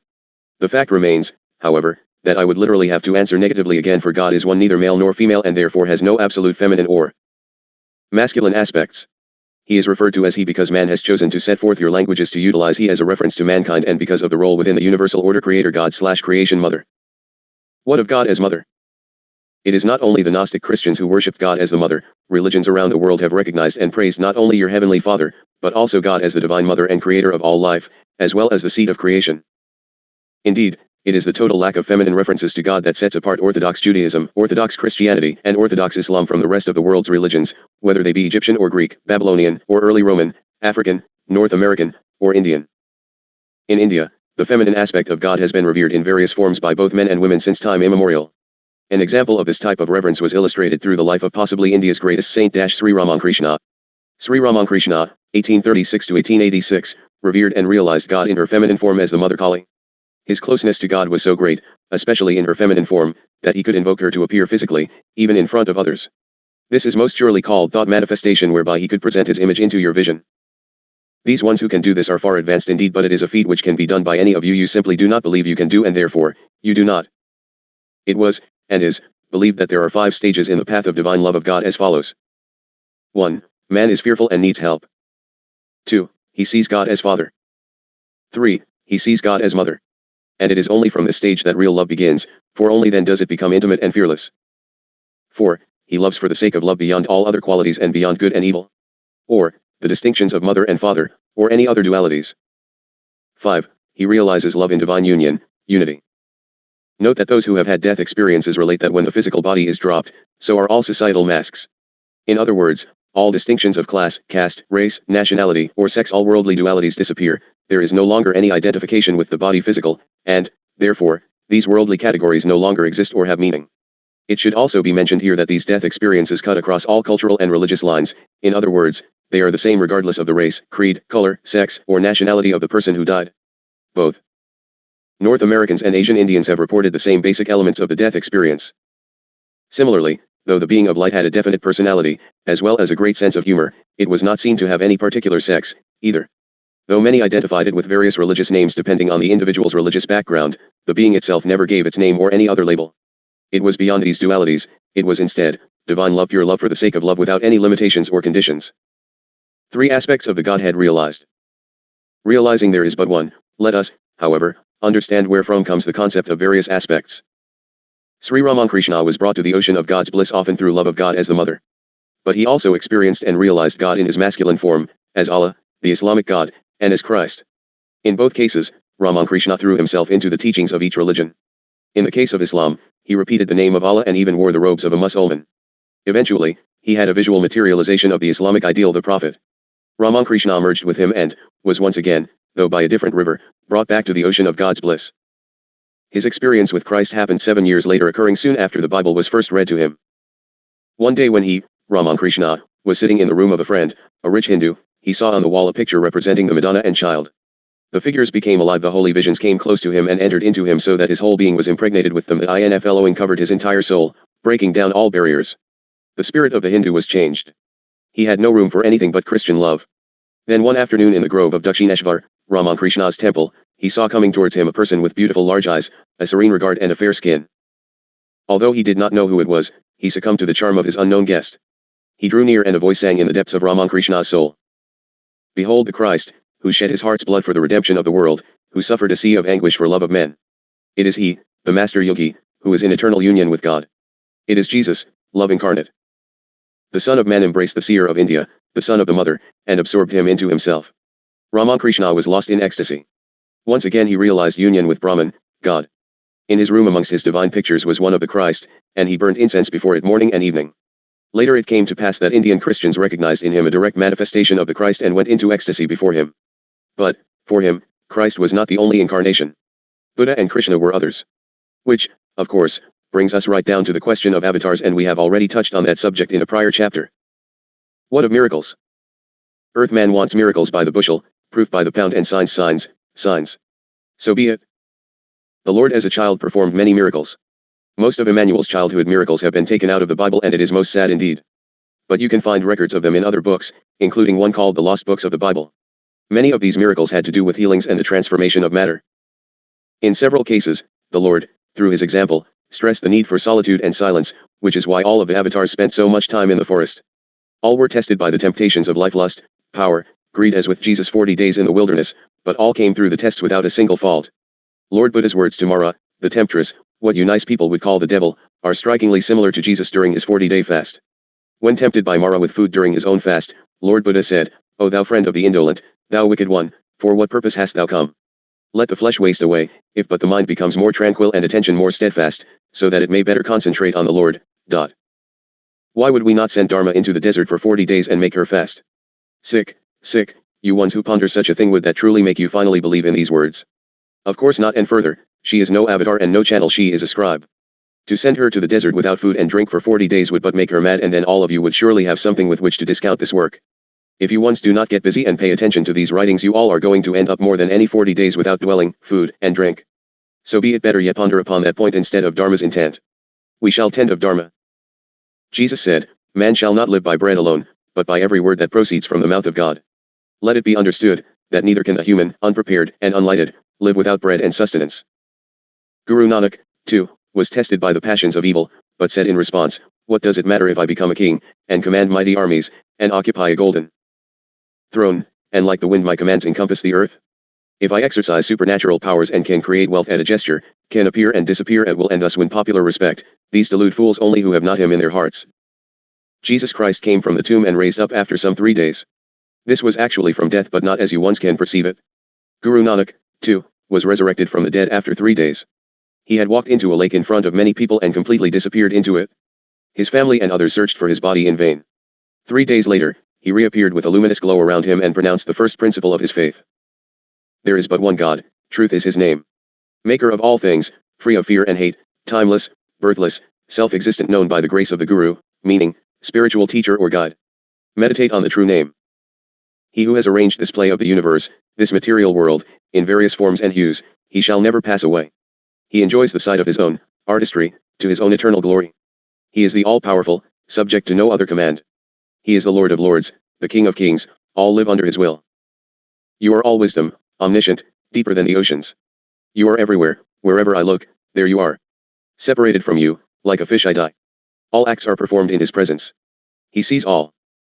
You are near, you are far, you are all in all, you see, you hear, you create this universe, what pleases you, that is the only right actions. Now that we come back again unto labels, let me refresh you. Then I saw heaven opened and a white horse standing there, and the one sitting on the horse was named Faithful and True, the one who justly punishes and makes war. His eyes were like flames, and on his head were many crowns. A name was written on his forehead, and only he knew its meaning. Brothers, the name was God, Sananda. He was clothed with garments dipped in blood, and his title the Word of God. The armies of heaven, dressed in finest linen, white and clean, followed him on white horses. In his mouth he held a sharp sword to strike down the nations, he ruled them with an iron grip, and he trod the winepress of the fierceness of the wrath of Almighty God. On his robe and thigh was written this title, King of kings and Lord of lords. So be it, Chelis, for thy days are numbered upon thy place. As with the Lord Emmanuel, Guru Nanak, and Lord Krishna, among others, disappeared from your earth without leaving any physical body behind. This was in great measure so that you blind little lambs would not worship a fleshly chunk of nothing but understand the life eternal. Oh, how wondrous if you all could have but understood of the message. A Lord or God among you can be recognized in many ways, but the same ways can also be ways of those who have simply purified themselves and come into knowledge. But a great spiritual teacher can be recognized by his or her actions, and that he/she possesses divine powers. That one will have total control over the 5 functions of the body, speaking, eating, reproduction, elimination, and motion, over the 5 senses of taste, touch, smell, sight, and hearing, and over the 5 elements of nature as earth, air, water, fire, and ether. Great spiritual ones can often attain one or several of these powers or qualities kulas, but only an avatar possesses them all, including the last and most important one, omniscience, or all knowledge of the past, present, and future. True avatars are rare indeed, my friends, and a lot of you have been completely fooled by facades that hide the few unaccomplished feats of great spiritual teachers. Many bodies have been buried in the night and in the secret hours and places, to not blemish the concept of the credit of avatar. Be not too gullible at the tales of ones ascending from hither and yon, for it is most rare indeed, and no, I shall not enlarge upon that topic at this time. These are lessons to cause you to stop dividing the houses of God and stop clinging unto your special avatars and doctrines built upon other than God. For after all, avatar is God among you. The powers given above are indeed totally natural and normal to an avatar and are used in a spontaneous manner. They are not the result of time and discipline, as is the case with ordinary human beings who grow. An avatar is born with these powers. This is why the avatars are able to perform miracles as we children. This does not mean that they necessarily do so, for most will not, for their purpose is to relate to you as human and allow you to experience and know that what they can do, so can you. All of the miracles that each avatar performs are a result of their inborn, natural powers and are never used in carelessness. Let us leave this for a while, Dharma. We can further discuss powers over the elements, matter, and body at our next sitting. Thank you. Hayton to stand by. Salu and blessings upon you, dear ones. Chapter 25. Rec number 2, Hayton. Saturday, February 3, 1990, 2 p.m. Year 3, Day 171. Power over the body, matter and the elements. An example of this type of power was illustrated by Emmanuel when he calmed the raging storm at sea that threatened to swamp his disciples' boat. Guru Nanak, too, demonstrated his control over the elements in an amusing incident. The Guru was traveling to Mecca, one of the holiest Muslim cities, when he met a group of Muslims who joined him in his journey. After a few days of traveling together, one asked him what his religion was. "I belong to the religion of those who follow the path of God," replied Nanak. They pressed him to confess that he was a Muslim, but he refused to do so. This greatly troubled them. They were not sure whether they were right in having along a man who was an infidel. The Guru saw this and disappeared with his 2 attendants. They noticed that a cloud that had protected them from the scorching rays of the sun also disappeared with him. The group of Muslims thought that the Guru would never make it through the desert alone, and were astounded to find him in Mecca when they arrived. Further, he had been there several days. Convinced that he had to be a great soul, they begged him to forgive them for their suspicions about him. Lord Krishna, too, demonstrated incredible mastery over the elements in several incidents, such as calming the sea, quieting the wind, controlling the lightning, etc. For example, a whirlwind of such hurricane force that heavy objects were being flung in the air like feathers, and one could not see anything due to the dust in the air, was calmed by Lord Krishna when he was a 1-year-old child. On 2 occasions, he saved the inhabitants and animals of a village from fierce fires with his breath, possessed as he was by unlimited energy. All of the avatars were love and compassion incarnate and, therefore, felt sympathy for those who were ill of body, mind, or spirit. They cured these afflictions regardless of the race, color, creed, sex, or nationality of the sufferer by teaching the truth to those in spiritual darkness, casting out demons from those suffering mentally, and healing the limbs and wounds, and healing the sight to the physically blind, hearing to the deaf, cleansed the lepers, mended broken bones, and even restored severed limbs. All of them raised people, and in at least 2 cases animals, from the dead in accounts that are almost identical to those given about Lord Jesus, except that some of them took place hundreds or thousands of years before Jesus was even born.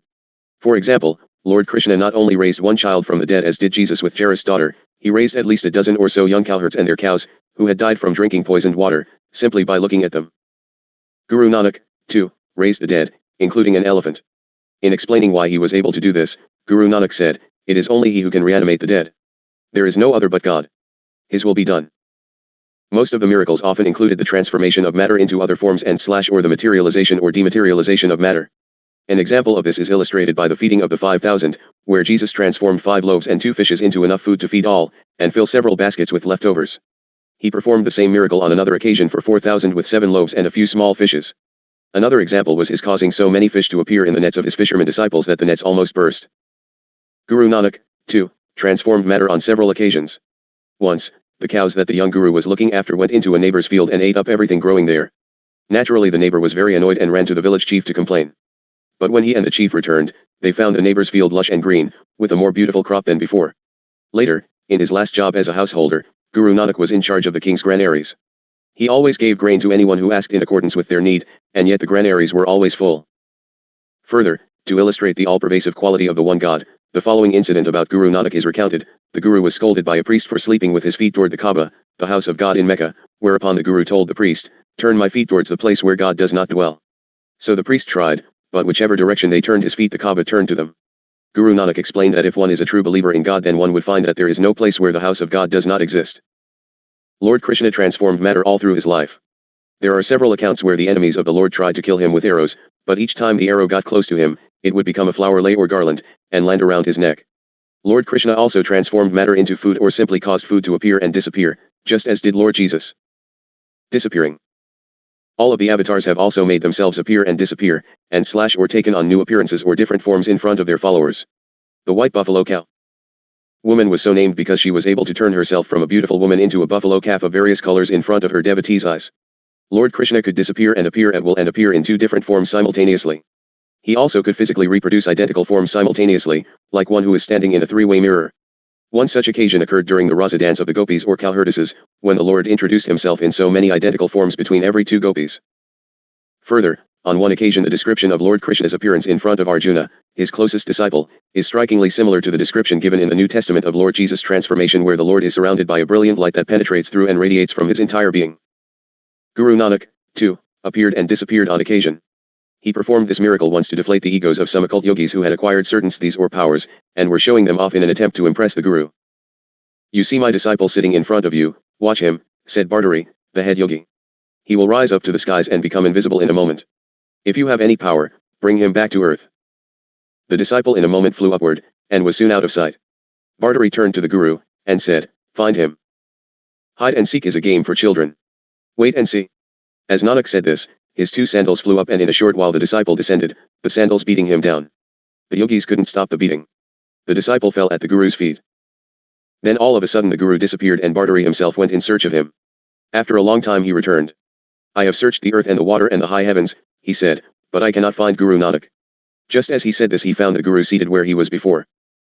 "Where did you hide yourself?" inquired Bhartari, full of astonishment. "I was with you all the time," said the Guru. "The body dissolved itself into its elements and the soul into the all-soul." The siddhas, Yogis with powers, were overwhelmed with awe and sat spellbound. It is sad, indeed, that man saw fit to remove the wondrous miracles of Emmanuel from the books. They were wondrous indeed and so much more far-reaching than the healing and the drying of the fig tree. But it was deemed too dangerous for the populace to know of these things. There were frequently occasions where Guru Nanak would be visible to some and totally invisible to others. In one incident, a very learned pundit, scriptural teacher, who had acquired certain siddhis or powers tried to impress the Guru by arriving to meet him on a flying carpet. But when he arrived, he found that he could not see the Guru although a large crowd could. When asked by the pundit where the Guru was, the crowd replied that he was right in front of him. The pundit was not only annoyed but felt humiliated as his carpet refused to fly back to his place. He had no option but to walk back. How much you once have missed because you pulled away from God. All these wonderful things were yours to experience. Later, when the pundit asked someone why he could not see the Guru when everyone else could, he was told that, it was your pride that darkened your vision. If you go on foot without pride or power, you will benefit by the sight of him. On the following day the pundit did so and Guru Nanak then explained to him. Is there any darkness denser than pride? Because you could fly you thought you were almost a superman. Forgive me, teacher, said the pundit. I have read sacred books and acquired superphysical powers. I must confess I have found no peace. Tell me how I can touch the feet of the Lord. Knowledge which partakes of the darkness of the ego is of little avail, said the Guru. You have followed men of much learning, but you have not grasped the truth that is within you. You have sought him in things which are a mere reflection of reality. You are lost in the wilderness of knowledge. Words only acquire a meaning when you realize the truth of which they are the symbols. Another man's wife, another man's property, covetousness, evil desire, search of sense objects, bad temper, backbiting, lustfulness and wrath, he who rids himself of these will find in himself the infinite, the unknowable. This hidden nectar only he discovers who receives the jewel of the Guru's work and makes it his life breath. In the dawn of true wisdom Buddha fed by the light of God's name, in the company of saints, devoted to the Guru, the giver, bestows the sacred name. Treasuring it, the disciple is absorbed in him. He alone obtains the sacred word who earns the grace of the Lord. This body is the temple of the Lord. In the heart is his light. Says Nanak, let the word of the Guru enter the heart and by the grace of God effect everlasting union. The pundit bowed and said, I have now learned the truth, to seek within and not outside, to get rid of the evil passions, to seek the favor of the Lord and remain absorbed in the Guru's word. Lord Jesus, too, appeared and disappeared at will, even before his crucifixion and resurrection. As a matter of fact, his body was so finely attuned to the spirit, that it seemed to have no substance to it whatever at times. An account of this is found in one of the most famous Gnostic Gospels, the Acts of John. In this Gospel, John relates certain strange incidents which suggest that Jesus was far from ordinary physical human being, and that even his body was not always your ordinary body. I will tell you another glory, brethren, sometimes when I meant to touch him I encountered a material, solid body, but at other times again when I felt him, his substance was immaterial and incorporeal, as if it did not exist at all. Other Gospels. Oh come now, hate on other Gospels? Well, Chalice, there were over 28 full Gospels written and known. A scholar from South Germany chose the 4 which were placed into your New Testament. Need I say more? How can you once continue to be so narrow? It is as the Jehovah's Witness who visited Oberle at the door this day. She dumped all those wondrous truths on or about Oberle and asked questions such as if he believed in God. And, do you believe in the devil? But when he offered to even show her the books, Satan's drummers, and they called his name I am. Manuel, she about had panic and needed to go immediately. Your churches and church self-appointed priests keep the masses imprisoned. They do not dare even look upon other material than that which is sanctioned by the particular doctrine. Heaven might surely strike ones if they stumbled upon truth. These are the reasons that no avatars begin or keep religious sects. They are only of God. Sects are of man. Jesus said, that which is born of the flesh is flesh, and that which is born of the spirit is spirit. He had come for a specific reason and it was to experience as man and therefore, he lived as man. Following his transmutation into light following the crucifixion he materialized and dematerialized into a human body at will and was witnessed by his disciples in very physical form. His transformation was, of course, not exactly as one who would die and after physical death would then assume a lighted form, for he never was dead in body as was perceived. He simply transcended. He most surely was solid matter when he spoke with Thomas, who could not overcome his doubts. In fact, during that period of time he wore only his physical body and ate with his group. However, before the transition he could quite readily create his etheric body. It is strange to us of these outer realms as to why this is so difficult for you ones to accept. Does it somehow pain you to find that the beloved master did not die and rot for 3 days? How is it that you seem all but forced to believe he could not have lived in human format following the crucifixion and went on to do his earthly work? It would most surely seem to be logical to me. It is not logical that God would be less or that he would only share truth with a small bigoted group in one tiny area of the Middle East. God does not act unjustly unto his flocks. You have lived in great misunderstandings for all of your earth life streams. The earth powers must keep you believing in these narrow patterns lest the truth set you free. Try it, for ye shall surely like of it. The Acts of John tells of James, who once saw him standing on the shore in the form of a child, but when he pointed him out to John, John said, "Which child?" And he answered, "The one who is beckoning to us," and John said, "This is because of the long watch we have kept at sea." You are not seeing straight, brother James. Do you not see the man standing there who is handsome, fair, and cheerful looking?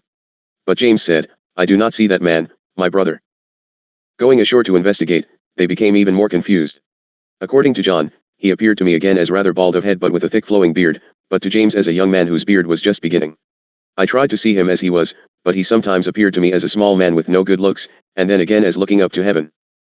The incidents such as these testify to the truth that the Lord is seen by different people in different ways. It does not mean that there are different gods, it is just that people perceive him in different ways, and therefore worship him in the form of their own perception. Jesus allowed his body to be crucified in an effort to again show you the body is so temporary that one should not become attached to it.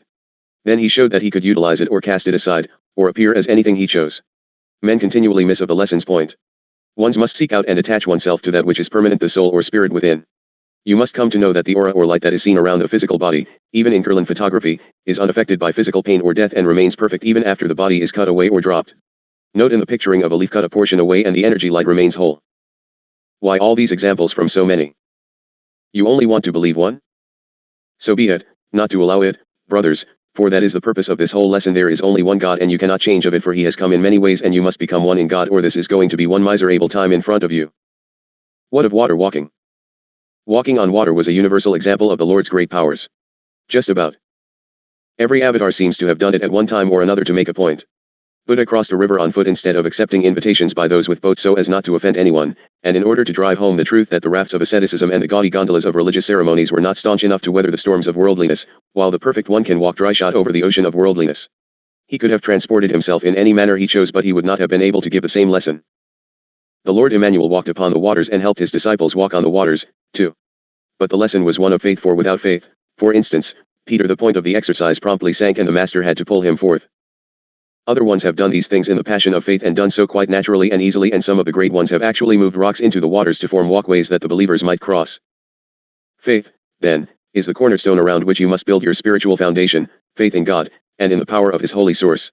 You have been told that you could even move up mountains if you but have faith. Oh, dear ones, we must begin to move that faith into strength upon which you continually function, for we have great things to accomplish in the forthcoming time so close ahead of us. You must come into your knowledge of your gifts of like energy and power that you are prepared for the day when the higher frequencies must be available. Some believe almost enough, and those dear ones will be in great need of help in those hours of transportation. It will come from the unity, the birthing of the phoenix. It is the division and the controlling hand of evil which has crucified the phoenix and set the ashes of destruction. All men must come together as brothers, for there is no division in the heavenly realm of God. God is all, and therefore, anything lesser and fragmented is not at one with God but rather remains outside his wholeness. You may not bring those negative things of flesh with you when you move into oneness with God, for there is naught of darkness in the halls of God's house. Ye shall know them by their fruits. Let us speak of organized religion and how it often misleads humanity and puts forth ridiculous doctrines and meaningless rituals, spinning a web of confusion and fear, thereby clouding and perverting the word of God, in order to maintain control and power over the people. True religion is spiritual religion and is a seeking after God. There are many aids and props which may be of help in the focusing of attention, but they should only be offered to man and certainly not imposed upon him. It is essential to seek the truth of the one God, to learn of his true laws and to serve his creation. But in order to learn and understand more about the Lord, most of you need guides or spiritual leaders, for you cannot accept your own perfection.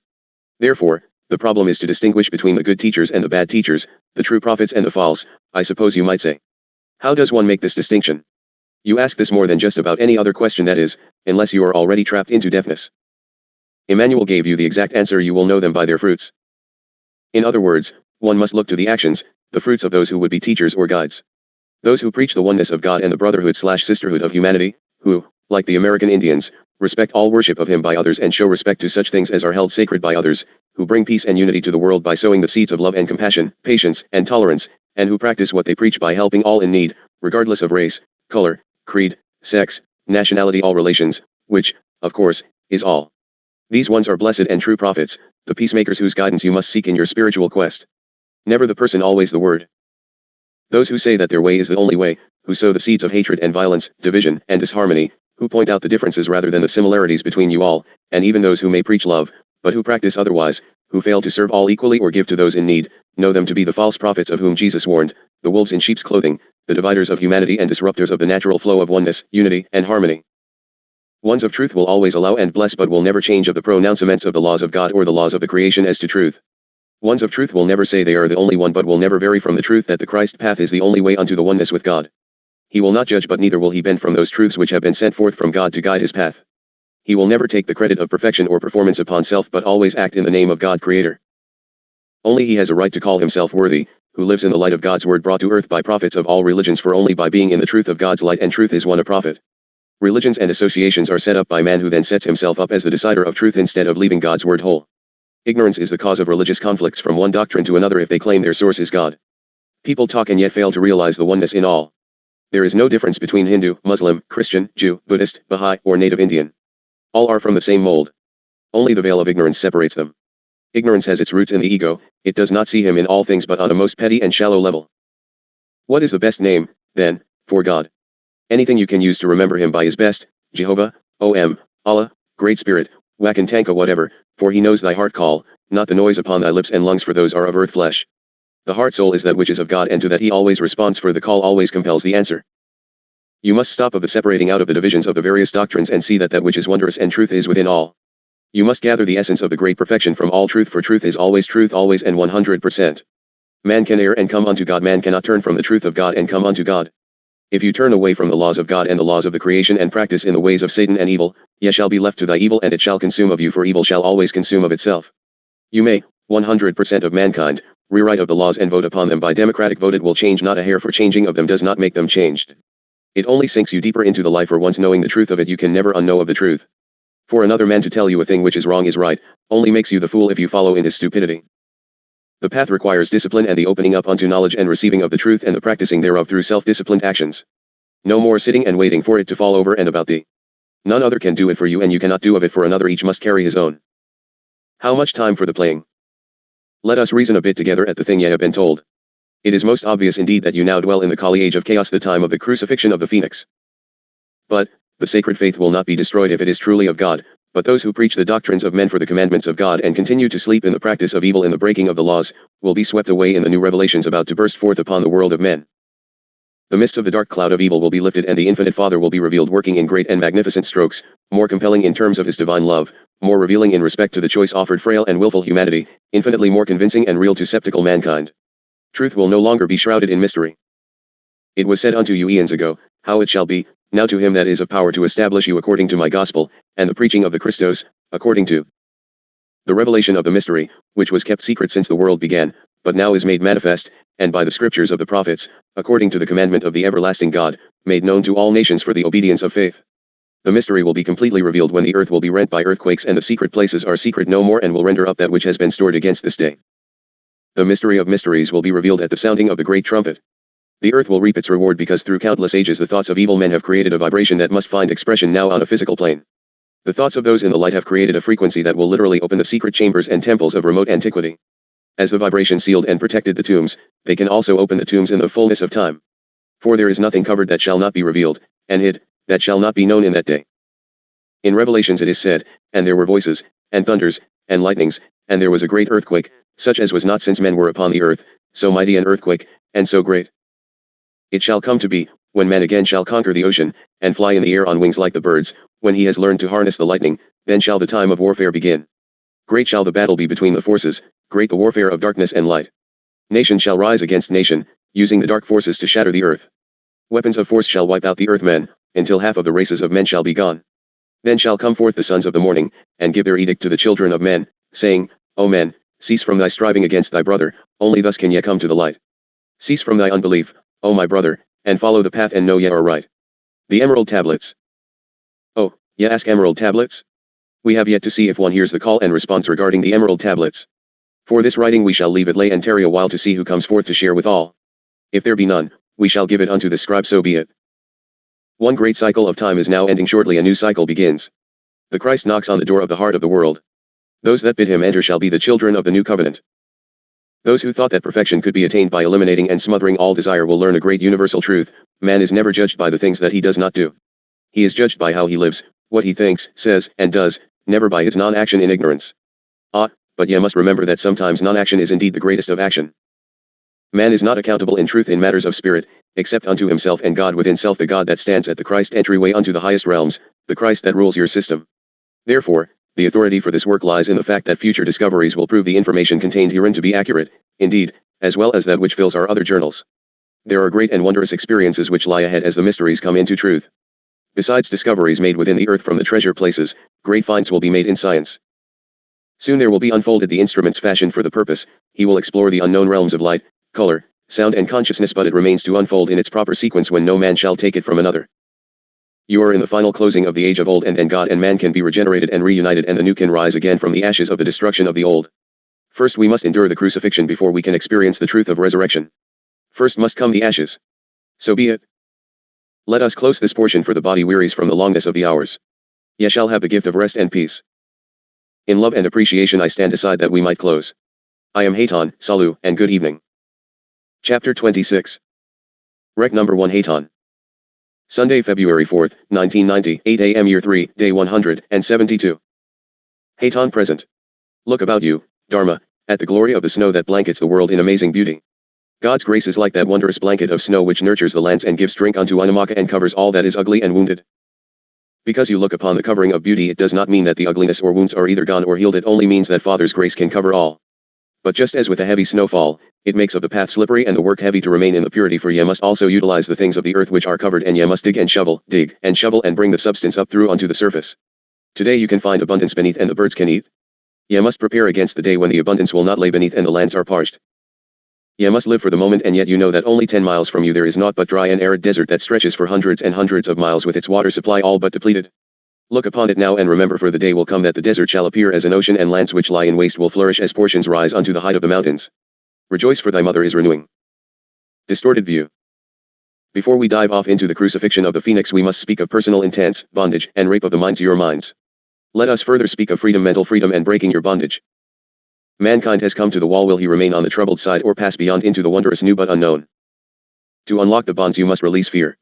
Fear controls your lives whether or not you realize of it.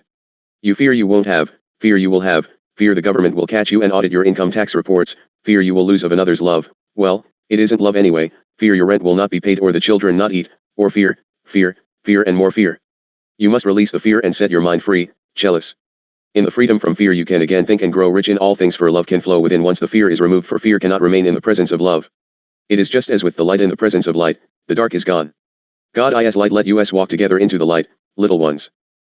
Ones pick up this book and judge before they read the pages, usually from the comments of another or a paragraph of subject outline. Some will say, just one more spiritual book with lecturing idealism, and some will say, why do they mess around in the worldly practicality when I need spiritual guidance and they only tell me what is wrong, and then always the word must come from darkness, for I didn't write of it, and whoever believes in discarnate energies is crazy anyway. Do you see how fear, even of reception of a journal, can immobilize you from action? Let us consider some guidelines as we consider the subject. Easy for you, Hayton, Sananda, and whoever else is up there. You ones have found your way. We need something for today, down here, and don't give us a bunch of church stuff. Alright, let's put it where it's at you. Just the facts, ma'am and sir, just the facts. Beginning rule, no one can do it for you. You must look around and size it up as it is. If your life is perfection, you need not continue in this journal, but the process begins and ends with you unrelated to any other. To even begin, however, you are going to have to face one or two facts squarely head on. You are going to have to learn to forgive the world and everyone in it, most especially yourself, so that you can start at zero, clean, clear and fresh. Peace and fearlessness can only begin to come within as you cast the frightening things filling your life without. Love and peace, inner peace, is experienced as you learn to forgive the world and everyone in it, and thereby see everyone, including yourself, as blameless. You cannot go back and erase that which is past. You can only start by forgiving yourself those past actions which displease, start to set things right which can be corrected, release those things which you cannot rectify, and move right on but in correctness and godness instead of the continual repetition of the old erroneous ways. Actually, each moment of your experience is an opportunity for a new direction and a new path of action. If you find yourself depressed, angry, irritated or ill, you can be sure you have chosen the wrong goal and are responding to fear. You have either directly and consciously decided to be more interested in yourself and what you are getting than to extend yourself outward into the what can I give, and if you choose to linger in the discontent or nurse your perceived wounds by accepting anything or everything as an affront instead of a simple lesson in choices, then you are giving in, again, to fear. Let me give you an example that is very close to Dharma. From the gatehouse in Sedona went forth a most painful denouncement of her work and accusations of evil having entered into Dharma's scribing. The denouncement brochure, which was sent to all ones on the gatehouse mailing list, is enclosed herewith along with Aten's response. It is included for we need to make a great point of this. The situation raised its serpent head and bit, inflicting great poison and pain. The matter was confronted and released, but this involved many others who were left in confusion and hurt. Aten responded, for he stands higher than any other. Do you see? He took the burden and carried it. Dharma released it unto him. It matters not what comes forth henceforth from the incident, it is released and holds no thread, for within there is peace and truth. It is easy to forgive, for there is naught to forgive. It simply is opinion of another or others, and is none of Dharma's business once she has come into balance and finds naught to correct. Her error in reactions to fear would be to capitulate to the foolish attacks which only prove her truth is valid. You can always judge by the terms of an attack. For instance, if you take literally the exact words of the denouncing attack and disclaimer, you will find that the ones attacking either now reject original writings as having been false, or they are efforting at keeping truth hidden away for personal gain to prevent the masses from having the truth and word of God. The point is, it does not discount Dharma's writings, for she is not the author of these journals. She only prints the symbols of the alphabet upon the pages. Therefore, since the proclaimed denouncement is against the authors of these journals, it is none of Dharma's business. She must release it in love and leave it. She must never forget it, however, for if you do not remember the lessons, you are destined to repeat them. It serves as a most positive input, for it causes her to more carefully clear of her receptors and always remain only in the lighted presence as we write. If she is not clear, we simply do not write, for we force naught upon her. Force is not of God, nor is fear. Fear and force are of evil. What is time? Time is simply a perception which allows for experience. It allows a space in which to choose an experience. Do you want to experience peace, or do you want to experience conflict? It is totally up to you which it will be. Christ is pulling for you to choose peace, Satan is calling to tempt you with lies that you might choose conflict. Only from conflict can the old dark one pull you down. Perhaps you need a bit of definition regarding terms, being without fear and darkness is being in a state of love and allowing. Fear is the other pole opposite love. There are literally only two valid emotions. One is real love, the other a mental illusion. Fear, love is true reality, for it is oneness with God within. Fear is something your mind has conjured up and is therefore unreal. What you experience is your state of mind projected outward into action and response. If your state of mind is one of well-being, love and peace, that is what you will project and therefore experience. If your state of mind is one filled and churning with doubts, fears, and concerns, you will project that state outwardly, and it will attract that which you envision and therefore will be your experiential reality. All minds, brothers, are joined and are simply one, just as all things are ultimately one. Therefore, what you perceive through your physical senses presents you with a most limited and distorted view of reality. Your minds, however, function as if they were not one. The one that really does you in acts, and will produce if you allow it, through the ego, and directs only scenarios of war, conflict, and confusion. It further projects the illusion that you are separate from one another. Your true director, however, does not project illusions, it only extends truth and projects unity and joining.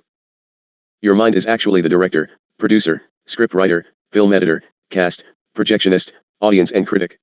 Your mind, being limitless, has the capacity of changing the movie and everything about it at any time.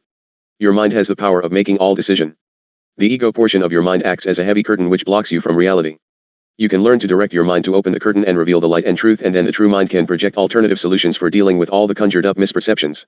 You never run out of alternatives. That is the biggest misperception foisted upon mankind, for just when you think there are no more alternatives, there is another. It may not be suitable, but alternatives are infinite. Which ones you choose is the testing. Do not denounce yourself for conjuring up negative and far out alternatives. That simply means the mind is working without restraints. You simply must weed out the inappropriate alternatives. Further, if you practice making all decisions in love and according to the laws of God and creation, you shall always be in the choosing of the alternatives which present total integrity, for nothing less will be acceptable. Let's look at the faces of fear. Guilt. Boy, do the controllers love this one. Make a man feel guilty and you have him in prison. Look around you and realize how many guilts are accepted by you simply because someone else chooses to control you in some manner. Further, look at the bars of your prison cell and the key to the lock: fear. You can become totally immobilized by the fear, and the guilt keeps you imprisoned. You finally cease to function on your own account.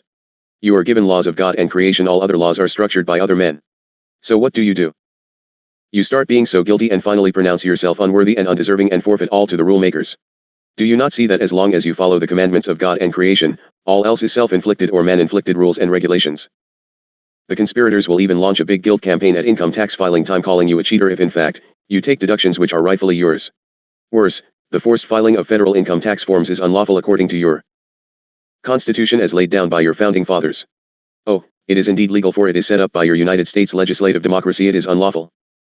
Ah, but the Constitution made you sovereign, we the people of the United States. Not the United States people. Watch your capital letters and apostrophes. The 16th Amendment does not repeal the articles of the Constitution. As an example, the 21st Amendment clearly states that it repeals the 18th Amendment. The 16th Amendment does not even hint that it repeals any of those preceding it, which, of course, include the first 10, the Bill of Rights. Therefore, since it does not repeal that which came before, then you must consider the filing of an income tax form a voluntary act or an exercised right, and the forced filing caused by the legislative United States upon a person who is not a citizen of the area of Washington, D.C., Puerto Rico, or other territories coming under the direct authority of Congress is unlawful according to the Constitution. 4. If you reside in one of the 50 states, you are simply a citizen of the United States and not a United States citizen. No, They won't tell you that, and thusly has all else in your constitution as to your rights under the constitution been reworded to defraud you the people. How many of you stand forth at tax time and don't file? You may actually be unlawfully filing, but do you refrain? Editor's note: the authors of the Constitution gave the authority to collect taxes to the states, not to Congress. No, you move into total chaotic states of fear and guilt over every entry onto the form, terrified they will catch you in error and imprison you, and if you don't know differently, that is exactly that which will happen. Instead of becoming informed in the truth of it, you continue to march to the evil drummer. Thusly you become, next, a prisoner of anxiety and usually, anger. Both are equal wardens who then perpetrate upon your being illness, stress and, ultimately, immobility of action. Let us talk of those things which send you to prison. All societies devise a system for administering justice so that when an individual is accused of a crime, he can be tried and, if found guilty, appropriately sentenced to a designated punishment. This usually takes place in a court of law where three essential participants can be identified: the accused, the prosecutor, and the judge. The accused, or the defendant, may engage a knowledgeable associate to help him, the defense lawyer. In addition, both the defense and the prosecution may solicit witnesses to support their respective cases. These are presented in a predetermined sequence before the judge, who will decide whether the accused is guilty and what the appropriate punishment should be. In most civilized societies, this process may take considerable time in preparation and presentation before a verdict is reached.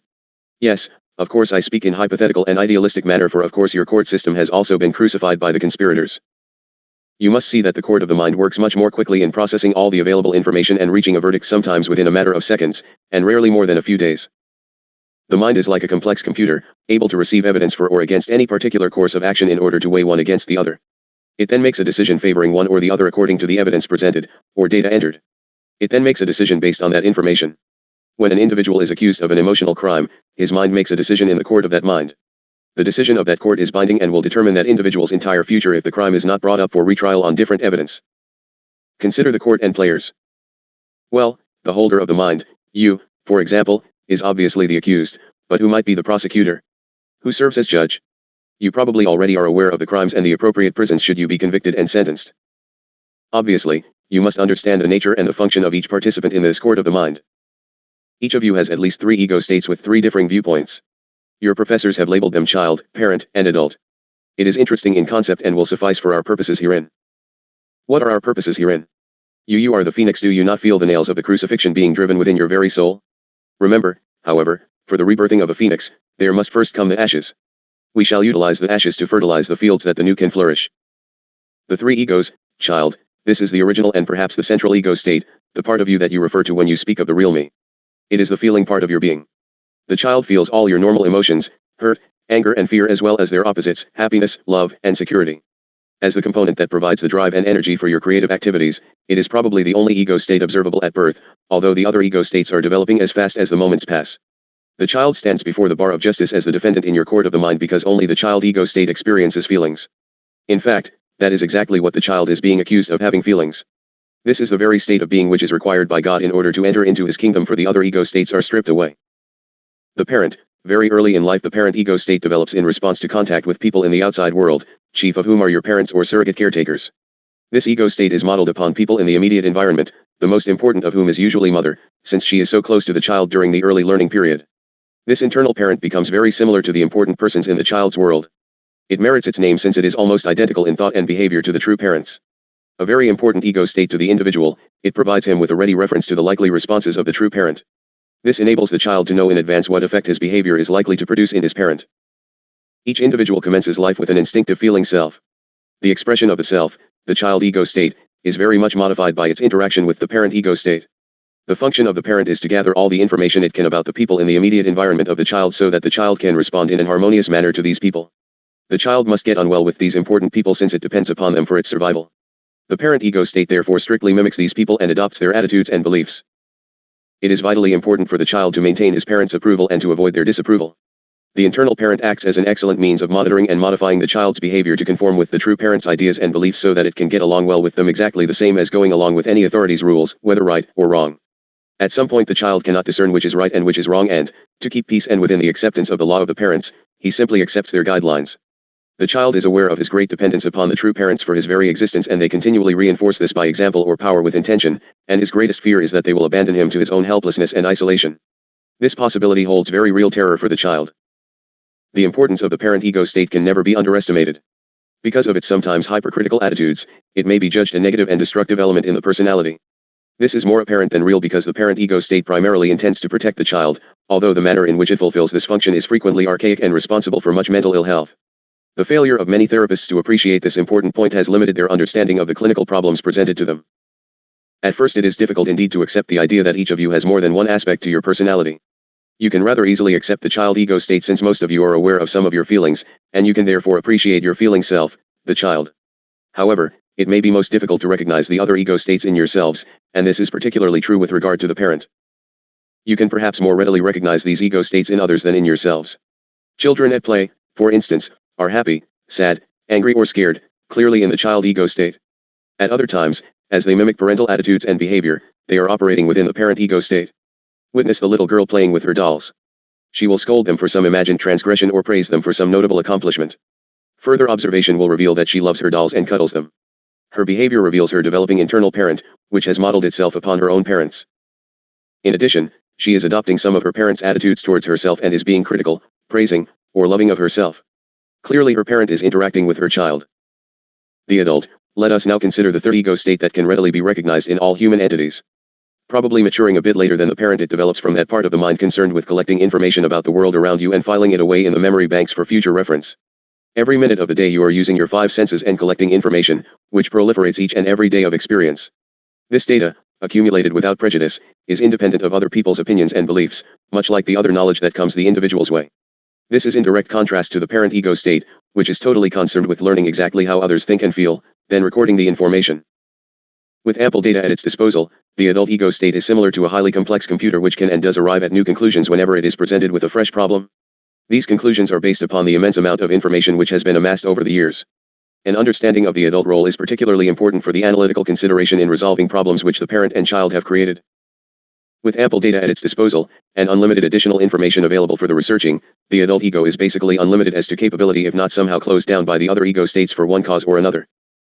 Ideally, all 3 ego states should be acting together in harmony for the greatest well-being of any individual, and these 3 ego states are always present in all humans, although in varying states of maturity. They can best be equated to 3 separate points of view which step forward whenever a situation requires a definite course of action. The child ego state within you will have a definite feeling about the situation, often expressed as a like or dislike with expressions of I like or I want, or the opposite, I don't like or I don't want. The parent ego, as I have said, is very concerned with what others expect and want, and it utilizes words that indicate this concern.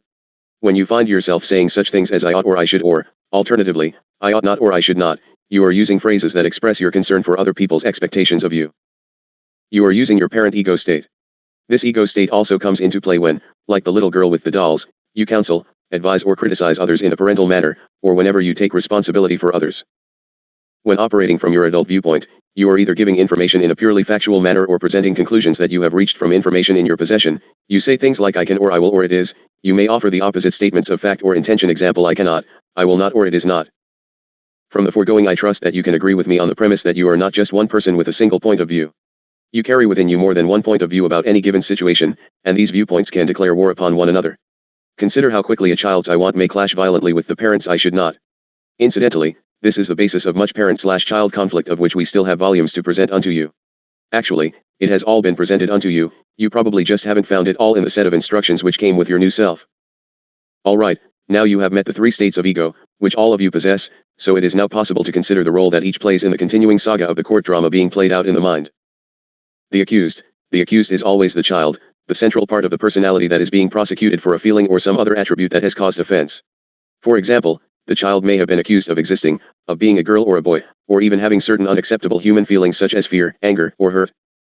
The prosecutor is usually a parent, more probably mother than father. Mother is the more likely to be affected by any of the accused's attributes since she is in close daily contact with the child. This, of course, is suppositional and will vary from child to child and circumstance to circumstance. Siblings, grandparents, and teachers can also function as prosecutors. The accuser is always someone within the child's immediate environment who has been distressed by who he is or something he has done because of who he is. The manner in which the prosecutor communicates his distress may vary considerably, but whatever method is used, there is no doubt left in the child's mind that he is considered entirely responsible for the distress caused to the prosecutor. The judge, the unenviable task of judge falls to the parent. Why? Because the parent functions to prevent the child from alienating himself from the true parent. This must be avoided at all costs. The parent must therefore judge whether the accusation is indeed correct and whether the prosecutor is sufficiently distressed to consider withdrawal of his support and caring. The parent must also determine whether or not a punishment should be imposed which will prevent the recurrence of the offense. The judge may be called upon to make a very rapid decision or to postpone judgment until one or more similar accusations have been made and it becomes clear that alienation of the parent is likely. The defense, since there are two sides to every question, in the court of the mind the case for the defense is always fully considered. The child speaks up in his own defense, and his testimony is simple: he was only doing what seemed right to him. He was just being himself. This seems to him a totally adequate defense. If pressed, he might also plead that he did not know that being himself was a crime or that it would distress anyone. Unfortunately, ignorance of the law is not an adequate defense in any legal system. The fact that the child did not know that being himself could be considered a crime avails him nothing. His weak defense is laughed out of court. The onlookers in the gallery, friends, relatives, peers, become hysterical. How could any child think that being itself could serve as a defense and that ignorance of the law is acceptable as a defense? Well, it is nicer in God's court, for it is readily acceptable. In your world of density it is totally unthinkable. All is not lost, however. What about the adult? What can he offer in defense? Unfortunately, the accusations are usually made before the adult has gathered enough information about the world to be of much help. No one usually goes researching until the need arises. He, too, is acutely aware of the child's dependence upon the parent and may confirm that the child still lacks the physical and emotional strength to survive the hazards of the world without the help of the parent. He may reinforce the child by assuring him that he is not abnormal and that others with the same attributes are not considered criminals for possessing them. But this support is usually quite minimal. The verdict: when the court retires to consider its verdict, it may spend a considerable time in reaching it or decide in the fraction of a second. A proportion of these verdicts are not guilty verdicts. You do not need to consider those since no problem will arise. Verdicts of guilty, however, are the ones of great concern. When the judge, parent, has found the child guilty, he must pass a sentence which will ensure that the crime will not recur. Whatever decision the parent now makes must be acted upon by the parent ego state. In the court of the mind, the punishment is always fashioned to fit the crime, and many years later, as you analyze the punishment which the child is undergoing, you may hazard a guess at the crime that he was accused of committing. Sometimes the sentence is not immediately administered but is held over the accused's head as a threat, probation. To consider the details you must look closely at the freedoms available to the accused. Dharma, we must have respite, please.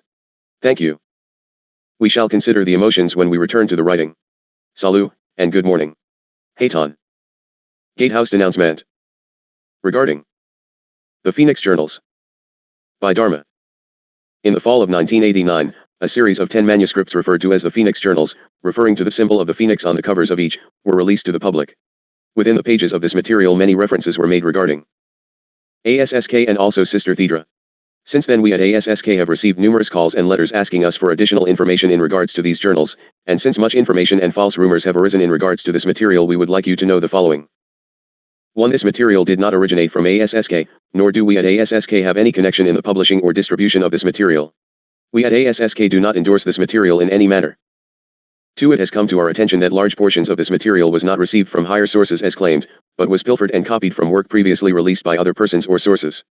Examples you may check are: A. From the journal entitled Spacegate equals the great majority of the first 5 chapters of this journal is taken almost word for word from a manuscript previously released by M.W. Cooper, entitled Operation Majority, PJ12.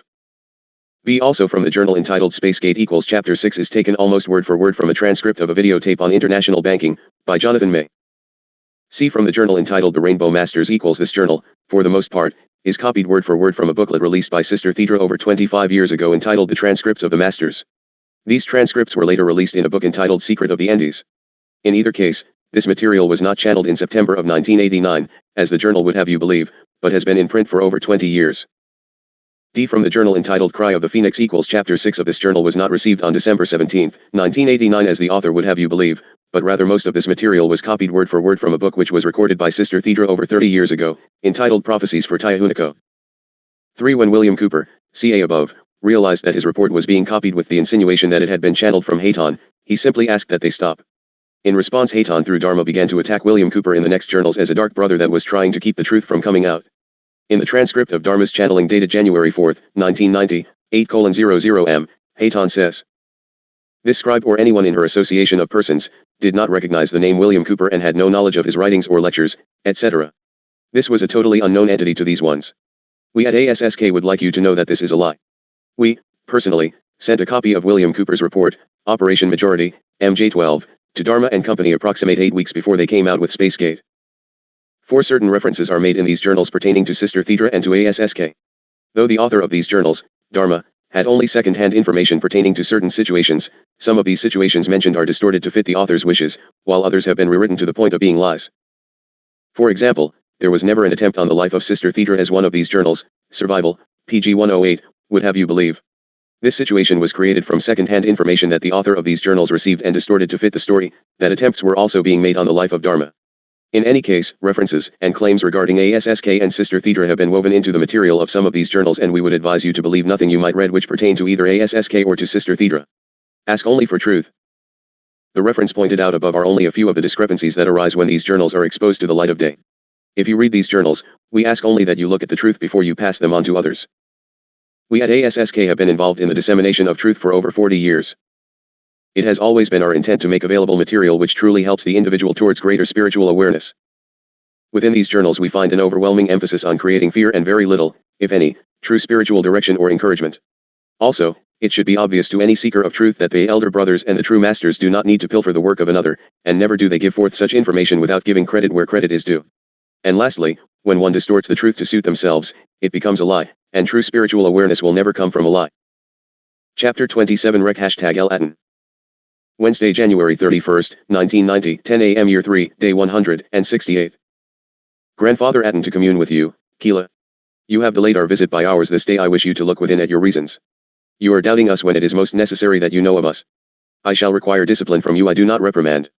If we are to get truth to your fellow man, we must have discipline and willingness to bring forth the word. You must hold it in your heart, Dharma, that one's pen accusations against Dharma as the author of these journals. That is to cause fear and stop you from penning. We of the higher realms are the authors of this work, and we have arranged the works most wisely indeed to pull the dark workers from their caves and secret hiding places.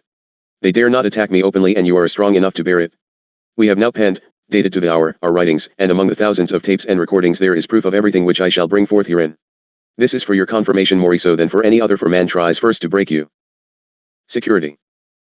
This is a statement for all ones who are going to sue the publisher of the journals or the scribes. I suggest you be most careful indeed. They listen to our lessons and are 100% totally suit-proof. You go right ahead and sue. The publicity shall be most advantageous unto our cause, and the countersuit will most surely put funds into the coffers to further distribution of truth from the journals. PY and MB, please write a synopsis of your meeting at ASSK and forward unto these ones. Mine gatehouse has been taken totally unto evil intent, ye are blessed children, for you dare to stand with truth, for your truth has now become the truth. The message sent unto one the week last, is sufficient for you, but I must now reply to this latest bombardment against my scribe, for these ones in this location are in such great disappointment and pain. To say that accusations of untruth are not worth a response is often erroneous, for so many of you are searching in fledgling growth, and you deserve of responses and information as to where you can find of the truth of a given circumstance. The facts. All that I shall pen herein can be totally proven and backed up with documents or witness knowledge from others. Much was conducted via telephone, and only the CIA and military has the recordings, but all was repeated, and records shall back up all statements herein. As painful as any portion is the pulling into the barge others of my beauteous workers to discount of these ones. Sick for what ye sow, so shall ye reap. Ye ones who have shrouded mine precious ones shall reap heavily the unbalance thereof. I shall quote, exactly, with errors, the disclaimer being put forth from ASSK in segments, and respond as we move along. Yes, Dharma, you will put it to paper, for you are in ignorance and you may not make of this decision. Quote. Regarding the Phoenix Journals. By Dharma. In the fall of 1989, a series of 10 manuscripts referred to as the Phoenix Journals, referring to the symbol of the phoenix on the covers of each, were released to the public. Within the pages of this material many references were made regarding ASSK and also Sister Thedra. Since then we at ASSK have received numerous calls and letters asking us for additional information in regards to these journals, and since much false information and false rumors have arisen in regards to this material, we would like you to know the following. From the first sentence, the information is projected in incorrectness. The symbol of the phoenix on the covers is secondary to the Phoenix Journals. The phoenix, Quetzal, Thunderbird, etc., is the symbol of your cycle of evolution. You are truly coming into death in the fire and will arise again from the ashes thereof. That is the meaning of the symbol of the phoenix on the cover. I, further, most appreciate that it is noted that 10 full documents were produced in the fall of '89 with practically no research material available, our intent, to distract our scribe from her appointed work. There is now, however, abundance of backup material available for her confirmation. I ask each of you who have studied the material in the journals, could you have written 10 books in total accuracy, choosing of the right sequence of presentation and content, choosing of the correct authors? Have you walked into a library and witnessed the quantity of publications, and could you have even written so much material in mere weeks through a major holiday season, much less while undercover actions were afoot to evict you from your home? Ponder it. 1. This material did not originate from ASSK, nor do we at ASSK have any connection in the publishing or distribution of this material. We at ASSK do not endorse this material in any manner.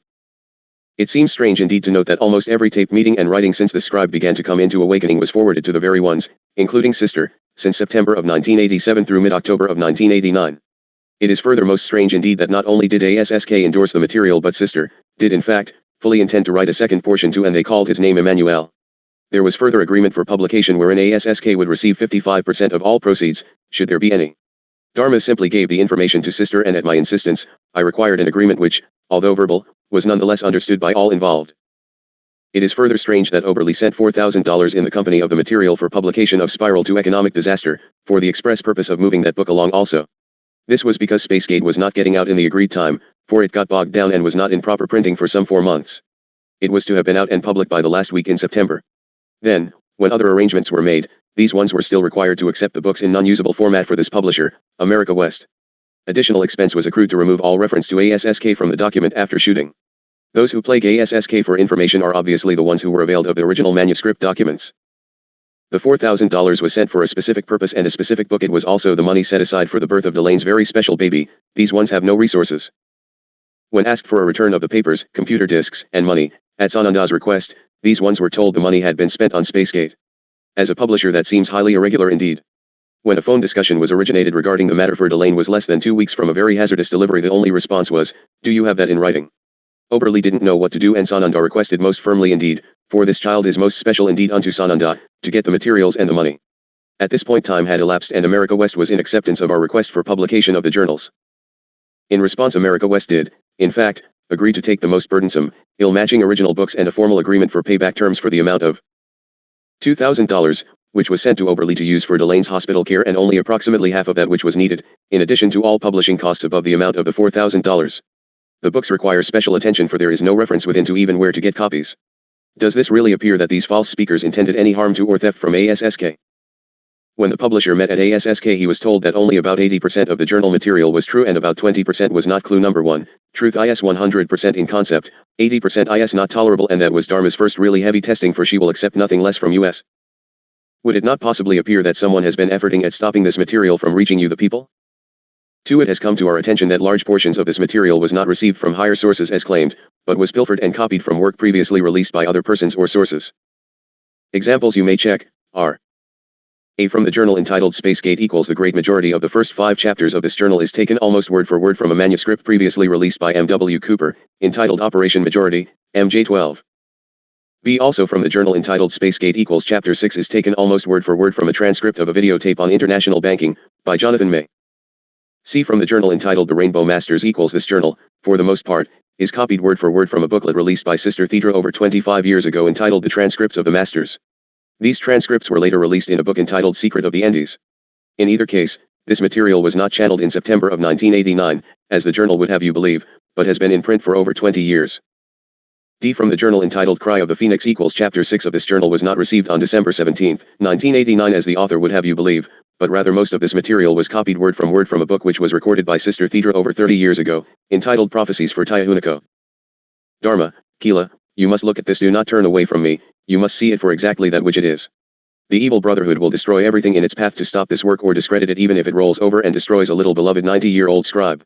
You ones must know how it is, lest you be eaten alive. Let us delay response to A, for the document has much further reference to Mr. Cooper. As for B, this scribe, nor Oberle, have ever heard the name Jonathan May. ASSK must surely have not paid much close attention, because Hayton audio taped information over a year and a half ago from which the entry into the journal was verbatim as nearly as the recorders could transcribe it. It was made on the same weekend, at that time, that Bruce Skiltz and Gabriel Green delivered a tape on the subject, almost verbatim, from Lindsay Williams, and a set of Ramtha material from Jay-Z Knight. The first time Dharma had so much as heard the voice of Jay-Z Knight, the first 2 tapes were almost identical gray men material. Instead of pilfering, might it rather be that the guides and speakers from up here know of that which they speak? Certainly we do not object when ones utilize our material as truth. If it is truth, how can it be pilfered? Or, do these ones claim that that which they put forth is indeed lies? Further, how can you single out a Jonathan May when his material was taken from dozens and dozens of others from far, far back in time? What about the Skull and Bone series from Dr. Sutton? What about the None Dare Call It conspiracy from Gary Allen in 1971? What about the great contributions by Gary North, Arthur Robinson, Ron Paul, John King, Walter Russell, Hal Lindsey, Lyndon LaRouche, and hundreds of others?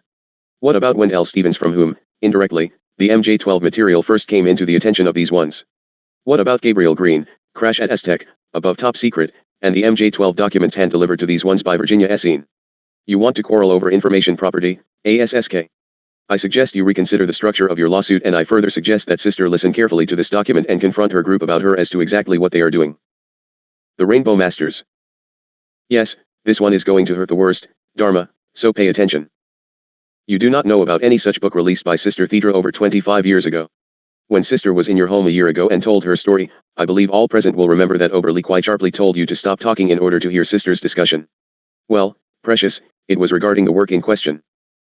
I shall take you farther back in time. At the writing of Sipapu Odyssey in January 87, information was put into that story against this very day. Do you not recall that Rick pointed out to you the fact that one of the projections was the same as Sister's work and this some 3 years after the fact? As the fantasy of Sipapu Odyssey was pulled from the typewriter, before editing, it was sent to Sister, whom you had met on one occasion only and knew her not. The truth was enough, at that time, from what you perceived to be a nice little movie treatment fantasy, to cause Sister to not have her annual gathering in MT Shasta and come almost secretly to meet at your place. I will not carry this further in this document for I wish brevity, but we are going to sit and detail from beginning of contacts until current very soon now. It is most strange indeed that word comes back now, from last Saturday in Sedona, that it is claimed Dharma has stolen material for Sipapu Odyssey, also this from a meeting of our friends at the Gatehouse on Saturday last. Further, materials given forth in the name of Sananda were produced and offered as countering evidence against this scribe's secret, non-public writings. Why? Well, we too, have those documents and will be most happy to make them public. God is not keeping secrets nor truth from you, all of you. It is time to throw off this evil and get truth into the open. I will offer any writings of this scribe to all. I plead constantly with all of you once to spread them around as quickly and widely as possible. Yes, I requested copies some 4 to 6 months ago that the prophecies for Tiahuniko be gathered into this place, also against this day when this scribe would be totally bewildered, for we have not opened them. 3 copies were ordered, paid for, and sent to this place by Zita, Rick's mother. All 3 still sit as a unit in the pile of entropy. The only real access Dharma would have had to Sister's work was from a paper regarding visits from Space Brothers and a handful of old newsletters. At the beginning of the journal writings, she was made privy to Sister's latest publications and a Cosmic Council meeting right up from Tuiata. How much time do you ones think Dharma has for spare time reading while writing almost 13 journals and a weekly express? How much time do you believe she has for pilfering material? So be it. As she digs around in this pile of clutter, she does find something Rick brought and shared called Sons of God Speak. Now back to the Rainbow Masters. Interestingly enough, we plan quite well, indeed. You will find that most of the book is taken up by the visits of the 7 Kohens almost verbatim to Mark Prophet's work. I do not sanction all of Prophet's works, however, so do not rush out and claim I have endorsed it. All things have truth, the things of Satan have 99% truth and then drown you in the 1% lie. It is his trademark. Now, let me tell you why certain ones are so very upset. It is not the use of the material that would concern anyone, especially if it were put forth in truth. It is that we take the 1% lie and correct it. Most of Secret of the Andes is erroneous and hogwash. M.R. Cooper's work utilizes everyone's research who came before him, including that which is false, and his conclusions are wrong. I offer documents to prove it. I will never sanction untruth nor give great credit to those who deliberately counter truth and set about with lawsuits against the brothers who offer all they have. Dharma and Oberly know nothing of the transcripts of the masters. They are familiar with Secret of the Andes. Fact, in the winter of 1987 Hayton did in fact, borrow from Reynolds, a copy of Secret of the Andes by one brother Philip. He, further, as a first-time experience, read it aloud in major portion onto audio tapes discounting those portions which were erroneous. The book was returned to Reynolds and has since been reborrowed to give insight into these accusations. Now, we have paused here and I have had Dharma thoroughly examine the copy of this book. There is no reference to Sister Thedra. The author is shown as Brother Philip, whom in actuality is George Hunt Williamson. Further, all ones at that place of ASSK keep insisting that certain things were not channeled on such and such. Right? Dharma is not a channel. She is a transceiver and scribe, and she puts to paper exactly that which we instruct her to write, be it from a document, a newsletter, the Holy Bible and / or directly from US. 99% of all the journals are totally received, and no, we do not need backup pilfered material and we don't use it, but you ones need sources of information to confirm truth. If we misquote, we are accused of being phonies, and we will never leave our workers without resources to counter this very type of insult. Dharma, in the beginning, was so distressed to have these informations and energies come into her space that the first ones she went to were Sister and Tuiata, for she didn't trust it, denounced channels in general, thought space commanders something from outer space and ridiculous, and was scared half to death. It was, in fact, through Tuiata that first contact was made from Hayton and Ashta. She had never heard the name Sananda until 1986 from Sister. She was totally inclined to absurdity by the label association of Sananda and Sanat Kumara. Not until year before last, per Sister, did she hook up her old friend, grandfather, with the Silver Ray and Sanat Kumara. Her reaction to all of this? She is embarrassed to know so little. Ones constantly barrage these ones with, you know so and so, well, you know who, Mayfu, Lazarus, etc., etc., etc., is. No, they do not. They were not interested in metaphysics, spacemen, New Age, in fact completely turned off by same, nor orthodox religion. They are not studied in any related material and we do not bring it into their consciousness except for confirmation after the fact. You ones must hear me well. To have had something in print for over 20 years or 2000 does not make of it total truth. If this were not even Sister's book, why would there be objection? Might there be something quite strange in all this projected denouncement of my scribe? At any rate, I challenge you one to take the books in question and compare them carefully indeed. I wish the ones at the gatehouse had been so careful and they would not be so splattered with egg and mud about the face. Every word of these documents except for typographical and grammatical errors, we do not care for your languages, has been compiled exactly as stated in the journals. Ones at these centers who throw stones, have placed their trust in the wrong assistants and it now clouds 40 years of humble service. It can happen to any of you and has happened to many, many of you who fail to clear your space. This is the ending of an age and there are no boundaries beyond which Satan will not move if he is not stopped. You may not think you are different and can stand against his workers, nay, they will destroy you. Yesterday, Dharma was in tears and overwhelmed to have been so attacked by such a supportive one who always wrote and even sent gifts to my beloved coworker, and she said, I feel like a sieve, I have so many stab holes in my back. Ones do not realize what pain they can inflict. Bear with me friends, for I have worked with this Keela in Livestream following Livestream and I shall shore her up now.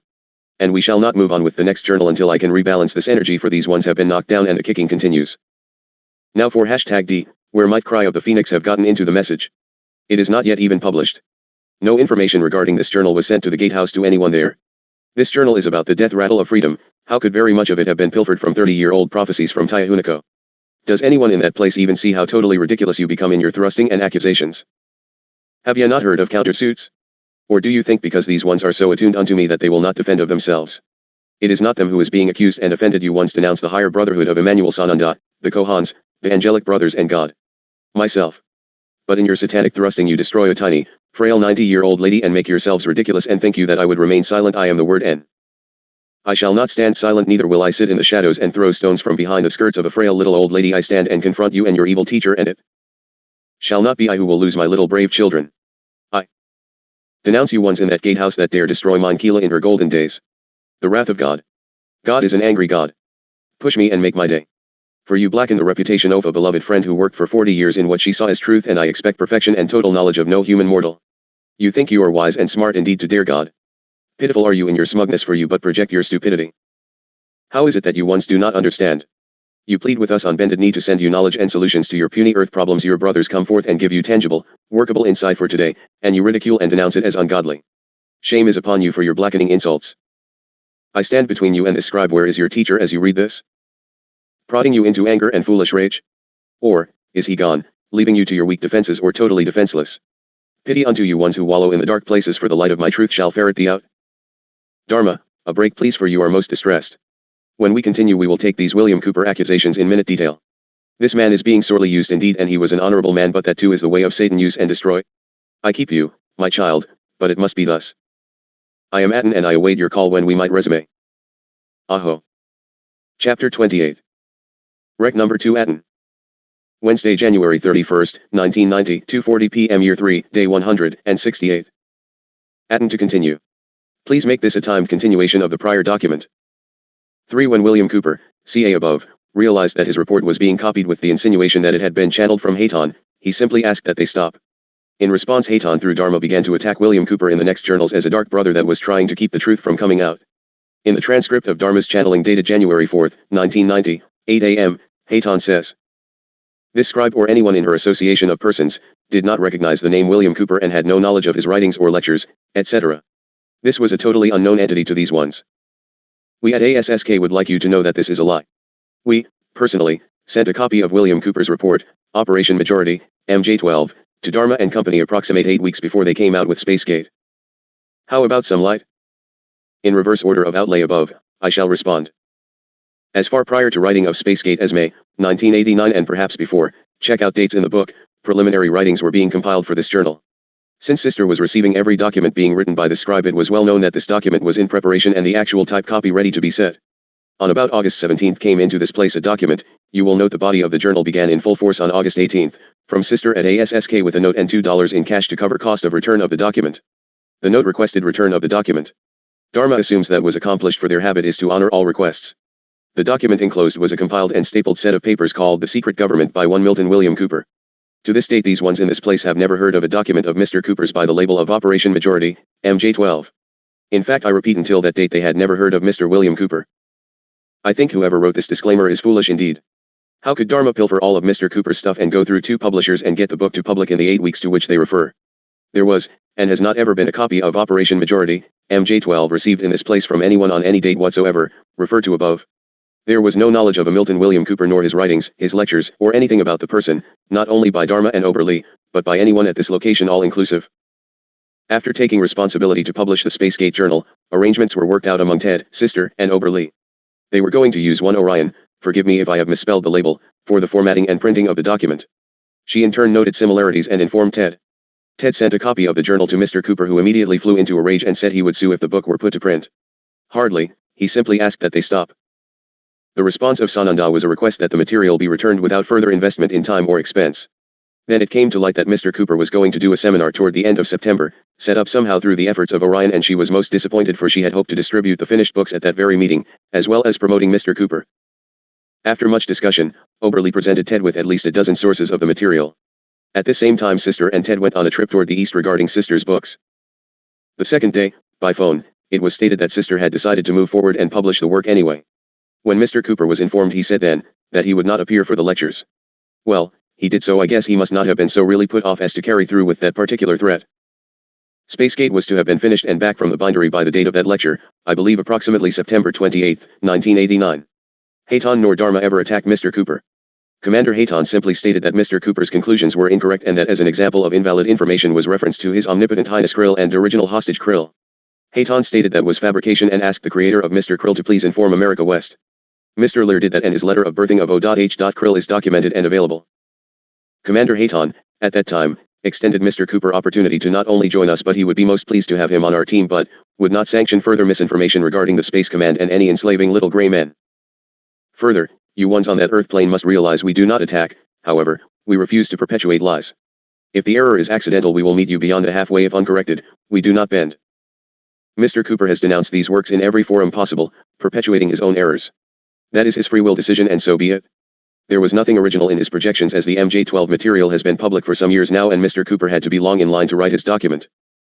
As the time has passed, Mr. Cooper called America West in almost irrational anger and said he was going to sue, and that he was going to put a stop to this channel.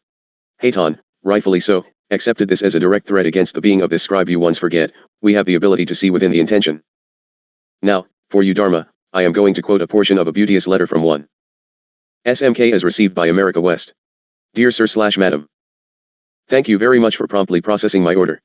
Your customer service is as good and fantastic as the information and truth contained in the Phoenix journals. I tremendously enjoy and value acquiring the amazing information in your books. Humanity should be highly indebted to our space brothers for coming forth to raise our consciousness. I am doing my part here by spreading the message in your Phoenix journals to as many people as possible. A few days ago I spoke to Milton Cooper on the phone and I sensed instantly he is lying about how you people at America West Publishers stole his material. He also said he's suing you for copyright infringement. In fact he is the one who has to be sued, not you good folks at America West Publishers. I knew immediately the moment I read his unbound book on our space brothers, etc., to be a stolen work. How could an ordinary mortal utter so much truth and information, as yours have? I am on your side. Pass my love and deep respect to Receiver Dharma, Son Sananda, Commander Hayton, and the entire crew of Pleiades spaceship. Enclosed my check for $20 for 13 weekly issues of your Phoenix Journal Express. Send me a list of past issues of the Phoenix Journal Express. In a few days' time I may visit you good folks at Carlsbad. Love to you all, your friend S.M.K. Blessings unto you son, for this is the only food upon which these ones have to survive. This energy is origined in the Far East and the message is thusly far more gracious and sincere that you receivers understand. I do not mean to leave any of you wondrous supporters out of recognition, for the letters of support, joy, and appreciation come from all parts of this world. And your co-workers out here are humble in their appreciation to each and every one of you. It is not an easy job, it is the hardest job since the creation of your planet. So be it, and blessings. The love and help are clutched unto these ones, for their journey has been long and difficult and Son Sananda faces the most horrendous confrontation of a god, indeed. The brothers from space within the command have been on constant alert for well over 3 of your years of counting and hundreds of years away from their homes to fulfill their missions. So be it. Suffice it say, these ones have nothing to pick with William Cooper, George Hunt Williamson or Sister Thedra, although they perceive great injury and pain from them. Rest in the knowledge that it can only benefit truth in the ending. We have most carefully insulated you, and he who wishes to sue had better think quite carefully indeed. It was said, on Saturday last, that these ones are riding on the success of ASSK to live in their abundance and in a high manner. Well, let us look at that. These ones have had basically no income for over 4 years. They have been reduced to 2 bankruptcies. They now owe about $100,000 in legal fees over legal problems related to their property, the rental amount and legal fees also borrowed, so they are in debt some $300,000 in order to continue their work in my service. Others in this place have given as much according to that with which they started. Yes, abundance is coming from the fruits of their labors, but not from these journals. They have projects under financing to build of a city, and funding is imminent. They will not have anything personally. All proceeds of these journals are given away, some for the treatment apparatus for AIDS, survival shelters, building, and research. They are profiting from the gatehouse to the extent that their son pays their utilities and utilize food stamps for food. If this is ripping off through pilfering, then it is sad indeed. They have taken every cent they could earn or borrow to keep information flowing, having relinquished all things not pertaining to my work. No, they are not pious or mushy sweet wimps. They are strong, willing servants, sent to bring light, and they are doing it to the very best of their ability. If any one of you who come into this information could have walked in these one's moccasins for 6 months, I dare say you might well be hospitalized from the trauma. Quote please. 4 certain references are made in these journals pertaining to Sister Thedra and to ASSK.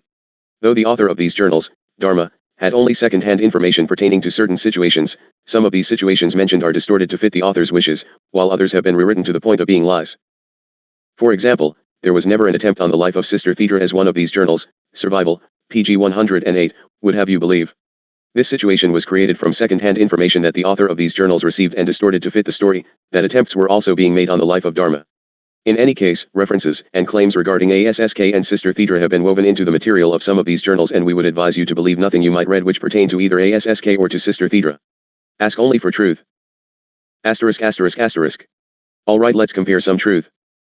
On the weekend prior to the departure of Ted and Sister Thedra on their trip to the eastern U.S. last September, one GB came to Sedona, GB having been previously with the Gatehouse, and brought with him a substance called ecstasy, Adam. A highly illegal drug.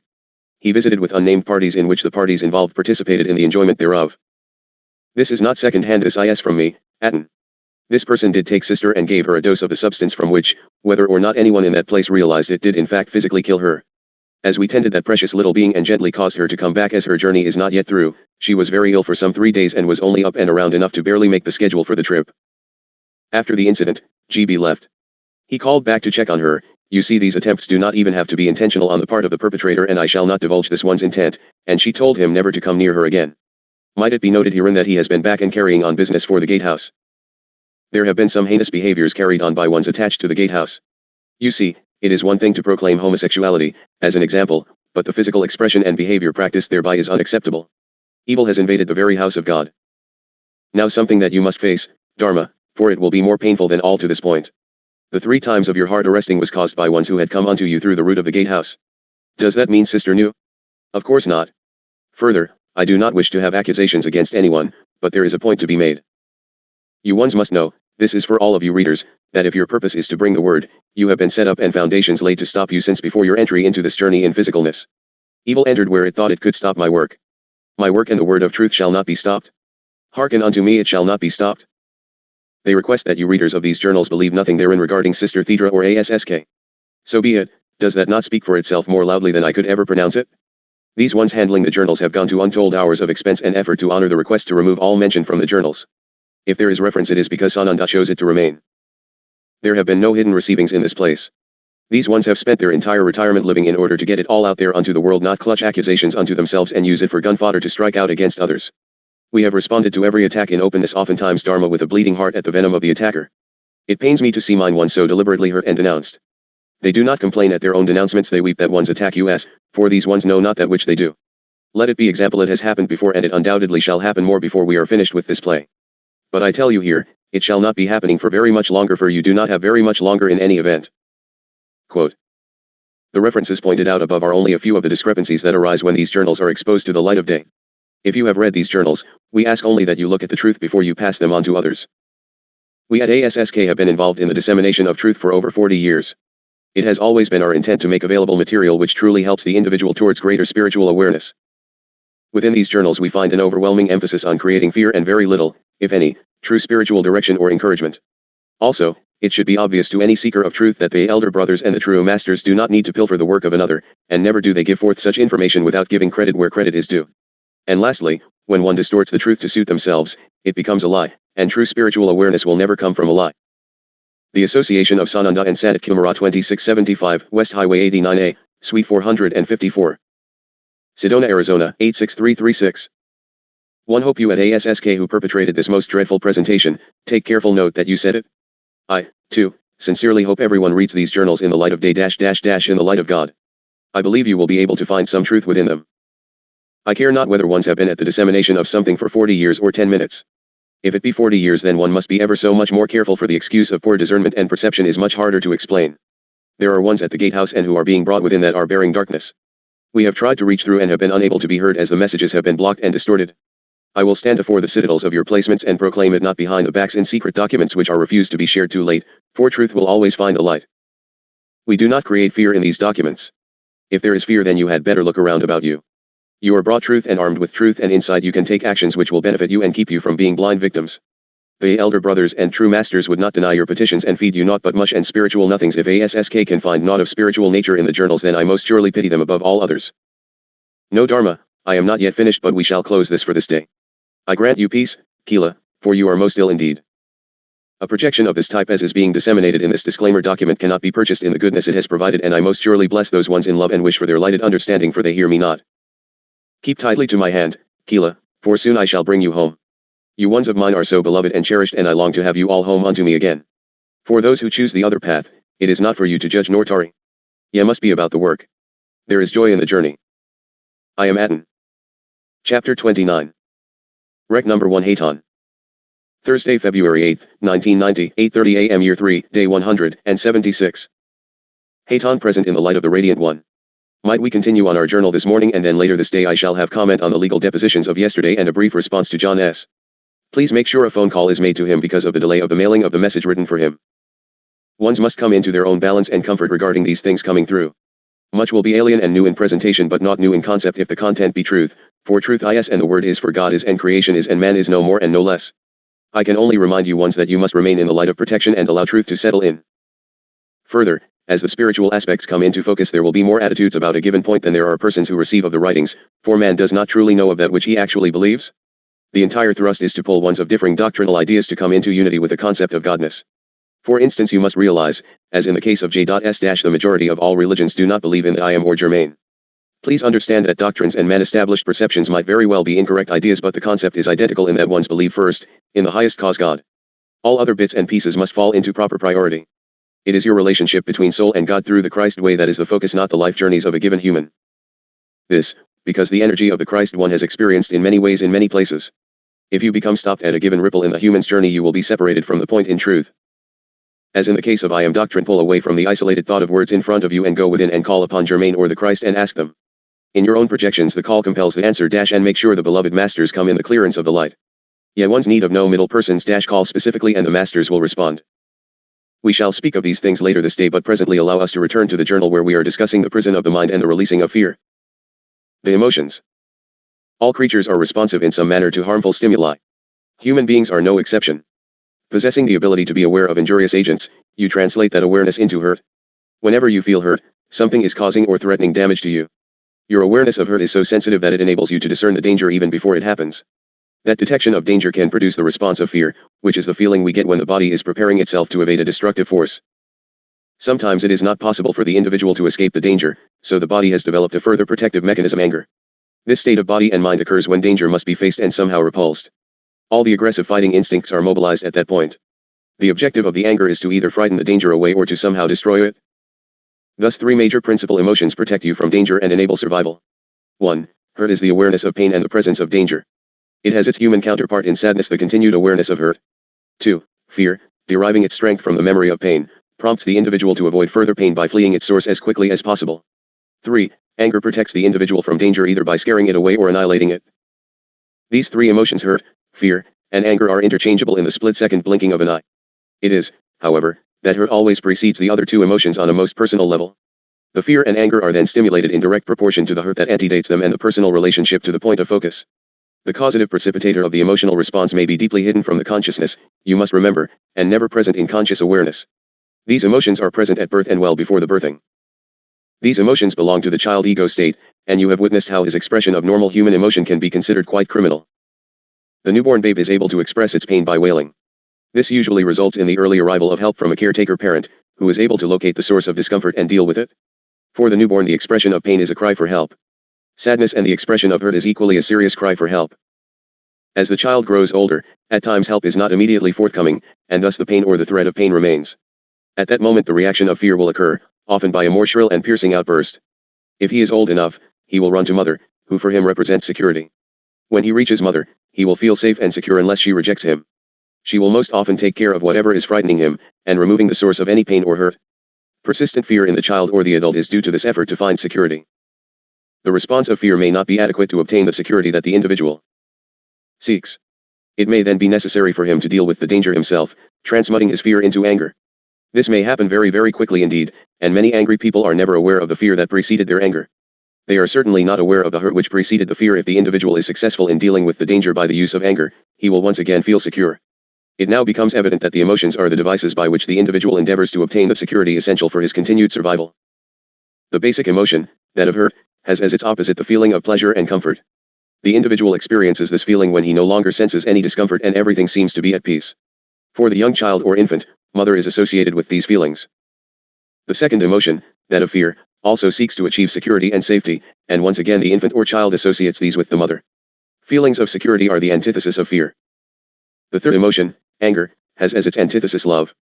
While dealing with danger by the use of anger, the individual, whether child or adult, is unable to feel love. Once he has resolved the danger, he can once again experience security and thus regain the emotion of love. Remember, problems occasioned by fear and hurt must be resolved before love can be established. Now is where and when it becomes very serious indeed. Having considered the three primary emotions as necessary for the proper detection of defense against danger, the question now arises, what happens when the danger, the source of hurt, is mother herself, who normally guarantees security and repose? The answer provides the key to the basic conflict central to all emotional disorders. When mother is the source of hurt, the child cannot express that hurt to her, for she will only increase it. He cannot run from her and utilize his emotion of fear to escape since he no longer has a refuge. He cannot use anger to intimidate or destroy her because he needs her for his very survival. Therefore, there is only one course of action open to him: he must block the emotions. He simply must arrange to not feel them. The parent ego state serves to repress feelings whose expression will involve the risk of parental abandonment. You must be aware of how the display of emotion can then be regarded as a crime. You can well understand how the repression of emotion that meets with parental disapproval is the only possible recourse. The parent ego state not only punishes the child ego state for the crime of distressing his real parent but also protects him by preventing him from being exposed to further disapproval. We will certainly take this subject further, but at this point I only want you once to realize that the crucifixion of that little phoenix child has already basically begun at or before birthing. The marvelous potential from any child abuse can only be altered by the child releasing the feelings perpetrated by the prosecutor parent. When he can grow into the balance of acceptance, allowance, and releasing of the fear, he must come relatively back into balance with self as love replaces the other emotions, for fear vanishes in the presence of love. He must learn to accept the prosecutor's accusations without giving up the defense, thereby allowing the crime to be fairly tried, which will in turn cause the judge to make a valid discernment regarding the circumstance. The 12 steps. The next question of course will be, but how? Regardless of all the psychiatric growth and projected knowledge, therapies, etc., you are left with only one course of action. In truth, you must go within to the courtroom wherein the trial is taking place at the level where the subconscious is making these demands upon the consciousness. Then you must begin to retrain, re-accept self and seek assistance from a higher source of focus than that of the parent, for the parent is flawed. The only one thing in the universe which is completely without flaw is God. By whatever name you wish to address him further, he is even closer within than is the child, parent, or judge.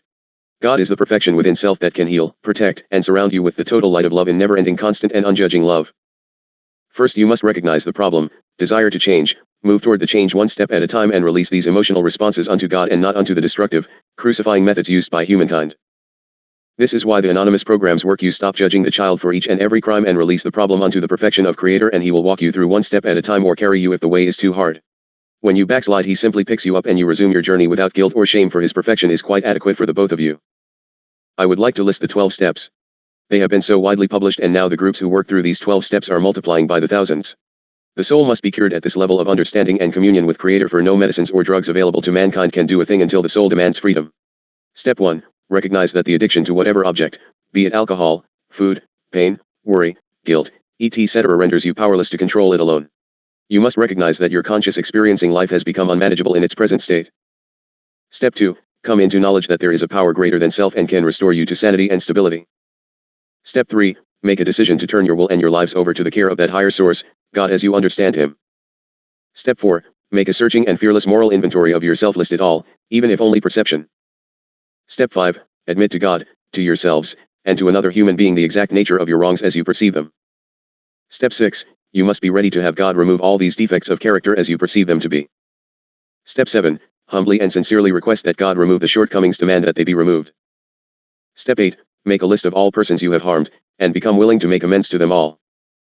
Step 9. Make direct amends to such people wherever possible, except when to do so would injure them or others. You have no right to bring pain upon the being of another, knowingly. You may not remove your own burden by dumping it upon another. Step 10. Continue to take personal inventory, and when you are wrong, promptly admit it and confront it immediately. Step 11. Seek through prayer and meditation to improve your conscious contact with God as you understand Him to be, praying only for knowledge of His will for you and the power to carry out that will. Step 12. Come into spiritual awakening as the result of these steps, carry the message openly and honor and practice these principles in all affairs. In final acknowledgement. Addictions are rarely annihilated until a being is at the very bottom, because until a being is rendered helpless and naked in his addiction can he perceive the only remaining recourse is growth up and into truth and communion with his higher beingness. He must come as the child unto the mother and ask for assistance. He must extend his hand, for God will never use force. All must become reality through self-free will. Your world has gone through the same changes and is addicted to evil. Mankind must walk through the same 12 steps and into the newness of the dawn. You are in the addiction stages presently, the crucifying. Man shows no probability of changing in time to prevent the fire into the ashes. Then, dear ones, the phoenix shall rise again by taking the hand of God and coming again into aliveness in glory instead of debasement of evil contempt for thy beingness. God shall greatly bless your path if you but ask, for He awaits thy call. He will respond with all the hosts of heaven to walk with thee.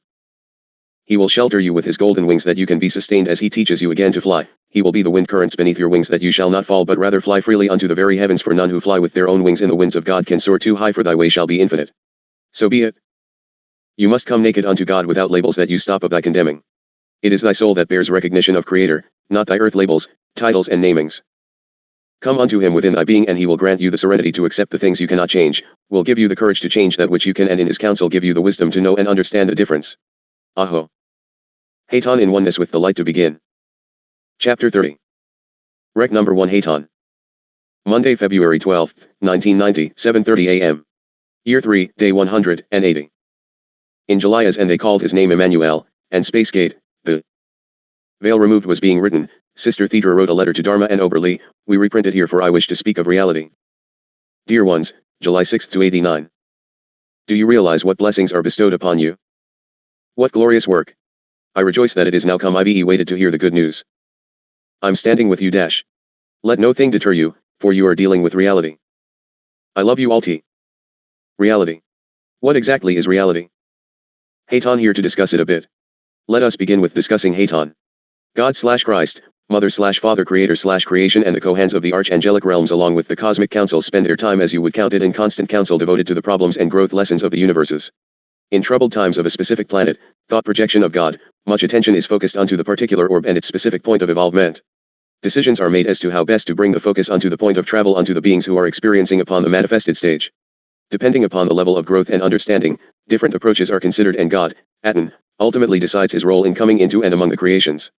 The Christos, at this point of evolvement, has matured in becoming God, the Sananda, as perfection has been achieved in all facets of his/her being. He is actually one with and within God. Never again will he be a fragment sent, he will henceforth be God. He has not achieved his crown, so to speak, until he sees the planet through and into its higher transition and all beings placed in the prepared places established for them. In order to allow for this wondrous revolution/evolution of perfection, you ones become the beings in experience upon a manifested physical plane. We of the etheric beings become the hosts of heaven or the evil projections of Satan, depending upon your level of growth of soul essence. That is the reality, beloved co-players, in the scenario of physical life screenplay. The play is well written, but the stage is in need of total repair, for the players keep falling through the platforms, etc. It is time for the cast to do the final act inclusive of the God/Sananda/total Christ and have a graduation into the higher dimensions. That is the reality. All of the heavenly hosts selected for this particular Earth, planet, evolvement are in place. You need not worry about where all the other hosts of heaven are located, perhaps Mars or a Bicron. That is not your business. You have only to tend of your purpose and commitment. We will tend of ours. You will, however, play your role much be 7 if you have read and understand the script. For this entire scenario you have had, and will continue to have the same retinue of hosts, for they make up a major portion of your isolated oneness and flow back into God. Now, how will God present himself that man will accept his presence? How will the Christos come that man can know he is again present? Any way he pleases. And I suggest you effort at remembering that TID bit. For in this evolvement, I come first as a field/fleet commander so that I might survey the play in an understanding more nearly that of your manifested thought patterns. So be it. How many will see? Like in any changes, at first few. Then many and finally, brothers all. They may make all the wrong choices and some end up in most heinous circumstance, but in the ending, all will have been given to see. How long it requires is always the cloudy issue, for first you ones must finish your destruction through free will foolishness. You will crucify the wondrous phoenix. Let us look at a letter from one of TBN, Trinity Broadcasting Network Incorporated, the president, Paul F. Crouch. This is one who proclaims God and Christ throughout your planet in one broadcasting system following another, and let us look at his letter, for ones have been sending him various of the journals.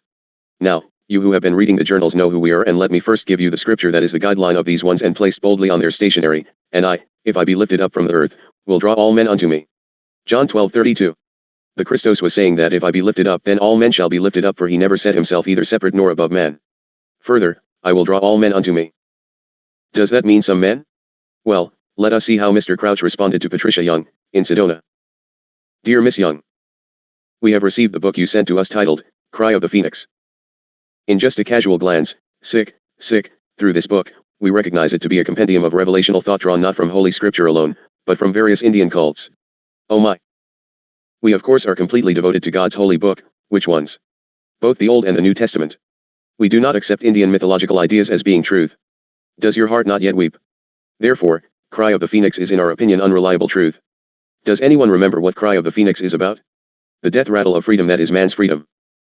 We would encourage you to turn to the Holy Bible, read it and understand it apart from Indian mythological concepts. Do accept Jesus Christ as the one and only Savior of this world. Yours sincerely, signature, Paul F. Crouch, Founder/President, PFCCJS. What Bible do you suppose these bigoted ones read? Parentheses are my input. Hayton. Letter is available for you research teams who work day and night to discredit my scribe here. If this scribe's work is worthless, why do you bother to discredit it? Her errors could only make your light shine more brightly. You certainly make ours shine more brightly, and we thank you. Does this not say it all? This is what is being preached unto the world. They will be shocked to find that they are total bigots and have placed judgment as being God upon a whole traditional civilization of man. They actually did not have enough interest in the subject to more than glance at the book and toss it aside. They further think that Hayton, Sananda etc., are Native American Indians. I am honored indeed, for there is none higher than the ancient of ancients. That, however, is beside the point. The ones in the UFO cattle mutilation business are the same. Sue that scribe is the motto. We work from research documents and on and on and on. Well, we work from the records and the all knowledge of the universe where naught is hidden. So be it. I suppose the above letter indicates that at that rapture the TBN people expect any moment now, only they will be there. Well, it might be so up to those fluffy white clouds to get radiated and singed toes. So be it. Free will choice is honored at all events. Pat, thank you, precious Keela, for sending this along, for I must have these things in my scribe's possession before commenting, for we shall protect her, and when the documents are safely in the hands of ones in this placement then we shall respond in kind. I would hope that some of you again write to Mr. Crouch and point out that Aten is God and Sananda is Jesus Christ, and he claims to have been awaiting this contact for a very long time and he missed it, just as he proclaims the masses will miss the return. Don't bother to send him the books he has denied, let him now get his own books. So be it. We do not accept Indian mythological ideas as being truth. Indeed. I as God do not accept M.R. Crouch's mythological ideas as being truth. Aho and Sila. For the benefit of all of you prejudgers, the Indians believe in the Great Spirit as being the one creator. They believe in the total balance and harmony of the creation/mother-father creator/creation, and the sacred circle of infinity is the Christ. Now, what exactly is it that you Christians believe that these pagans don't believe? Oh, rituals. So it seems to me that all of your churches practice the communion and pretend to drink blood and eat flesh. And you use symbols of crosses, candles, statues and myriads of other rituals. Think ye not that God does not see all of the bigotry and contradictions? Yes, M.R. Crouch, you were set up for this. However, you are the one who proclaims and warns daily you must be prepared. TIE Lord Master shall come as a thief in the night, unexpected, unannounced and in the twinkling of an eye. Well, you had your eyes shut, your wisdom shut, your ears closed, your ego and judgment wide open, and brother, you missed the lifeboat and hid TIE boat from millions of your brethren. Comforting thought. So be it. And Sila, I shall be hoping to hear from you, beloved son, for your contribution is great indeed if you but hear of your call. I am Aten of the Allness, the one light. I am God, son, sending you your final instructions and messages. I do not force, hear me if you will, deny me if you will, for there are others awaiting the work. So be it. Oberly, this portion should be considered as an express portion but must also go into Crucifixion of the Phoenix. Thank you. The time of the playing of the bigoted games is all but finished. You ones have too many little gods down there tinkering with the fragments of God/man. Either you of mankind shall join again into community of oneness and work in light toward your goal of return to God, or ye shall reap the whirlwinds which will come at Armageddon as the true judgment is brought forth. Yeah, as individual fragments will do your own choosing, but I can promise you that one bigoted person who sets himself above his brother will not be chosen before the one bigoted against. There are going to be some surprised entities with the hot foot as we move along through this transition. You think you are going to the holy, golden city, and watch thy evil brothers get creamed. I don't think so, and I pull the ultimate strings. Atten, but the lessons are so hard. Well, where have you jealous been for the eons of time, much less since 2,000 years in which truth has been splattered all over you? You have moved into the houses of Satan to satisfy your gluttony, lusts and addictions while moving entirely away from responsibility and self-discipline. Now, you must learn all your lessons in one lump or fail the graduation. No more and no less, for they will be learned by each, by all. You ones had better be looking unto the stars, but not for your fortune-telling. You are in a most precarious predicament, little ones, most precarious indeed. Who did you expect to tell you about these ending times? From where did you expect to get the instructions?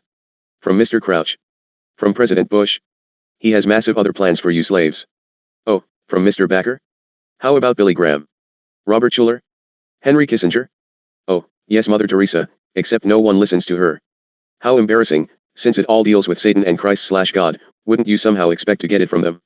Well, you certainly listen to Satan. It might serve you well to start listening to God. Selah. How is it you expect the hosts of heaven to reach you? On filmy, transparent wings. You are mostly claiming to bring along your entire physical selves pretty heavy to sit on a cloud, and there are no clouds in space void, my children. Oh, I see Jesus died for your sins, so you don't have to worry about cleaning up your act wrong. You can drink all of his blood and eat all of his flesh, and you will sit right squarely in your pit of vipers. Jesus went to a cross because you in evilness sent him there, and all he can do is intercede and petition in your behalf. You call him the Son of God. He is also the Son of Man. God ultimately decide your placement. Just you and me 1-to-1. Beloved Son Christos tried to tell you how it is. He went to a cross to show you life, not death. He forgave you nothing more and nothing less, for you were ignorant, and he pitied you, for he knew I would not be so allowing of your slovenly ways. No, little Chellis, you will answer for your own path and behavior. Christ is the way. Nothing more and nothing less, you shall answer for your own. Without the truth and light of his teachings, for he was sent as the way's hour, ye shall not set foot into my kingdom. It is totally up to you, for no evil shall pass into my kingdom. Listen up, I care not for Dharma's truth, Sister Thedra's truth, Paul Crouch's truth, or Archie Bunker's truth. You will come into my truth if you intend to enter into my places. There are no separate truths to be sprinkled about at random within the rainbow dances or hopscotch. There is one truth, and ye had best be getting on with locating it. Throw this out into the garbage, throw out all of the journals, but ye will throw away thy instructions for the trip to my holy places. So be it, for I weary of your foolish games, as you act in no wise, wisely. The true evil pagans teach in your Sunday schools and preach from your pulpits, for you live in ignorance. None of you shall be in setting up the guidelines for my kingdoms. Jesus Christ is not the one and only Savior of your world. Each of you is the one and only Savior. Christ was sent to show you the way, and you have replaced his words of truth with your tampering. And if ye open not thine eyes, ears, and hearts, ye shall reap the harvest laid forth. Judge not, lest ye be judged by a much higher authority, beloved ones. Reality. You once had better GEW with reality. Reality is not your moment-to-moment physical existence. It is not. Reality is that which is within your soul, that is eternal. Well, someone had to put to words the book, so be it. If you have the intelligence to see and hear, for thus far, you act as children at your choose-up games of preschool. You are in the ending times of the greatest cycle of all, the fulfillment of the prophecies of the eons of timelessness. The one you call Jesus, Emmanuel, came to fulfill the prophecies of the prior promises, the Old Testament, if you will. Do you now proclaim from your grand, ivory pedestals of pronounced man truth that there is none other? Would there not logically be books of instructions and a scenario to fulfill the New Testament, the growth into fullness of God of the Christos? Or do you honor that which gives you comfort and no effort? Just let Jesus do it all hardly. You are the Jesuses, the Christos. For all these things I do, you can do and more. Anyone ever hear that before? So be it. I suggest that those of you who come into this writing, send it on to Mr. Crouch, TBN. P.O. Box A, Santa Ana, CA 92711 to -2442 Michelle Dr., Tustin, California 92680, and to all the ones individually that you attend to on that circuit. Lift up thine eyes unto the heavens, from whence comes thy help. Ask me within, and I shall commune with you. Most of you have closed me away from mine own temples, my rightful and holy place within thy very selves. I am come to regain my kingdom. So be it, and Selah. I am Aten. ****. Kila, let us leave this for a rest. Man must give thought unto these things of which our Father speaks. No burning bushes or emerald tablets could bear the power. Yes, Kila, it will get stronger, but ye are strong enough. Ye will not be given that beyond which ye can bear. I wrap you in my wings of light that you will be sustained. I know that you didn't remember thy task, but surely it must now be clear in thy soul. Ye shall be sustained, for we are the hosts of God, and none shall prevail against us, and we stand between thee and thy placement within the world. Hold my hand, precious, for I know the way. Salut, salut, salut. Haton to stand by. We must write more this day, please. Chapter 31. Rec number 1, Haton. Tuesday, February 13, 1990, 6:30 a.m. Year 3, Day 181. The highest form of crucifixion is the innocent killing of your own people by poison substance and biological diseases. You have had both going on for centuries. I believe as you read along here that you will find it is appropriate material for this journal, perhaps even the first chapter in this journal. In an exceptional program called Panorama, made for the BBC television, we thank Roger Bolden, the editor. I also acknowledge the brave and daring work of Robert Harris and Jeremy Paxman. And in highest respect we honor John Coleman for his daring public projection of information, as well as James H. Jones, who penned Bad Blood.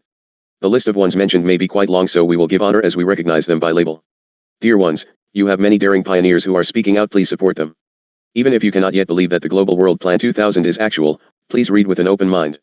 Men and women are risking their very lives to bring forth this information. Many have been slain for their efforts. Please honor them. This very day, as the crimes unfold out of the Soviet bloc nations such as Romania, the shocking incidents must be recorded. I cannot ask the scribe to pen long enough to cover it all, but let me share a heinous situation in Romania regarding AIDS. Western physicians returned from Bucharest to report that in bleak wards were little tots sharing cribs and blankets. 550 children, roughly a third of those tested, not all were tested, carry the AIDS virus. 50 are already terminal in the active course of the disease. As the gaps in what you call the Iron Curtain widen, it becomes blatantly obvious that there is a seething new world of AIDS where the medical community has not been the solution but has, in fact, caused the problem and continues the spread. It is now expected that it will likewise spread into Eastern Europe in epidemic proportions. According to Dr. David Heyman of the World Health Organization, speak of foxes in the chicken coop, a member of an emergency team sent into Romania just this past week, believes this to be probable. The AIDS has been spread through non-disposable needles and contaminated blood. It is calculated that in one incident, at least 120 babies were contaminated from one infected baby. This plague has now spread across several cities. Polish AIDS patients have been denied treatment in hospitals. What do you believe will happen now as the curtain is swept away? What greeted you this very week in the news? East Germans coming into West Germany are hitting the adult sex stores in mammoth numbers was the headline. Romania reports a dramatic increase in sex for sale. As repressive dictatorships give way to more permissive democracies, increases in prostitution, illicit drug use and contacts with foreigners open new channels for the virus. Even the closed press reports. Yugoslavia, with a longer history of openness and higher drug use, has more AIDS victims than have been found so far in Romania. East Germany has now signed an agreement for AIDS assistance from West Germany, whose over 4,000 active disease victims exceed the number in all of Eastern Europe. I urge you to review AIDS, the last great plague. You must have knowledge about the disease as well as the concept of the magnitude of spreading infection, the compounding of the spread, and the big boys have other disease viruses waiting if you find a cure too soon, for this one. Let US look into this murder. You must be aware of the conspiracy to wipe out large numbers of people from certain racial groups, so-called undesirable groups, and entire geographical areas. According to a plan reported by the Global 2000 report, this mass genocide was supposed to take place during 1984 to 1990. It is to be completed by the year 2000, hence the title. It is to coincide with the Plan 2000 for economic takeover. There is no need to prove that this conspiracy is alive and thriving. Go do your homework if you suffer disbelief. There is plenty of well-documented information available, unfortunately. Ignorance or hiding from the circumstance will not save you. Information and wise actions can. Events in Iran and India have confirmed that the conspirators are moving in the direction recommended by one labeled Cyrus Vance. There is a 36-volume world report on this subject, but don't expect to be allowed access to it. You must also look at the events taking place currently in Central America and Ethiopia, as well as numerous other countries which you can recall. The world has surely grown small indeed. In these places, thousands have perished from deliberately planned and orchestrated political and religious strife and from hunger unto starvation. You might not realize it, but in Ethiopia, for instance, the International Monetary Fund, remember this name, has denied funds and aid. The death toll will be in the millions by this year, 1990. The International Monetary Fund, IMF, is, of course, a major instrument of the One World Government conspiracy. This is a well-documented fact. Further, the World Bank through the IMF, has decreed that 150 million black Africans must be written off. This is fact, not fiction. Count on it, for it is all but finished. The 150 million people have, or will die. This will of course evolve mostly from AIDS, but there are other deliberately induced plagues which will ensure the full measure of death. The World Health Organization, WHO, and the Red Cross will not do anything meaningful to stem the tide of deaths. The WHO is instrumental in the cause. There will be great so-called international efforts to assist the stricken countries, but this will only be window dressing. It is all in written, documented format. The IMF has already told Nigeria, Ethiopia, Ghana, Sudan, Tanzania, Zambia, Chad, and other black African states exactly how much of their populations have gotten rid of. This edict was handed down in the late 70s and early 80s, so you see, it is well past underway. This genocide must be accomplished before there will be any monetary help from the IMF. Hard to believe? So be it. We understand that it is hard to believe, therefore you must investigate, for time is indeed running out. Some of these countries' leaders have protested, but they know the IMF means business. Nigeria, for one, acted defiantly, and thus suddenly an unexpected cut in oil prices followed immediately. In retaliation, the Nigerians called for further cuts to upset the world oil markets unless the IMF would drop its provisions and offers financial assistance. Well, the rest is history. Oh yes, we recognize the scoffers, believe me, they were around farther back than the time of the Christos. Well, I suggest you go back into the World Economic Review and check out the publication over the past decade. Honor John Coleman, who produces that journal, for he was the first daring person to bring this information to light in the public arena. Some of you still believe that no such international monetary fund exists, so, dear ones, this is real. It should not be hard to believe that the one world conspirators are willing to sacrifice in excess of 400 million people. This is not a new idea, this has been around for a very, very long time. Since the beginning of your counting, there has always been an elite class or ruling class. These groups always take it upon themselves to decide the destiny of what they refer to as the mass of people, which are held in extremely low esteem. Get rid of problem classes. Field Marshal Haig, of the British Army, did that in the First World War and before. Whole nations of people were set up for killing off, as well as distinct racial groups. In the Boer War prior to World War I, Boer women and children were placed in concentration camps and most of them died.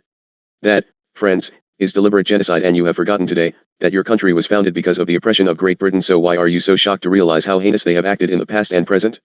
It is the time of remembering, Chellis. Sir Haig not only hated his enemy, he despised his own ordinary soldiers. He deliberately sacrificed hundreds of thousands of them in a no-win conflict by means of lying to the British citizens and Parliament. Check your history books and recall how many Chinese were killed in the pursuance of Lord Gladstone's opium policy. How many thousands of Indians were killed by the British in the colonial conquest of India. The list is endless. The common denominator is that the ruling class is cult-ridden. They belong to networks of cults and secret societies which, in many cases, teach that killing certain classes of people is their bound duty. That same cult tendency is now prevalent in the U.S. even into your major church denominations and society clubs. Well, Mr. Darwin's fraudulent theory is based upon survival of the fittest or strongest, not necessarily the fittest. Bertrand Russell. Bertrand Russell said that the population of the world is increasing at far too rapid a rate. He complained that wars are simply not doing the job they were designed for, that is, not enough undesirables are being got rid of. And, said Russell, the results of war in this regard were plainly disappointing. Since this dissertation is about disease and plague as a means of getting rid of unwanted people, listen to what Russell actually said. War has hitherto been disappointing in this respect, but perhaps bacteriological war may prove effective. If a Black Death could spread throughout the world once every generation, survivors could procreate freely without making the world too full. This state of affairs might be unpleasant, but what of it? This is from Mr. Russell's work, The Impact of Science on Society. Here you have a self-styled member of the ruling class setting himself up as an auditor of who shall live and who shall die. He also says that there are too many people on the earth. Rightly so, but does he suggest controlling the procreation habits to control the situation? Of course not. He says a good old Black Death would get rid of the unwanted masses and allow the elite to go on, well, you know what. He further said that, like animals, the herd needs culling.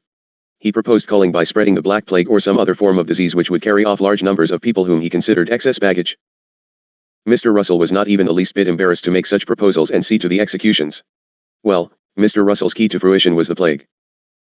The key to the Council on Foreign Relations Club, Global 2000 report is contained in the words of Russell, with regard to reintroduction of the plague. Beloved brothers, diseases which you think you have ridded your populations of, are still lurking dormant in the wings of the stage. In effect, many of these diseases are simply on ice waiting. It is well within the capability of scientists to recall them for instant use as and when the need might arise. The cults are, in the main, non-Christian, but not the largest in size, that is, the members actually worship a deity, but it is not the one God of the Christian faith. The worshipped deity is, in fact, the very antithesis of Christianity. Do you recognize that label? Friends, the members of these groups do not so much as blink an eye at killing millions of unwanted people, of whom you are probably among the ranks. By the way, this group of annihilators is also called the Club of Rome. Members of such cults are actually put to the test of killing. The Son of Sam murders were an identical replay of Jack the Ripper killings. Once a person is programmed to kill, the actual commission of the murder is very easy. The most positive proof of this, as a scientific fact, is given in a statement by your wondrous H.G. Wells, a fellow traveler and colleague of Bertrand Russell. Mr. Wells says, in his essay, Anticipation of the Reaction of Mechanical Scientific Progress Upon Human Life and Thought, that it is easy to kill when one kills for the purpose of maintaining the ideals of the ruling class. This theme runs throughout Wells' papers and writings. Mr. Wells further says, it is right and proper to kill in order to preserve the quality of the ruling class. He says, it is no good allowing inferior beings to overwhelm the best quality beings because of greater numbers. Now for Wells' opinion regarding blacks. Men of the New Republic will not be squeamish either in facing or in inflicting death. They will have ideals that will make killing worthwhile. The Council on Foreign Relations, Club of Rome, your present ruling class of nobility of the aristocrats, has as an idea that the common herd must not be allowed to grow too big. The rationale of killing is this: it only remains to have it carried out in fact. Winston Churchill, war hero? Churchill was very much a part of the ruling class. He felt nothing for those he looked upon as inferiors, which was almost everyone. Although offered many alternatives which would have ended the Second World War far earlier than 1945, he opted to ignore those offers, as the German, Rudolf Hess, found out when he tried to see Churchill. The deal Hess tried to offer Churchill was peace with Germany so that Hitler could deal with the Bolsheviks. Churchill's Zionist consorter saw to it that Hess never got near the man. Efforts by the Duke of Hamilton, a friend of Hess, to get Churchill to meet with him, failed completely. Churchill had no desire to end what he referred to as his Golflorxzdu. You all know what has happened to Hess in these past near years, a total violation of all human rights. Let me remind you, nations that will take the lives of millions of its own people will not hesitate to snuff out the lives of millions of members of the colored races of the world as well as the so-called undesirable whites, particularly the patriots of the elite in the USA. Understand the rationale. Why would the ruling classes desire to get rid of so many people? The answer, of course, lies in the theory that there are too many people consuming too few resources that cannot be replaced, certainly a valid observation. When people become selfish, they forget God and Godness. Regardless of what is touted near and wide, the major ruling members of the ruling classes simply do not believe in the godness of which you believe. That includes the aristocrats and nobility of Europe. The church is set up totally as a facade behind which to orchestrate the genocide in the name of Christ. Many of the Eastern liberal establishment of the United States operate in the same manner. Their God, beloved ones, is Lucifer the morning star, whom they have long since declared to be the ruler of the universe. Oh yes, I suggest you shudder now and get it over with. In this idea, they are joined by the churches of the Soviet Union who have called for a spiritual mobilization against America, and don't let glasnost fool you. The newly freed people are not flocking to the Christian churches as they escape into your wonderful new world. They are flocking to the sex/porn houses as fast as they can paddle. There was a formal meeting which announced the spiritual mobilization against America plan. The result was a meeting that was attended by the leading cultists of the world. The subject which was discussed was spiritual resurgence in the West. Common allegiance to a false god makes these kinds of meetings possible. The real point was, however, how to implement the Global 2000 plan. The principal speaker told his audience that man was better off during the 14th century with the bubonic plague than he was in the present-day climate overshadowed by nuclear weapons. The key to the statement is the referral to the term plague. Puzzle assembly. The first step to putting the puzzle pieces together is taken when you go back to the First World War. At that time, the Britons did not shrink from sacrificing millions of its youth in a war set up to make profits for the bankers. The first suspected use of bacteriological weapons took place at the close of that terrible war. It happened in the following manner: after 4 years of stalemate with neither side gaining the ascendancy, the Germans finally broke through the French lines and were less than 37 miles from Paris when suddenly disaster struck them. Practically the entire front-line German units went down instantly with what is now known as Type A influenza. This was in April of 1918. Far from the Germans being defeated as General Haig had misled his government into believing, the German army was actually on the offensive in their march on Paris. The Germans were briefly checked by the green and untried American forces. The Americans laid down an artillery barrage. Now surely there was nothing new in that, but at this point the events went into underground secrecy. The entire army of Germans was simultaneously smitten with virulent influenza. Prior to the American artillery barrage, there were no cases of influenza amongst the German troops. Suddenly, as if a cloud burst over them, the Germans went down with such viral flu that it laid low the entire division. In some sectors along the front, companies were down to as little as 10 men. So violent was this epidemic that the British and Americans, for the very first time, were able to break through the German lines. That proved to be the turning point of the war. Thereafter, the Germans rapidly retreated and virtually gave up the fight. Bacteriological experts in England, Germany, and Switzerland believe that the Americans brought with them shells containing the influenza virus which was then unleashed on the Germans. This was the only credible explanation for the sudden and instantly deadly outbreak of what was later known as the Spanish flu epidemic, which first raged through the German lines and later marched right across the world, killing millions of people. In fact, more people died from the influenza than died in the actual war. It is to avoid what is known as an outburst of this kind that the Council on Foreign Relations Club of Rome biologists are working on right now. The Global 2000 provisions cannot be implemented if it means that the indiscriminate spread of an epidemic, that will not be a respecter of persons, cannot be contained in some way. There you have it. They have the mode of control, for the elite, of AIDS and several other backup plague diseases. Isn't it about time you stop picketing and start building the apparatus that will save your assets? The Grim Reaper is riding unchecked across the world at this moment. No one knows for sure where the influenza virus originated, but the first known cases occurred in 1580, in Asia, and there were sporadic appearances of the disease until 1890. Even in the non-epidemic outbreaks of influenza, more people died from the flu than have from any known nuclear-related causes. Note we do qualify by the word known. Where are all the peace demonstrators against the flu? The first known induced epidemic began on the battlefield at the close of the First World War. It was utilized directly as a chemical/bacteriological weapon. What of chemicals? Well, Dharma wants to speak of chemicals in the warfare, and, although this subject deals with biology, we will toss in a bit of alternative horror. On the 22nd of April, 1915, an afternoon breeze sprang up. It came in from the north, from behind the German lines, and gently fanned the faces of the Allied soldiers in position around the village of Langmark, near Ypres. The French reservists and Algerians from France's North African colony were new to the trenches. The fresh wind seemed a good omen, for a few seconds later, as if on cue, the German guns which had been bombarding them all day, suddenly stopped firing. Silence descended over the front. At 5 o'clock, 3 red rockets streaked into the sky, signaling the start of a deafening artillery barrage. High explosive shells pounded into the deserted town of Ypres and the villages around it. At the same time, the troops sheltering near Langmark saw 2 greenish-yellow clouds rise from the enemy's lines, catch the wind, and billow forwards, gradually merging to form a single bank of blue-white mist. Out of sight, in special emplacements protected by sandbags and concrete, German pioneers were opening the valves of 6,000 cylinders spread out along a 4-mile front. The cylinders contained liquid chlorine. The instant the pressure was released and it came into contact with the air, it vaporized and hissed out to form a dense cloud. At 30 parts per million of air, chlorine gas produces a rasping cough. At concentrations of 1 part per thousand, it is fatal. The breeze stirred again, and 160 tons of it, 5 feet high and hugging the ground, began to roll towards the Allied trenches. Dear ones, chemical warfare had begun. The wave broke over the first line within a minute, enveloping tens of thousands of troops in an acrid green cloud so thick they could not longer see their neighbors in the trench. Seconds later they were clutching at the air and at their throats, fighting to breathe.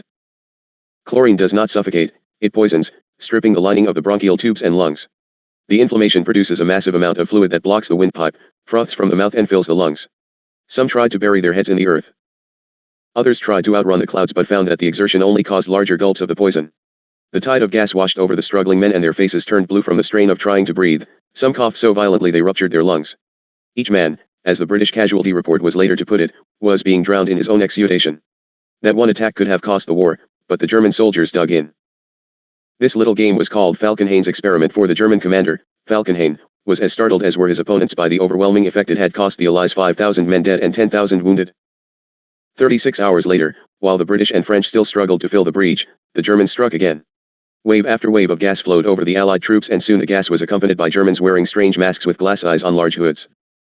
The last and greatest attack came later in the summer, on May 24th, this following attacks on May 1st, 6 and 10.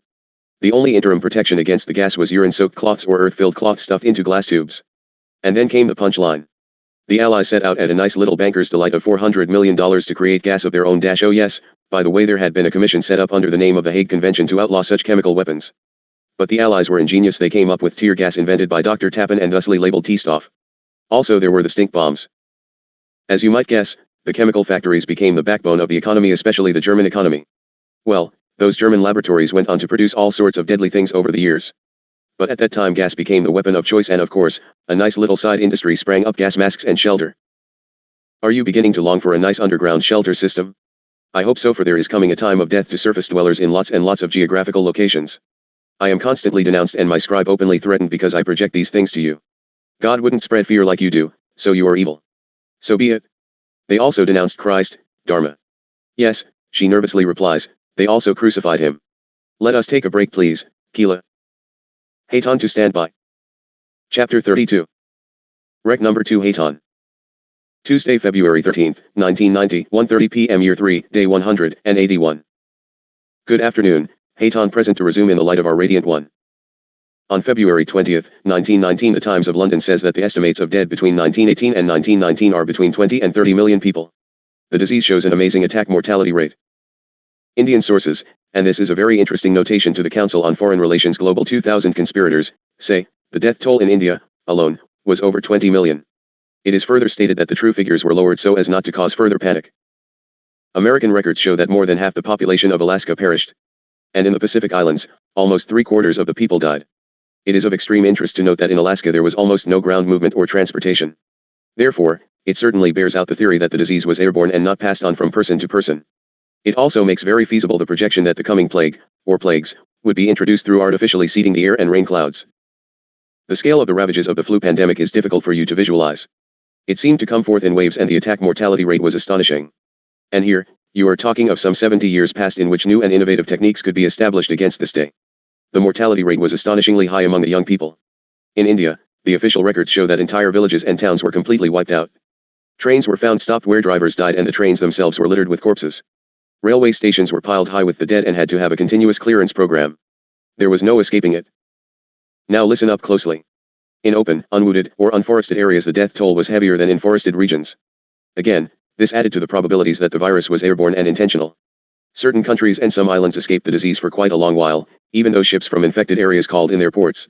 No quarantine method can account for this, and it remains one of the secret unsolved mysteries. All records of research into the matter are simply missing, or the files are not available to the general public. It is plainly obvious that there is knowledge of how and why the pandemic struck certain areas while leaving others virtually untouched. Such information, of course, would be most helpful to the planners of mass genocide by means of the plague, and hints are leaked that they have been quite available to certain and select persons. Some places more equal than others. An island in the Atlantic, St. Helena, and Australia are two areas that were not hit until almost the end of the outbreak. Quarantine could not have possibly accounted for the disease being delayed in reaching those areas. Passengers on ships at sea en route to Australia were struck down in terrible suddenness, and the mortality rate was higher than elsewhere. The erratic way in which the pandemic behaved has never been accounted for publicly. The virus seemed to simply travel thousands of miles in a matter of hours, and yet somehow take weeks or months to reach places in near locations one to the other. A Dr. L. Weinstein has done a brilliant publication on that pandemic. His work is in the British Museum in London. He stated, the influenza pandemic occurred in 3 waves starting in the spring of 1917/1918. It was characterized by a high attack rate, and 50% of the world's population was affected. An even more lethal wave began in Scotland and then in Massachusetts on September 12, 1918. It spread over the world in a very short time. Epidemiological behavior was most unusual. Although person-to-person spread occurred in local areas, the disease appeared on the same day in widely separated parts of the world, on one hand, but on the other took weeks to spread relatively short distances. It was detected in Boston and Bombay, India on the same day, but took 3 weeks before it reached New York City, despite the fact that there was considerable travel between the two cities. It was present for the first time in Joliet in the state of Illinois 4 weeks after it was detected in Chicago, only 38 miles away. Death rates in various cities in America from respiratory diseases during the second wave show that the Joliet-Chicago incidence was not unusual. Pittsburgh and Toledo, with almost identical death rates in normal times, and with similar population groups, and similar occupations, showed a remarkable difference. The death rate in Pittsburgh exceeding that of Toledo by 400%. This next also comes from Dr. Weinstein. In 1948 there was another outbreak of influenza, and studies were made by Dr. F. Magresi which show that it started among shepherds in Sardinia in isolated areas. Dr. Magresi said, we were able to verify the appearance of influenza in shepherds who were living, for a long time, alone in solitary, open country, and far from inhabited centers. This appeared absolutely contemporaneously with appearance of influenza in the nearest inhabited cities. Magresi says that the speed in the spreading of the disease was inconsistent with any possible person-to-person transmission. An interesting addition to this comes from a British epidemiologist, C.W. Creighton, who in 1837 concluded that the Black Plague and influenza spread was due to what he called a miasma spreading over the land. Facilities available today. With all the massive facilities available to the planners of the Global 2000 conspiracy, it is not unreasonable to believe that such a miasma can be artificially created and spread over selected target countries and even cities. This, of course, is one of the ways in which the coming plague will be introduced and spread. You have certainly not seen the last of the Black Plague or influenza or smallpox, for that matter. The microbiological concept for the spread of plague or flu, plus the fact that these viruses and bacteria can be stored in a dormant state and then allowed to break out, shows how easy it will be for the one world government conspirators to introduce the corning plagues and spread them by airborne methods. The old idea that these diseases could only be spread by person to person was laid to rest during the 1919 influenza pandemic. The actual cause of influenza is still not released to you for certain. Although and listen carefully, a veterinarian from Ft. Dodge, Iowa, in 1918, proved that a new disease which was a carbon copy of the influenza in humans, had appeared in pigs. Does this remind you of bovine leukemia and sheep venoviruses of AIDS? I suppose most of you also recall the swine flu? The most important finding was made by a Dr. Burnett, who proved that influenza virus could be cultivated in the developing embryo of chickens. From this, the various strains of influenza that attack humans were identified. All efforts to find an antidote have met with only moderate success. The most virulent, type A, that killed millions in the 1919 pandemic, appeared to shift, which the medical profession said is difficult to understand within orthodox views. Thus it appears that you are not in a position to combat type A influenza. It seems likely that reservoirs of that deadly virus are in existence. The Soviet Union is known to have large stocks of deadly chemical and bacteriological weapons, and it is likely that the type A influenza virus figures largely in their arsenal. The Soviets have long had the facilities to create reservoirs of flu viruses, which was not thought possible up to a relatively short time ago.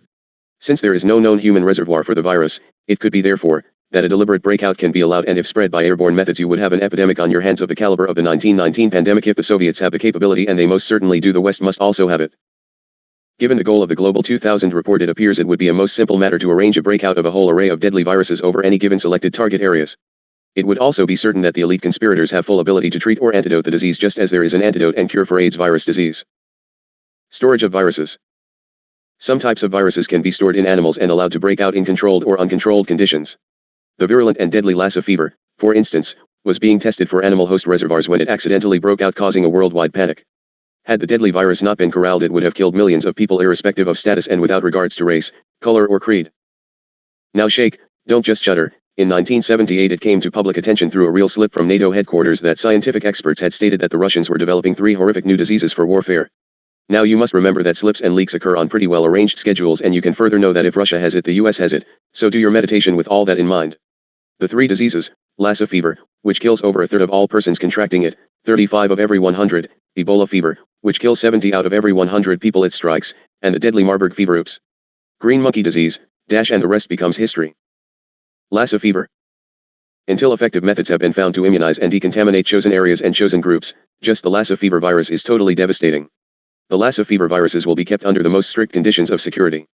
The world is probably safe until the genocidal conspirators come up with a bit better solution as to how to keep it confined to target countries and target cities and areas without getting some of their own special co-conspirators. An airborne assault by Lassa fever viruses on a country like India, for example, would kill an estimated 80 to 100 million people in 3 to 4 months, according to records available at the Center for Disease Control in Atlanta. Again, don't expect to walk in the center and have them show you these records. Officially the Lassa fever virus has been destroyed. That is not so, and to do so is a very, very big job. The Lassa fever viruses are directly on tap and waiting. The Lassa fever virus is one which is called a recombinant hybrid, familiar. It cannot emerge in several different countries at the same time. There can be only one focal point at which it can emerge. This was proved when it made its first appearance only in Lassa in Nigeria. The Lassa fever outbreak in Nigeria was almost a calamity because the virus broke out while experiments were being done on host animals in the region.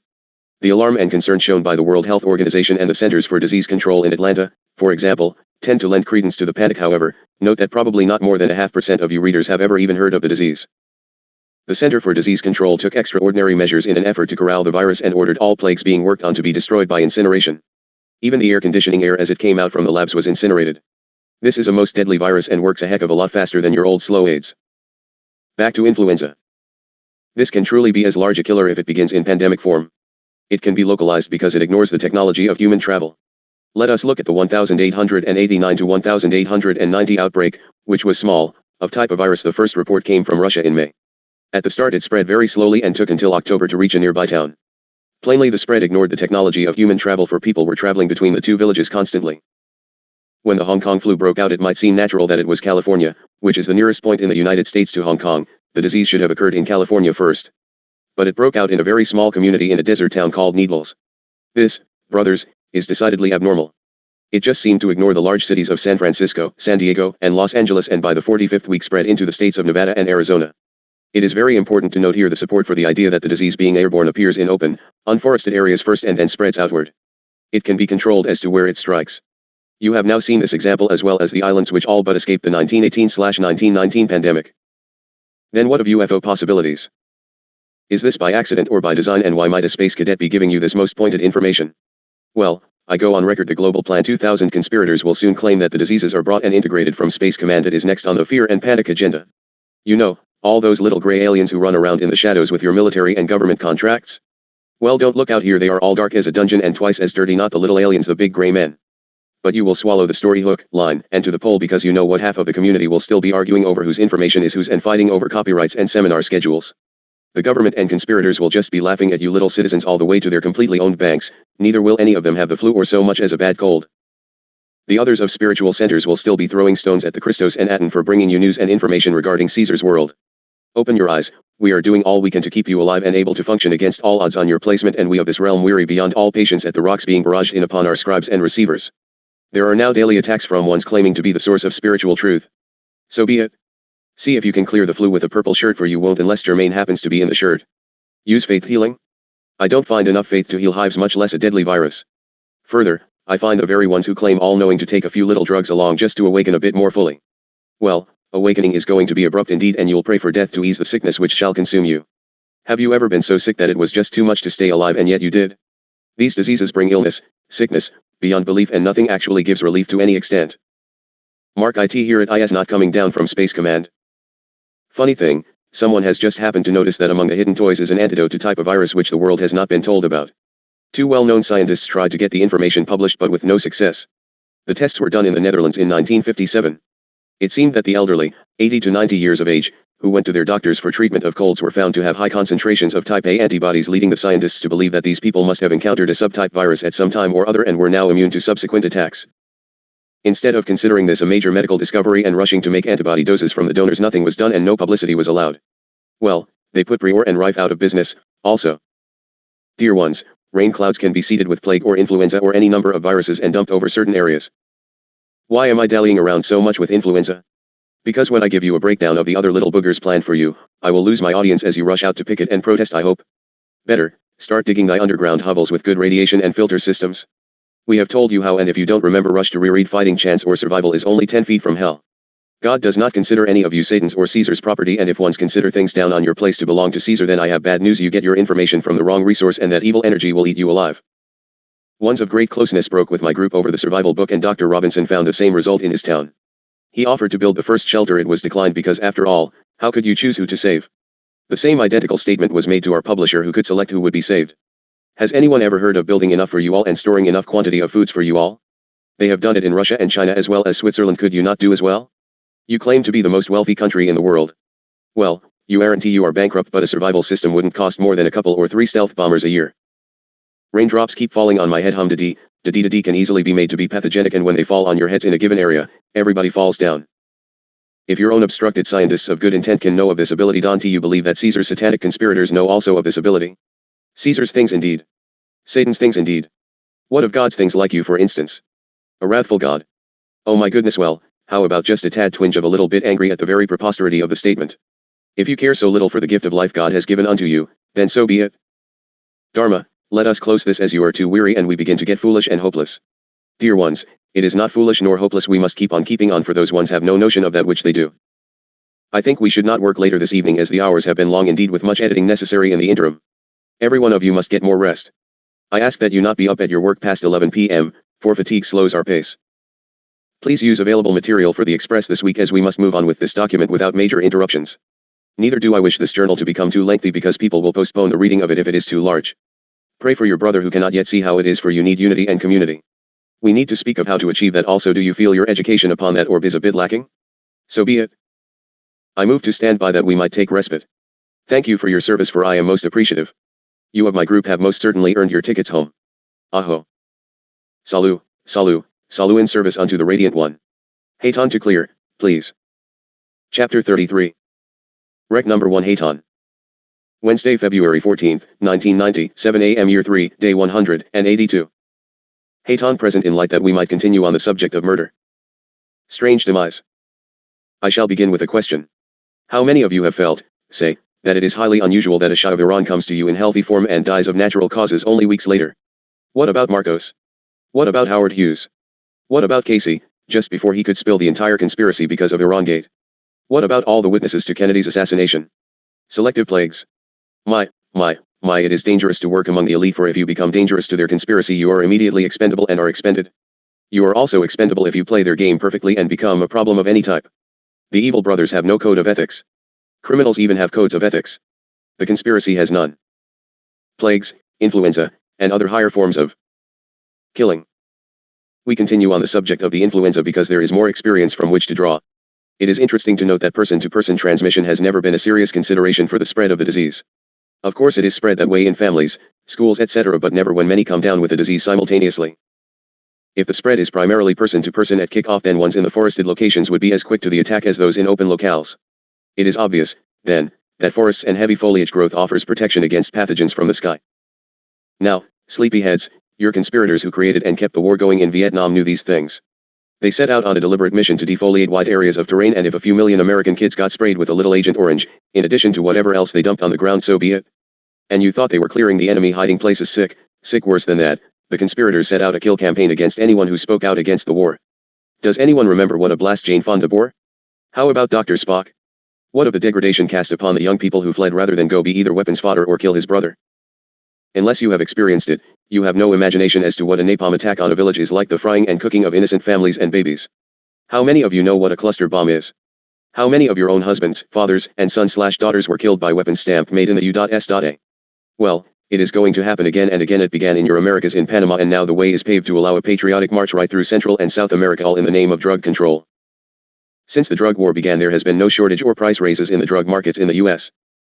You must realize that pathogens which are seeded into clouds do not come in a steady flow, it comes in bursts, just as the releasing of pathogens which are dropped in spray or bursts of wind-carried contamination. Could it be that the conspirators are working to perfect a system of bursts to spread the disease? It most certainly would be the logical next step, wouldn't it? If wars simply aren't killing quickly enough the overburden of the less desirable population, then it is logical indeed to use other methods. Oh, you will have to have the wars, dear ones, because your economy is dead and some way has to be devised to revive it above the death rattle to sustain until the no money/total economic control system is totally operable. Doesn't it make your heart weep to watch a president dressed in fatigues watching war games and pronouncing these children to be the finest fighting forces? Wouldn't you perhaps think he is getting them ready to go somewhere and be a fighting force? How about medals, for men only, for going to Panama and killing thousands of civilians and demolishing your own protected colony? You think about 200 dead in Panama civilian sector? Try over 7,000. More dishonorable, what of the dishonor of not even being among the counted? Each family, for instance, of each soldier slain and listed, thinks their son is one of the 125 or so slain. How do you know? Could it be like the San Francisco earthquake of 1906? Hundreds and hundreds died and yet the list of dead was piddling, but who can argue for an official count goes forth and each thinks their loved one was among the counted? Consider the flu that ravaged Alaska. Those facts should be available in the congressional records of January 16, 1919, under the heading United States Senate, Committee of Appropriations. It tells the story of how the virus struck due RYHU $odd DWWKHVDPHWLPH. It was proven that the spread was not from person to person. Since a lot of snow and rain falls on Alaska, isn't it quite obvious what happened? Legionnaire's disease. Let's now move to the Legionnaire's disease, which killed some 29 people and hospitalized 183 others during the American Legion Convention in the city of Philadelphia in 1976. This was an experiment carried out by the Global 2000 plotters who were researching a hybrid virus with which to work, which could be spread via airborne methods under totally controlled conditions. The severe onset of the disease came during a span of a few hours on one day, and after only a few hours of general malaise, fever set in. This was accompanied by muscle cramps and then a rapid rise in fever and severe rigors with chest pains, difficulty in breathing, and death followed swiftly. The course of the disease was unpredictable, just like the Lassa fever cases showed. Death rate in relationship to attack was high. Antibiotics were of no avail. According to reports, careful inquiries revealed that all of those attacked spent a long time in the hotel lobby. That is, the hotel wherein the convention was being held. There appears to have been a connection between the attack rate of the disease and time spent on the sidewalk outside of the hotel watching a parade. A distinction could be made between those who were on opposite sides of the street. There is a strong indication of an airborne pathogen, the incidence of which is patchy on the scale of the width of the street. Was this a natural outbreak of a new virus, or was it part of a carefully conducted experiment? Before you dismiss it, remember that during the 1950s extensive and widespread experiments with the drug LSD, manufactured by the Swiss company, Hoffmann-La Roche, were carried out by certain research organizations in the United States with official sanction in most cases. The elite simply count on the public masses to have extremely short memories. In fact, they go further: news items hit and are immediately buried, so that if there is a national ball game or TV special, most people never so much as hear the news item. The victims, in the Legionnaire's case, were completely unaware of that which was being done to them. This outbreak is an identical pattern. This was an unofficial official test by the Global 2000 planners. The LSD experiments were part of a pattern set up by Aldous Huxley and the CFR conspiracy. There have been further outbreaks of Legionnaire's disease in Scotland, where some 65 people died in 1983/84 under similar circumstances. The Scottish outbreak, however, went practically unreported except for one single British newspaper article in which it was only mentioned. The Center for Disease Control in Atlanta says that Legionnaire's virus is not spread by person-to-person contact. Then how did Legionnaire's disease appear suddenly and disappear just as suddenly? Where did it come from? You must know that there is a reservoir waiting to be used when deemed appropriate by the conspirators. The prospect of new diseases, taking you totally unaware, should be most depressing to you unsuspecting and trusting lambs. It is there waiting for you and cannot be ignored. You have seen it in the past and you must expect similar things in the future, including the advent of new diseases. AIDS is only a start, and preceding it was the massive outbreak of herpes of the reproductive system. Further indication of the seriousness of these recent dumpings on you is that they are housed within the body and once infected are never removed, awaiting proper circumstance to become active instead of remissive. AIDS, once active, almost never is again completely remissive. Deliberate experiments and perpetrations. It cannot be denied that these things are both experimental, as in the laboratory studies only using you, the people, as well as deliberately introduced and carefully spread introductions. Well, Chellis, you are in the final stages of completion of the well-laid plan, and there is massive assistance from within the drug manufacturing facilities. You call them pharmaceutical houses. Since they have paid for the creation of the disease and reap the rewards from the treatment compounds, it is never going to be that there is found a cure via that route for anything. Why cure heart disease if your whole industry is based on the foundation of active heart disease? The logical modus operandi is, of course, to create treatable side effects of the present disease, or don't cure the one you have going.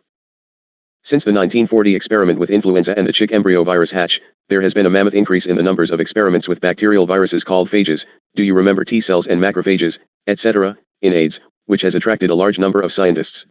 Since 1940, thousands and thousands of new experiments have been carried out by scientists working under grants from the Ford, Carnegie, and Rockefeller Foundations, CFR, Trilats, IMF, World Banks. These foundations, if you recall, fund mainly anti-American causes, and of course they pour money into anything connected to the Club of Rome and the other groups mentioned above. These are the very foundations of the traitor organizations for the One World Government and Global 2000 Plan. Remember the movies? Andromeda Strain. Fiction. They told you it was fiction. If you haven't seen it, rent it and see it. It was a depiction of actual truth, just as is Sipapu Odyssey, of work which was carried out on the Lassa fever virus. This, brothers, is not far-fetched, this is getting down and dirty. Do you also remember Stanley Kubrick's Clockwork Orange? Well, our beloved Wally gentleman, of 2001, will certainly at least remember Mr. Kubrick. Remember Dr. Strangelove in that movie? This man is a living person currently. Your new breed of scientists is responsible for remarkable progress made in molecular biology. Frightening, isn't it? Their biggest problem, however, is in finding host cells in which to produce viruses, which then can be reproduced from a single plaque. Incidentally, this was the method used by the Centers for Disease Control in Atlanta, to isolate the Lassa fever virus. The disturbing factor in this equation is the manner in which the dormant phases of these viruses and bacteria are handled.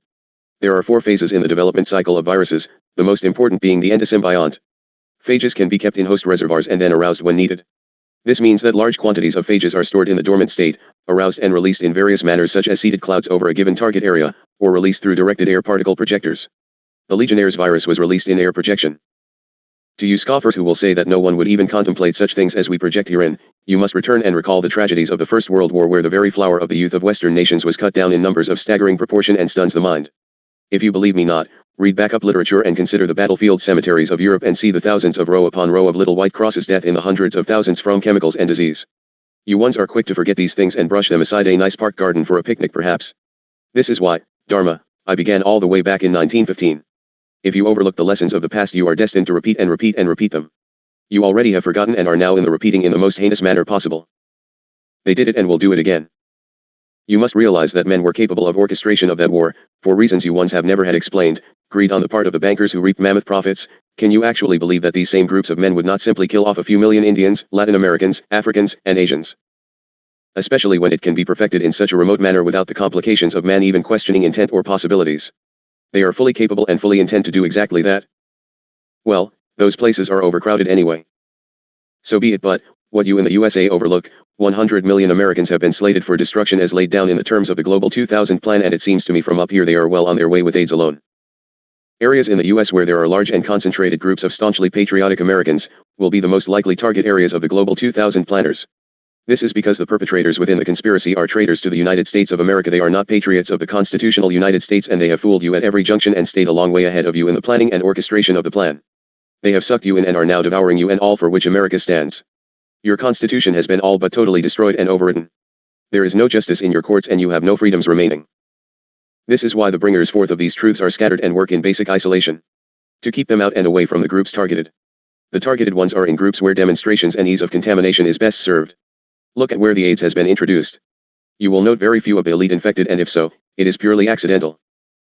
If AIDS doesn't do the job, then any of the old deadly plagues can be sent upon you in targeted areas, from the Black Plague, smallpox, untreatable strains of childhood diseases such as measles and chicken pox, influenzas, etc., by way of any of the many phages that the planners have on tap. A successful launch of a plague must come from large reservoirs of phages, and believe me, there are those reservoirs in place. The Soviet Union calls their reservoirs storage of mass weapons of destruction. And when the Soviets are ready for that next world war, they are ready and waiting. There will be a war, you know. It will be horrendous, and the assumption is that you citizens will sleep on and have no shelters within which to protect yourselves.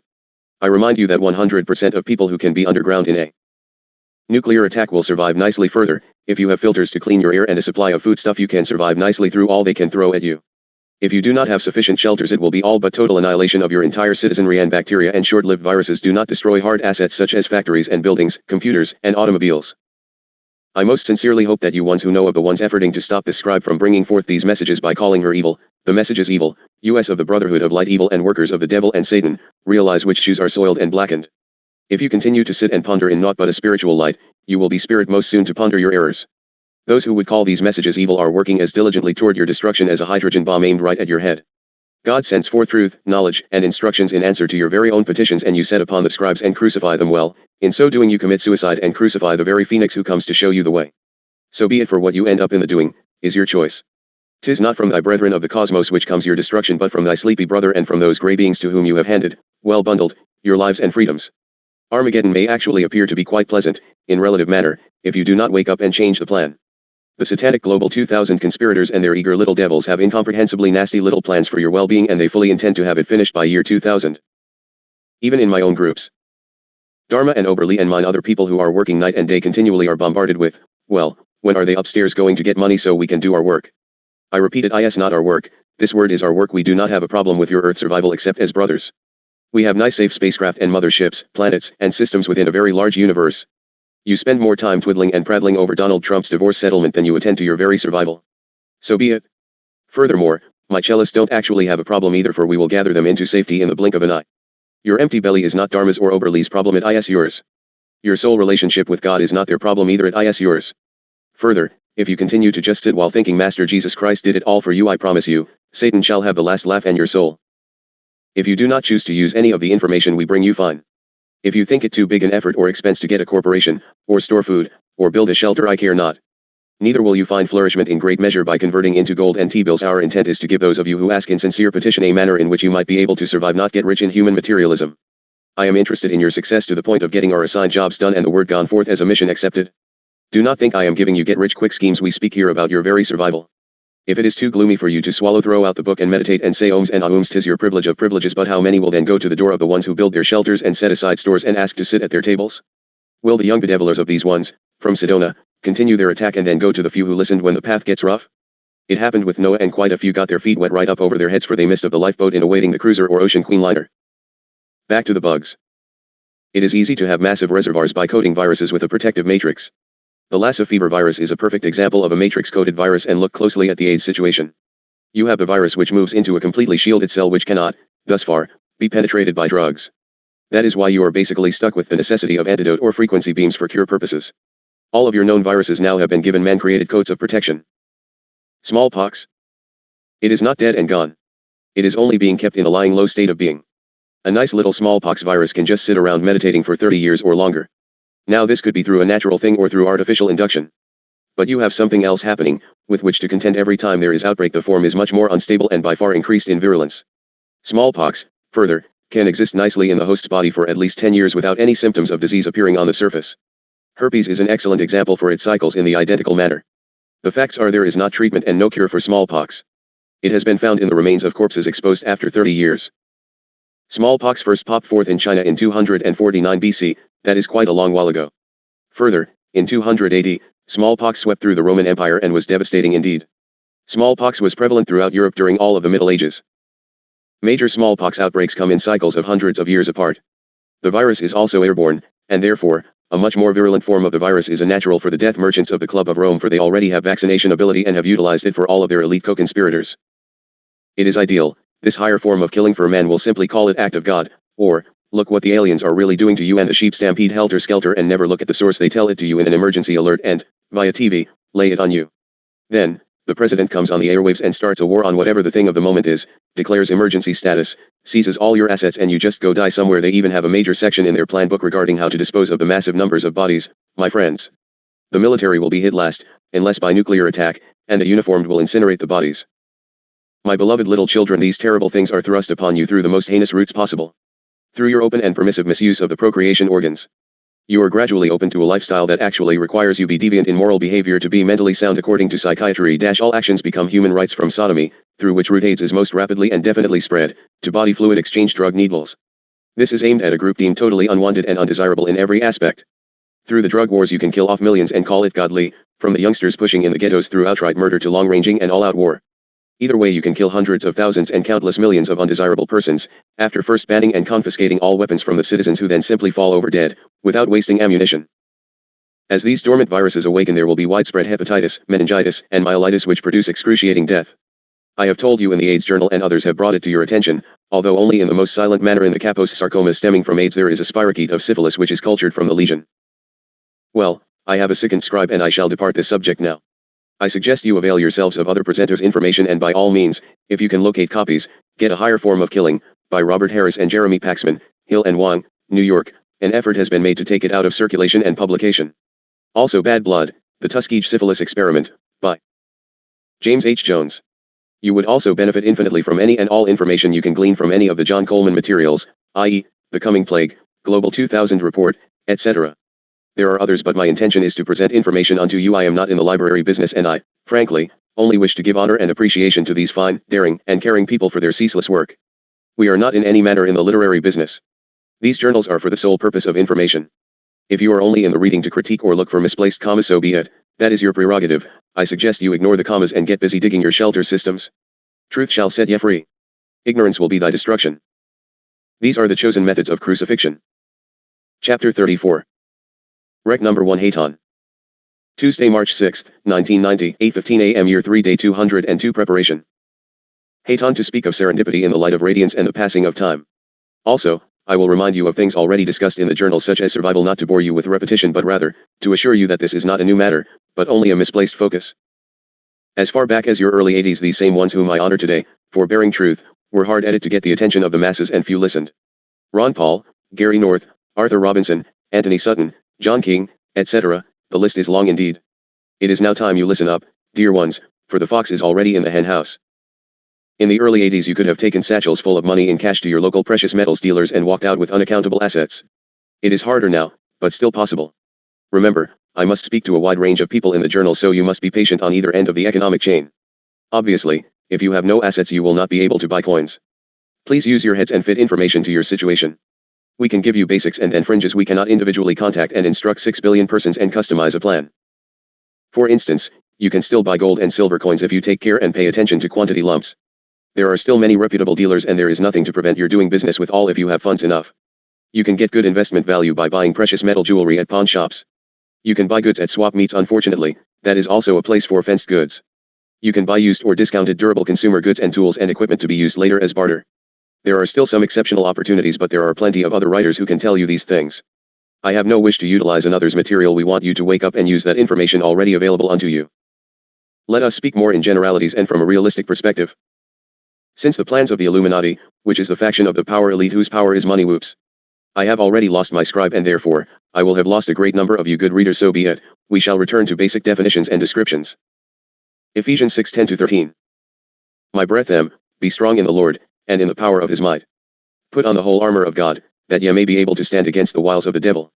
For we wrestle not against flesh and blood, but against principalities, against powers, against the rulers of the darkness of this world, against spiritual wickedness in high places.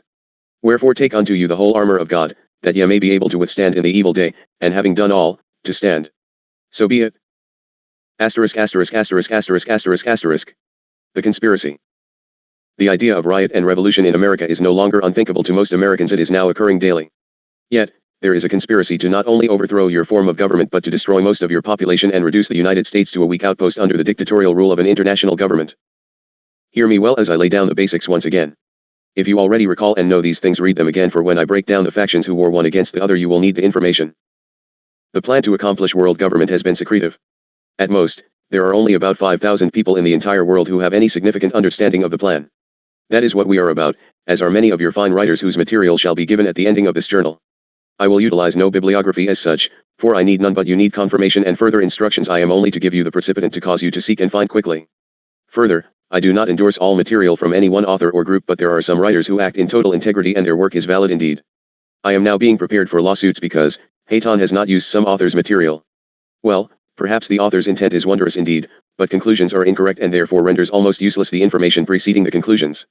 Some authors have conclusions which are totally accurate and reached them through incorrect assumptions. Always the latter is the more acceptable. Incredible and unbelievable efforts have been thrust forth to keep the true nature of the plan from leaking out to those people who would oppose or expose the plan unto murder, torture, and destruction of a man's reputation, career, and family structure. There have, however, been numerous individuals who have uncovered various aspects of the conspiracy. Many of these individuals have put their discoveries in print. Some of the most daring speakers and authors have defected from highest ranks of the CIA, FBI, satanic/witchcraft circles, KGB, Congress, etc. For everyone who is straightforward, there are dozens still on the payroll of these groups and are out to discount, annihilate and smear the word of the legitimate. You, the receivers, must be in the discerning, and hopefully you are paying attention to the discernment tools and clues we give unto you. As just a touch of witchcraft history, I would say that in 1624 there landed upon the American shores a group of Puritans at a port called Collins Bay. This place is just northeast of what you now call Boston. The ship that brought them was owned by one Francis Collins. Mr. Collins was a witch of Celtic descent. He built his home at Marblehead just south of what is now Salem Bay. Francis Collins built the Salem Church. It was this church that was the source of the Salem witch trials. Suffice it to say, however, that true to form, there were witches present, but you can jolly well bet that none of the people put to death were actually the witches. From that Collins family have descended major heads of the witch cult such as the Druids with their Council of 13 and true and open Satanism. A very brave defector who was once Grand Druid High Priest of a 13-state sector, headquartered in San Antonio, Texas, name withheld for his family is in great jeopardy, has tales to tell which would put Satan's drummers in a kindergarten classification for reading material. In the year 1971, when this man was Grand Druid Priest, over 90% of the politicians in that 13-state area received financial support through him personally, from the Grand Order. These politicians took orders regarding political decisions from him personally. The orders were passed down from the Rothschild Tribunal to the Grand Druid Council, and then the council passed them on to individuals and organizations under their authority. This person was personally responsible for murder of an officer while in the military service. He was tried and convicted. However, when his prison cellmate was released, Sir X asked him to get word to a certain individual in the US who Sir X knew to be a witch. This killing occurred in Germany and thus the incarceration was in Germany. Within days a US senator and a congressman showed up at the prison. 24 hours later Sir X received an honorable discharge with all information of the shooting incident purged from his record. And just what do you think will be the ultimate penalties for the Iran-Contra scandals? Yet a man in your country who runs for president and brings forth truth is sent away to prison, and his young staff is imprisoned for 72 and 86 years respectively for raising campaign funds. When Sir X arrived in the US after his release, his mother sent him to New York City. After he arrived he was trained for 6 months by Dr. Raymond Butcland, chairman of the Druid Council of 13. Following that he traveled out to the West Coast where he was trained for another 6 months by Mrs. Louise Hubner, another member of the Druid Council of 13. Remember, at that time the family name was Collins. In 1972, Sir X was shown a chart giving the plan for world takeover. Just take a deep breath and we'll dive right in, for you have had your toe testing of the waters. Illuminati plan for world takeover. Remove president and vice president. Republican successor throws election to Democrat. Democrat president gets following laws enacted. 1 new gun law to take away guns from citizens. 2 removal of tax exemption from churches. 3 Genocide Act. 4 presidential martial law powers. 5 The Anti-Hoarding Act. World War III caused by Israel's state battling over petrol, farmlands, and chemicals. Plans for America make every person totally dependent on the government by 1 creating a pseudo-fuel shortage. 2 confiscating all guns. 3 calling for helter-skelter, all trucks, trains, and ships stop. Charles Manson leads army of some 200,000 white prisoners and motorcycle club members to create mass insanity in the streets, 6 months after his release, by bombing churches, raping, murdering and other fear tactics. It will be when the lights of New York go out for good. Rothschild Tribunal. 4 declaring martial law, suspend Congress. Activate National Guard to keep order. 1 policeman for every 5 people. 5 with Anti-Hoarding Act outlaw all food and medical supplies from being stored. 6 issue a security card to govern all buying and selling. 7 destroy monetary system, all money, etc., becomes worthless. 8 issue new currency. 9 destroy all cropland. There will be nothing south of the Mason-Dixon line over 2 inches high from the Atlantic to the Rocky Mountains. The Rothschild Tribunal. Rothschilds send all countries except America against Israel for the oil. Use of neutron bomb allows destruction of people while all buildings, natural resources, and croplands remain intact. When war is over the world will be run from Jerusalem. O precious ones, I do not jest, this plan is the end plan, the plan 2000 at least one faction thereof. Do you begin to see why efforts are so heinous to stop my writings from coming forth and silence the scribe? It is most serious indeed. Pray for the scribe and her close ones for the shield of God's protection upon them in this time of their work. Look carefully at the above chart and compare with today. Almost 2 decades later you see, only some of the players change, not the plan. See how it harmonizes with the rise of the world political ruler prophesied in Revelation. In addition to the chart for world takeover was a letter from the Rothschilds on Rothschild stationery that stated, "We have found a man who is willing to become world ruler and remain obedient to the Illuminati." Shocker coming. His name is Jimmy Carter. A quiet little city called San Antonio. In 1972 the total population of residents was listed as approximately 500,000. Out of that 500,000, there were at least 100,000 people connected directly with witchcraft. Well, beloved ones, you must recognize right now, he that is within me is greater than he that is in you, and I can bind all your spells so that they won't work and everything will go wrong. All you have to do is ask. For it is through the lighted path that you will come to overthrow Satan, demons, drugs, habits, addictions, and threat of assassination. But you will find that few will listen in the onset following your changes toward the lighted pathway, and then more and you of the light will unify and will stand as a wall of light over and through which no darkness can pass. This ability will come only through understanding of the problems as they exist without blurred vision and in truth. Pick up the banner of truth as the ones who have come before are damaged by the evil enemies. Hundreds came bravely before these recent scribes. Honor them, support them, and protect them. Those who act in truth, defend and protect the speakers and identities. Those of evil intent shout the names and addresses from the airwaves. Those ones, in these days, shall be given to reap the tares and thistles which they sow, for God is moving, brothers, God is moving. Look at the plans. The Illuminati was started by the Rothschild dynasty in cooperation with Adam Weishaupt. The Rothschilds rose from obscurity in Germany to become the most powerful banking family in the world. The formation of the Illuminati occurred after the Rothschilds met Adam Weishaupt. Weishaupt was born the son of a Jewish rabbi, but he defected from Judaism and became a Franciscan monk. He studied in France, where he became close friends with Robespierre, who later led the French Revolution. Weishaupt also became friends with several people in the French royal court. These friends practiced the Black Mass, baby sacrifice and other vile rituals, as entertainment. It was through these associations that Weishaupt became acquainted with Satanism, to be distinguished from witchcraft. Weishaupt desired to acquire copies of the Kabbalah, the Major Key of Solomon and the Lesser Key of Solomon. These books told how demons could be controlled to do an individual's bidding by using occult practices and rituals. The Rothschilds had copies of these books and as a result were brought into a joint relationship with Weishaupt. The consequent result was the first union of Satanism with the Kabbalistic crafts. The Rothschilds persuaded Weishaupt to leave the Catholic Church and unite the various occult groups. This he proceeded to do. One of the covens created by Weishaupt was the Golden Dawn, which became and still continues as the private coven of the Rothschilds.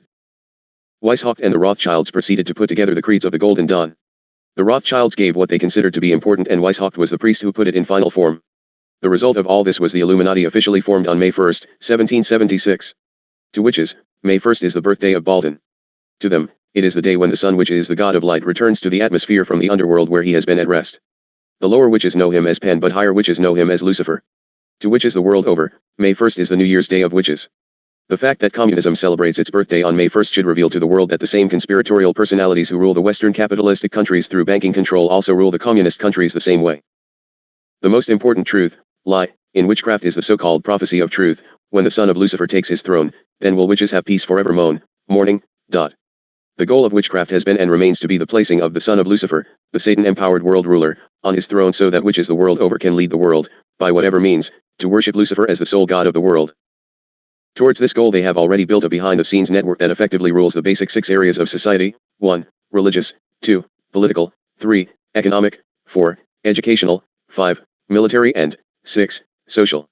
In every area only those personnel at the very top know the true nature of the purposes and activities of their organization. Those individuals at the lower and middle levels often feel they are working to accomplish some noble humanitarian goal. The power of the Illuminati is money. In the area of money their resources are almost limitless. Their organizational structure is depicted by 3 pyramids and a sphinx. The 3 pyramids show the same 4 groups at the top: the Rothschild Tribunal, 3 members, depicted by a triangle around the eye of Lucifer. Immediately beneath is the Druid Council of 13. Under that is the Council of 33, Freemasonry. Below them is the 500, known infamously to outsiders as the Bilderbergers. From that point the groups are different. In the 3 pyramids representing the occult and religious, the political, and the various organizations, only a few of the most important groups will be shown herein.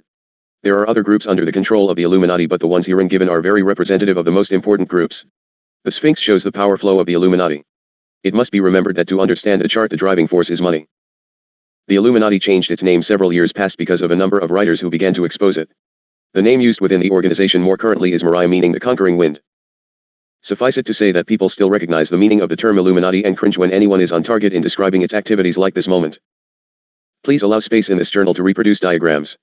Therefore, allow us to take a break at this point and it will allow ease of pagination for the formatting. Thank you, Dharma. Let us take respite, please. Hayton to move to standby. Salut. Addendum to the above chapter.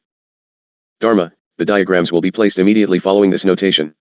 There is, however, something which must be added into this record, at this point, for it is timely unto the hour, and I will explain. To all you readers who think we are but silly children out for notoriety and to pilfer material from other authors and beloved sister Thedra, I have the following to offer unto you.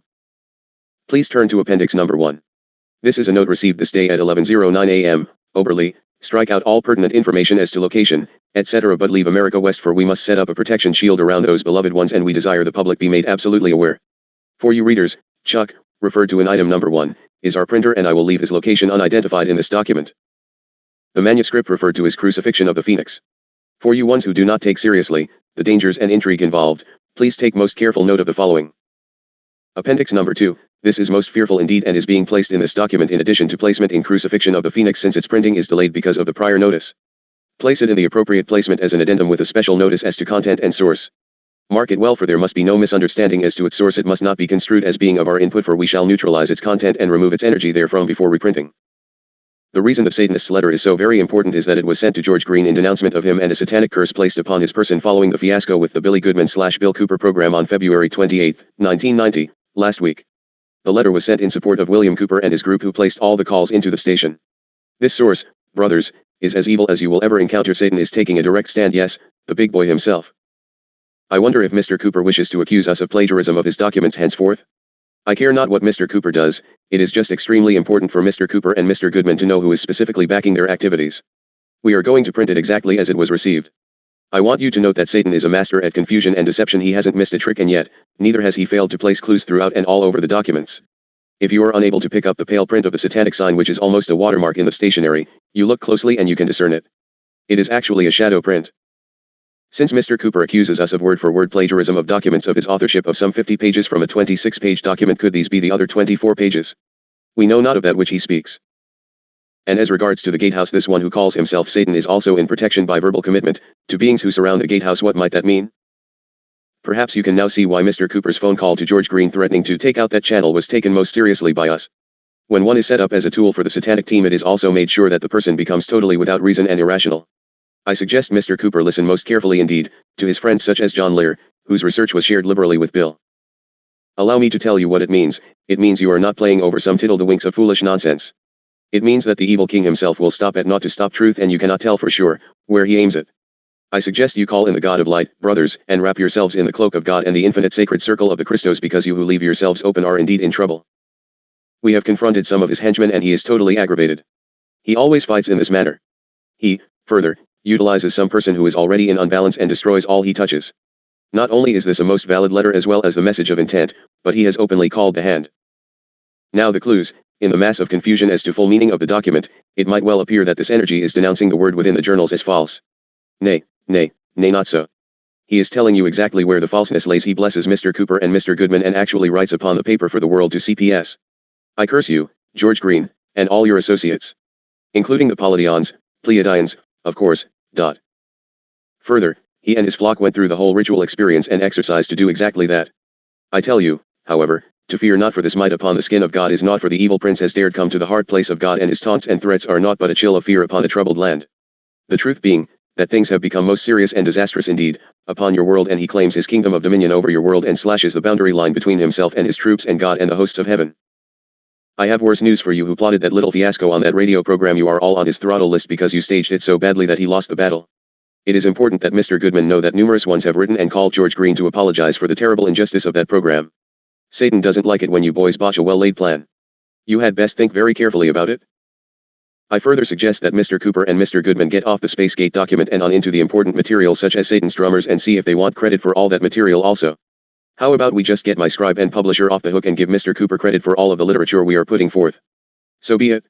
It pays greatly to know about that which you soapbox. For you, beloved sister, and dear Tuyata, look carefully, indeed, at this material, for the problem is not around this source and slash or resource, and Dharma has been badly accused and used. Now the effort will go forth to destroy sister's credibility and that of Ed Damar, etc. If you cannot see the truth of these documents, then I have not more to offer thee as evidence. There is naught but love of all creatures of all species and all creeds, colors, and races of human coming from this placement, and we have watched the very ones closest unto these beloved workers crucify them and spread lies about them in most heinous manner of ridicule and incredible, blatant lies. Neither do these ones have anything to fear, for Sananda/Atan stands squarely betwixt Satan and these workers and truth bringers. This, however, does not diminish the pain of being stricken and accused by ones they trusted and honored above others. Please label the copies as to beginning portion and signal ending, for we want this reproduced exactly, including the information whereby the author can be reached, as he says, for additional information. I further request that copies of this portion and the attachments be sent to Bill Cooper, Sister Thedra, Tuyata, Billy Goodman, John Lear, etc., as well as the ones who receive regularly.